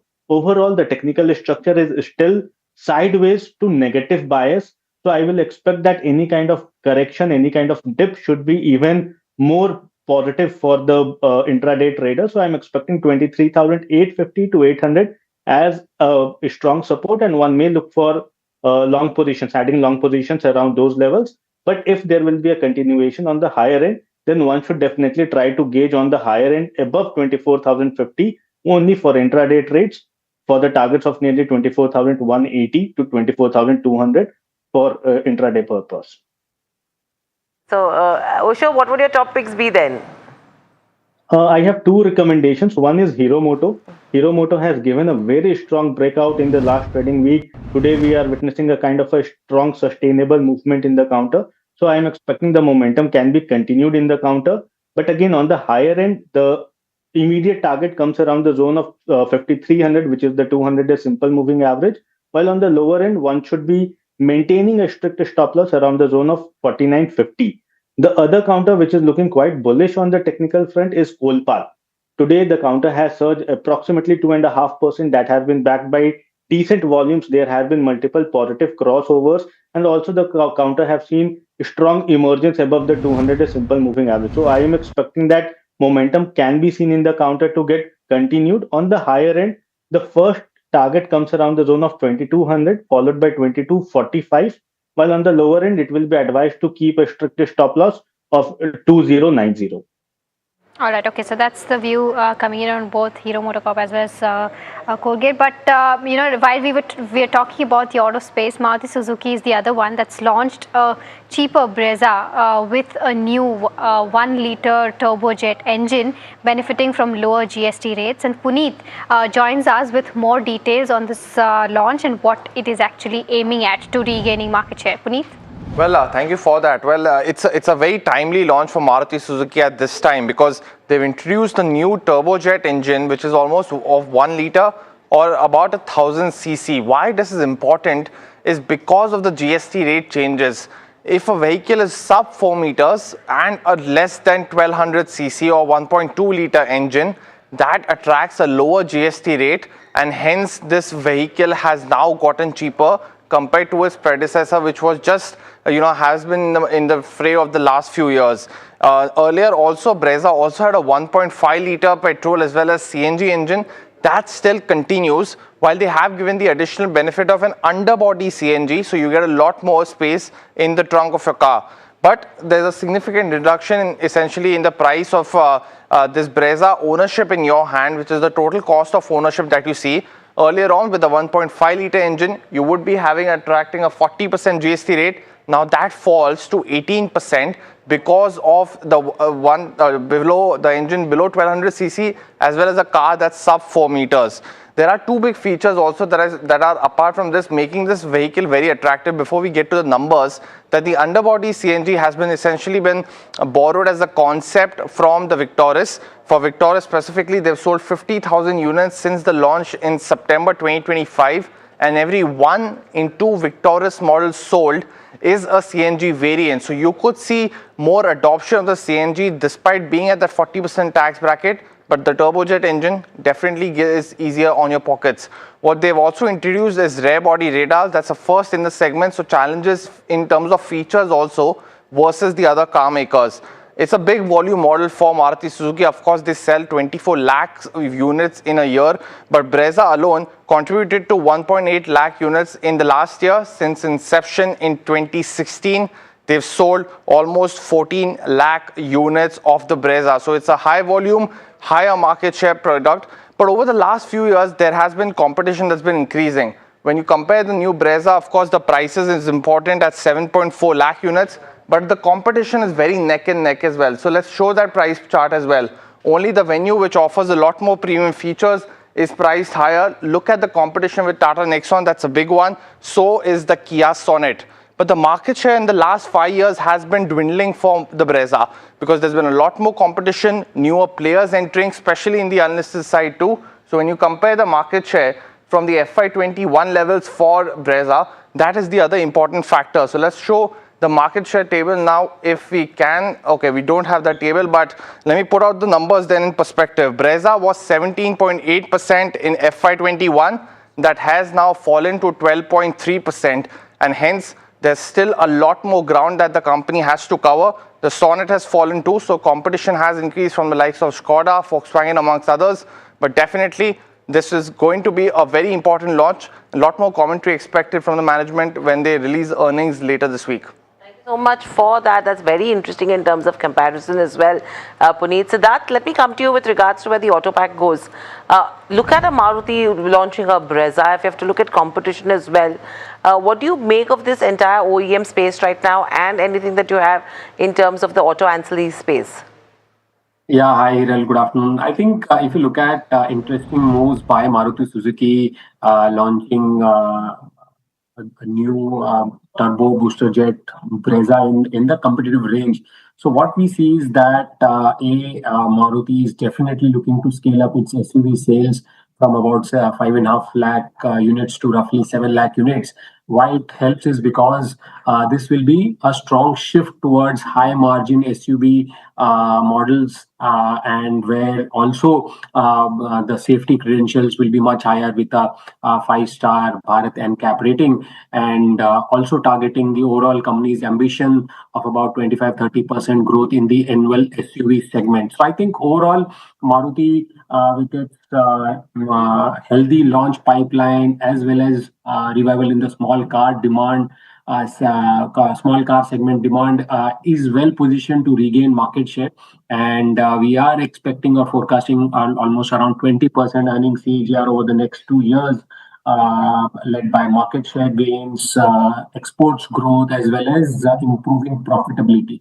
So also these are important steps in that direction. We have a positive view on Maruti, and the target is about 17,000. But what we do believe is that within the overall automotive OEM segment, the two-wheeler space looks pretty interesting given the higher focus towards the EV segment, where TVS Motors figures among the preferred picks. And if you look at within the broader auto ancillary segment, I think Samvardhana Motherson, which is also has a large business presence in the EV segment because of its parts that it provides. I think these two companies, TVS Motors in the OEM segment as well as Samvardhana Motherson, would be our top preferred ideas within the automotive space. Interesting picks coming in there from the auto and the auto ink space as we speak. In fact, Maruti Suzuki at the day's highest levels at this hour, seeing some smart moves, 2.5% up move coming in there. But we'll quickly slip out to a short break. Lots more lined up on the other side. Please stay tuned to NDTV Profit.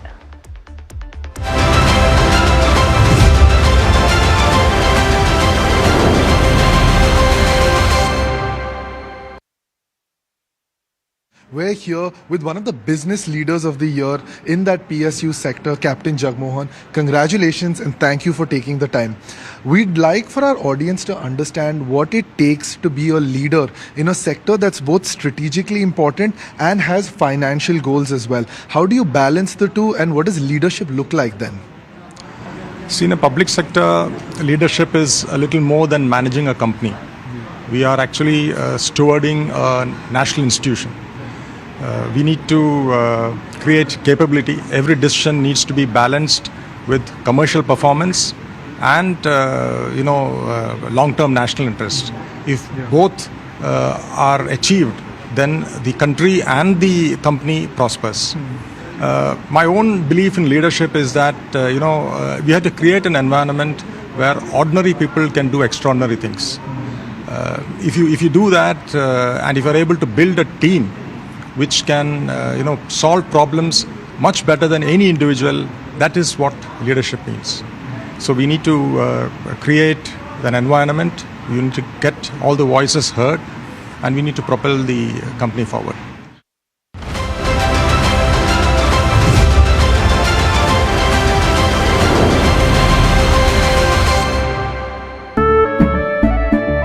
केसरिया से मन जोगी हुआ रे, दिल झूमे देखो मतवारा हुआ रे।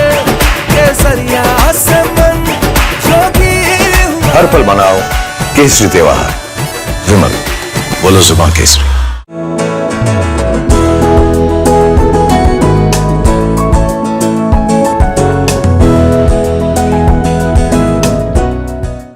We are over, Jimmy.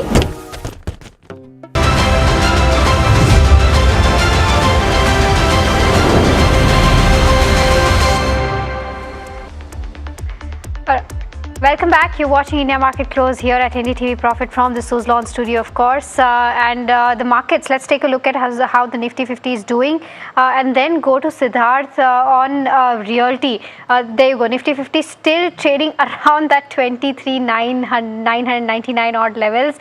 It'll be interesting to watch how today ends for sure. But Siddharth, I want to come to you on the realty space because it's been a topsy-turvy ride for the sector as a whole. It's seen quite an uptick from the low point, of course, but it's also seen cooling off in the last couple of days because of course, the geopolitical developments. What do you make of this, and do you believe that from here on there's going to be an upward move in the space? And if yes, what are the picks that you have in the entire real estate space? Mahima, definitely, I think the real estate pack, we have turned positive after, I think, almost 1.5 years of consolidation, and we believe that the large nationalized developers are gaining market share amid consolidation, as well as the inventory rationalization that has happened in the recent past. What we also believe is that there is been a disciplined supply which has helped absorb the inventory. There was an inventory overhang which has come down. Balance sheets have become much stronger in the last 2 years with the reduction of net debt. Companies have utilized the excess cash flows post-COVID when we saw a sharp up move in the cycle with the low interest rates. Most of the large real estate developers have used that inflows and reduced debt on the balance sheet. So balance sheets are much stronger, supply is much disciplined, and nationalized players are definitely gaining market share. As you know, real estate is much more a micro market than a nationalized game, but for sure, what we see is that some of the players which are regional are now going national. For example, Lodha, Oberoi, both are going beyond the MMR region and now launching projects in the other regions. Similarly, some of the Bangalore-based realty players have come in the Mumbai region and launching their projects. So what we see is that the nationalization is happening, and some of these large players with the consolidation now of last 18 months, valuations also seem to be attracting, as some of these large developers are trading at around 10 to 25% discount to their NAVs. Hence, we believe it's a good sector to accumulate on any dips the market opportunities could provide. Our top picks, preferred picks is Lodha, DLF and Godrej Properties in the large cap space, and within the mid cap realty, we like Aditya Birla Real Estate. Okay, so Aditya Birla Real Estate is the one that you're watching out for. In fact, the stocks are nearly at the day's highest levels when you talk about the real estate pack, especially a Godrej Properties, AB Real Estate seeing 2% up move. Zentech, let's pull up that one on the screens and see what's happening there, because defense is one of the sectors which is a little dilly-dally in today. 4.5% downtick coming in there. You know what's happening with defense companies is people want to invest. There are a lot of bull cases, but this is a downer right now. and hence the reason why we've picked this one as a bull versus bear candidate on India market close today. Parth joins us with all the details as to what should one watch out for. Parth, good afternoon. What is the bull versus bear case telling you in terms of Zen Technologies? Good afternoon, Hiral. Yes, Zen Technologies is a very curious case, and let's begin with that bull versus bear analysis. Starting with the bull case, that their order book stands at 1240 crores. That's almost 2.5 times their FY26 revenue. So it provides a good enough visibility for the company going forward. But these revenues depend on timely execution and deliveries as well, because a lot of those contracts are milestone based, and that is something that the company needs to do well enough with their execution to keep winning more and more of these orders. Moving on to the second case, in July, the company had won a huge order of 177.5 crores. That is a simulator order from the Defense Ministry. Now, the thing is that these kind of single big orders are quite rare. In some quarters, the company gets the company is able to win these orders, but in some of the other quarters, they might not win. So these make the revenues of the company volatile, and it makes very hard to do valuations in such scenarios. Also, the company has been investing a lot in R&D. They have launched AI-powered anti-drone systems. They've also launched high-altitude anti-drone systems. That has given them a good enough platform, but the orders for such systems are yet to be commercialized. So that is something that they need to do in the future. Also, in FY26, exports were around 100 crores. That gives them a very good opportunity going forward. But overall, if we talk about from the overall share of revenues, they still remain a small part. So they need to keep scaling that up in order to win those high quality export orders and push up their margins a bit more. Now, moving on to analyst recommendations, around 6 analysts have a buy rating on the company with a return potential of around 11.2%. And on the valuation side as well, the company currently trades at a PE of 70.4 times. That's broadly in line with other of the defense peers, but at a 1 year forward PE ratio, it trades at around 39 times. So that's the entire bull versus bear case scenario for Zen Technologies. Okay, so thank you so much, Parth, for that. In fact, Osho, coming to you in terms of defense players, there is some bit of profit booking coming in today's session. Do you see any opportunity to buy at lower levels? See, overall, there are few counters which are still looking very positive. So HL is the only preferred pick at current levels, which is looking very positive on the technical front. It has given a kind of a consolidation breakout previous week, and this week we are witnessing a kind of a strong momentum in the counter. So HL can be seen as a strong technical candidate, and one may look for buying or accumulation in the counter. 4760 will be the first target from a very short-term point of view, while the breakout zone of nearly 4500 and 4480 can be seen as a stop loss for the counter from a short-term point of view. All right, okay, so that's the view coming in on the defense pack. But let's go to Varsha now to give us a list of companies that are in focus on the back of the Q1 FY27 earnings. Where are they buzzing, and what are the key highlights from these earnings? Varsha? A lot of companies I'm going to cover. Let me start with Shakti Pumps, wherein not a good set of numbers. Overall margin remains impacted in Q1 due to lower realization. Where are they buzzing, and what are the key highlights from these earnings? Varsha? A lot of companies I'm going to cover. Let me start with Shakti Pumps, wherein not a good set of numbers. Overall margin remains impacted in Q1 due to lower realization, higher input and logistics cost. You have Tanpack Industries also, wherein not a good set of numbers. Overall their inventory gain, but in fact margin, there was an impact in margin which was led by rise in raw material cost, and because of the higher sulfur prices, and EBITDA was also impacted by elevated fuel costs. You have Credit Axis Grameen, wherein a good set of numbers. The company has seen an improved asset quality, net profit improves, PAT rises over 8x. You have Neogen Chemicals, overall a good set of numbers, beat estimates. Revenue growth was led by higher volumes, and margin uptake was led by cost pass-through and a better product mix. You have AU Small Finance Bank, wherein NII, if you see, is up almost 32%, net NPA at almost 0.76%.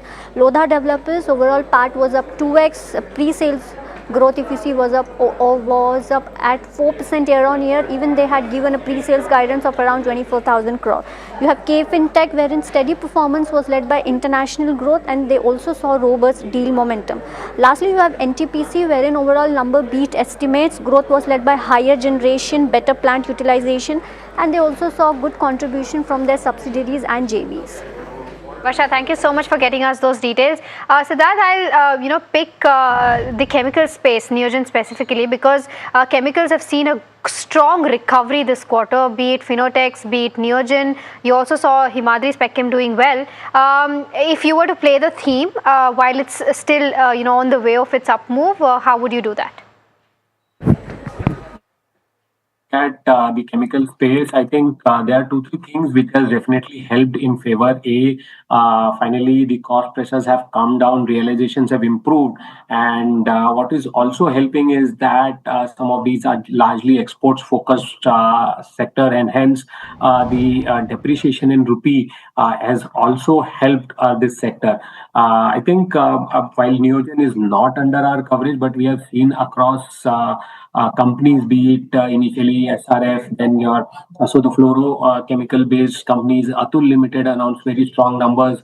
I would definitely look at this sector as a turnaround or as a recovery play, with selectively looking at Navin Fluorine or an SRF as a preferred pick there, given that the fluorine-based chemicals are seeing significant uptick both in terms of demand as well as in prices.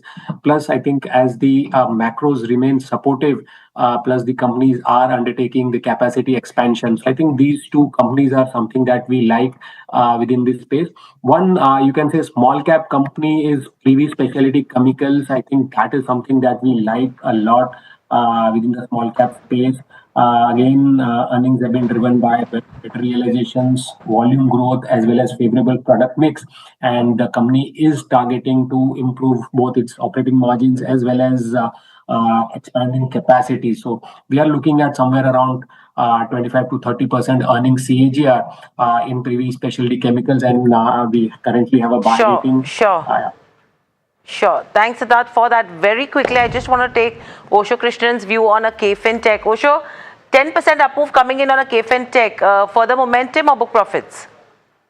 See, overall, I'm expecting that the counter might see some kind of a strong follow-up buying traction. It is currently hovering around the resistance zone, but 980, 990 can be seen as the next potential target. So one should stay invested in the counter with strict stop loss of 935, because any breakdown below 935 can again start the selling pressure in the counter. But on the higher end, 980, 990 should be the target as BTST candidate.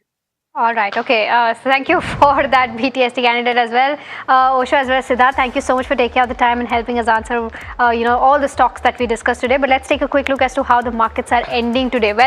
Happy Monday. Happy Monday for sure. But 24,000 is something that we wanted. And yes, we are around those levels. Let's see whether we end at 24,000. I think it's going to be exactly 24,000 the way it is panning out right now. With the Bank Nifty also around the 57,100 levels.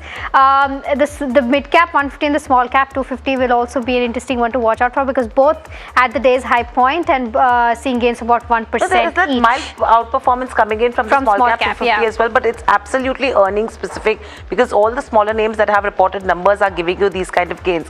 Let's quickly look at the sector, the heat map in terms of Nifty 50, or the contributors in terms of Nifty 50, a better one to watch out for. If you can just head that one. This is the heat map. But Eternal Indigo stays absolutely where we started off as well. And in terms of losers, the breadth has widened there slightly, because you have a Coal India which has entered the pack, Power Grid, Adani Ports, HDFC Bank, HDFC Life, and ONGC. And Dr. Reddy's pretty much on the borderline as we speak. But the gainers are pretty interesting. Eternal, Swiggy, both up in trade. Infosys, that entire pack is buzzing on the back of the Jeffries upgrade that has come into a neutral. The financial space is pretty good in trade, and your crude beneficiaries over here. Yeah, absolutely. I think the contributors will be interesting one to watch out for, like Hiral said, because we'll have to see as to what's exactly pulled the Nifty up today. And there you go, there's Infosys in Eternal, and Bajaj Finance doing fairly well, and ICICI Bank as well. But ONGC, HDFC Bank are on the flip side. But there we go. We've exactly closed that 24,002. So it'll be an interesting one to watch out for tomorrow as well. Tomorrow's opening is going to be interesting. Overnight developments will be interesting, and your European markets which have opened in the positive. US markets are going to be critical from here on. Yes. But so far, a happy Monday for all the investors as well, and it is expiry as well. So it's going to be interesting to see how long does the short covering continue, if you have to look at the monthly expiry numbers later on. But completely out of time, ladies and gentlemen, on India Market Closed on NDTV Profit from the Profit Suzlon studio. Up next, you'll have lots of updates coming in from the crypto world with Sharad Dubey. Stay tuned.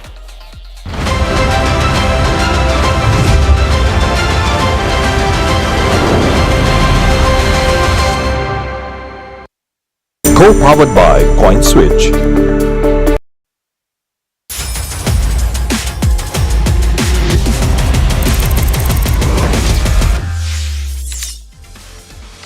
Hello and welcome to NDTV Profit. You are tuned into Crypto Minutes powered by CoinSwitch for your daily dose of news and updates from the crypto world with me, Sharad Dubey.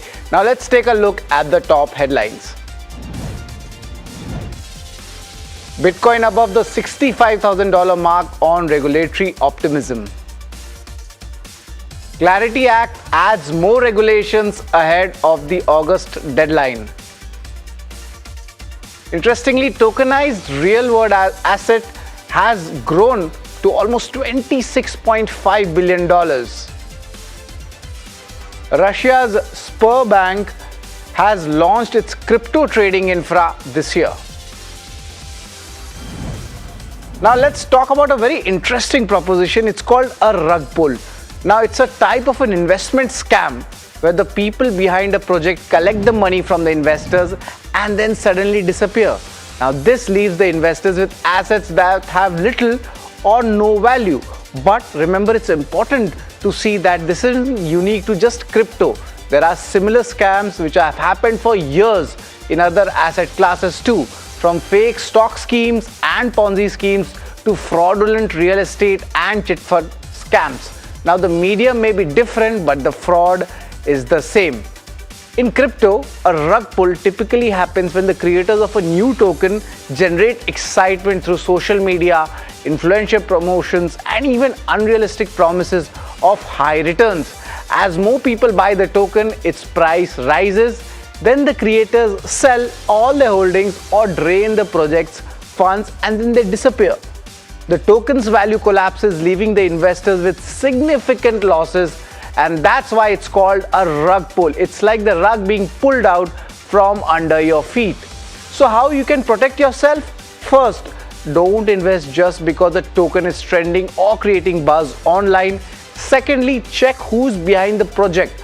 Are the founders publicly known? Is there a clear use case, website, and even transparent documentation? Third, be wary of the promises like guaranteed returns or 100x profits in investing. Whether it's about crypto, stocks, or any other assets, if it sounds too good to be true, it probably is. Finally, use trusted and regulated platforms where applicable, and always do your own research before investing. The key takeaway is simple. A rug pull is nothing but a fraud, but remember, it's not a feature of crypto itself. Like investing, the key takeaway is simple. A rug pull as nothing but a fraud, but remember, it's not a feature of crypto itself. Like any investment, informed decisions and basic due diligence are your best protection. Well, as we wrap, remember, you can reach out to CoinSwitch's dedicated helpline where anyone can connect with the in-house experts to get their queries resolved, whether it's about crypto, regulations, taxation, or the broader industry. The team is available to provide guidance and help users make informed decisions. Well, that's all on this edition of Crypto Minutes powered by CoinSwitch. Thank you so much for tuning in.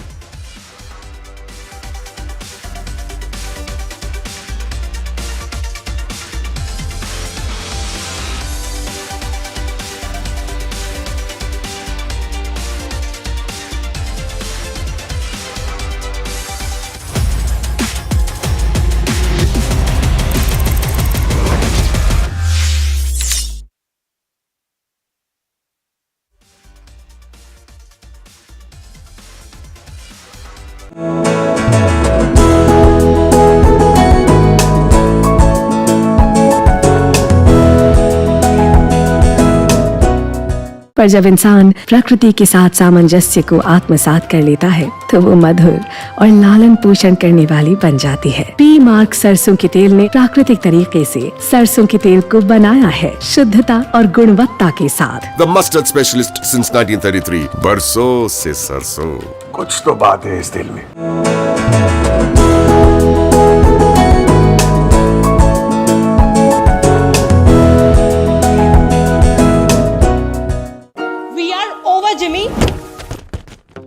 Hey, life में scratches तो आएंगे, गाड़ी के scratches को तो Cosmo PP अब संभाल लेगा, आप अपना देख लो। ये युग तुम्हारा, ये रण तुम्हारा, हर चुनौती तुम्हारी, हर शिखर तुम्हारा, तुम ही हो भारत का स्वाभिमान। हर सेक्टर, हर स्टेट, हर रीजन, हर उम्र के इनोवेटर्स ने दिया जबरदस्त प्रतिसाद, तभी तो वंदे भारतम में एप्लीकेशंस पहुंचे 25,000 के पार और रजिस्ट्रेशन डेडलाइन बढ़कर हुई है 30 जुलाई। आप भी भारत के सबसे बड़े ग्रास रूट इनोवेशन मूवमेंट से जुड़े, वंदेभारतम.org पर रजिस्टर करें। Hi, I'm Tamanna Inamdar. Watch me on NDTV Profit, where I break down the day's biggest business stories. What happened, why it matters, and what it means for your money. Hi, I'm Neeraj Shah. Watch me on NDTV Profit for the most incisive market intelligence and meaningful corporate conversations. And I'm Alex Matthew. Markets, mutual funds, insurance, personal finance. I help you cut through the noise and make smarter financial choices. And here's where you can watch us. Personal finance. I help you cut through the noise and make smarter financial choices. And here's where you can watch us.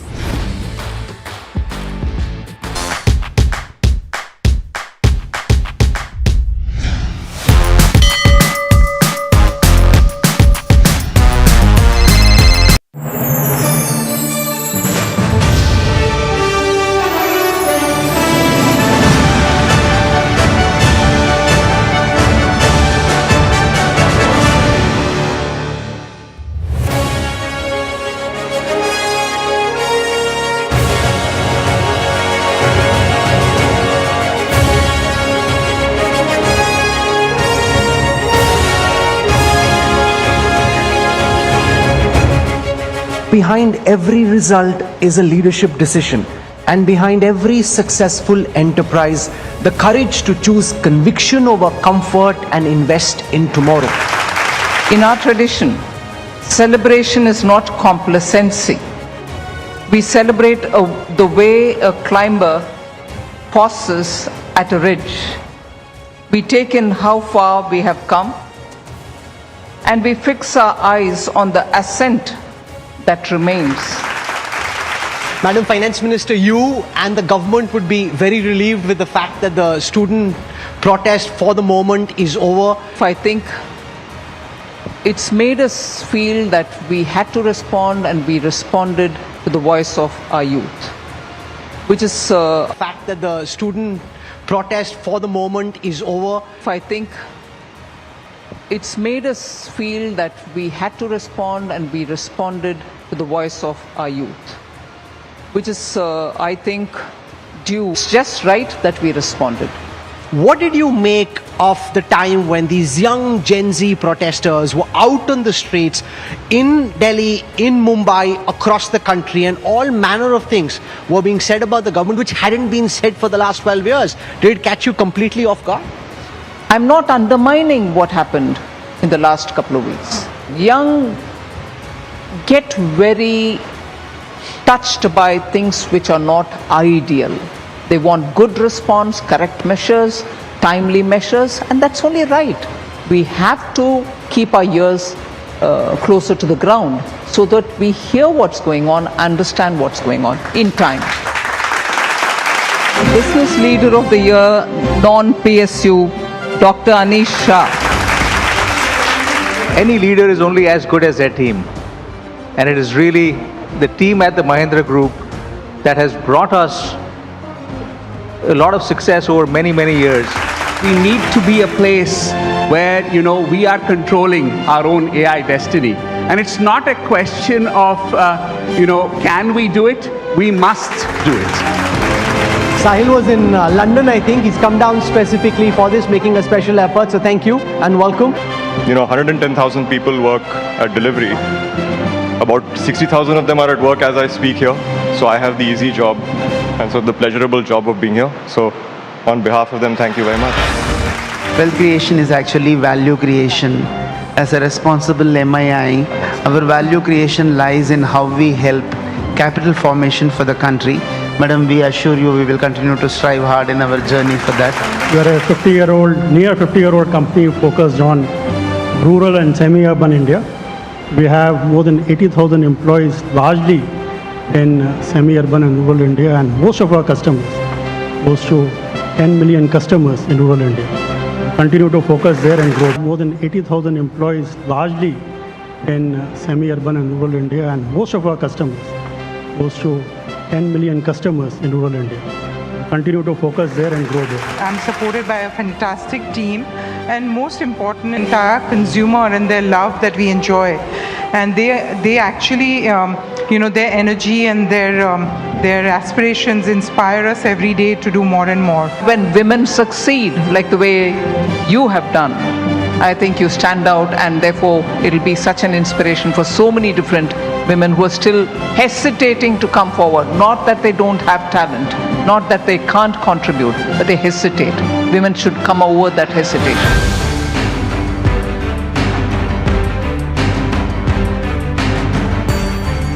When she started, index was I think 25,000 or something. It's 80,000 today. That itself is a tribute to what a great job she's done in stewarding this country. Thank you, ma'am. I think there's a long way to go and a long road ahead for the country. And I think everybody is in an optimistic mood for the future. Philanthropist of the Year, Kiran and Shiv Nagar. Philanthropy is a great enabler of trying to put some equality between what we have and what we should be able to do for society as a whole. Sustainability is very important, and I would like to thank Nirmala Sitharamanji and NDTV for this award. We have continuously evolved over the years, and today we make some of the world's most complex warships and submarines. MDL is always committed to the nation to improve and strengthen our maritime capabilities. I always say, one team, one dream, because electronics is a team sport. So on behalf of 90,000 employees of Tata Electronics, it's a privilege to receive this award. NDTV Profit for recognizing the truly remarkable institution. I would like to quote, with her permission, FM once famously said, "This is the largest bank for the smallest person in the country." The NDTV Profit India Business Icon Award is presented to Mr. Dilip Shangvi, founder, Sun Pharmaceutical Industries. Changes which government is talking about are real and are benefiting, because I think if I look at in our case, almost 2/3 of our business is outside of India, and with this new acquisition, we will be at least having 1/6 of our turnover in spite of being the largest Indian pharma company from India, because the world is the market for us.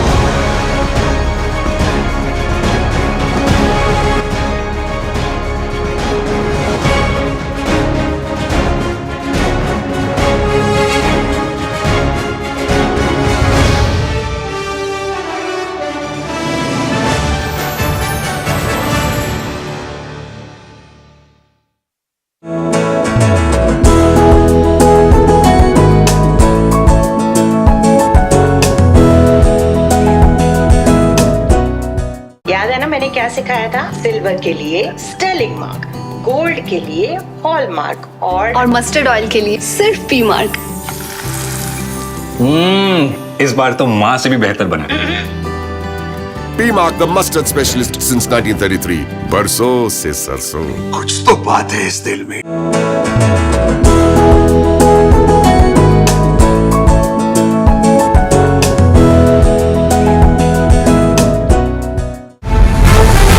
ये युग तुम्हारा, ये रण तुम्हारा, हर चुनौती तुम्हारी, हर शिखर तुम्हारा, तुम ही हो भारत का स्वाभिमान। हर सेक्टर, हर स्टेट, हर रीजन, हर उम्र के इनोवेटर्स ने दिया जबरदस्त प्रतिसाद, तभी तो वंदे भारतम में एप्लीकेशंस पहुंचे 25,000 के पार और रजिस्ट्रेशन डेडलाइन बढ़कर हुई है 30 जुलाई। आप भी भारत के सबसे बड़े ग्रास रूट इनोवेशन मूवमेंट से जुड़े। वंदेभारतम.org पर रजिस्टर करें।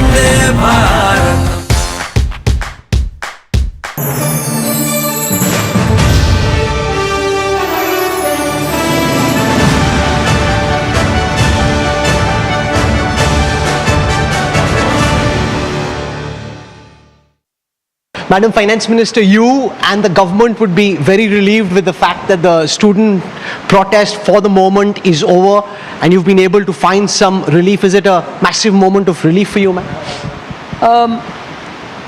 More than relief, I think it's made us feel that we had to respond, and we responded to the voice of our youth, which is, I think, due for a responsible government.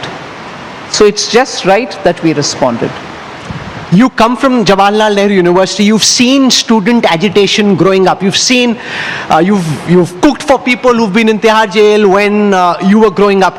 What did you make of the time when these young Gen Z protesters were out on the streets in Delhi, in Mumbai, across the country, and all manner of things were being said about the government which hadn't been said for the last 12 years? Did it catch you completely off guard? Well, I'm not undermining the energy you're putting into this.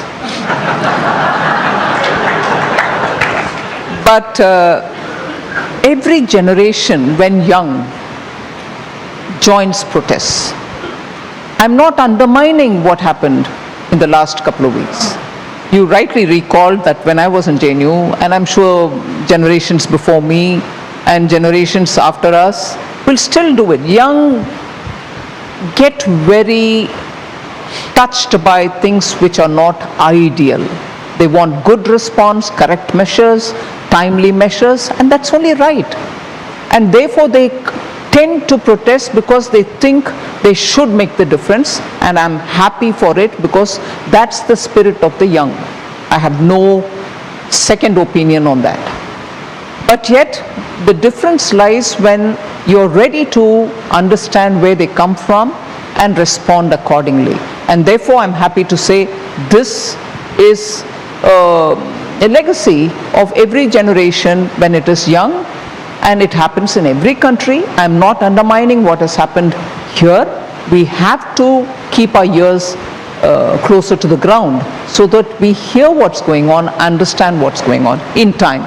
As is the case with every generation that has protested in the past, oftentimes those in power have been found to be slow in responding. Do you accept, Madam Finance Minister, the criticism that the government took way too long in acknowledging the enormity of the protest, the severity of the message that was being sent, and it took too long for this protest to be given the respect that it deserved and for the demands of the protesters to be heard?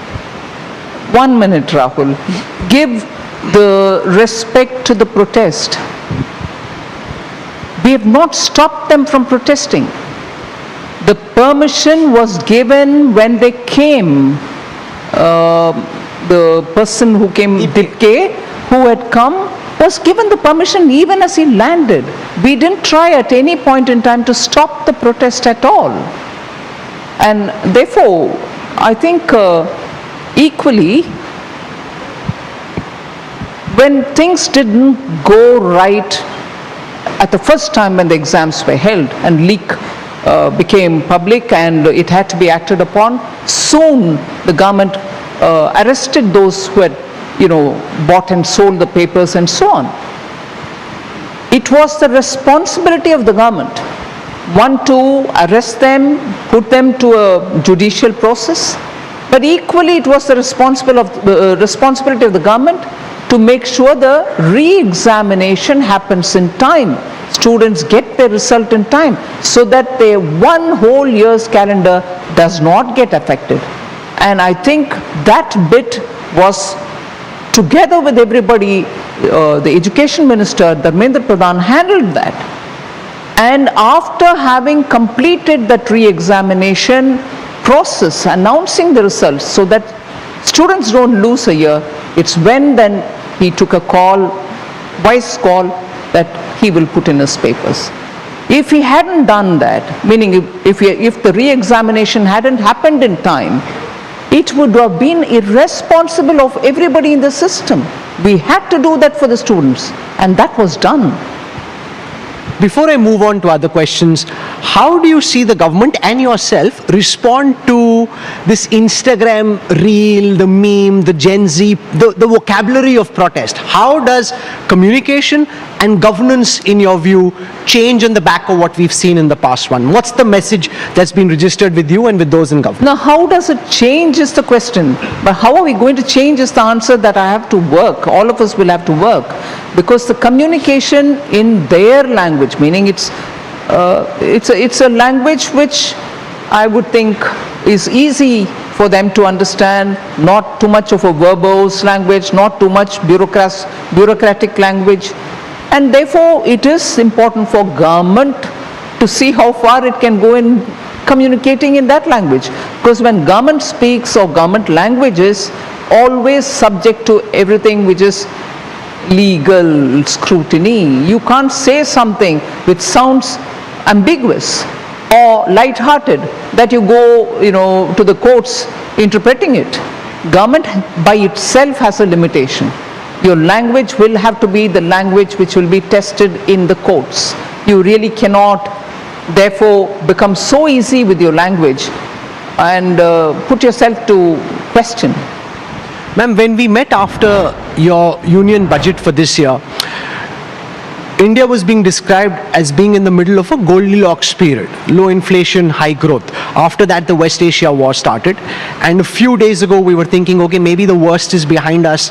A resolution has been agreed upon and that things will get better from here. But with the kind of shelling that we're seeing, the kind of attacks that we're seeing, we're now again in a deep period of uncertainty. How is that impacting your budget numbers? How is that impacting India's growth for this year and your calculations and your estimates when you delivered the budget earlier? First of all, normally I would have said inflation is getting imported because of the uncertainties in the Middle East, Hormuz, supply chain disruptions, particularly for those items which we import in huge bulk, fertilizers and so on. Now fertilizers, when you talk, you're talking of urea, you're talking of DAP, you're talking of muriate of potash, you're also talking of things which go in the making of fertilizers, sulfur, there is suddenly a shortage of sulfur and so on. I would have said because of external factors, inflation. But also this year, there is an El Nino factor.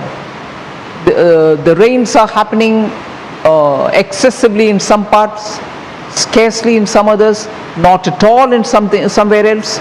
The catchment areas are not receiving adequate rain, so water for irrigation and drinking, crops, all of them are also going to pose a bit of a challenge.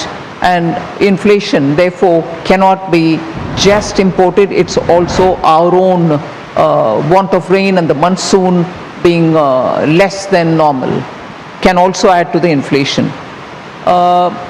Budget numbers, I don't think I need to reconsider as of now because there's been enough such funds created to meet with all these challenges which are happening, whether risk insurance premium going up and we have to support our oil containers or shipping lines which come in these war zone. We've made a provision, there's some resource kept aside for it. Similarly for oil, support for import at a higher price, for fertilizer for higher price, import but yet give it to the farmers at the same price since COVID. So all this I have kept buffers which can take care of it, and therefore at this stage I don't think I'll look at my budget number for readjusting. And finally, you made some reform on the debt side in terms of allowing foreign investors to come and buy bonds more easily than they would. What's your message to Mumbai at this moment? Because you've also been trying to get India Inc. to invest more in the India story, and it looked around the time of your budget that we're reaching this healthy sweet spot where investments would start kicking in, capex would happen more than in the past. Again, this creates turbulence, and naturally for any business, turbulence is detrimental to immediate investment. They'll want to see this through before committing money. What's your message to Mumbai tonight? Well, I think industry has started in investing. The numbers are improving. In fact, it's very encouraging to It's detrimental to immediate investment. They'll want to see this through before committing money. What's your message to Mumbai tonight? Well, I think industry has started in investing. The numbers are improving. In fact, Atmanirbhar Vikasit Bharat. I would certainly invite industry to engage with the government and see if there are any points of concern or any further facilitation that would be needed. And I would only invite for greater engagement with the government. You know, I want to wrap up by telling you all something, that when the finance minister came and I met her this afternoon, I was slightly concerned that she may have concerns about what is asked, what is not asked. But I must tell you that she said, ask what you want. Have I ever stopped you? And she lived up to that. Not once was she even slightly concerned about what was coming her way, and many curveballs came your way and you answered them as you always do, with aplomb. Thank you very much, Finance Minister Sitharaman, for joining us here.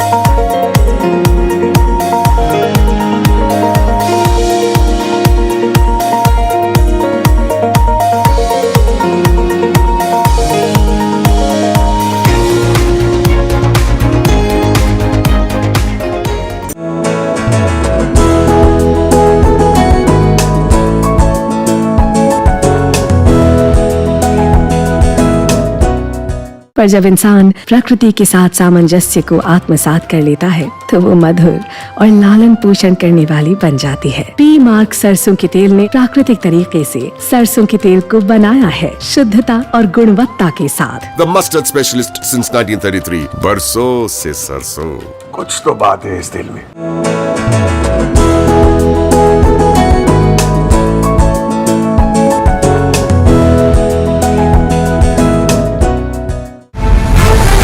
ये युग तुम्हारा, ये रण तुम्हारा, हर चुनौती तुम्हारी, हर शिखर तुम्हारा, तुम ही हो भारत का स्वाभिमान। हर सेक्टर, हर स्टेट, हर रीजन, हर उम्र के इनोवेटर्स ने दिया जबरदस्त प्रतिसाद। तभी तो वंदे भारतम में एप्लीकेशंस पहुंचे 25,000 के पार और रजिस्ट्रेशन डेडलाइन बढ़कर हुई है 30 जुलाई। आप भी भारत के सबसे बड़े ग्रास रूट इनोवेशन मूवमेंट से जुड़े। vandeBharatam.org पर रजिस्टर करें। Hi, I'm Tamanna Inamdar. Watch me on NDTV Profit, where I break down the day's biggest business stories. What happened, why it matters, and what it means for your money.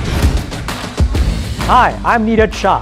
Watch me on NDTV Profit for the most incisive market intelligence and meaningful corporate conversation. And I'm Alex Matthew. Markets, mutual funds, insurance, personal finance. I help you cut through the noise and make smarter financial choices. And here's where you can watch us.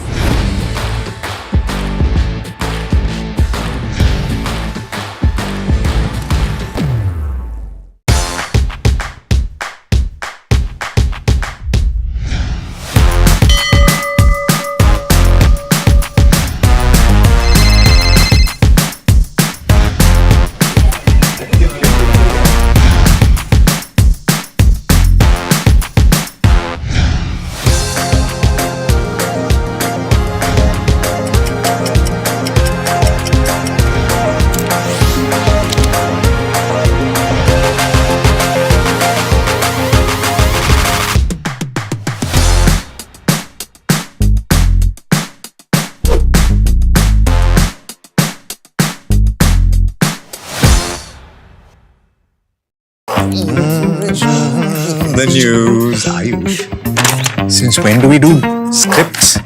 Fair point. Picture this. The biggest stage. Floodlights. Wow. 4K. The works. Where's the hook? There's going to be celebrities and guaranteed eyeballs. Where's the hook? Think about this. Front page advertisements and hoardings. Bro, where's the hook? Cross-platform, digital first, virality. Without a hook, No way. The message is clear. It's 2026. You gotta be real in a world of reels. You gotta be original in a world where everything seems generated. That's it. That's what we're looking for. Nifty gains nearly 1% in trade as crude prices soften. Eternal and Interglobe Aviation topped the charts today. Broader markets outperformed the benchmarks while rupee strengthens 0.7% to 95 rupees 90 paise against the dollar. Oil prices pulled back sharply as a pause in US-Iran strikes eased immediate supply fears. Though lingering Middle East tensions really continue to keep energy markets on the edge, meanwhile, Israeli Prime Minister Benjamin Netanyahu departs for Washington, D.C. for talks with Trump. Addressing the NDTV Profit Business Leadership Awards 2026, Finance Minister Nirmala Sitharaman said the union budget numbers for the current fiscal year might not need to be tweaked as of now. She also added that there are sufficient buffers to deal with challenges arising from the war in West Asia. IDFC First Bank shares jumped nearly 6% after delivering a standout quarterly performance, posting its highest ever profit as strong customer business growth and improving operating momentum lifted the investor confidence. In an exclusive interview, Nykaa's founder Falguni Nair says that company has launched Nykaa Now for express delivery and can afford the cost of quick commerce disruption. Nykaa's founder Falguni Nair says that company has launched Nykaa Now for express delivery and can afford the cost of quick center tables, anti-paper leaks bill and huge opposition sloganeering in Lok Sabha. Opposition presses for debate on violence with students during the protests. Civil Aviation Ministry rules out any delay in Ahmedabad plane crash investigation report. In response to a question in Rajya Sabha, Ministry says that the report timeline can't be predicted. All probable causes leading to the accident are being investigated. A golden moment for India at the Commonwealth Games. Mirabai Chanu has clinched yet another gold, creating history with her third straight Commonwealth title in weightlifting.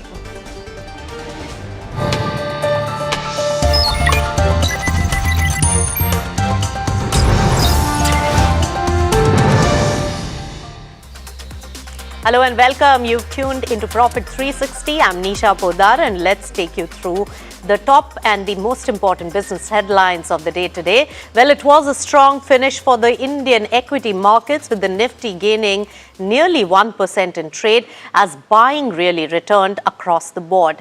Some of the stocks which really outshone today in the trade, well, Eternal as well as Interglobe Aviation led the benchmarks higher, while the mid-cap as well as the small-cap indices outperformed, each ending with gains of over 1%. Let's take it straight across to my colleague Parth, who's standing by with the entire roundup of the market action today. Tell us, Parth.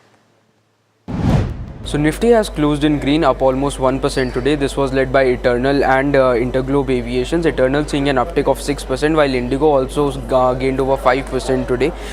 This gain in Indigo was mainly because of the crude oil decline that we saw yesterday. On the broader market side, they have outperformed the benchmark with Nifty Midcap 150 gaining almost 1%. This was mainly due to Container Corporation, which saw an uptick of almost 7% after the management increased their guidance. And also IDFC First Bank that was up almost 5%, which was due to the strong set of Q1 numbers the bank had posted on Saturday.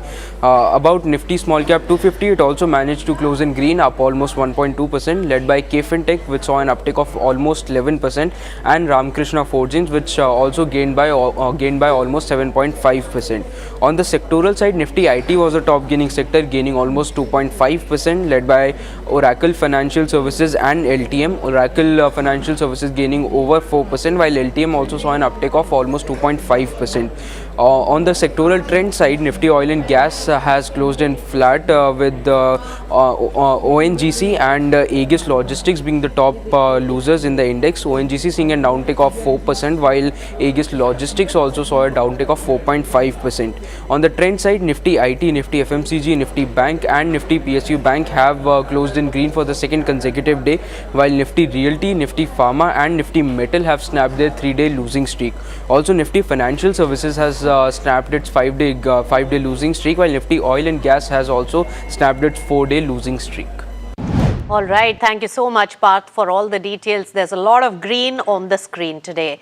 Now, a quick check on the Indian currency and the crude prices as well. Well, the rupee finally closed at 95 rupees 90 paise against the US dollar. Remember, below 96 rupees per dollar is good news for the Indian currency, and the rupee strengthened 0.7% in trade today, supported by a sharp correction in closed at 95 rupees 90 paise against the US dollar. Remember, below 96 rupees per dollar is good news for the crude oil prices, and also improving global risk sentiment after the US and Iran agreed to suspend the attacks. In fact, Brent crude slipped below the $90 a barrel mark, easing the concerns over India's import bill and also lending support to the domestic currency. And that was the big reason for the Indian equities also to go up.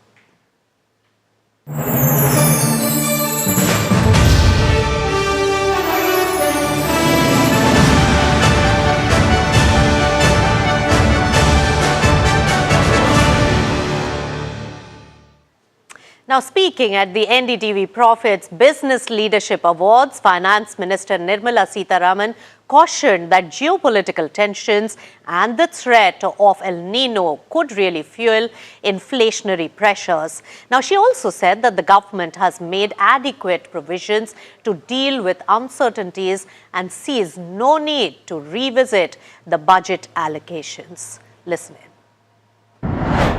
This year, there is an El Nino factor.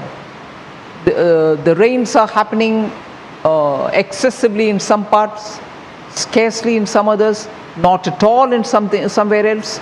The catchment areas are not receiving adequate rain, so water for irrigation and drinking, crops, all of them are also going to pose a bit of a challenge. And inflation, therefore, cannot be just imported, it's also our own want of rain and the monsoon being less than normal can also add to the inflation. Budget numbers, I don't think I need to reconsider as of now, because there's been enough such funds created to meet with all these challenges which are happening, whether risk insurance premium going up, and we have to support our oil containers or shipping lines which come in these war zone. We've made a provision, there's some resource kept aside for it. Similarly, for oil, support for import at a higher price, for fertilizer for higher price, import but yet give it to the farmers at the same price since COVID.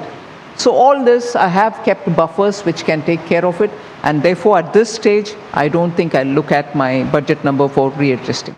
Right, from the sidelines of NDTV Profits Business Leadership Awards, let's hear from Mukundan Menon, the MD of Voltas, as he speaks to NDTV Profits, Sharad Dubey, about India's manufacturing boom. In fact, the ₹5 lakh crore rupees consumer electronics opportunity, the push for localization and the government's efforts to support the SMEs. Listen in. Seeing what the global situation is, India's story remains very strong. How is this going across in your industry? What are the changes or what are the positive growth triggers looking like? So the industry that I represent is the consumer electronics and the durables industry. That's growing at a very fast clip of roughly around 15% a year, expected to touch a number of roughly 5 lakh crores by 2030. So we're talking about an industry of a very large size. We're talking of televisions, we are talking about air conditioners, we are talking about refrigerators, washing machines, microwaves, dishwashers. And the penetration level of most of these products are extremely low today. So it must be like a single digit penetration. For products like air conditioners, it's a single digit penetration, less than 8%. And the fact that some of the households will need more than one air conditioner, technically, the penetration levels are very low. A developing country like many other countries like China, for example, they have a penetration level in excess of 60%. We are today at a penetration level of 8%. So the next few decades will be the India story, and all the brands and the manufacturers and the companies which cater to this market will do well. Right, and importantly, a lot of good positive policies also coming in from the government in this space of manufacturing. How do you see this not only for your industry, but entire manufacturing industry as a whole? Where does India stand? Any inflection point here? Yeah, so for example, just 4 or 5 years ago, when this Atmanirbhar Bharat project came up, there was this, India used to import almost 70% of its air conditioners from neighboring countries. And how the story has changed? It is currently zero. So it's come down to zero in terms of the residential air conditioners. And in the first 2 or 3 years, the import content within the air conditioners which are assembled in India used to be as high as 75%. Today that has come down to less than 35%. So all the subcomponents and the sub-assemblies that go into the air conditioner are now manufactured in India. And over the next 2 or 3 years, we'll have almost 100% Atmanirbhar product, a completely made in India product, including the sub-assemblies and the subcomponents. And that's something which the government has really facilitated. They were very clear that we want not only the assembly to be done in India, but even the sub-assemblies and the components to be made in India. All right, an important corporate development there. HDFC Bank really concludes the internal review of on MSRDC. In fact, bank is to issue a warning letter to 3 of the senior employees. For more, I will be joined by Piyush, who looks after our banking news. But at the moment, what we have gathered is that HDFC Bank has concluded the internal review on MSRDC, and MSRDC is, remember, the Maharashtra State Road Development Corporation. Conduct of the employees constituted, remember, business overreach is what this particular report is saying, and issues warning on that, but no malified intent. Piyush is right here to give us more details on what has been communicated by HDFC Bank on this particular review and the investigation. From the tone and tenor of it, Piyush, it looks like that it's more overreach, as they stated, and not any malified intent. And there is a small penalty also to avert such situation and to make it exemplary. Give us the full details. That's right, no malified action per se, but because the bank is wanting to show that its corporate governance remains strong, it has imposed 1 lakh rupee penalty on CEO, the CFO and the retail asset head. But this is very big, you know. The MSRDC case was one where the bank had gotten a lot of flack for the way it garnered deposits from MSRDC. It routed some of the funds, you know, the interest that was to be paid to MSRDC via their marketing CSR budget. So this created a lot of negative sentiment for HDFC Bank's internal practices. The bank on its part, however, the internal sources say other banks also do such practices, but this was flagged in a meaningful manner. HDFC is the largest private bank. The corporate governance standard should remain very high at this lender. Now the bank has said, like you rightly mentioned, there is no malified action, but as a robust internal, you know, they did a internal independent directors review on this whole incident, and finally they have concluded that yes, certain processes were not followed, certain employees were pulled up, and in fact the bank has also communicated to the RBI the action that it has taken against its employees, and of course this penalty that has been levied on the top management. All right, Piyush, stay in there. Let's get Sanjay Asher, a senior partner at Crawford Bailey, to really comment on this. Sanjay, when we talk about the corporate governance standards, the investigation and the remedial impact and the solution that has been taken up by one of the top, corporates in the country, how do you read into this particular situation? See, the corporate governance has to be absolutely on a gold standard or a platinum standard. There cannot be any compromise on that at any cost. including at the cost of business. Corporate governance is the most pivotal and important thing. So therefore, one has to respect that, one has to follow to the last possible dot, and in substance and not only in form. In theory, it has to be, and both, it has to be followed without cutting corners, without hiding under some regulations, without hiding under some or the other legal opinions, etc. Right. So, Sanjay, when we take a look at this particular instance and the way the investigation is now conducted, concluded, and they said it's an overreach by certain employees. There is a fine of 1 lakh rupees and they are now taking the corrective measures. How will this solution be seen and how will this be legally tenable? So, I mean, of course, one needs to look at the entire report as to what is the gravity of the offense, what is the gravity of not following the corporate governance. So it depends on that. But having said that, a penalty levied or a fine which is levied itself is a big thing. Forget the quantum for the time being. The fact that there is a fine which is levied, that means there was something which is wrong which was done. And if there is something wrong which is done, which is a big thing to my mind, if it was not levying of any fine, but just giving a warning, that was a different ballgame.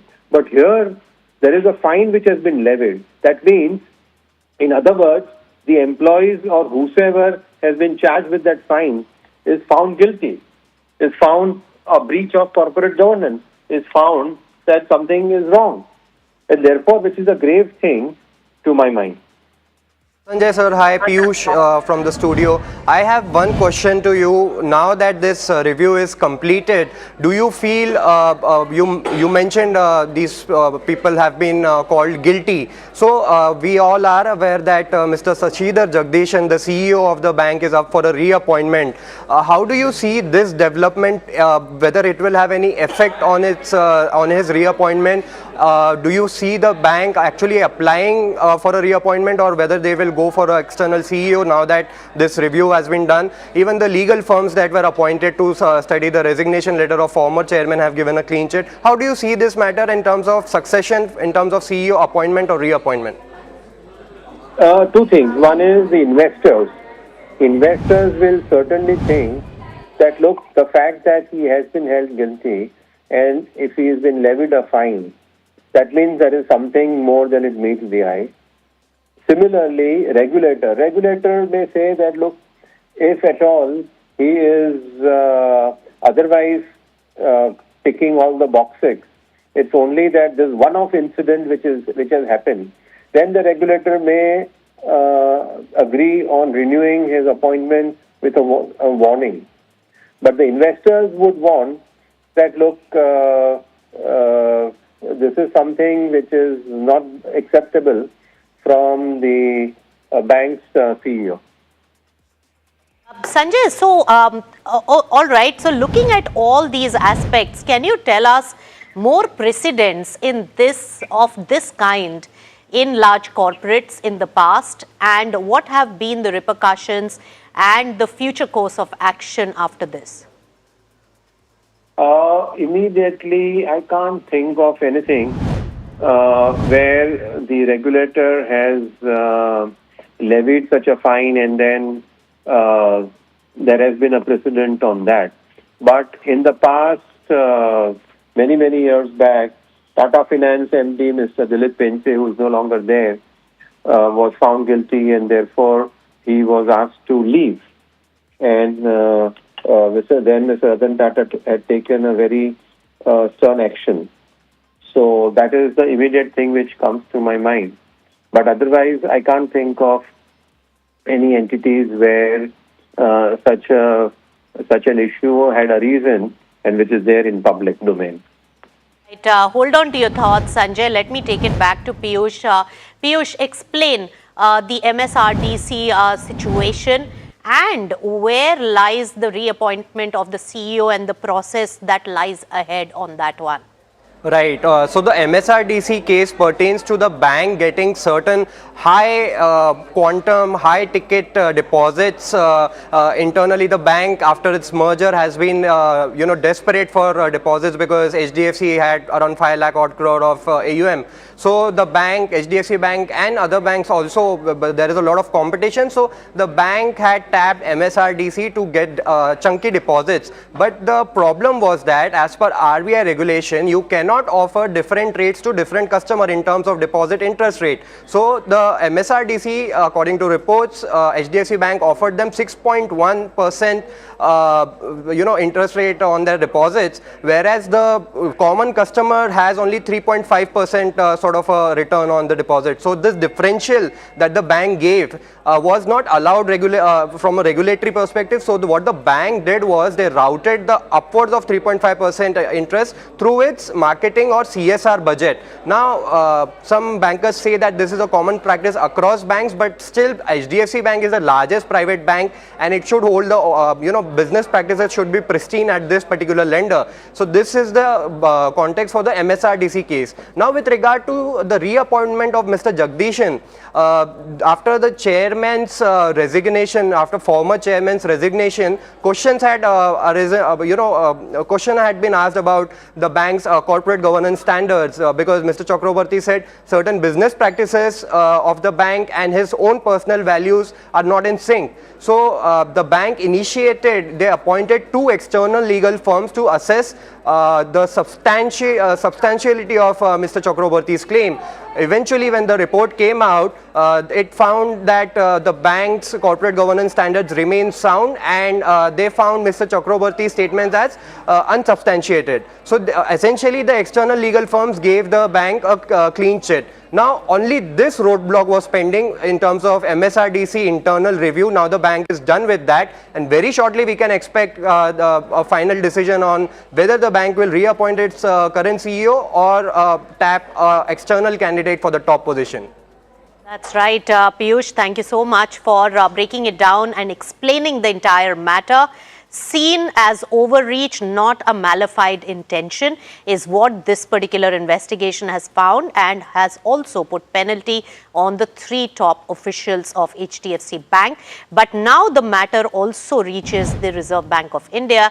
So Reserve Bank of India's comfort as the regulator of the banking sector in the country, that is something to be watched out for very, very closely. This is a big matter and a big aspect of the corporate development at HDFC Bank. Remember, a large part of the stakeholders and the shareholders of HDFC Bank, majority of them are the FIIs, the foreign institutional investors. How they take this particular solution as well as the investigation is also a matter to be watched out for. If we really take a look at the way HDFC Bank stock has really performed after these matters on corporate governance have surfaced in the last few months, it has really lost and eroded a lot of shareholder value. So that needs to be also seen in the context. So RBI and its comfort on this remedial measure, and second, to the comfort on the CEO really being reappointed, are the 2 matters to be watched out for closely. All right, moving on to another big development. Well, Bank of Baroda has responded to reports of a data breach, saying its core banking system remains secure. The bank clarified that the incident really involved the compromise of an employee's email account and not its core banking infrastructure. It added that the breach was really detected promptly, corrective action has been initiated, and a forensic investigation is currently underway. In fact, let's take it back to Piyush on this particular matter. Tell us, Piyush. This is a very serious sort of a hack that has happened at Bank of Baroda. We will come out with a detailed, exhaustive report on this separately. But for now, the bank has responded saying one of its employees' email ID was hacked and hence the data leak happened. Now, we have seen this data leak. It is massive. The amount of details, personal details, phone numbers, addresses, PAN card, Aadhaar card, loan sanction amount, KCC account holders, there are so many points that have have been in the bank's internal records itself. There has been so much leak that has happened. Some people are saying it's around 1 terabyte of data that has been leaked, and now the bank has clarified that it will do a forensic audit. But we must remember here that earlier as well, Bank of Baroda in the Bob World case was, reportedly using fake numbers to open accounts to inflate the number of customers the bank has on the Bob World app. So this is a very serious repeated violation that the bank has done. The bank has faced. It does question, what cyber security standards are there at Bank of Baroda at this stage, because one after the other, and the amount of repeated violation that the bank has done, the bank has faced. It does question, what cyber security standards are there at Bank of Baroda at this stage. Right, and that particular stock also took a beating, has been under pressure in the market today. Thank you so much, Piyush, for all the details on two most important developing stories from the banking space. Let's move on. The government's 10,000 crore rupees ATF price stabilization scheme appears to have really found no takers. In fact, sources to NDTV Profit indicate that the centre is now considering putting the scheme in abeyance after no airline signed an MOU under this particular program. Let's take it straight across to my colleague Sesa, who's joining in with all the details. Sesa, what are your sources telling you on this development, and how is the government really taking it? Right, the centre's 10,000 crore ATF price stabilization scheme has failed to attract any participants, with not a single airline signing a memorandum of understanding under the program. Now, what we are given to understand from our sources is that the government is now considering putting the scheme in abeyance while retaining the option to revive it if global oil prices rise again sharply. The scheme lost relevance, especially as market-linked ATF fuel prices cooled following an interim peace deal between the US and Iran, reducing the need for price support. Now, the scheme, had capped the benchmark domestic ATF price in Delhi at rupees 115 per litre for a period of up to 3 years. The centre had approved the 10,000 crore ATF price stabilization fund on June 3rd to compensate, OMCs for selling ATFs to airlines at the capped prices for up to 3 years, with the objective of protecting airlines from a surge in fuel costs triggered by the West Asia crisis. All right, Sesa, thanks so much for all those important details. There's more news developments coming in from the aviation space today, and responding to the concerns over the Air India AI-171 crash probe. Well, the Civil Aviation Ministry has now addressed the Parliament on the progress of this investigation. In fact, the Civil Aviation Ministry has told the Rajya Sabha that there has been no delay in the investigation into the AI-171 crash, and that the government said that the timeline for a major accident probe cannot be predicted, as it depends on multiple variables and technical factors. In fact, it added that the investigators are examining all probable causes and contributing factors, while a detailed inspection of the aircraft's thrust control module is currently underway at the original equipment manufacturer's facility. So that's the clarification that is really coming in from the government. Remember, it's been over a year since that crash, and the families of those really who are deceased because of this particular incident also need an answer. With that, it's a wrap on this edition of Profit 360. Keep it with NDTV Profit.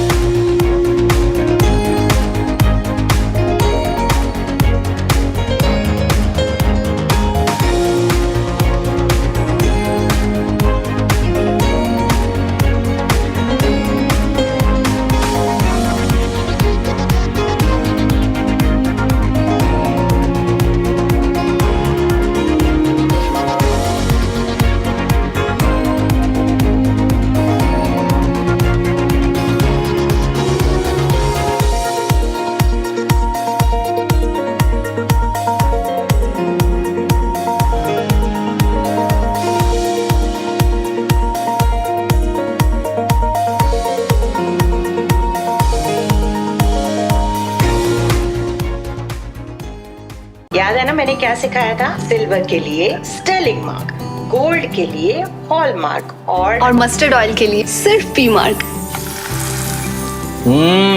इस बार तो माँ से भी बेहतर बना। P Mark, the mustard specialist since 1933. बरसों से सरसों। कुछ तो बात है इस दिल में। ये युग तुम्हारा, ये रण तुम्हारा, हर चुनौती तुम्हारी, हर शिखर तुम्हारा, तुम ही हो भारत का स्वाभिमान। हर सेक्टर, हर स्टेट, हर रीजन, हर उम्र के इनोवेटर्स ने दिया जबरदस्त प्रतिसाद। तभी तो वंदे भारतम में एप्लीकेशंस पहुँचे 25,000 के पार और रजिस्ट्रेशन डेडलाइन बढ़कर हुई है 30 जुलाई। आप भी भारत के सबसे बड़े ग्रास रूट इनोवेशन मूवमेंट से जुड़े। vandeBharatam.org पर रजिस्टर करें।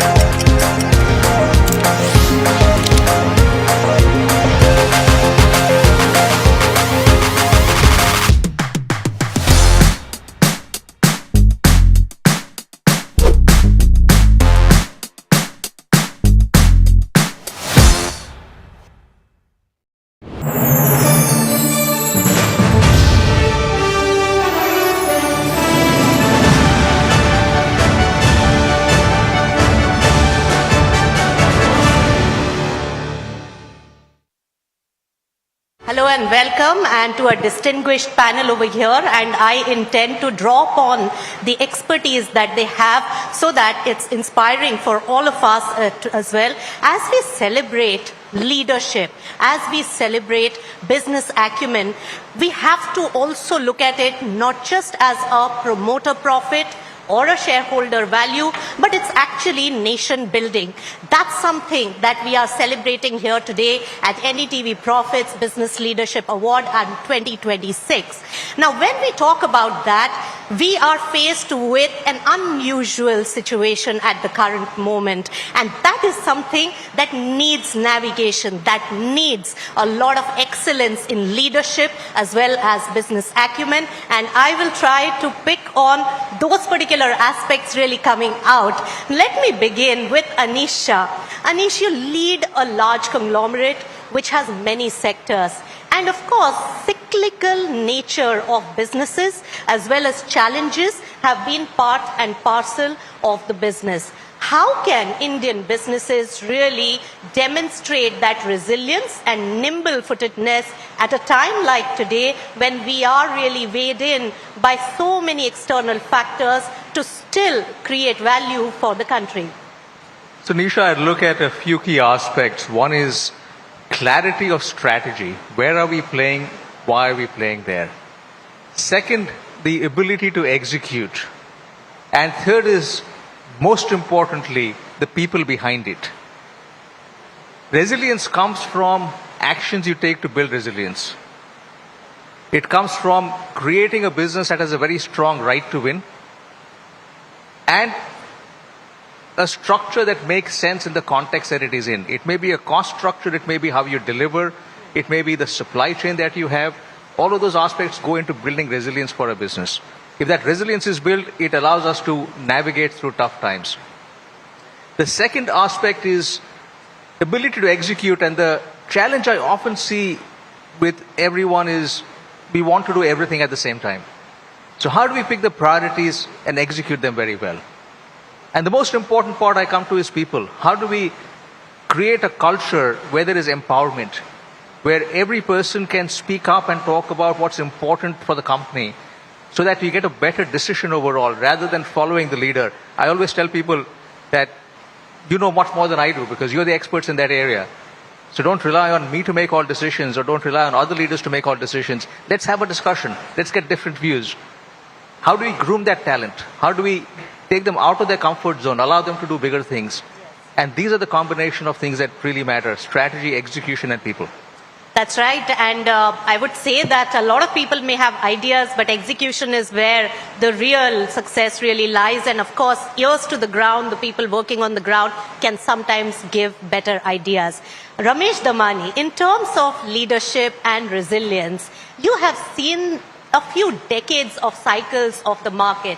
Right now, we are in a little bit of a nervous situation because of the crude dynamics that's really playing out.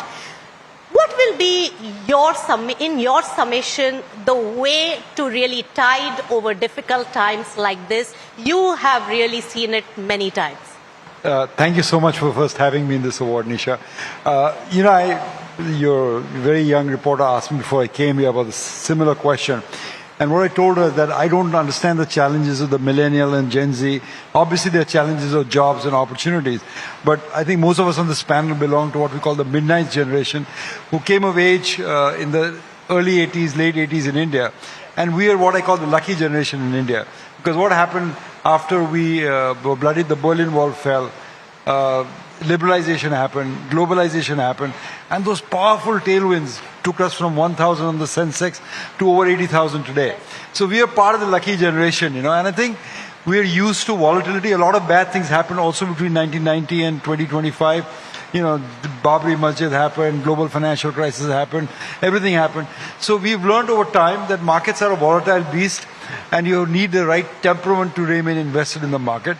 I think which is what life has taught me. So I'm not swayed or assuaged by this 2-3 years sideways movement in the market. I think it's as good a time to invest. I think look at when you're going to retire, what the index will be rather than what it is over the next quarter or the next 6 months. All right. So having a long-term view and yes, all right. So that's the advice coming in from Ramesh Damani. Vivek Prasad, you have insights into a lot of sectors and a lot of companies. How is the industry really gearing up to take up the challenge of a very different world currently? No, thank you, Nisha, for that question. And I would say yes, and the first two questions also in some sense resonate, that these are times where there are going to be different challenges and different opportunities in the same breath. I would say, while it's very important for, some of us or some of the teams to be focused on the here and now so that, we're delivering, just as Anish said, delivering on and executing on a plan, but more importantly, also keeping an eye on some of the changes that's going to come through. So how do we be nimble in terms of anticipating some of the changes that will come through and start building, I would say, capabilities and capacity to address some of those challenges. The other thing also extremely important is, having the organizational backing to know that some of those things that you would actually get into may not pay off because this is something that you're planning for. And that's extremely important when you start thinking of things forward. All right. So many takeaways there, but Jayant Sinha, you are a very good combination of how the government operates and how the business and the investment side really operates. At this point, how challenging is this particular instance for the government, and how have policy decisions and government's proactiveness really helped the country in keeping that leadership position? Thank you very much, Nisha, and wonderful to be on this very eminent panel. Let me, to answer your question, build on what Ramesh was saying. For a long time, the mega forces to which policy, investment, and business priorities were set to were around globalization, liberalization, technology. But now the mega forces have flipped. We are dealing with a different set of mega forces. We are dealing with a situation where supply chains are fragmenting, deglobalization is happening. We're dealing with an age of disruption where technology, particularly artificial intelligence, is changing the way things are set up and the way businesses are operating. We are handling a situation where the demographics now are in a mode where populations are declining, workforces are declining, and that's a very different set of priorities. And finally, of course, climate change, particularly for India, is a very major issue as well. So the mega forces are changing, and as I've learned as an investor, and as a policymaker, it's all about the macro. It's all about the big forces, the big structural drivers that are affecting an economy, that are affecting a large business group. So as a policymaker or as an investor, you have to be very mindful of these big mega forces, these big investment trends, and you have to catch the wave. Because if you're on the wrong side of the disruption, for example, if you take AI, part of the reason today India is a little bit being not considered as attractive a destination as it was by global investors, because most people are saying that India today, with respect to technology, with respect to AI, is not well positioned. So we have to make sure, and many of these big mega forces that are operating, climate change is another good example, are actually very predictable. You can look at it and say 5 years, 10 years, 15 years from now, these same forces will be operating. We can say that about climate change, we can say that about AI, we can say that about demographics, we can say that about resilience and supply chains. All of these forces are going to be operating 10 or 15 years from now also. And so the question as a policymaker is, have we positioned the country well relative to these forces? Have we positioned our investments well relative to these forces? Are our companies, our business groups, are they well positioned? And that's the perspective that's very important for all of us. That's right, and many disruptions is what our industry has really faced. Anisha, do you think that, the companies have been able to take up the disruption channel well? I know in one large sector, at least in auto, the ICE companies have come at par with EV, or in some categories surpassed them. In artificial intelligence, IT is really... So you look at several sectors. As an industry leader, how will you assess the way the disruption and the ability to deal with disruption to stay relevant has been demonstrated by corporate India? I'd give reasonably high marks to corporate India so far. I think we have dealt with disruption well. We've seen many challenges. We did some work to understand what were all the disruptions that took place over the last 126 years. In the 1900s, there was a disruption every decade. 20 years after that, there was a disruption every 3 to 4 years. As we were preparing a chart, we ran out of space after 2020 because there were disruptions every 3 to 4 months. And corporate India has to deal with that. Even as we look at the current situation over the last few months, I think India has dealt with it very well, and corporate India is well positioned. We have companies today that are making products that can go global and be very competitive globally. We have companies that are investing a lot more in R&D. We have companies that are beating global companies on their home turf and in India for certain. So given that, I feel very good about where India stands today.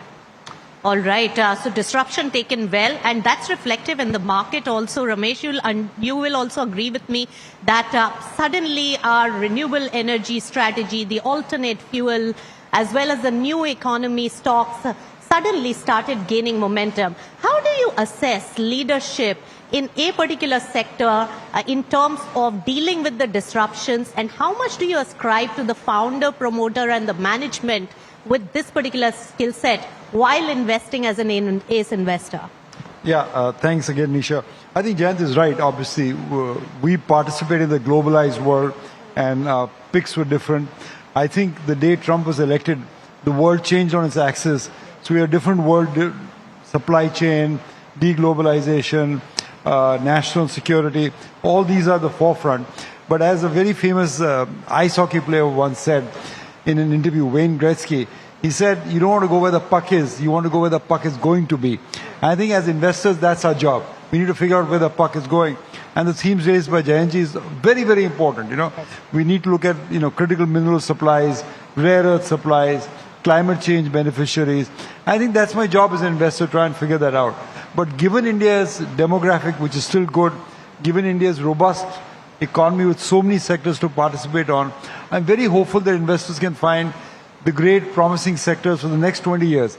They may not be in technology, and they may not be in the sectors that have benefited us so much. But maybe anti-AI sectors, real estate will do well. So I think there are plenty of opportunities. That's the good news. That's right. And, Jayant, you mentioned about that particular aspect and the various disruptions taking place.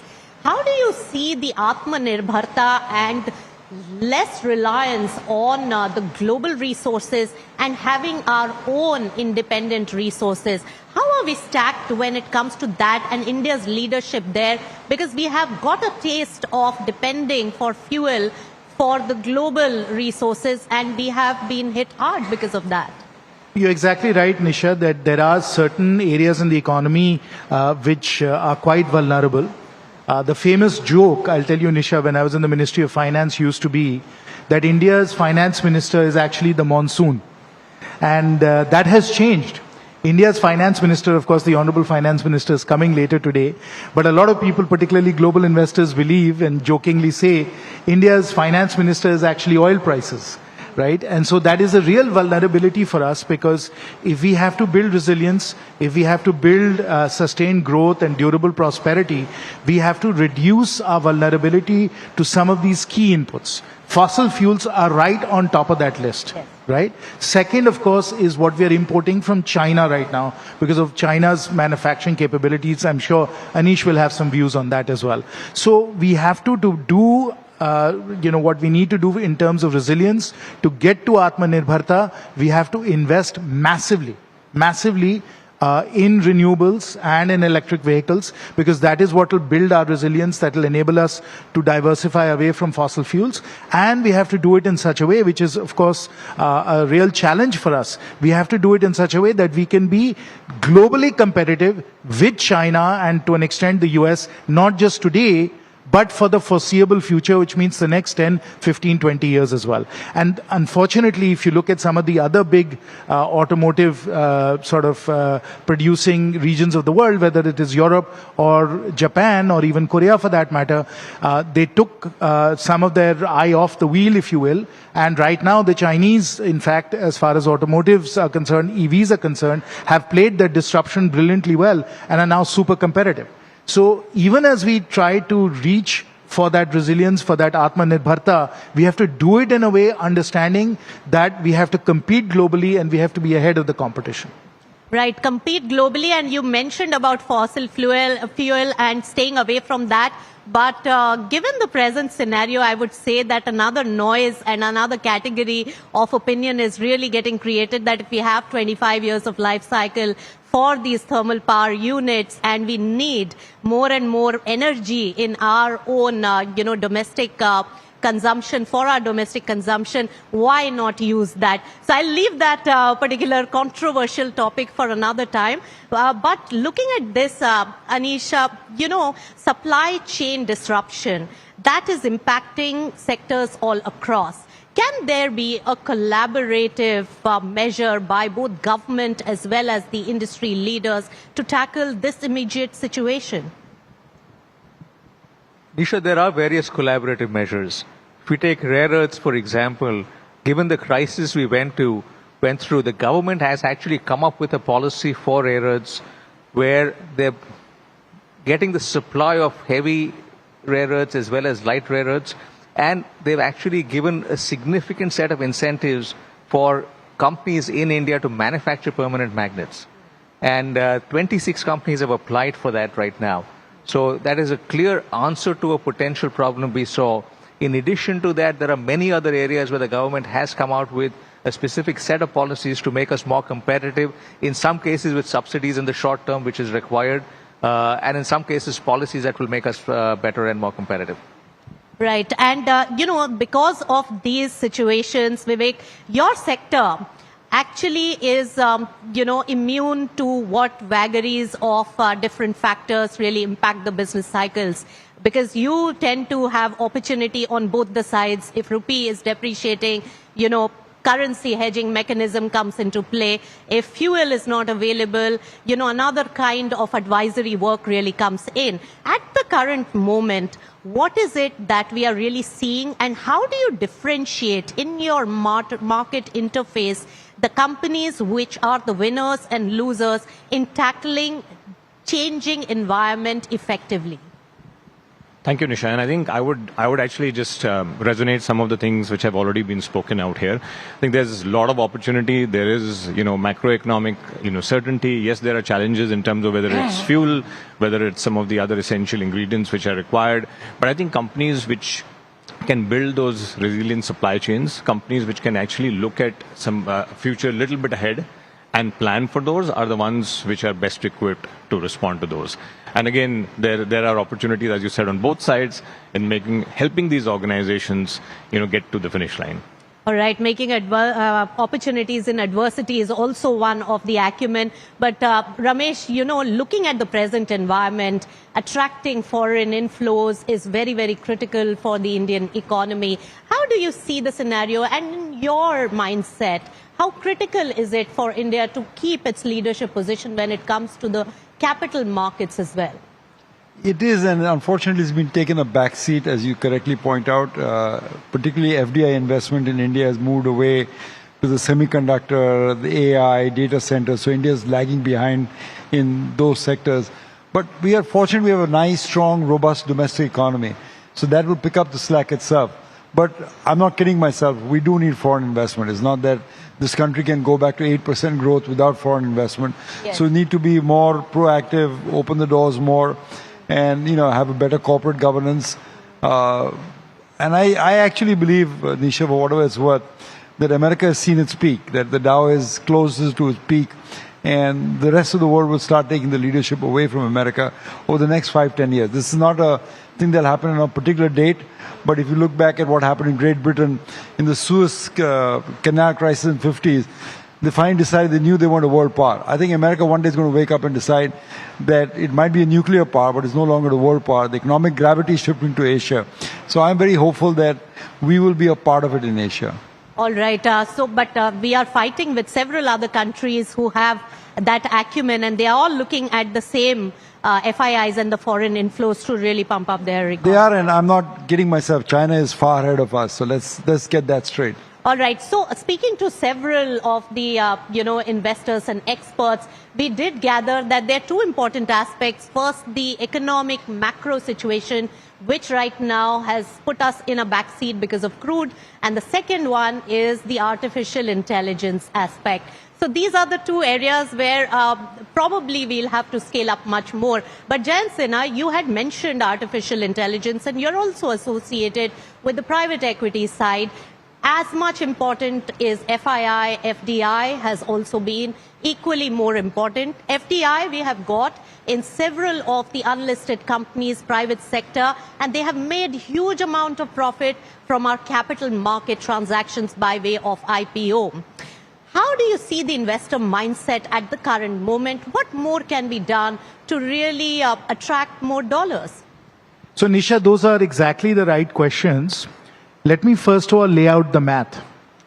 Currently, our domestic savings rate is about 30%. Our investment rate is about 30%. For us to grow faster, we have to invest more. If we have to get to 8 or 9% growth, which is really what is required at this stage, some estimates are, given our incremental capital output ratio, that we should be investing 40% of GDP. 40% of GDP, which effectively means another 10% of GDP, that is $400 billion more. Now, we are investing our domestic savings already, 30% investment rate. Now, where will that additional $400 billion to turbocharge our growth, turbocharge our investment come from? It has to come from global capital. So the global capital that we need at this stage is quite substantial and super important for us to really grow faster and to make the necessary investments in areas like artificial intelligence. Again, let me lay out the maths there. Today, the Mag 7 alone are investing $1 trillion a year in artificial intelligence, in data centers and so on. By some accounts, China is investing $200 billion a year or more in artificial intelligence, data centers and the associated, of course, energy systems and everything else that goes with that. How much is India investing in AI right now? As best as I can tell, it's about $5 billion a year. Now, if we have to be competitive in AI, we have to massively increase our investments, and we need global capital to be able to do that. Now, we all know that global capital will only come if the returns are there. So it's actually not even a capital problem. It is a hard currency, cash on cash returns problem. Which means if I put $100 into India, I need to be able to take $300, $400 out in a few years. That's when I get a cash on cash return. So the capital will flow out of India. That is absolutely fine. That demonstrates the maturity of our capital markets. But we have to also attract a lot of capital and generate those attractive returns for the capital to come in. That's the only way we get the investment flywheel to work. All right, so that is a critical challenge for our economy because our infrastructure, which is a cash guzzling segment as well, we managed to get collaboration from our diplomatic channels already, and at least that is helping. But AI also needs, Anish, you also lead an IT company, and of course there is a lot of competition and there is a lot of pressure from the shareholder community in order to perform on the AI front. How critical is it, and where are we, and how easily doable is it by the IT services company, or will it need more collaboration with AI capability companies? So the one thing, Nisha, that we always talk about in AI is the investments, as Janji mentioned. But the investments go into the infrastructure layer, the chips layer, the energy layer. Yes. The layer that really isn't talked about a whole lot is applications. Because if applications don't work, the rest of it is immaterial. Yes. And India will lead in applications. Yes, I've heard that. Yeah. Because that's where the strength comes in. And it's not just the IT services company, it's all the operating companies in India as well. Yes. We are doing a tremendous amount and seeing significant benefits on the application layer. And we haven't talked about it much, and I think a number of other companies are doing well, haven't talked about it either. But this is one area where we will see India stand out, and All that right. doesn't require a lot of investment. And that has not been discovered. And I would also add the physical AI bit also is something where we can have capability like the KPOs and BPOs of erstwhile times. But maybe we will, perform better than expected estimates and maybe gain the benefit in future. But Vivek, when we talk about leadership across all sectors, we all know that getting there is easier than staying there. And that is also relevant in each of our personal growth journeys, as well as the companies which go to a certain level and find it difficult there. What is your sense overall when it comes to the leadership mantra on that particular aspect? Thank you, Nisha. And I mean, at the cost of sounding a little bit philosophical, I would actually say that there would be three things in my mind. First and foremost, honesty. And what I mean by that is, acknowledging that we may not have all the answers, something that Anish also alluded to right in the beginning. And we are much better together as opposed to going it alone. The second thing I would say is humility, and having that EQ as opposed to just IQ, because in today's world, people work for people, and people leave organizations or join organizations because of the people around. And last and not the least, I would say hunger. Hunger to be driven by the organizational purpose, because that's something which will really keep not only the organization but the people, motivated to go after it. So I would say those three are really fundamental. Very beautifully put. And final word, and 30 seconds, Ramesh, I can give you. Winning mantra when it comes to the investment thesis that has worked for you. Well, that's an easy answer. Thank you for the easy question at the end. I think what has worked is stay invested, remain bullish, and let your money compound. I think compounding is the eighth wonder of the world, and people don't understand that. The longevity of the return makes extraordinary amounts of money. I mean, just to finish up the example, when I was a student, Berkshire Hathaway was $75 a share. Yes. Today it's $750,000 a share. Yes. So had I not gone to school and put my tuition fees into the Berkshire share, I'd be worth $750 million today, not $75,000 the only you should put. That's thanks to compounding. Right. And that's the trick to good investment also. Right. Compound your money, let it grow for a long time, remain bullish. All right, great advice. And my biggest two-bit to end this is that old principles, no matter how changed the environment, still last. Thank you so much, gentlemen, for all the insights. And I hope the audience also enjoyed it as much as I did. Thank you to the patient audience as well. Thank you so much. Thank you, Nisha. Thank you.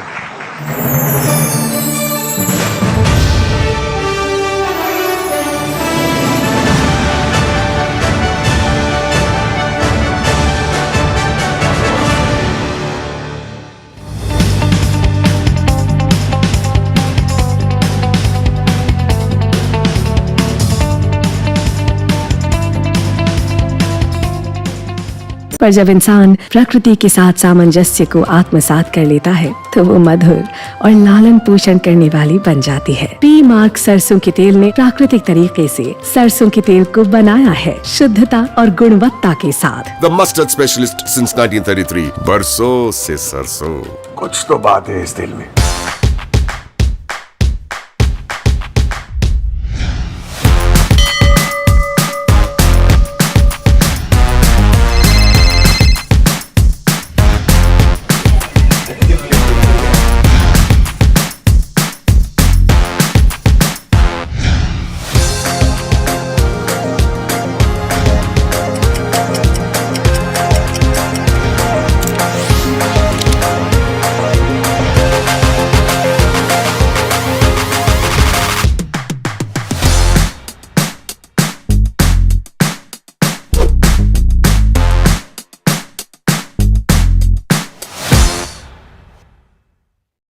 The news, Ayush. Since when do we do scripts? Fair point. Picture this. The biggest stage. Floodlights. Wow. 4K. The works. Where's the hook? There's going to be celebrities and guaranteed eyeballs. Where's the hook?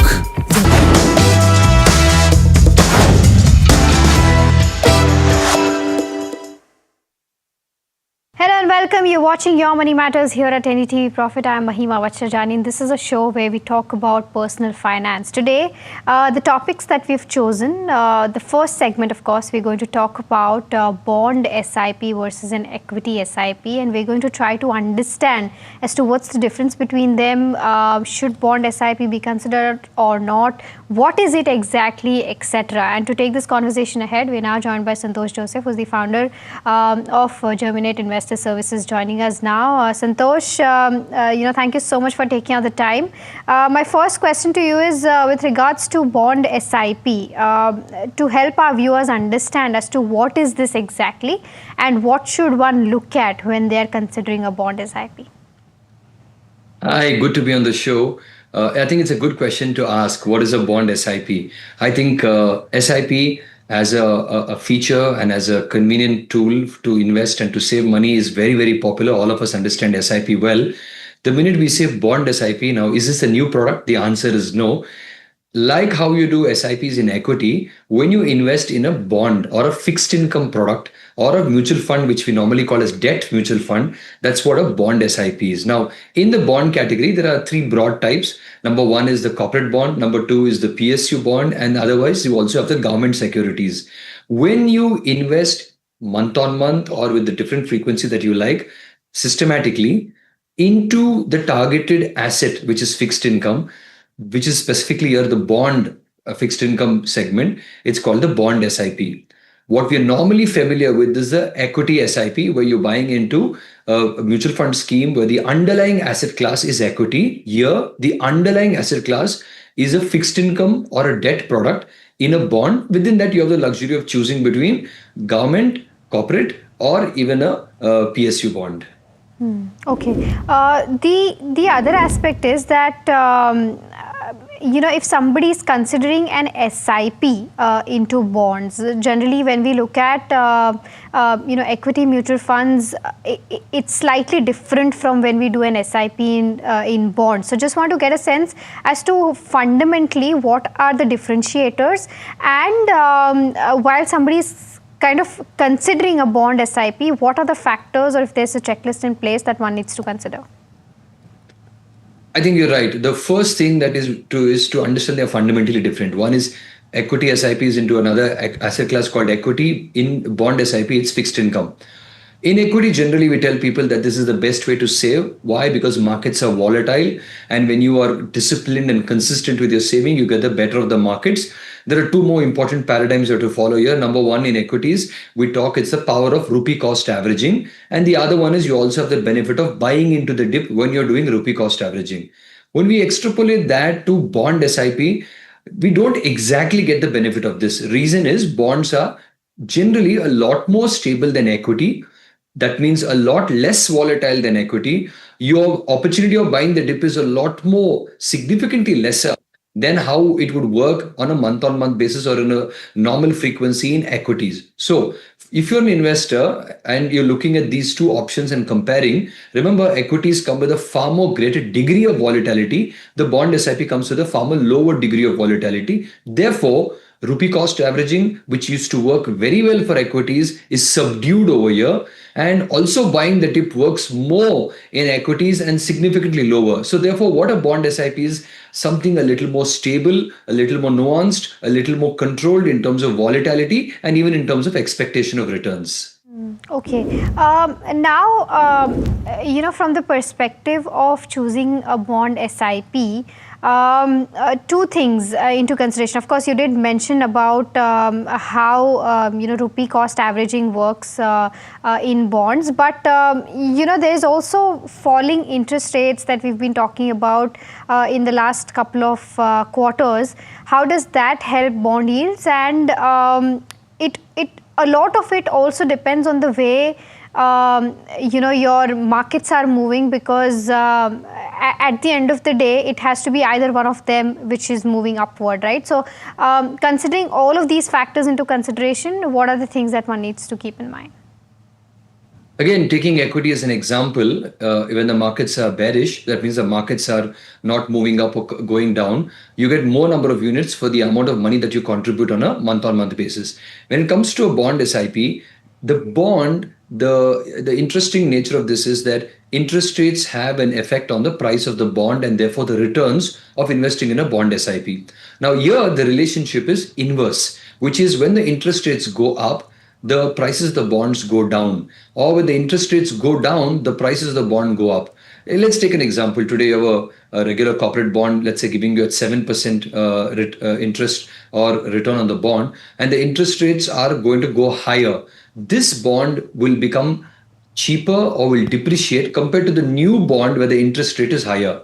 Likewise, you're holding a 7% bond and the central banker cuts rate and the interest rates go down. That means when the interest rates are going down, this bond will become valuable or more valuable than the newer bond that's issued. Therefore, if you're doing a bond SIP, your investment also will be beneficial of this sensitivity of the bond price movements. Like how you expect the market to be bullish or bearish in equity circumstances, similarly, the bond SIP will have the bullishness or bearishness depending on the interest rate outlook. If you're going through a softer interest rate outlook, then your bond SIPs will yield you much better return. If you're going through a hardening interest rate outlook where the interest rates are rising, then here you will have a bearish outlook for the bond SIP.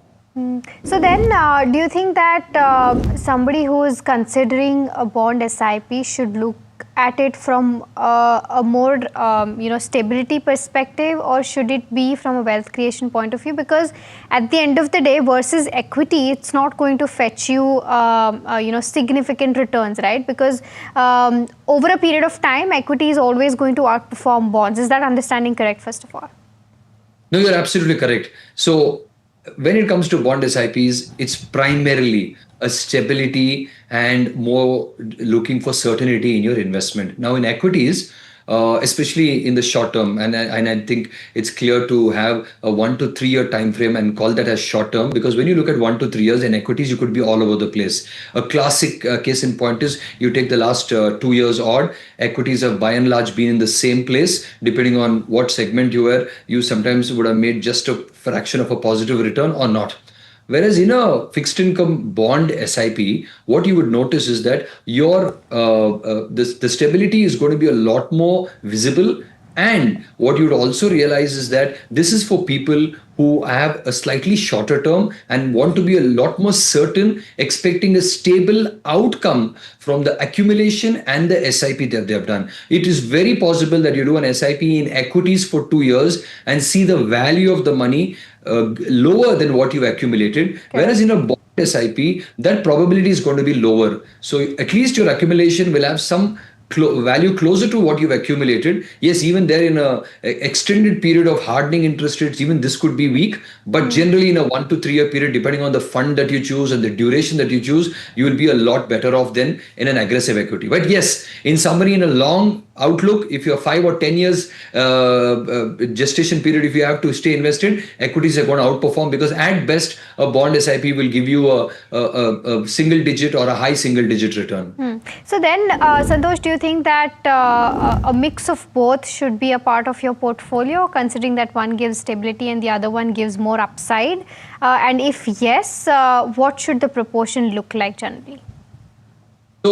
So you have a category of funds called the hybrid funds, which precisely does this. It's a combination of fixed income and a combination of equity. Now, what this does is when you're contributing or accumulating money through an SIP over here, a certain portion of your money is getting automatically allocated to fixed income, a certain portion into equities. Equities give you the kicker of the returns, the bonds give you the stability. Now, within hybrids, I think we are spoiled for choice. You have aggressive hybrids, you have conservative hybrids, and within that you got the balanced advantage funds, where between equity and balanced equity and fixed income, there is an auto balance that happens based on various macro indicators. Now, for those of you who are worried about what is the category I choose, now a balanced advantage is an autopilot mode, but if you are aggressive investor, you can go for the aggressive hybrid. And if you want only 10 or 20% equity, but predominantly fixed income, then you have the conservative hybrid to go for you. So this solves the problem of not being only in fixed income or not being only in equity and getting either end of the volatilities mixed up. You can get a homogeneous output by being in a hybrid fund. Perfect. And if somebody is not going via that route, let's say, I mean, of course, this is a better route to go for somebody who is not actively, tracking bond yields, equity markets, etc. But for somebody who wants to do this willingly and separately, what category of investors should kind of consider bond investing? And do you think that a bond SIP should be a part of, retirees' portfolio as well? So clearly the bond SIP is set out for people, those who do not want any volatility, whether for medium term, long term or short term. Now, the general sense is we feel that SIP is a great product, but where you allocate the money to the SIP also is important for you to understand. Therefore, in the bond category, it is for people. Let me give you a parallel for the people who love the recurring deposit mode, where you are making an FD, but you are doing this via regular contribution. Now, what this does is it gives you the luxury of disciplined saving into a stable investment product. Now, generally, people who are closer to retirement or retired who like stability, and at some level they also want to see some growth consistently, even if it's for a short percentage point or short period of time, that's when they choose this. Then you also figure out that this product as an SIP can be compared to some of the guaranteed benefit scheme, both from the government and the private side, that those are available. Now, whether you're a retiree or going to be retired, or someone who's young but wants to accumulate money, like for an emergency fund or like a savings kitty, the bond SIP is extremely helpful. Okay, just one last point, Santosh. What are the pros and cons of investing in bond SIP, and what are the misconceptions that an investor needs to be aware of? I think the first thing that we have to take away from here is not all your SIPs are supposed to be only in equity, right? Equities are great for long-term wealth creation, instilling discipline. But for the monies that you need for short-term, a specific short-term goal or a specific need or goal that you have, that you want to gather a certain amount of money, that's when you use the bond SIP, when you know the certainty of your goal, the certainty of the time of your goal. The second thing is, when you are investing in a bond SIP, cannot get lost out saying that I didn't make money in the equity kind of return, because the risks are totally different. You should understand that the risk in equities are different, in bond is different. So on the bond side, it's a risk adjusted return to give you stability. And the third and the most final thing is, please don't make the mistake of being in either of the SIPs and not aligning it to your goal. What is helping you do is allocate your money to your risk, allocate your money to your goals. So therefore, based on your goal, your SIP should be aligned to the underlying asset, whether bond or equity or hybrid. Eventually, all of these are to put your money to good use so that you can use them back when you need them. All right. Okay, Santosh, thank you so much for taking out the time and giving us that entire perspective. I'm sure that our viewers now know what to do with bond SIP and equity SIPs. Thank you so much for taking out the time. With that, viewers, time to slip into a very, very short break, but don't go anywhere. We'll be right back with another segment on personal finance.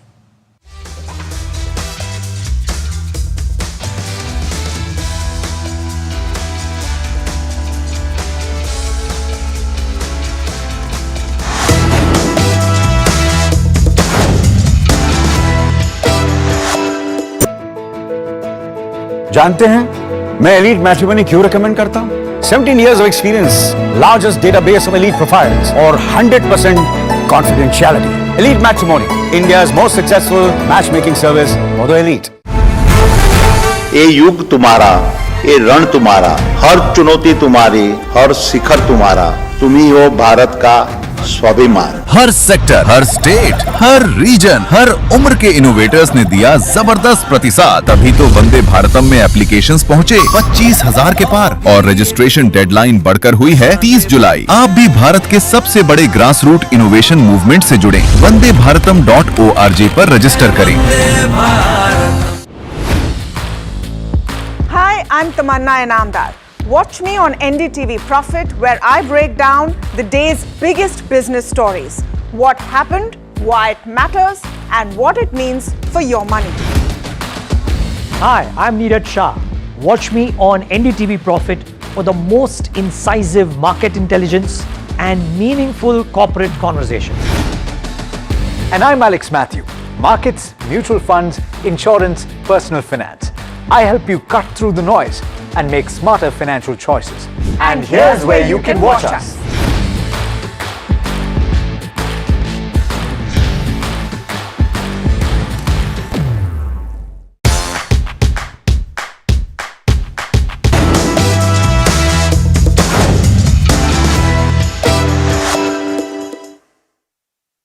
All right, welcome back. You're watching Your Money Matters here at NDTV Profit. The second topic that we're going to talk about is going to be the new framework that SEBI has come out with, which is between PMS and mutual funds. It's called the MFPMS scheme. And to understand as to what this scheme is about, how the framework of this stands, and who is it exactly for, we're now joined by Aditya Agrawal, who's the co-founder of Wealthy. And joining us now. Aditya, thank you so much for taking out the time.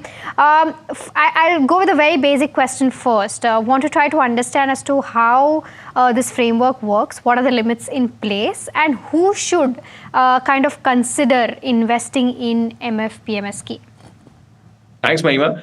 So yeah, it's still a consultation paper which was released last week. Correct. And it is aimed at overhauling the entire PMS space, which has grown significantly, right, since the original regulations were announced.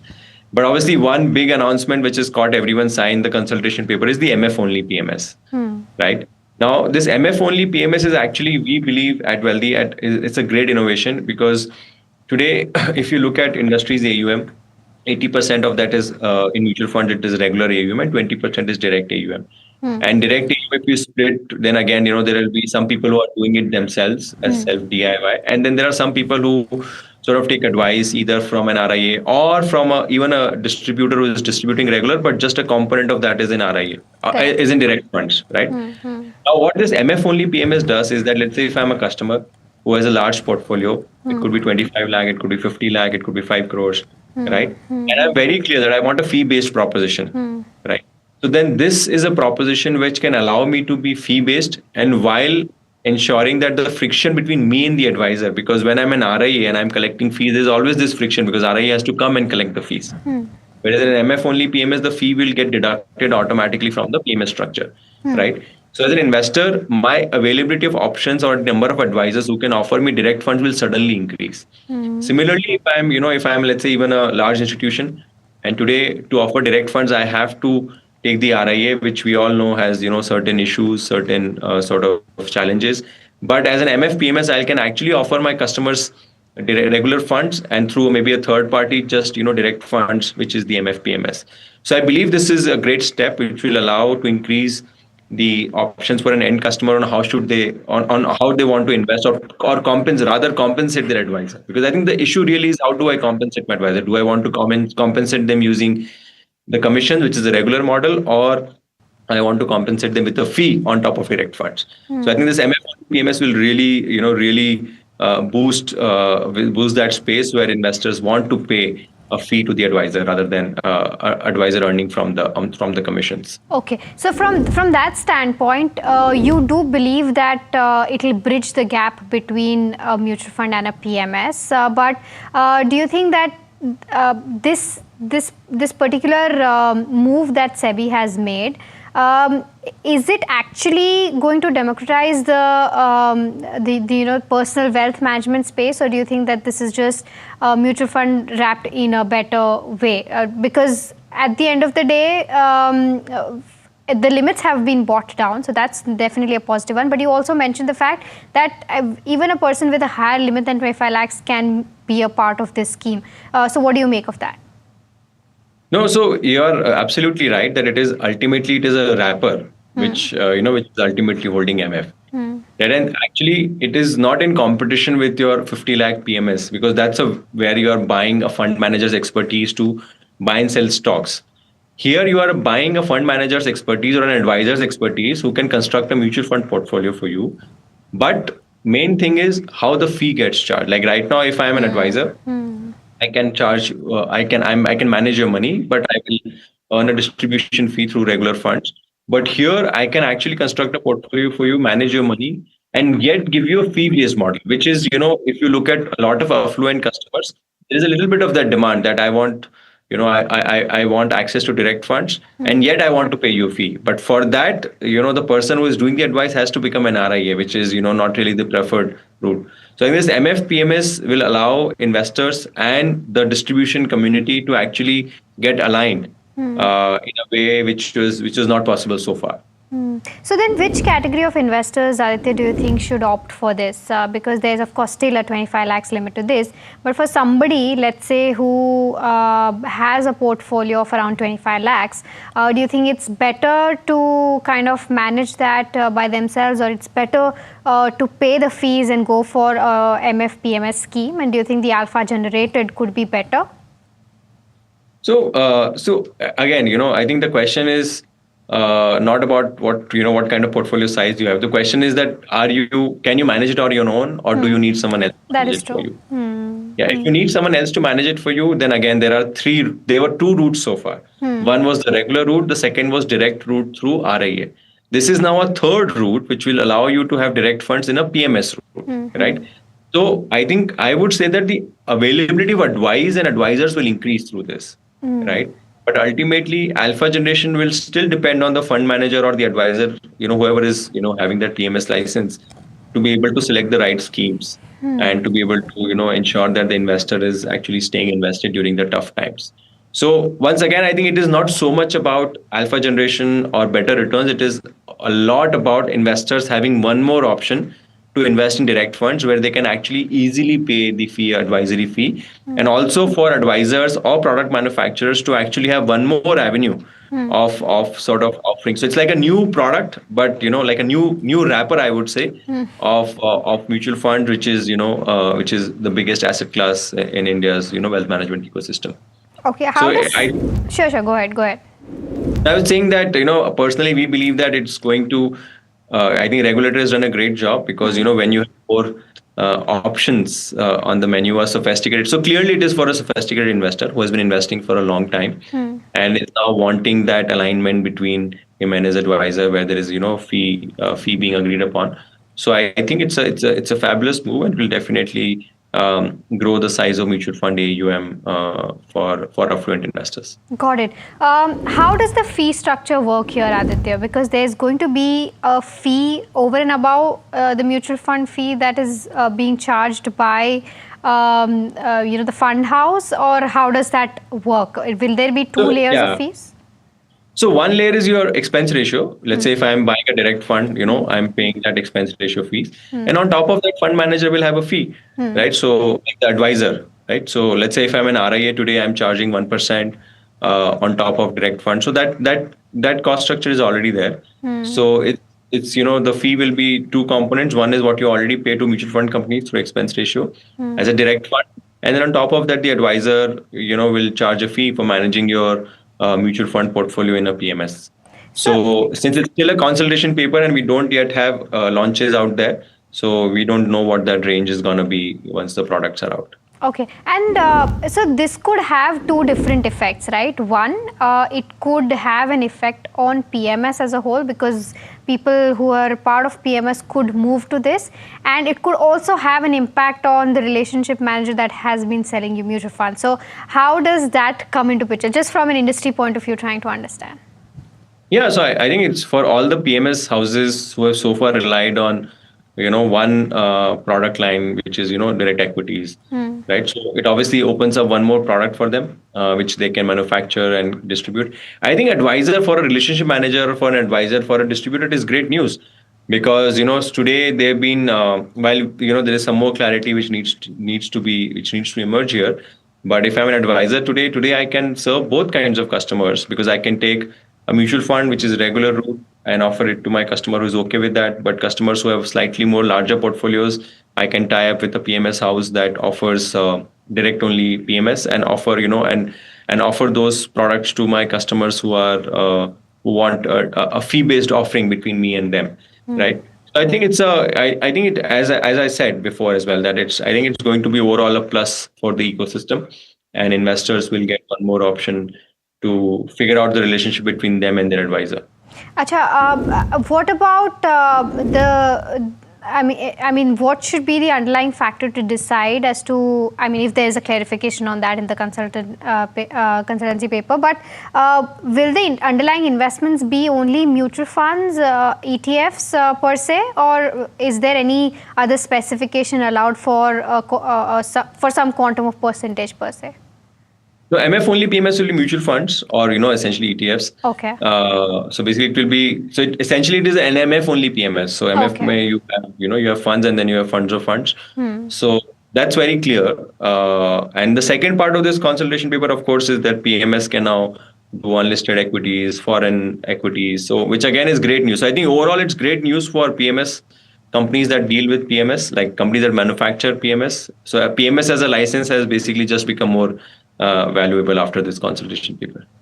Okay, and just one last question from an investor point of view as to what safeguards should they keep in mind while considering this particular scheme. Of course, it's not out yet, as Aditya has told earlier as well, viewers, but if somebody comes up with MFPMS scheme, what are the safeguards that one needs to watch out for?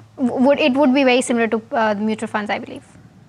Yeah, it will be very similar to mutual funds, but since it will be an MF only PMS where an advisor is taking calls on which funds will be a part of the portfolio and what changes will they make on a desired frequency. So again, I think it's the same as choosing any advisor, that you have to see their track record, you have to see you have to figure out whether the fees that they are charging you works for you or not, right? And then ultimately I think once you make an investment, the investor experience also kind of matters. But yeah, I think two things that will determine the pickup. One is, of course, the advisor's track record, who is offering you this product, and second is the fee that is being charged to you as an investor for managing your portfolio.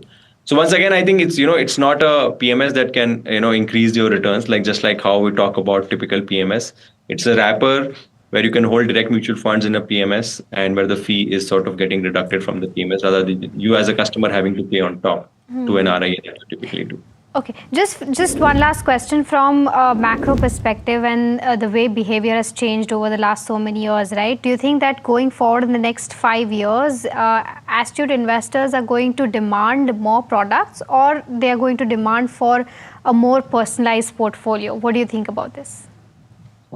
I think both, because see, for example, we have SIFs now, right? Now SIFs, because see, when you are an investor, if you're an astute investor, a sophisticated investor, you want your risk return to be commensurate, right? So you want ideally products that are offering different risk profiles to you and return profiles to you. So I believe that the product innovation will continue, and we will see more. And I think regulator is doing a great job of expanding the boundaries that what regulations or what regulated players in the industry can do. So yeah, so I think it will be both personalization, but at the same time with a right bouquet of products that allows me to, to lower my risk and yet sort of not lose out on returns. All right. Okay, Aditya, thank you so much for taking out the time and giving us that entire perspective on MFPMS scheme, and of course, speaking with us at NDTV Profit. Thank you, Mahima. Pleasure. All right. With that, viewers, we're completely out of time on this edition of Your Money Matters, but do stay tuned in. More news and updates on the other side of the break.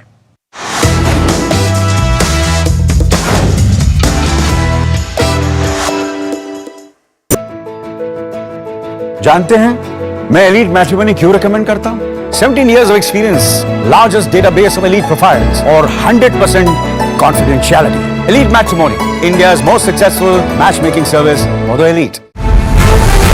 ये युग तुम्हारा, ये रण तुम्हारा, हर चुनौती तुम्हारी, हर शिखर तुम्हारा, तुम ही हो भारत का स्वाभिमान। हर सेक्टर, हर स्टेट, हर रीजन, हर उम्र के इनोवेटर्स ने दिया जबरदस्त प्रतिसाद, तभी तो वंदे भारतम में एप्लीकेशंस पहुंचे 25,000 के पार, और रजिस्ट्रेशन डेडलाइन बढ़कर हुई है 30 जुलाई। आप भी भारत के सबसे बड़े ग्रास रूट इनोवेशन मूवमेंट से जुड़े। vandebharatam.org पर रजिस्टर करें। Hi, I'm Tamanna Inamdar. Watch me on NDTV Profit, where I break down the day's biggest business stories. What happened, why it matters, and what it means for your money. Hi, I'm Niraj Shah. Watch me on NDTV Profit for the most incisive market intelligence and meaningful corporate conversations. And I'm Alex Matthew. Markets, mutual funds, insurance, personal finance. I help you cut through the noise and make smarter financial choices. And here's where you can watch us.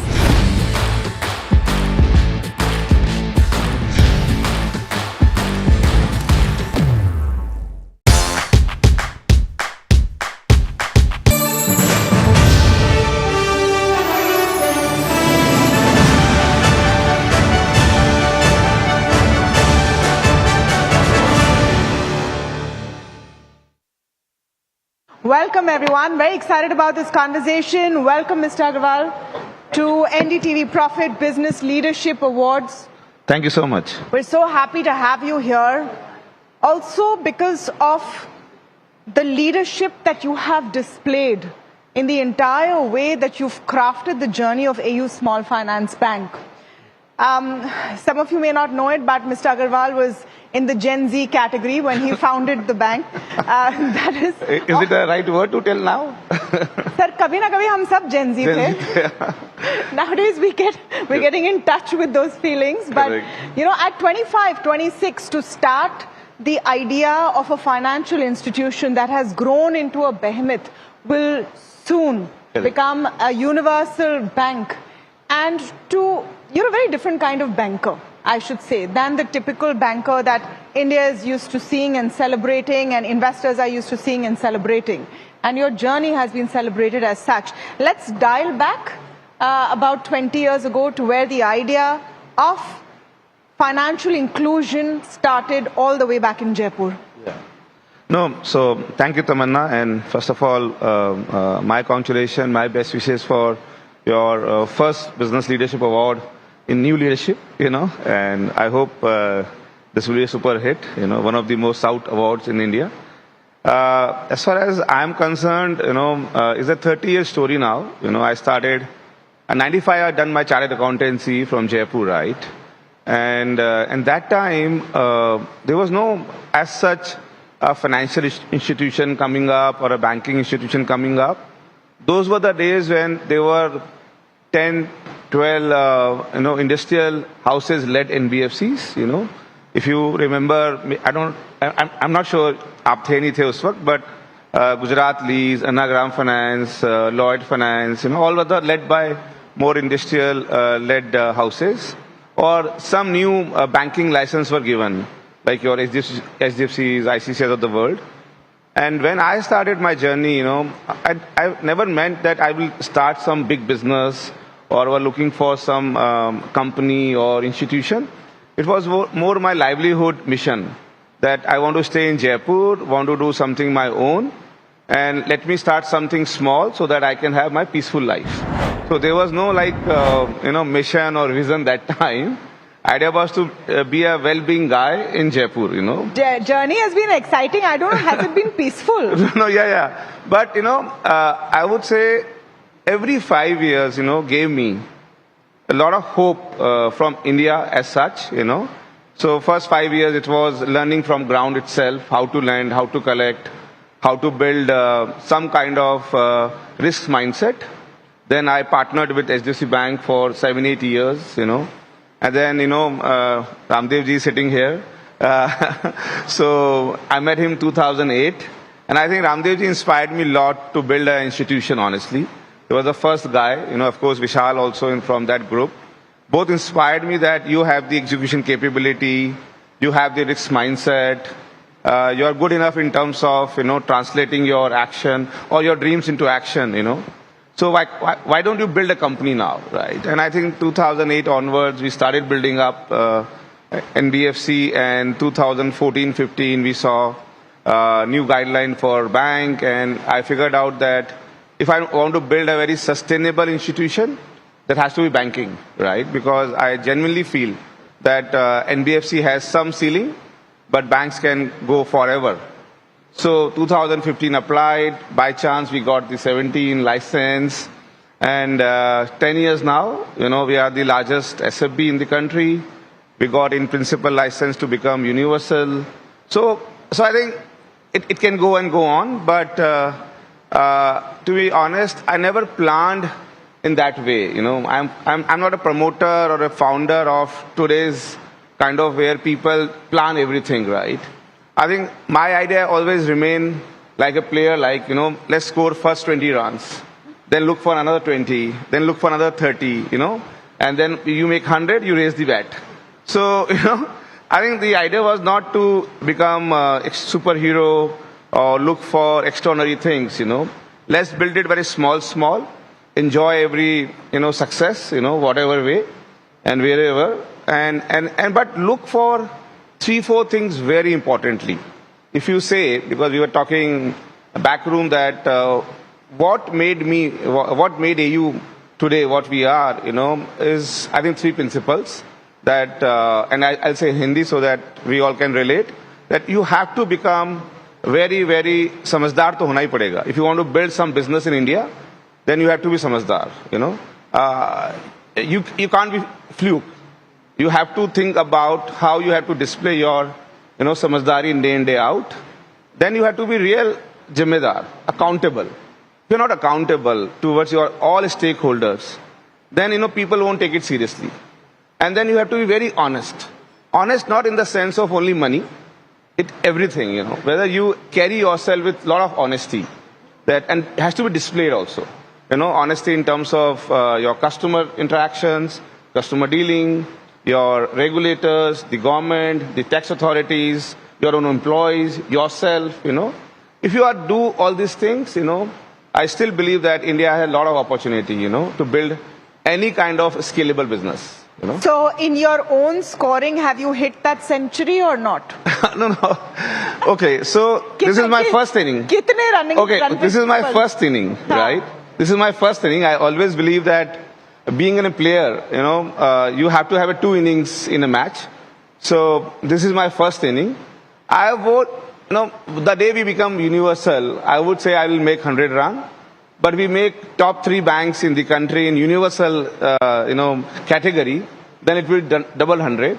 You know, so I think that's the milestone I have made myself. और ये कहते हैं कि ये planning नहीं करता है.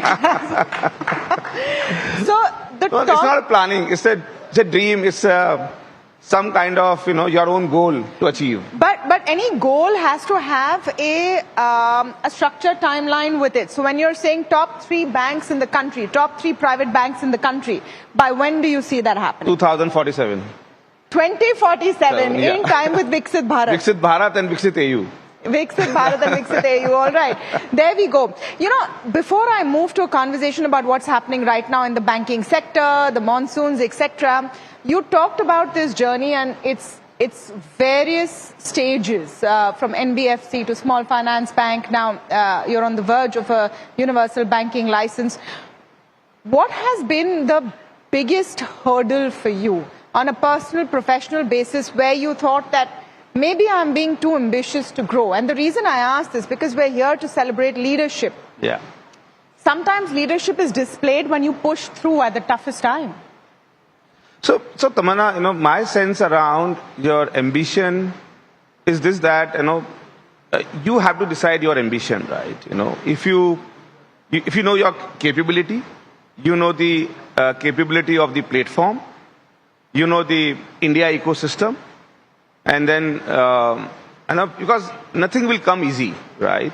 Because I generally feel that, you know, people overestimate their capabilities, capacity, you know, risk-taking mindset, you know, their behavior pattern, and then they start complaining about the whole challenge around India story, right? Like, you know, when we were NBFC, you know, till 2016-17, it was quite evident from the business model that NBFC will have a ceiling. And there is no NBFC of 200-year-old in the world also. And you want to build a business which can last for 200 years, you have to get on that platform, right? But that platform will have its own cost. Like banking has its own cost. Banking is a public platform. You know, I have my own expertise. So that was quite evident day one when we got the license that I might not run the institution for 50 years, but I can build this institution for forever kind of mindset, right? So I think you have to be very selective, or you have to be very smart enough to figure out the platform, the capacity, the capability, and then build your ambition around it. I actually don't believe that whatever we have not thought through, we haven't able to achieve it. But yes, personally, that might not be rewarding. What was the biggest challenge I will face now is this, that in next 6 years I'll not be the CEO of the company, and I'll be only 60 years, right? But that is there because you thought that you want to build a bank which can last forever. So I think you can't have both the choices or both the outcome and and enjoy everything, right? So you've touched upon an important matter because you've had an elevation to deputy CEO. Is that the succession path that has been laid out? And I just want to press upon this bit. Having to let go of that position of a product that you have built right from the start, from a seed stage you have built it. Is that something that is bothering you? No. If you ask me, no. Because, business has to be last beyond you. And I like banking platform because it's beyond me.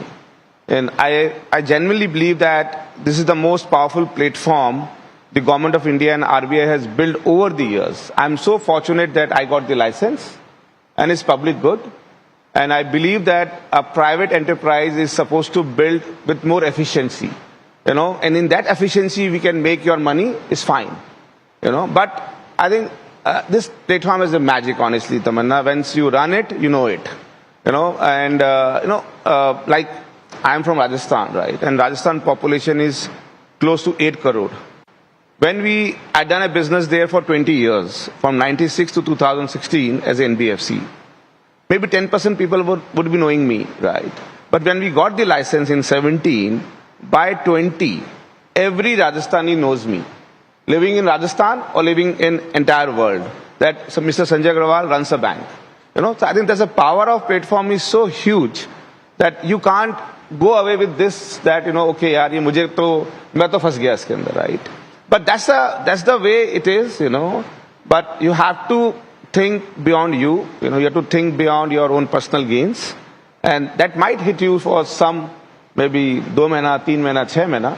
But once you see this platform, running and more years, I think that joy will be immense. Any message for your Rajasthani bhaiyo or behno? No, I think I'm very proper language mein. No, I know, but not for Rajasthan, for every Indian, that we need to be mentally stronger. We need to be very realistic to the Indian society, Indian realities, because you can't talk about US or Europe, because you live in India. India has its own way to handle things. India has its own way to flow things, because that comparison is not, in my opinion, is right, because that gives you more frustration. Because I started believing that I can build JP Morgan, in next 30 years. Which is very unlikely. Does India need a JP Morgan? India need more HDFCs, and we want to be like that, So I would say, so again, it's so difficult to compare JP Morgan with Indian Bank because two different platforms. Like they are playing football, you are playing cricket. So there is no similar scores, right? They're playing soccer. Yeah. So how can you then judge the game, right? So in my opinion, we as an entrepreneur or everybody in India should respect India first, India challenges, India management, India social, right? So it's very different, right? Tell me a little bit more about the succession plan. We spoke about how you are taking it, and I think that's a sign of leadership, that you want to build beyond your lifetime. But tell us a bit about how you see the bank being steered going forward. Tamanna, I'm very blessed that people have really supported me over the years.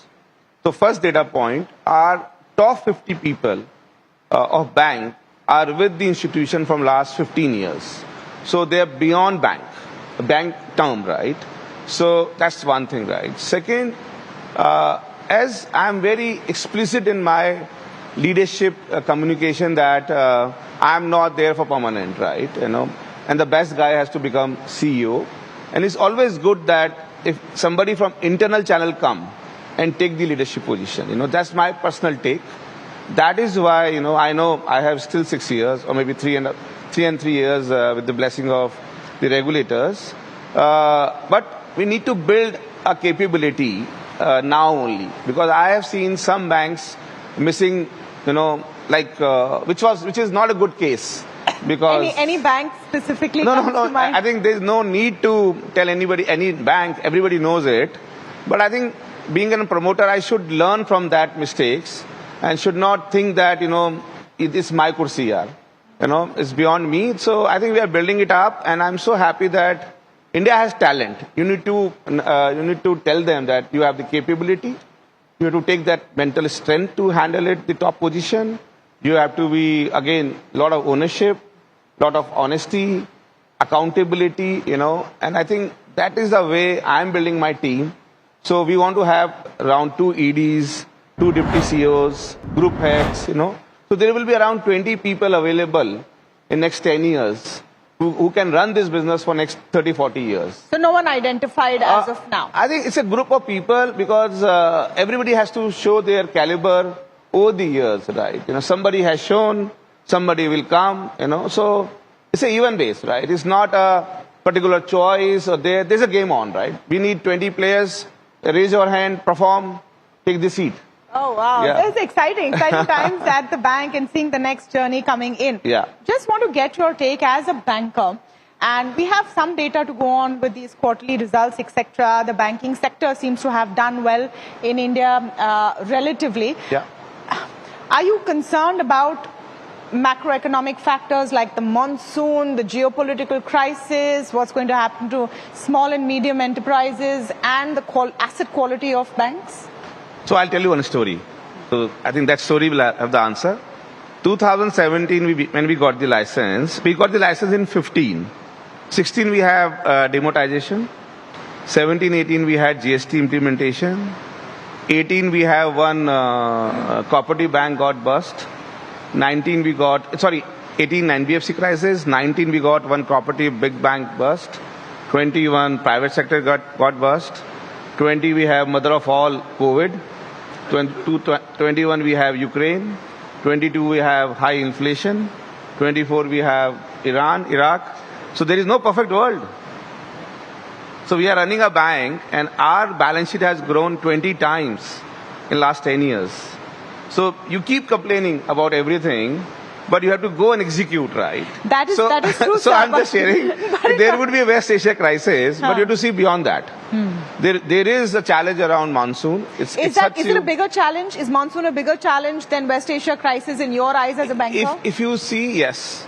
Because monsoon affects more of your, regional or rural people, which actually hits your sentiment. And then overall there is a kind of mayusi in the country, right? West Asia crisis may hit some sector, and can have the, government is putting so much of, guarantees and support, so that can be overcome. But monsoon has more in terms of sentiment, so that's one thing. But I'll tell you, the Q1 of this year has been one of the fantastic quarter, of last 10 years, because generally we do 16-70% business in first quarter. This time we have done 20%. And this is a seasonally weak quarter otherwise. But this time it remains so strong. So I'm saying sometime, I'm not able to understand कि हो कैसे रहा है यार. मतलब हर जगह तो अपन बोल रहे हैं ये मत खरीदो, तेल के भाव बढ़े हुए हैं ये वो, but suddenly the numbers are very different, right? So that's why I'm said that, if you see the business in 10-year horizon, you look very happy and satisfied. And if you want to look business quarter to quarter, which most of the people see, then things are very difficult. Mr. Agarwal, just one message for the journey that you have seen, with him, and you have seen him right from the start. Just one message on that. Yeah, I think India's story is the most compounded story. We are the fastest growing, and India has produced the maximum number of multi-baggers in the stock market. I'm only concerned about the stock market, and I want to make money. When he walked into my office, I could see that this guy can make money for himself and me. ऐसे देख के कैसे पता चलता है? वो पता चलता है. ये तो आई है. So I think that's not true. Boss is not about capital market. He loves businesses. He loves businesses. He loves entrepreneurs. He loves scaling up. He loves India. I think Ramdev ji अभी गलत बोल रहे हैं. He's a capital market आदमी नहीं है. वो आपकी टीवी पे बोल रहे हैं. He's a guy who loves businesses. Wow. And loves India. Fantastic. Yes. Thank you so much. At the Business Leadership Awards of NDTV Profit and in conversation with Mr. Parag Sharma, MD and CEO of Shriram Finance. Thank you so much, Mr. Sharma, for joining in today. Really appreciate your time. Great to have you here. I would just love to know, I mean, one is, of course, we've been talking to everybody about the vibe of what the event is like, etc. The second is the vibe that India Inc. is showing, and therefore the belief of the lending community about how things are shaping up in what has been a tumultuous last 3-4 months. What would your thoughts be? I think yes, the Indian economy has been doing very well, and confidence among the investors to focus on India is very much there. At Shriram, we have been a 50-year-old company focusing upon retail customers and have been growing well. MUFG, which is one of the largest bank in the world, has shown huge confidence by taking 20% equity stake amounting to 40,000 crore. That shows the confidence among banks, among investors on how India is going to shape up. Big time investment and really helps us, really helps the economy. Yeah, it does. And I'm going to come to that also because I think we're seeing this spate of global large financial institutions having an interest in the Indian mid-size, small-size lenders of all sorts, banks, NBFCs, etc. Right? So you and some of your smaller peers as well. But just before we get there, what is your understanding of how is the stress situation in India, if at all? Because Q1, much to the surprise of many people, India Inc. is coming up smelling like roses, if you will. So is it that the stress has been pushed into Q2 and the proof of the pudding will be when Q2 numbers start coming out? Or is it that genuinely the stress is a lot more in the minds of the people than actually is on the street? I think everyone will have to wait and watch. The vehicle sales in the first quarter, April, May, June, tends to be slow. This time around is around 20% growth. Exactly. That shows the sentiment at the ground level is very, very positive. Rain is one of the dampener which we'll have to see how it is, how is the spread throughout the country. We'll wait and watch. True. That only can have Q2 impact. Other than that, we are not looking at any kind of stress. GST collections are good.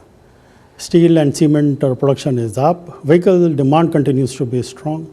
All parameters otherwise are sounding very, very positive. We are not also witnessing any kind of stress when it comes to customer repayment. That also continues to be good. We'll have to wait and watch. I think we have undermined the retail sentiment, saying that can be very negative, looks very positive till now. That's the headline for me from this, or maybe more others will come. So therefore, if that is indeed the belief that you have, and with this belief, you might be able to lend a bit more aggressively than what you would if the situation would be stressed, I presume here. What is your assessment of what kind of growth lies in front of us for your company and maybe for the space at large for FY27? See, NBFCs generally have been growing well. 20-25% growth, and that is more to look at new to credit customers, more customers being added. We are in a niche vehicle financing space, of course, and we will have close to around 25% market share when it comes to individual operators. We have the benefit of huge capital being put in now. We have to grow faster. We'll have to capture a larger market. Right. We will look at easily 17 to 18% growth for us. We have been erstwhile growing at around 15. But forget Shriram, I'm saying otherwise also. If you look at NBFCs, looking at newer market, newer customer base to be attracted towards, they are growing at 20-25%. Private sector banks have been growing well. So overall, the retail segment the retail sentiment seems to be very, very positive. So, doesn't seem to be any kind of concern when it comes to retail lending. Okay. And I think with the capital buffers being there, we should be able to capitalize better. So I'm guessing you're under-promising me and probably will over-deliver. I would presume, I mean, that's your DNA per se for the group as well, Raj. My last question, Mr. Sharma, is with this MUFG partnership, I'm loosely calling it that, right, per se, but they are stakeholders, of course. One is the effect that it has on cost of funds, etc. But just purely from a before and after event, if I would want to get your views, what do you think the trajectory of growth and because of cost of funds, maybe even the margins, if you will, is in store for Shriram Finance from the time of the event till, let's say, a 5-year horizon or a 7-year horizon versus what it has been in the preceding 5 or 7 years? I think first time in a journey of 50 odd years, we have seen a rating of AAA, which has happened post equity investment. That will definitely have a huge liability side advantage for us. Cost of fund will be down, and that will give us the benefit to not only pass on the reduced liability cost to our prospective or new customers, but even retain that customers upgrading. We are largely into small customers, used vehicle segment, which is close to 50% of our assets. The customers, every customer aspire to own a new vehicle. Of course. And they used to move on to peers, move on to banks. We can retain those customers. So that is the big advantage we are looking at because of the collaboration with MUFG. MUFG collaboration also helps us to look at certain new avenues, supply chain financing, which is short term in nature. We have discussed at length with them regarding our foray into MSME lending. We are already there. Around 15% of our book is into MSME. We see that as a big potential to grow much faster. That can definitely look at around 20% growth. So that is what we aspire to achieve in MSME, larger growth.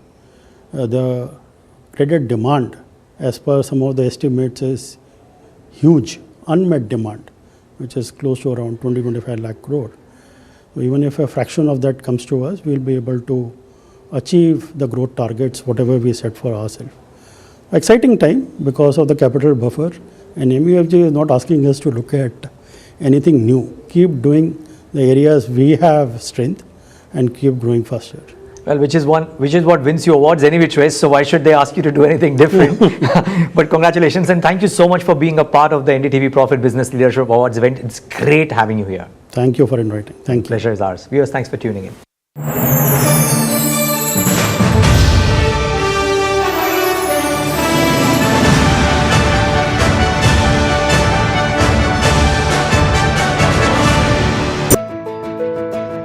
जानते हैं मैं elite matrimony क्यों recommend करता हूं? 17 years of experience, largest database of elite profiles, और 100% confidentiality. Elite Matrimony, India's most successful matchmaking service for the elite. Hi, I'm Tamanna Inamdar. Watch me on NDTV Profit, where I break down the day's biggest business stories. What happened, why it matters, and what it means for your money. Hi, I'm Neeraj Shah. Watch me on NDTV Profit for the most incisive market intelligence and meaningful corporate conversations. And I'm Alex Matthew. Markets, mutual funds, insurance, personal finance. I help you cut through the noise and make smarter financial choices. And here's where you can watch us. And I'm Alex Matthew. Markets, mutual funds, insurance, personal finance. I help you cut through the noise and make smarter financial choices. And here's where you can watch us.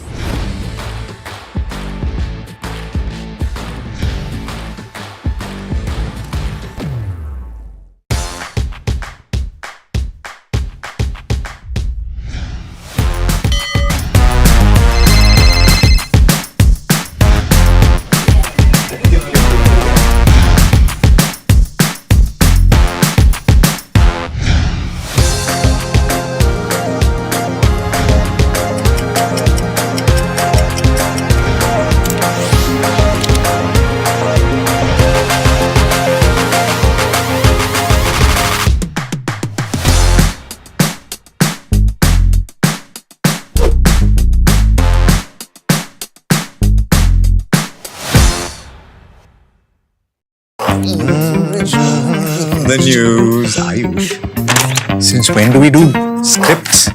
Fair point. Picture this. The biggest stage. Floodlights. Wow. 4K. The works. Where's the hook? There's going to be celebrities and guaranteed eyeballs. Where's the hook? Think about this. Front page advertisements and hoardings. Bro, where's the hook?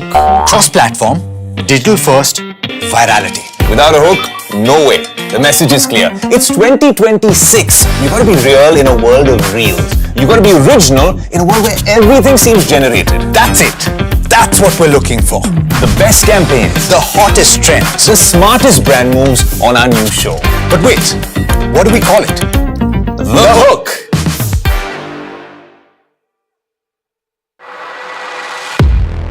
He has been tracking markets for over a decade, spots the trends before they hit the screen.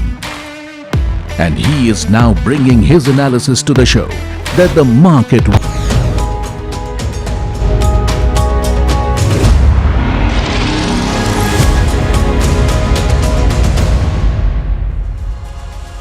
Hello and welcome to The Big Question. I'm Vikram Oza, and tonight this governance question which is hanging over India's largest private sector bank. We're talking about HDFC Bank.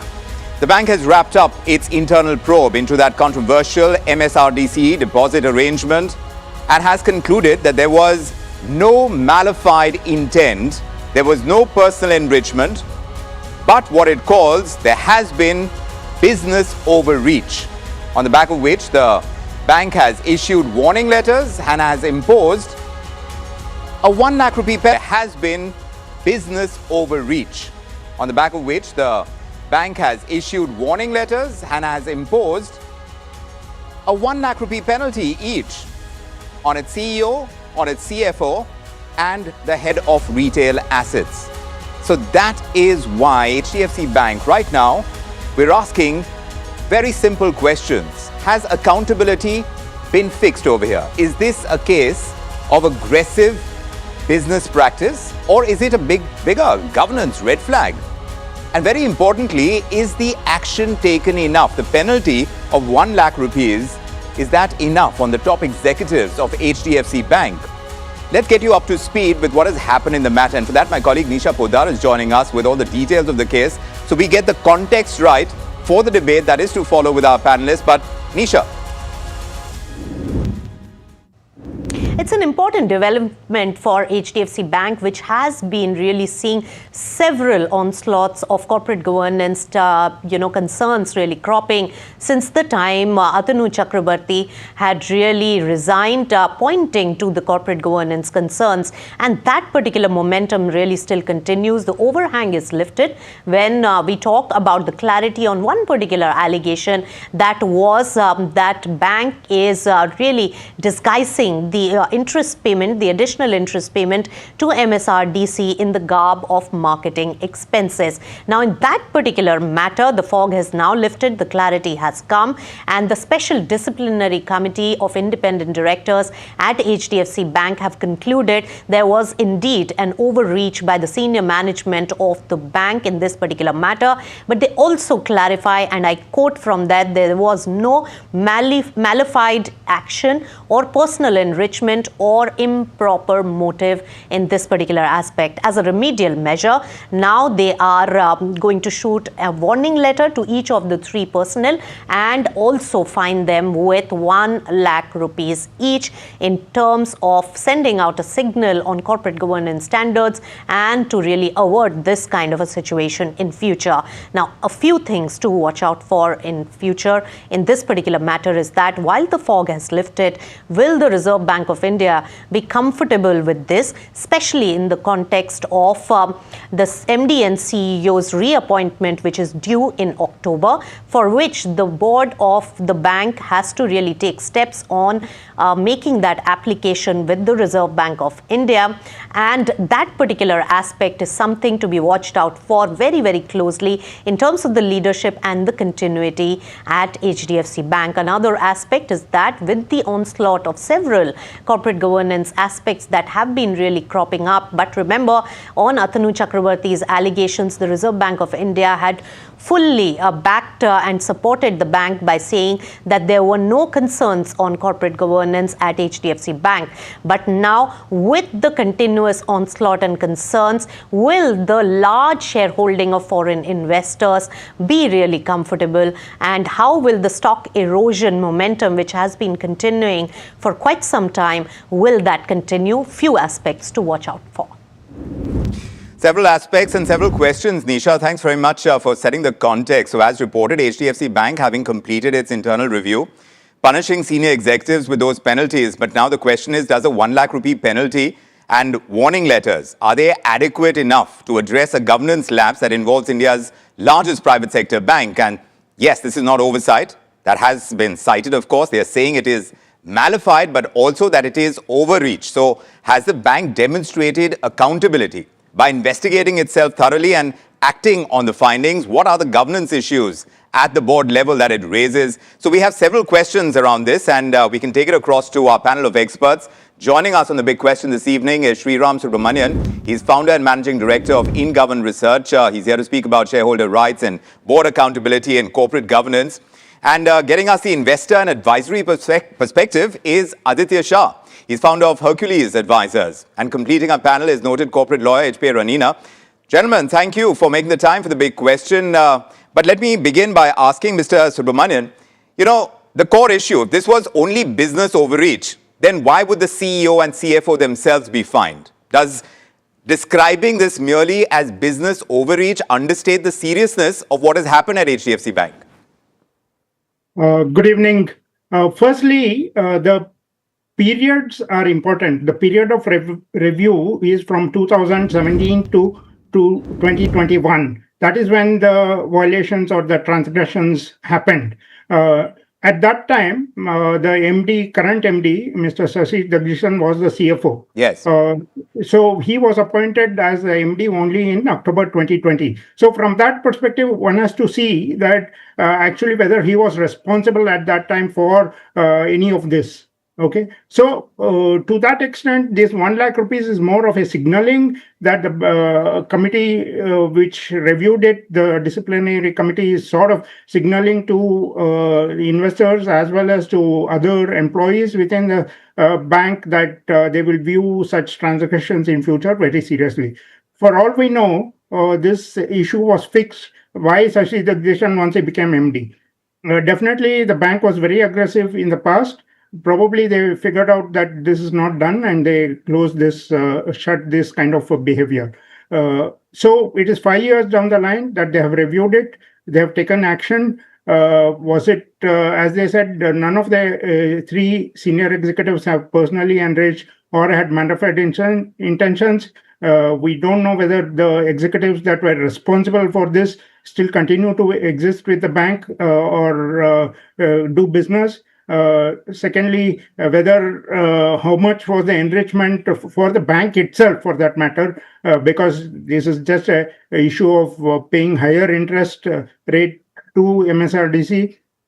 So if anything, the bank was impoverished to some extent. Thirdly, definitely from a large bank perspective, the business impact is very limited, and there will be rogue employees across any such large bank. This happens globally, and the regulators view it from that perspective. Usually the regulator ensures that it's not a systemic issue. The regulators ensures that the bank is sort of wrapped on the wrist, and then subsequently business life continues as such. But about the rogue issues front, here they're saying that there was no malified intent. In that sense, I don't know, when it comes to governance issues, and we have Mr. J.N. Gupta joining us, former executive director at SEBI. Mr. Gupta, from a governance standpoint, would this issue have really reached the stage it has without the kind of media scrutiny that's happened? And what does that really say about board oversight and internal controls and indeed the role of independent directors?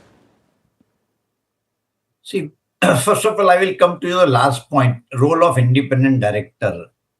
Do you think the independent directors have got that they will be monitoring each and every transaction that are happening in thousands of the branches with the millions of customers?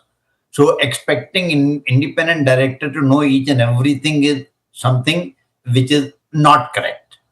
Then I am coming to the major questions. Is it a governance issue?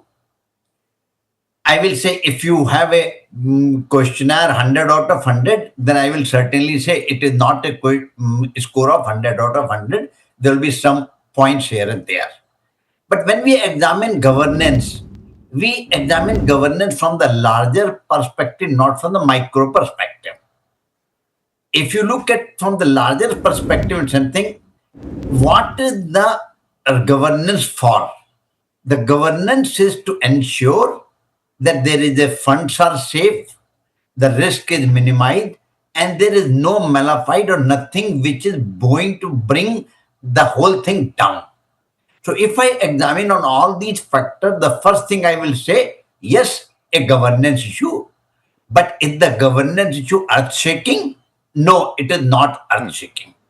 The issue is very simple. When something goes wrong, the first attempt of us is that catch that person, punish that person, do something. Correct. But we never examine that why something is gone wrong. Yes. Why it's going wrong. The issue is if HDFC Bank or some other bank or some employee has done that thing, what was the force? What was the something is gone wrong? Yes. Why it's going wrong? The issue is if HDFC Bank or some other bank or some employee has done that thing, what was the force? What was the inner desire for that? And there we get an answer bigger than your bank. So that's why I do these shortcuts. Why these shortcuts are there? Yes. The reason is very simple. There is no level playing field. For the same deposit, banks are competing. For the same deposit, small payment banks are competing.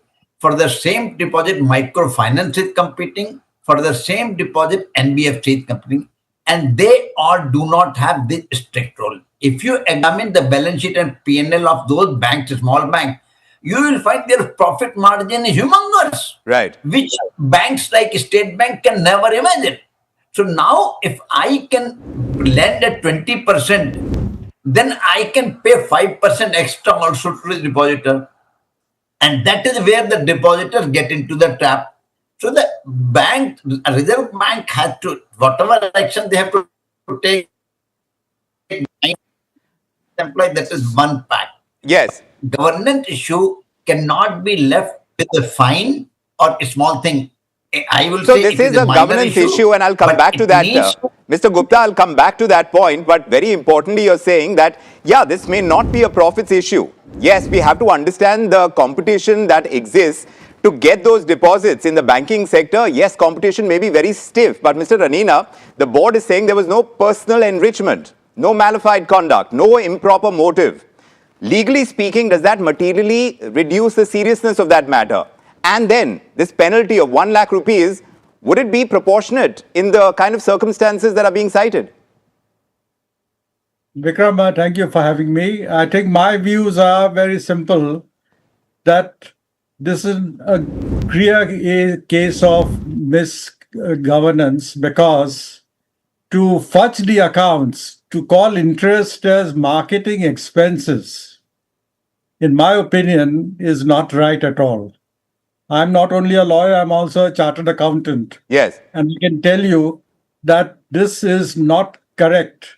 And I'm surprised that the audit committee of HDFC Bank did not catch this, because this happened at the highest level. The very fact that the CFO and the CEO have been fined, this means that this happened at the highest level. Right. Now, I agree with Mr. Gupta that obviously these issues cannot come, all the issues cannot come up before the non-executive directors. Yes, for the independent directors, it may not come up. Yes. I agree with that. But this is a serious issue, because this happened at the highest level. Sure.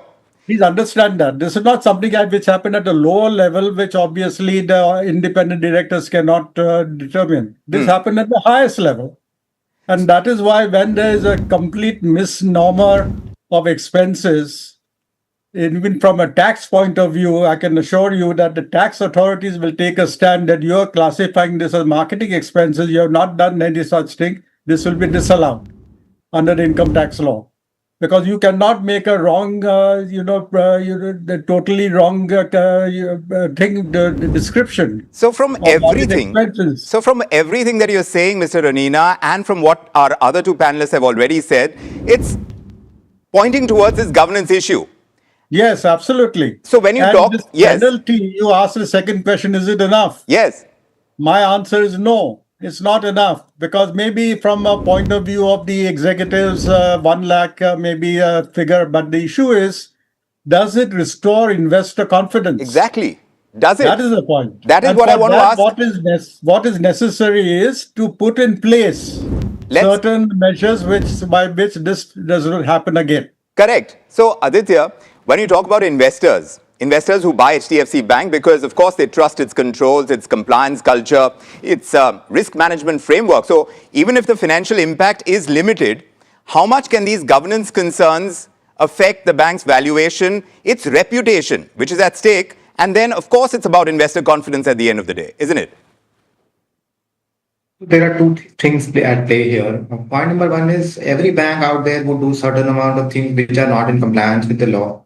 It's just that HDFC Bank's non-compliance has come out. Having said that, there's no justification for what HDFC Bank really did. Every bank out there is competing for a deposit.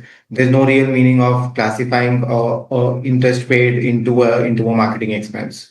So from my perspective, over the last 5 years, HDFC Bank's valuation has deteriorated significantly from about 3 to 4 times price to book to about 1.8 times price to book right now. Yes. That deteriorating is happening because investors are not finding the confidence in the new management per se. FIIs are selling out of HDFC Bank. From my perspective, yes, there was no malified intent, which is very clear. HDFC Bank is not there's no wrong mishappenings happening at HDFC Bank. But all these issues should be taken care of by the management, by the board per se. I believe the board as well as the management are equally responsible for what is really happening. Over the past 6 months, one thing or the other, HDFC Bank has been in the news for wrong reasons. I think they should go back, they should assess the situation, and they should get back to business. One of the biggest reasons why the board has not recommended Shashidhar Jagdishan again to the regulator is also because they wanted to clear out this issue with the regulator, what the regulator's view was, and then after that they would apply. From my perspective, these issues are there. These issues are across all banks.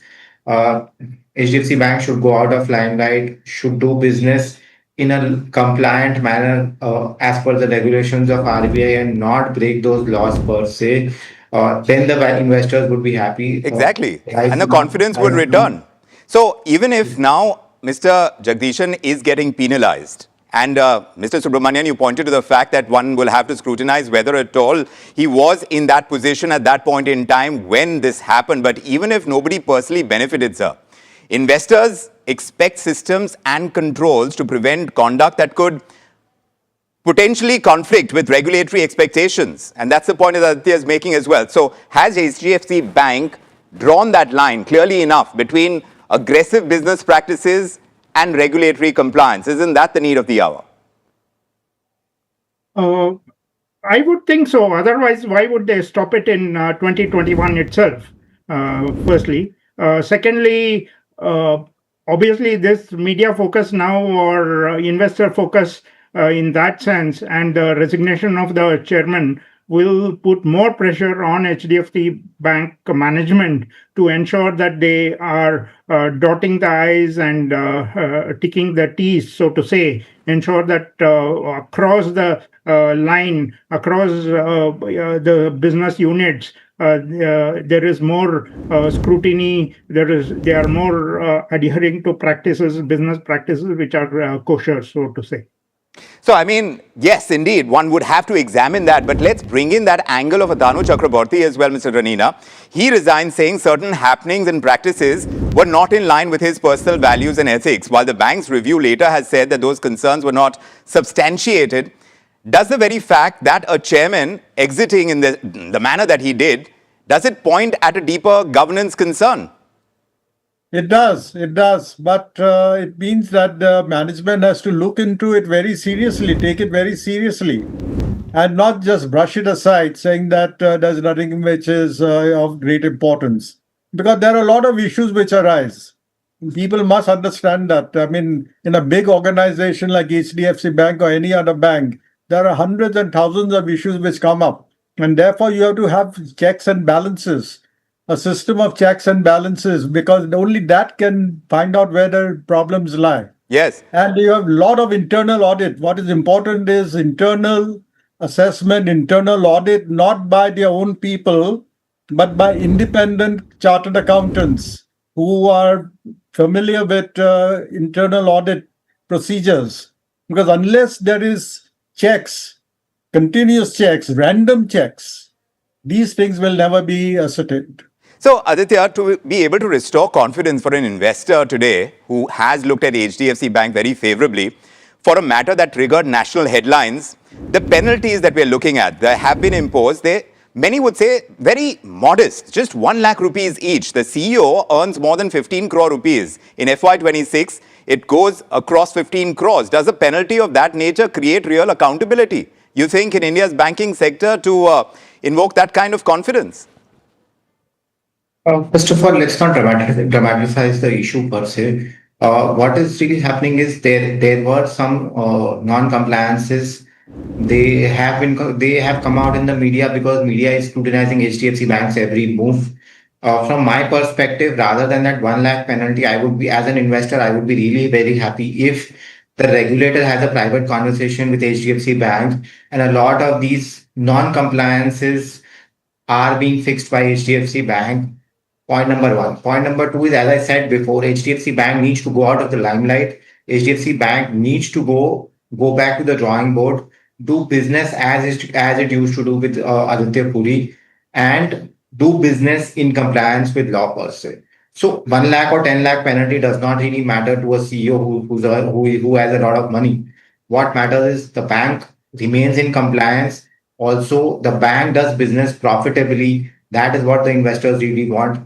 Today, for the last 5 years, the HDFC Bank stock has given just about 4 to 5% return. At some point in time, it is an index stock. At some point in time, investors would start questioning the management as well. So from my perspective, the quantum of fine doesn't matter. What changes in HDFC Bank, that matters a lot. So maybe the quantum of the fine doesn't matter, you say, Aditya, but there are 3 US law firms that have reportedly announced investigations into disclosure issues that are linked to this controversy. Given the bank's findings and the penalties, what do you now expect to happen on that front? So a lot of people are trying to get in a lot of money from my perspective. There can be an investigation. I think if the regulator is satisfied, I would look at the regulator. If the regulator is satisfied, I will not read too much into it. Too many people are trying to extract too much money. I think being a systematically important bank, HDFC Bank is under constant review from the Reserve Bank of India. Thorough reviews are being conducted. I don't think any malified intent as such is there in HDFC Bank. If you review anyone too much, you will find some problem or the other person. So from my perspective, of course, there can be a review from US law firms as well. But I don't think if the regulator is satisfied, I don't think there will be too much. Do you agree with that, Mr. Gupta? The bank, HDFC Bank, is saying it will communicate this matter to the RBI.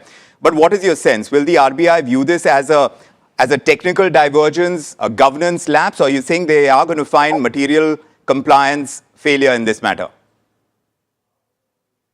See, Vikram, the issue is very simple. A bank does business on a daily basis. There are millions and billions of transactions. Now, if one individual or couple of individuals have done a transaction which is out of the line, then I have certainly said that it is not 100 out of 100 in the governance. But the issue is that if one transaction or something has gone wrong, does it make the entire bank wrong or entire staff wrong? Certainly not. The issue is it repetitive? Is the practice there for long? If it is one-off transaction, then it is a minor issue. But if it is a repetitive issue, if it is all across, then there is a problem. But Mr. Gupta, if the bank itself, if HDFC Bank itself is acknowledging potential divergence, then it is a minor issue. But if it is a repetitive issue, if it is all across, then there is a problem. But Mr. Gupta, if the bank itself, if HDFC Bank itself is acknowledging potential divergence from the directions of the RBI, then what message does the regulator need to send now? Again, I'm coming back to this. Again, I am saying SDFC Bank has done its job, find out and warned everything and given fine. They will go back to the regulator. Regulator will always examine, regulator examines what is the impact on the system. So regulator's first idea will be that it is not impacting the entire banking system. It is not impacting the HDFC Bank in the whole. Yes, it is a divergence. It is a governance issue. They will see what is the severity of it, whether the 1 lakh fine, 10 lakh fine, a 1 crore fine, or 5 crore fine, that is there. Yes. But by one instance, you cannot paint the entire bank or staff black. It's like this: when 100 of people are marching, army is marching, and one soldier drifts right or left, entire army is not bad. Mr. Subramanian, do you agree with that line Mr. Gupta has taken? The bank says there was no fraud, that there was no personal enrichment, there was no bad intent. Fair enough. But in modern banking, is good intent enough? Or are governance standards judged not by the motives, but by whether the rules have been followed in the first place? Yeah, I partly agree with it, because at the end of the day, see, whether the people, the senior management was in the know of these transgressions and they blessed such a transgression is also important. Probably they became aware of it subsequent to it happening. That's where they clamped down on it. So all these are issues. And given the impact or the business of MSRDC to the overall bank, it's not a systemic issue.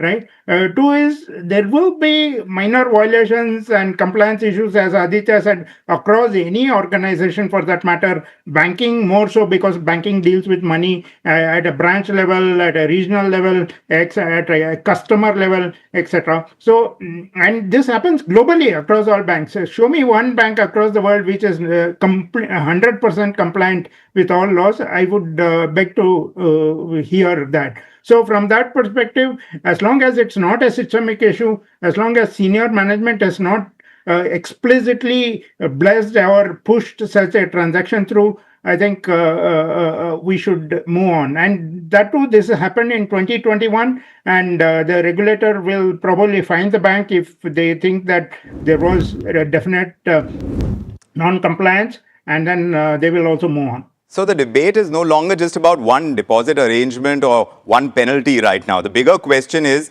whether governance is judged by intent or by adherence to standards. And HDFC Bank may have closed that internal review, but the scrutiny from investors, from regulators and the market is far from over. We'll keep tracking that. My thanks to J.N. Gupta, Mr. Subramanian, Aditya Shah, Mr. Ranina. Thank you for joining us and sharing your insights. Indeed, a financial performance of a bank where trust is the most important factor, that gets judged. Financial performance is judged every quarter. But in the long run, it's about these issues that crop up in the banking sector and how governance within that sector really comes into play is what investors watch out for. It's what people associated with the banking industry watch out for. I'm Vikram Oza with The Big Question. Thank you for joining us.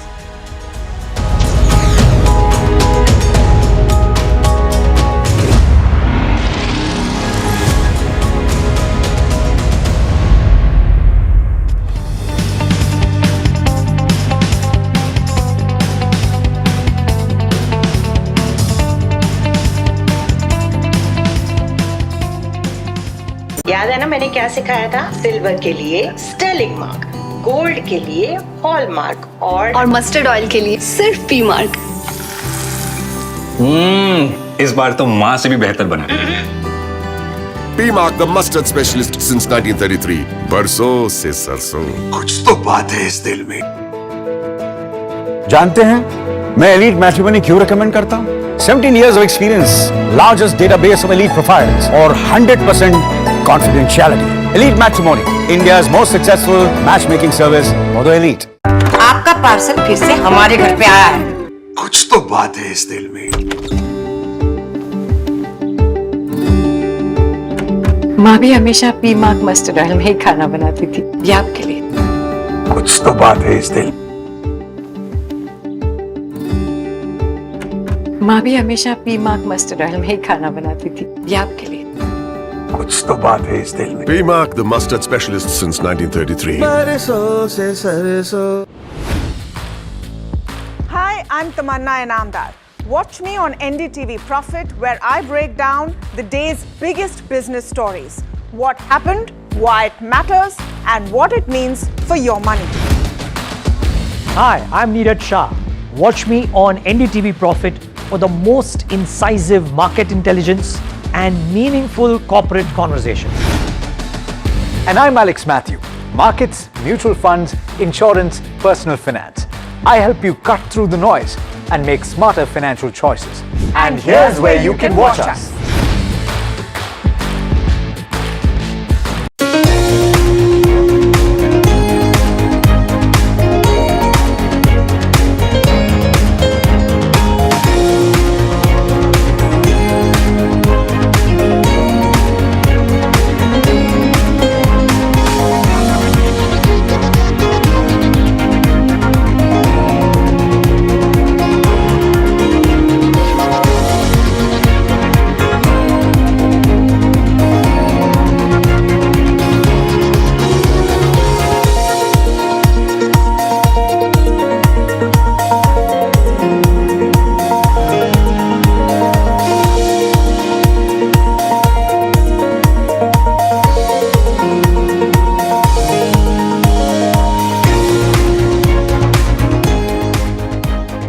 Presented by Canara Bank. Together we can.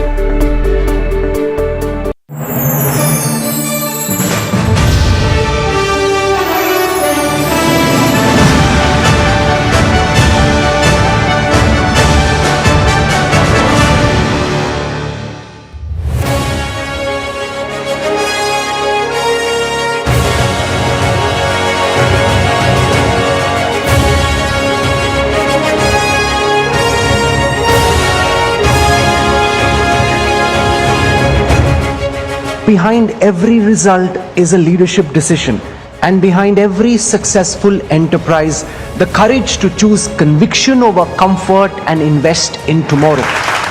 In our tradition, celebration is not complacency. We celebrate the way a climber pauses at a ridge. We take in how far we have come, and we fix our eyes on the ascent that remains. Madam Finance Minister, you and the government would be very relieved with the fact that the student protest for the moment is over. I think it's made us feel that we had to respond, and we responded to the voice of our youth, which is, I think, due for a responsible government. So it's just right that we responded. What did you make of the time when these young Gen Z protesters were out on the streets in Delhi, in Mumbai, across the country, and all manner of things were being said about the government which hadn't been said for the last 12 years? Did it catch you completely off guard? I'm not undermining what happened in the last couple of weeks. Young get very touched by things which are not ideal. They want good response, correct measures, timely measures, and that's only right. We have to keep our ears closer to the ground so that we hear what's going on, understand what's going on in time. Business Leader of the Year, non-PSU, Dr. Anish Shah. Any leader is only as good as their team. And it is really the team at the Mahindra Group that has brought us a lot of success over many, many years. We need to be a place where, we are controlling our own AI destiny. And it's not a question of, can we do it? We must do it. Sahil was in London, I think. He's come down specifically for this, making a special effort. So thank you and welcome. 110,000 people work at delivery. About 60,000 of them are at work as I speak here. So I have the easy job and so the pleasurable job of being here. So on behalf of them, thank you very much. Wealth creation is actually value creation. As a responsible MII, our value creation lies in how we help capital formation for the country. Madam, we assure you we will continue to strive hard in our journey for that. We are a 50-year-old, near 50-year-old company focused on rural and semi-urban India. We have more than 80,000 employees, largely in semi-urban and rural India, and most of our customers, close to 10 million customers in rural India. Continue to focus there and grow there. I'm supported by a fantastic team, and most important is, of course, the entire consumer and their love that we enjoy. In semi-urban and rural India, and most of our customers, close to 10 million customers in rural India. Continue to focus there and grow there. Joy. And they actually, their energy and their aspirations inspire us every day to do more and more. When women succeed, like the way you have done, I think you stand out, and therefore it'll be such an inspiration for so many different women who are still hesitating to come forward. Not that they don't have talent, not that they can't contribute, but they hesitate. Women should come over that hesitation.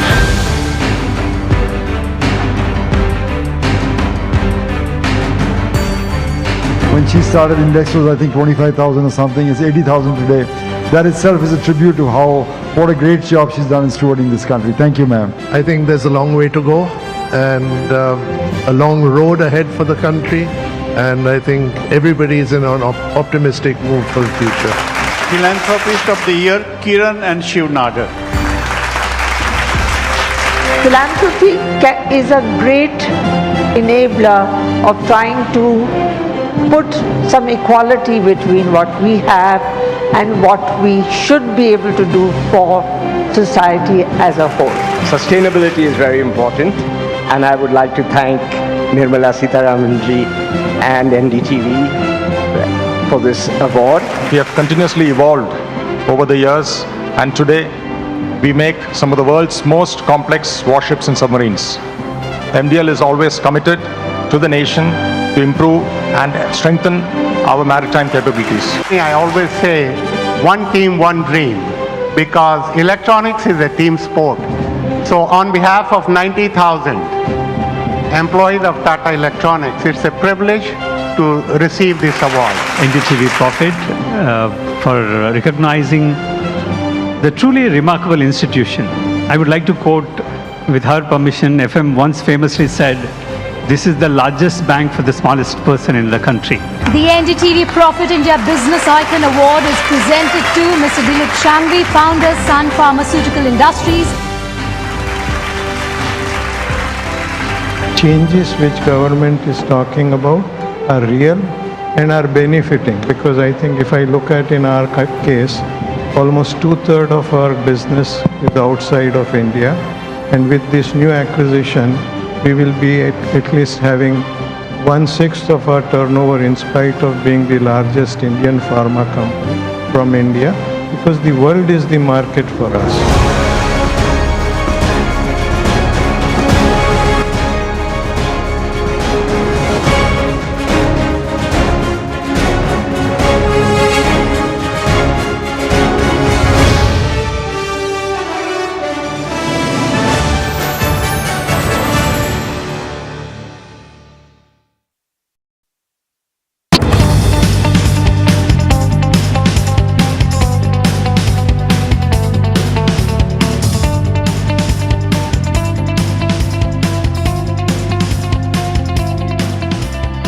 क्या search engine के चक्कर में पड़े हो दोनों? अब कोई confusion नहीं। कॉल 9300 पर जब इंसान प्रकृति के साथ सामंजस्य को आत्मसात कर लेता है तो वो मधुर और लालन पोषण करने वाली बन जाती है। पी मार्क सरसों के तेल ने प्राकृतिक तरीके से सरसों के तेल को बनाया है शुद्धता और गुणवत्ता के साथ। The mustard specialist since 1933. बरसों से सरसों।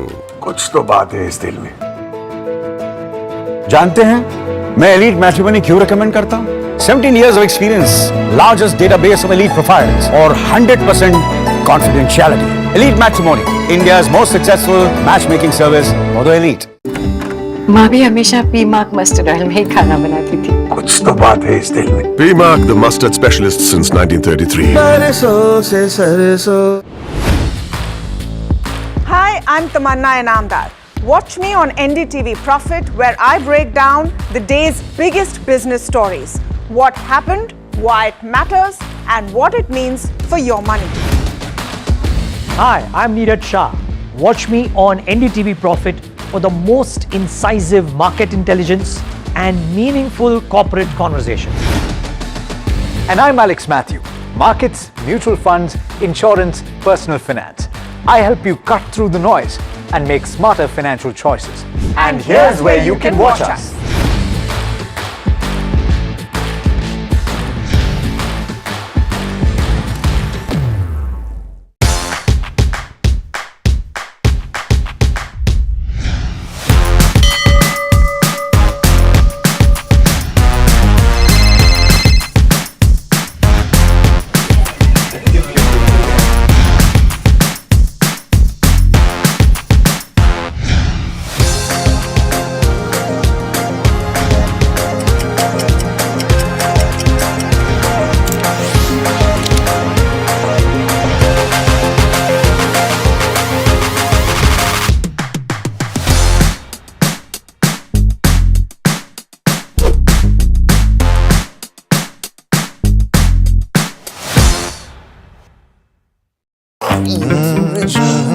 The news, Ayush. Since when do we do scripts? Fair point. Picture this. The biggest stage. Floodlights. Wow. 4K. The works. Where's the hook? There's going to be celebrities and guaranteed eyeballs. Where's the hook? Think about this. Front page advertisements and hoardings. Bro, where's the hook? Cross-platform. Digital first. Virality. Without a hook, no way. The message is clear. It's 2026. You gotta be real in a world of reels. You gotta be original in a world where everything seems generated. That's it. That's what we're looking for. The best campaigns, the hottest trends, the smartest brand moves on our new show. But wait, what do we call it? The hook.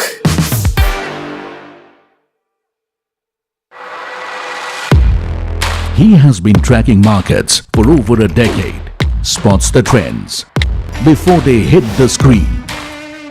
And he is now bringing his analysis to the show that the market watches. Watch Sharad Dubey on Know Your Company, a show that puts the most traded stocks under the scanner. We dissect the company so that you, the investor, don't have to. Get the management to answer questions relevant to you.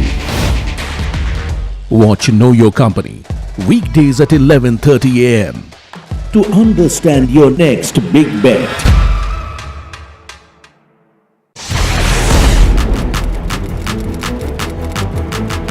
When the headlines move fast, perspective matters.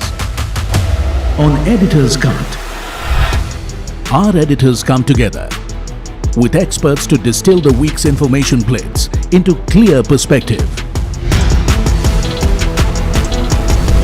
Down the store together with experts to distill the week's information plates into clear perspectives shaping the world. From markets and the economy to global conflicts and what lies ahead. This is where experience meets insight.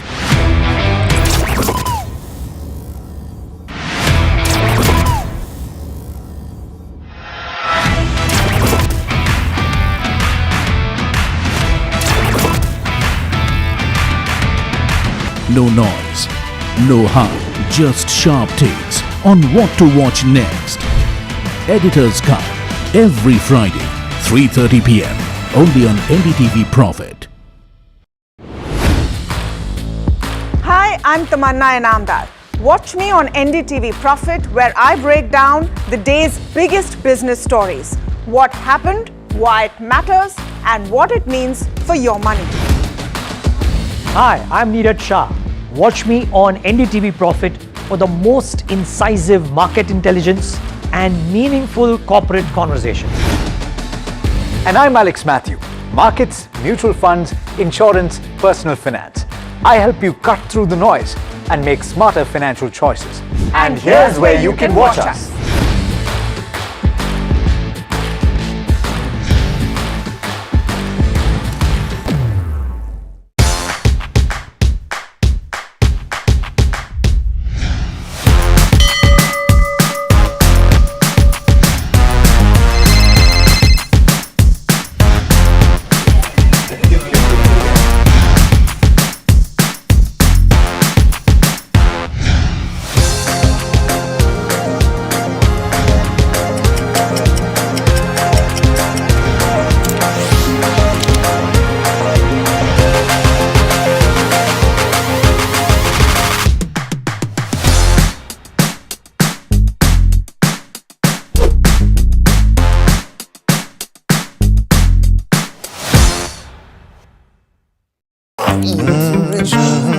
The news, Ayush. Since when do we do scripts?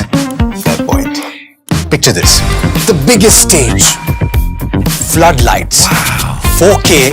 The works. Where's the hook? There's going to be celebrities and guaranteed eyeballs. Where's the hook? Think about this. Front page advertisements and hoardings. Bro, where's the hook? Cross-platform. Digital first. Virality. Without a hook, no way. The message is clear. It's 2026. You gotta be real in a world of reels. You gotta be original in a world where everything seems generated. That's it. That's what we're looking for. The best campaigns, The hottest trends. the smartest brand moves on our new show. But wait, what do we call it? The hook.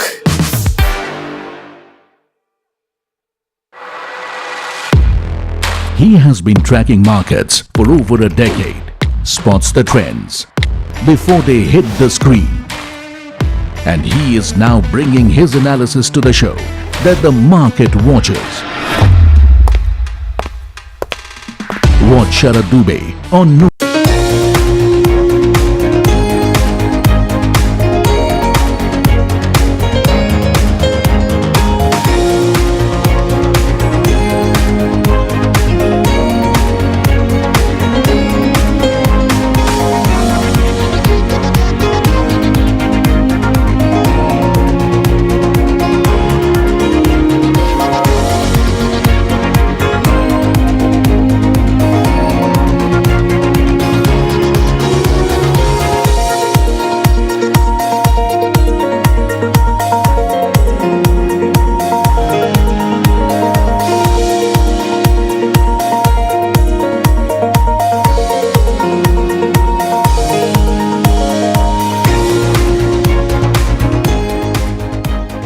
Presented by Canara Bank. Together we can.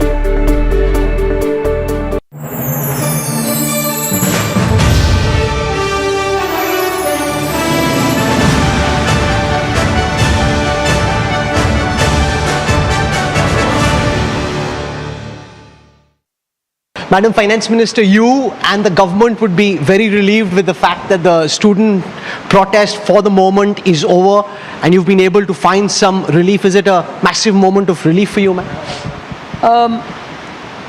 More than relief, I think it's made us feel that we had to respond and we responded to the voice of our youth, which is, I think, due for a responsible government.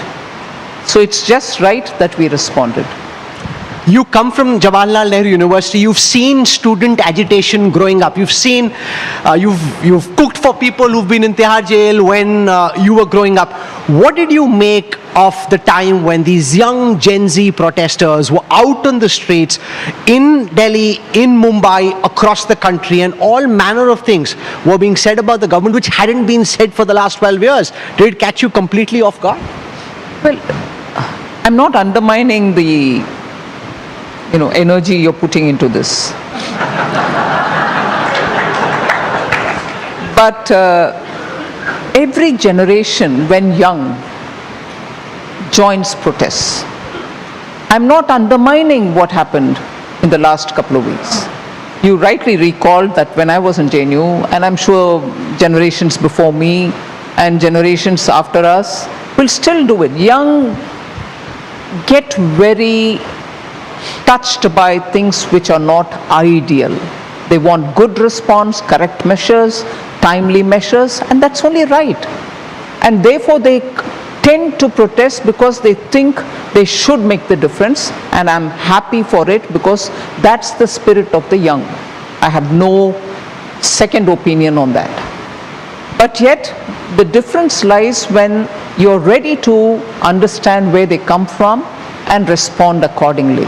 And therefore I'm happy to say this is a legacy of every generation when it is young, and it happens in every country. I'm not undermining what has happened here.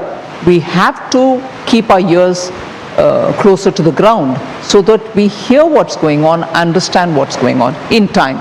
As is the case with every generation that has protested in the past, oftentimes those in power have been found to be slow in responding. Do you accept, Madam Finance Minister, the criticism that the government took way too long in acknowledging the enormity of the protest, the severity of the message that was being sent, and it took too long for this protest to be given the respect that it deserved and for the demands of the protesters to be heard? 1 minute, Rahul. Give the respect to the protest. We have not stopped them from protesting. The permission was given when they came. The person who came, Dipke, who had come, was given the permission even as he landed. We didn't try at any point in time to stop the protest at all. And therefore, I think equally, when things didn't go right at the first time when the exams were held and leak became public and it had to be acted upon, soon the government arrested those who had, bought and sold the papers and so on. It was the responsibility of the government, one, to arrest them, put them to a judicial process, but equally it was the responsibility of the government to make sure the re-examination happens in time. Students get their result in time so that their one whole year's calendar does not get affected. And I think that bit was, together with everybody, the Education Minister, Dharmendra Pradhan, handled that. And after having completed that re-examination process, announcing the results so that students don't lose a year, it's when then he took a wise call that he will put in his papers. If he hadn't done that, meaning if the re-examination hadn't happened in time, it would have been irresponsible of everybody in the system. We had to do that for the students, and that was done. Before I move on to other questions, how do you see the government and yourself respond to this Instagram reel, the meme, the Gen Z, the vocabulary of protest? How does communication and governance, in your view, change on the back of what we've seen in the past one? What's the message that's been registered with you and with those in government? Now, how does it change is the question. But how are we going to change is the answer that I have to work. All of us will have to work. Because the communication in their language, meaning it's a language which I would think is easy for them to understand, not too much of a verbose language, not too much bureaucratic language. And therefore, it is important for government to see how far it can go in communicating in that language. Because when government speaks or government language is always subject to everything which is legal scrutiny. You can't say something which sounds ambiguous or light-hearted that you go, to the courts interpreting it. Government by itself has a limitation. Your language will have to be the language which will be tested in the courts. You really cannot, therefore, become so easy with your language and put yourself to question.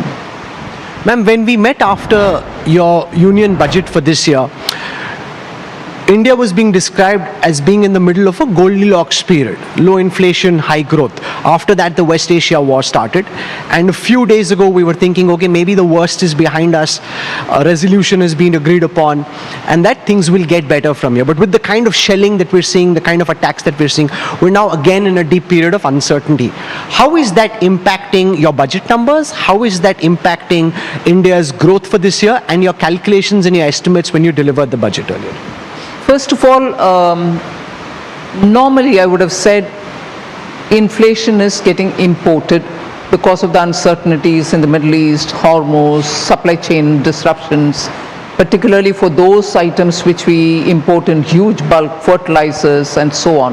Now fertilizers, when you talk, you're talking of urea, you're talking of DAP, you're talking of muriate of potash, you're also talking of things which go in the making of fertilizers, sulfur, there is suddenly a shortage of sulfur and so on. I would have said because of external factors, inflation. But also this year, there is an El Nino factor. The rains are happening excessively in some parts, scarcely in some others, not at all in somewhere else. The catchment areas are not receiving adequate rain, so water for irrigation and drinking, crops, all of them are also going to pose a bit of a challenge. And inflation, therefore, cannot be just imported. It's also our own want of rain and the monsoon being less than normal can also add to the inflation. Budget numbers, I don't think I need to reconsider as of now because there's been enough such funds created to meet with all these challenges which are happening, whether risk insurance premium going up and we have to support our oil containers or shipping lines which come in these war zone. We've made a provision, there's some resource kept aside for it. Similarly for oil, support for import at a higher price, for fertilizer for higher price, import but yet give it to the farmers at the same price since COVID. So all this, I have kept buffers which can take care of it, and therefore at this stage, I don't think I'll look at my budget number for readjusting. And finally, you made some reform on the debt side in terms of allowing foreign investors to come and buy bonds more easily than they would. What's your message to Mumbai at this moment? Because you've also been trying to get India Inc. to invest more in the India story, and it looked around the time of your budget that we're reaching this healthy sweet spot where investments would start kicking in, capex would happen more than in the past. Again, this creates turbulence, and naturally for any business, turbulence is detrimental to immediate investment. They'll want to see this through before committing money. What's your message to Mumbai tonight? Well, I think industry has started in investing. The numbers are improving. In fact, it's very encouraging to know that they are investing in sectors which are very critical to India's Atmanirbhar Vikasit Bharat. I would certainly invite industry to engage with the government and see if there are any points of concern or any further facilitation that would be needed. And I would only invite for greater engagement with the government.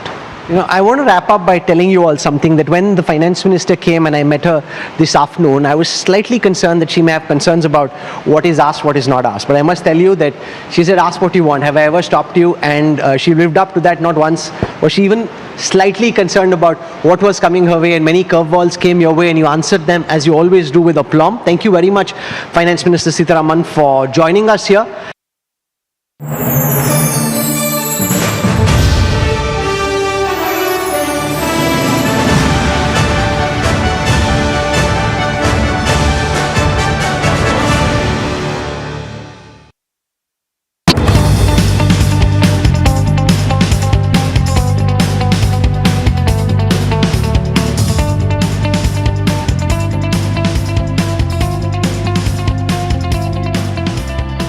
याद है ना मैंने क्या सिखाया था? Silver के लिए Stirling mark, gold के लिए हॉलमार्क और मस्टर्ड ऑयल के लिए सिर्फ पी मार्क।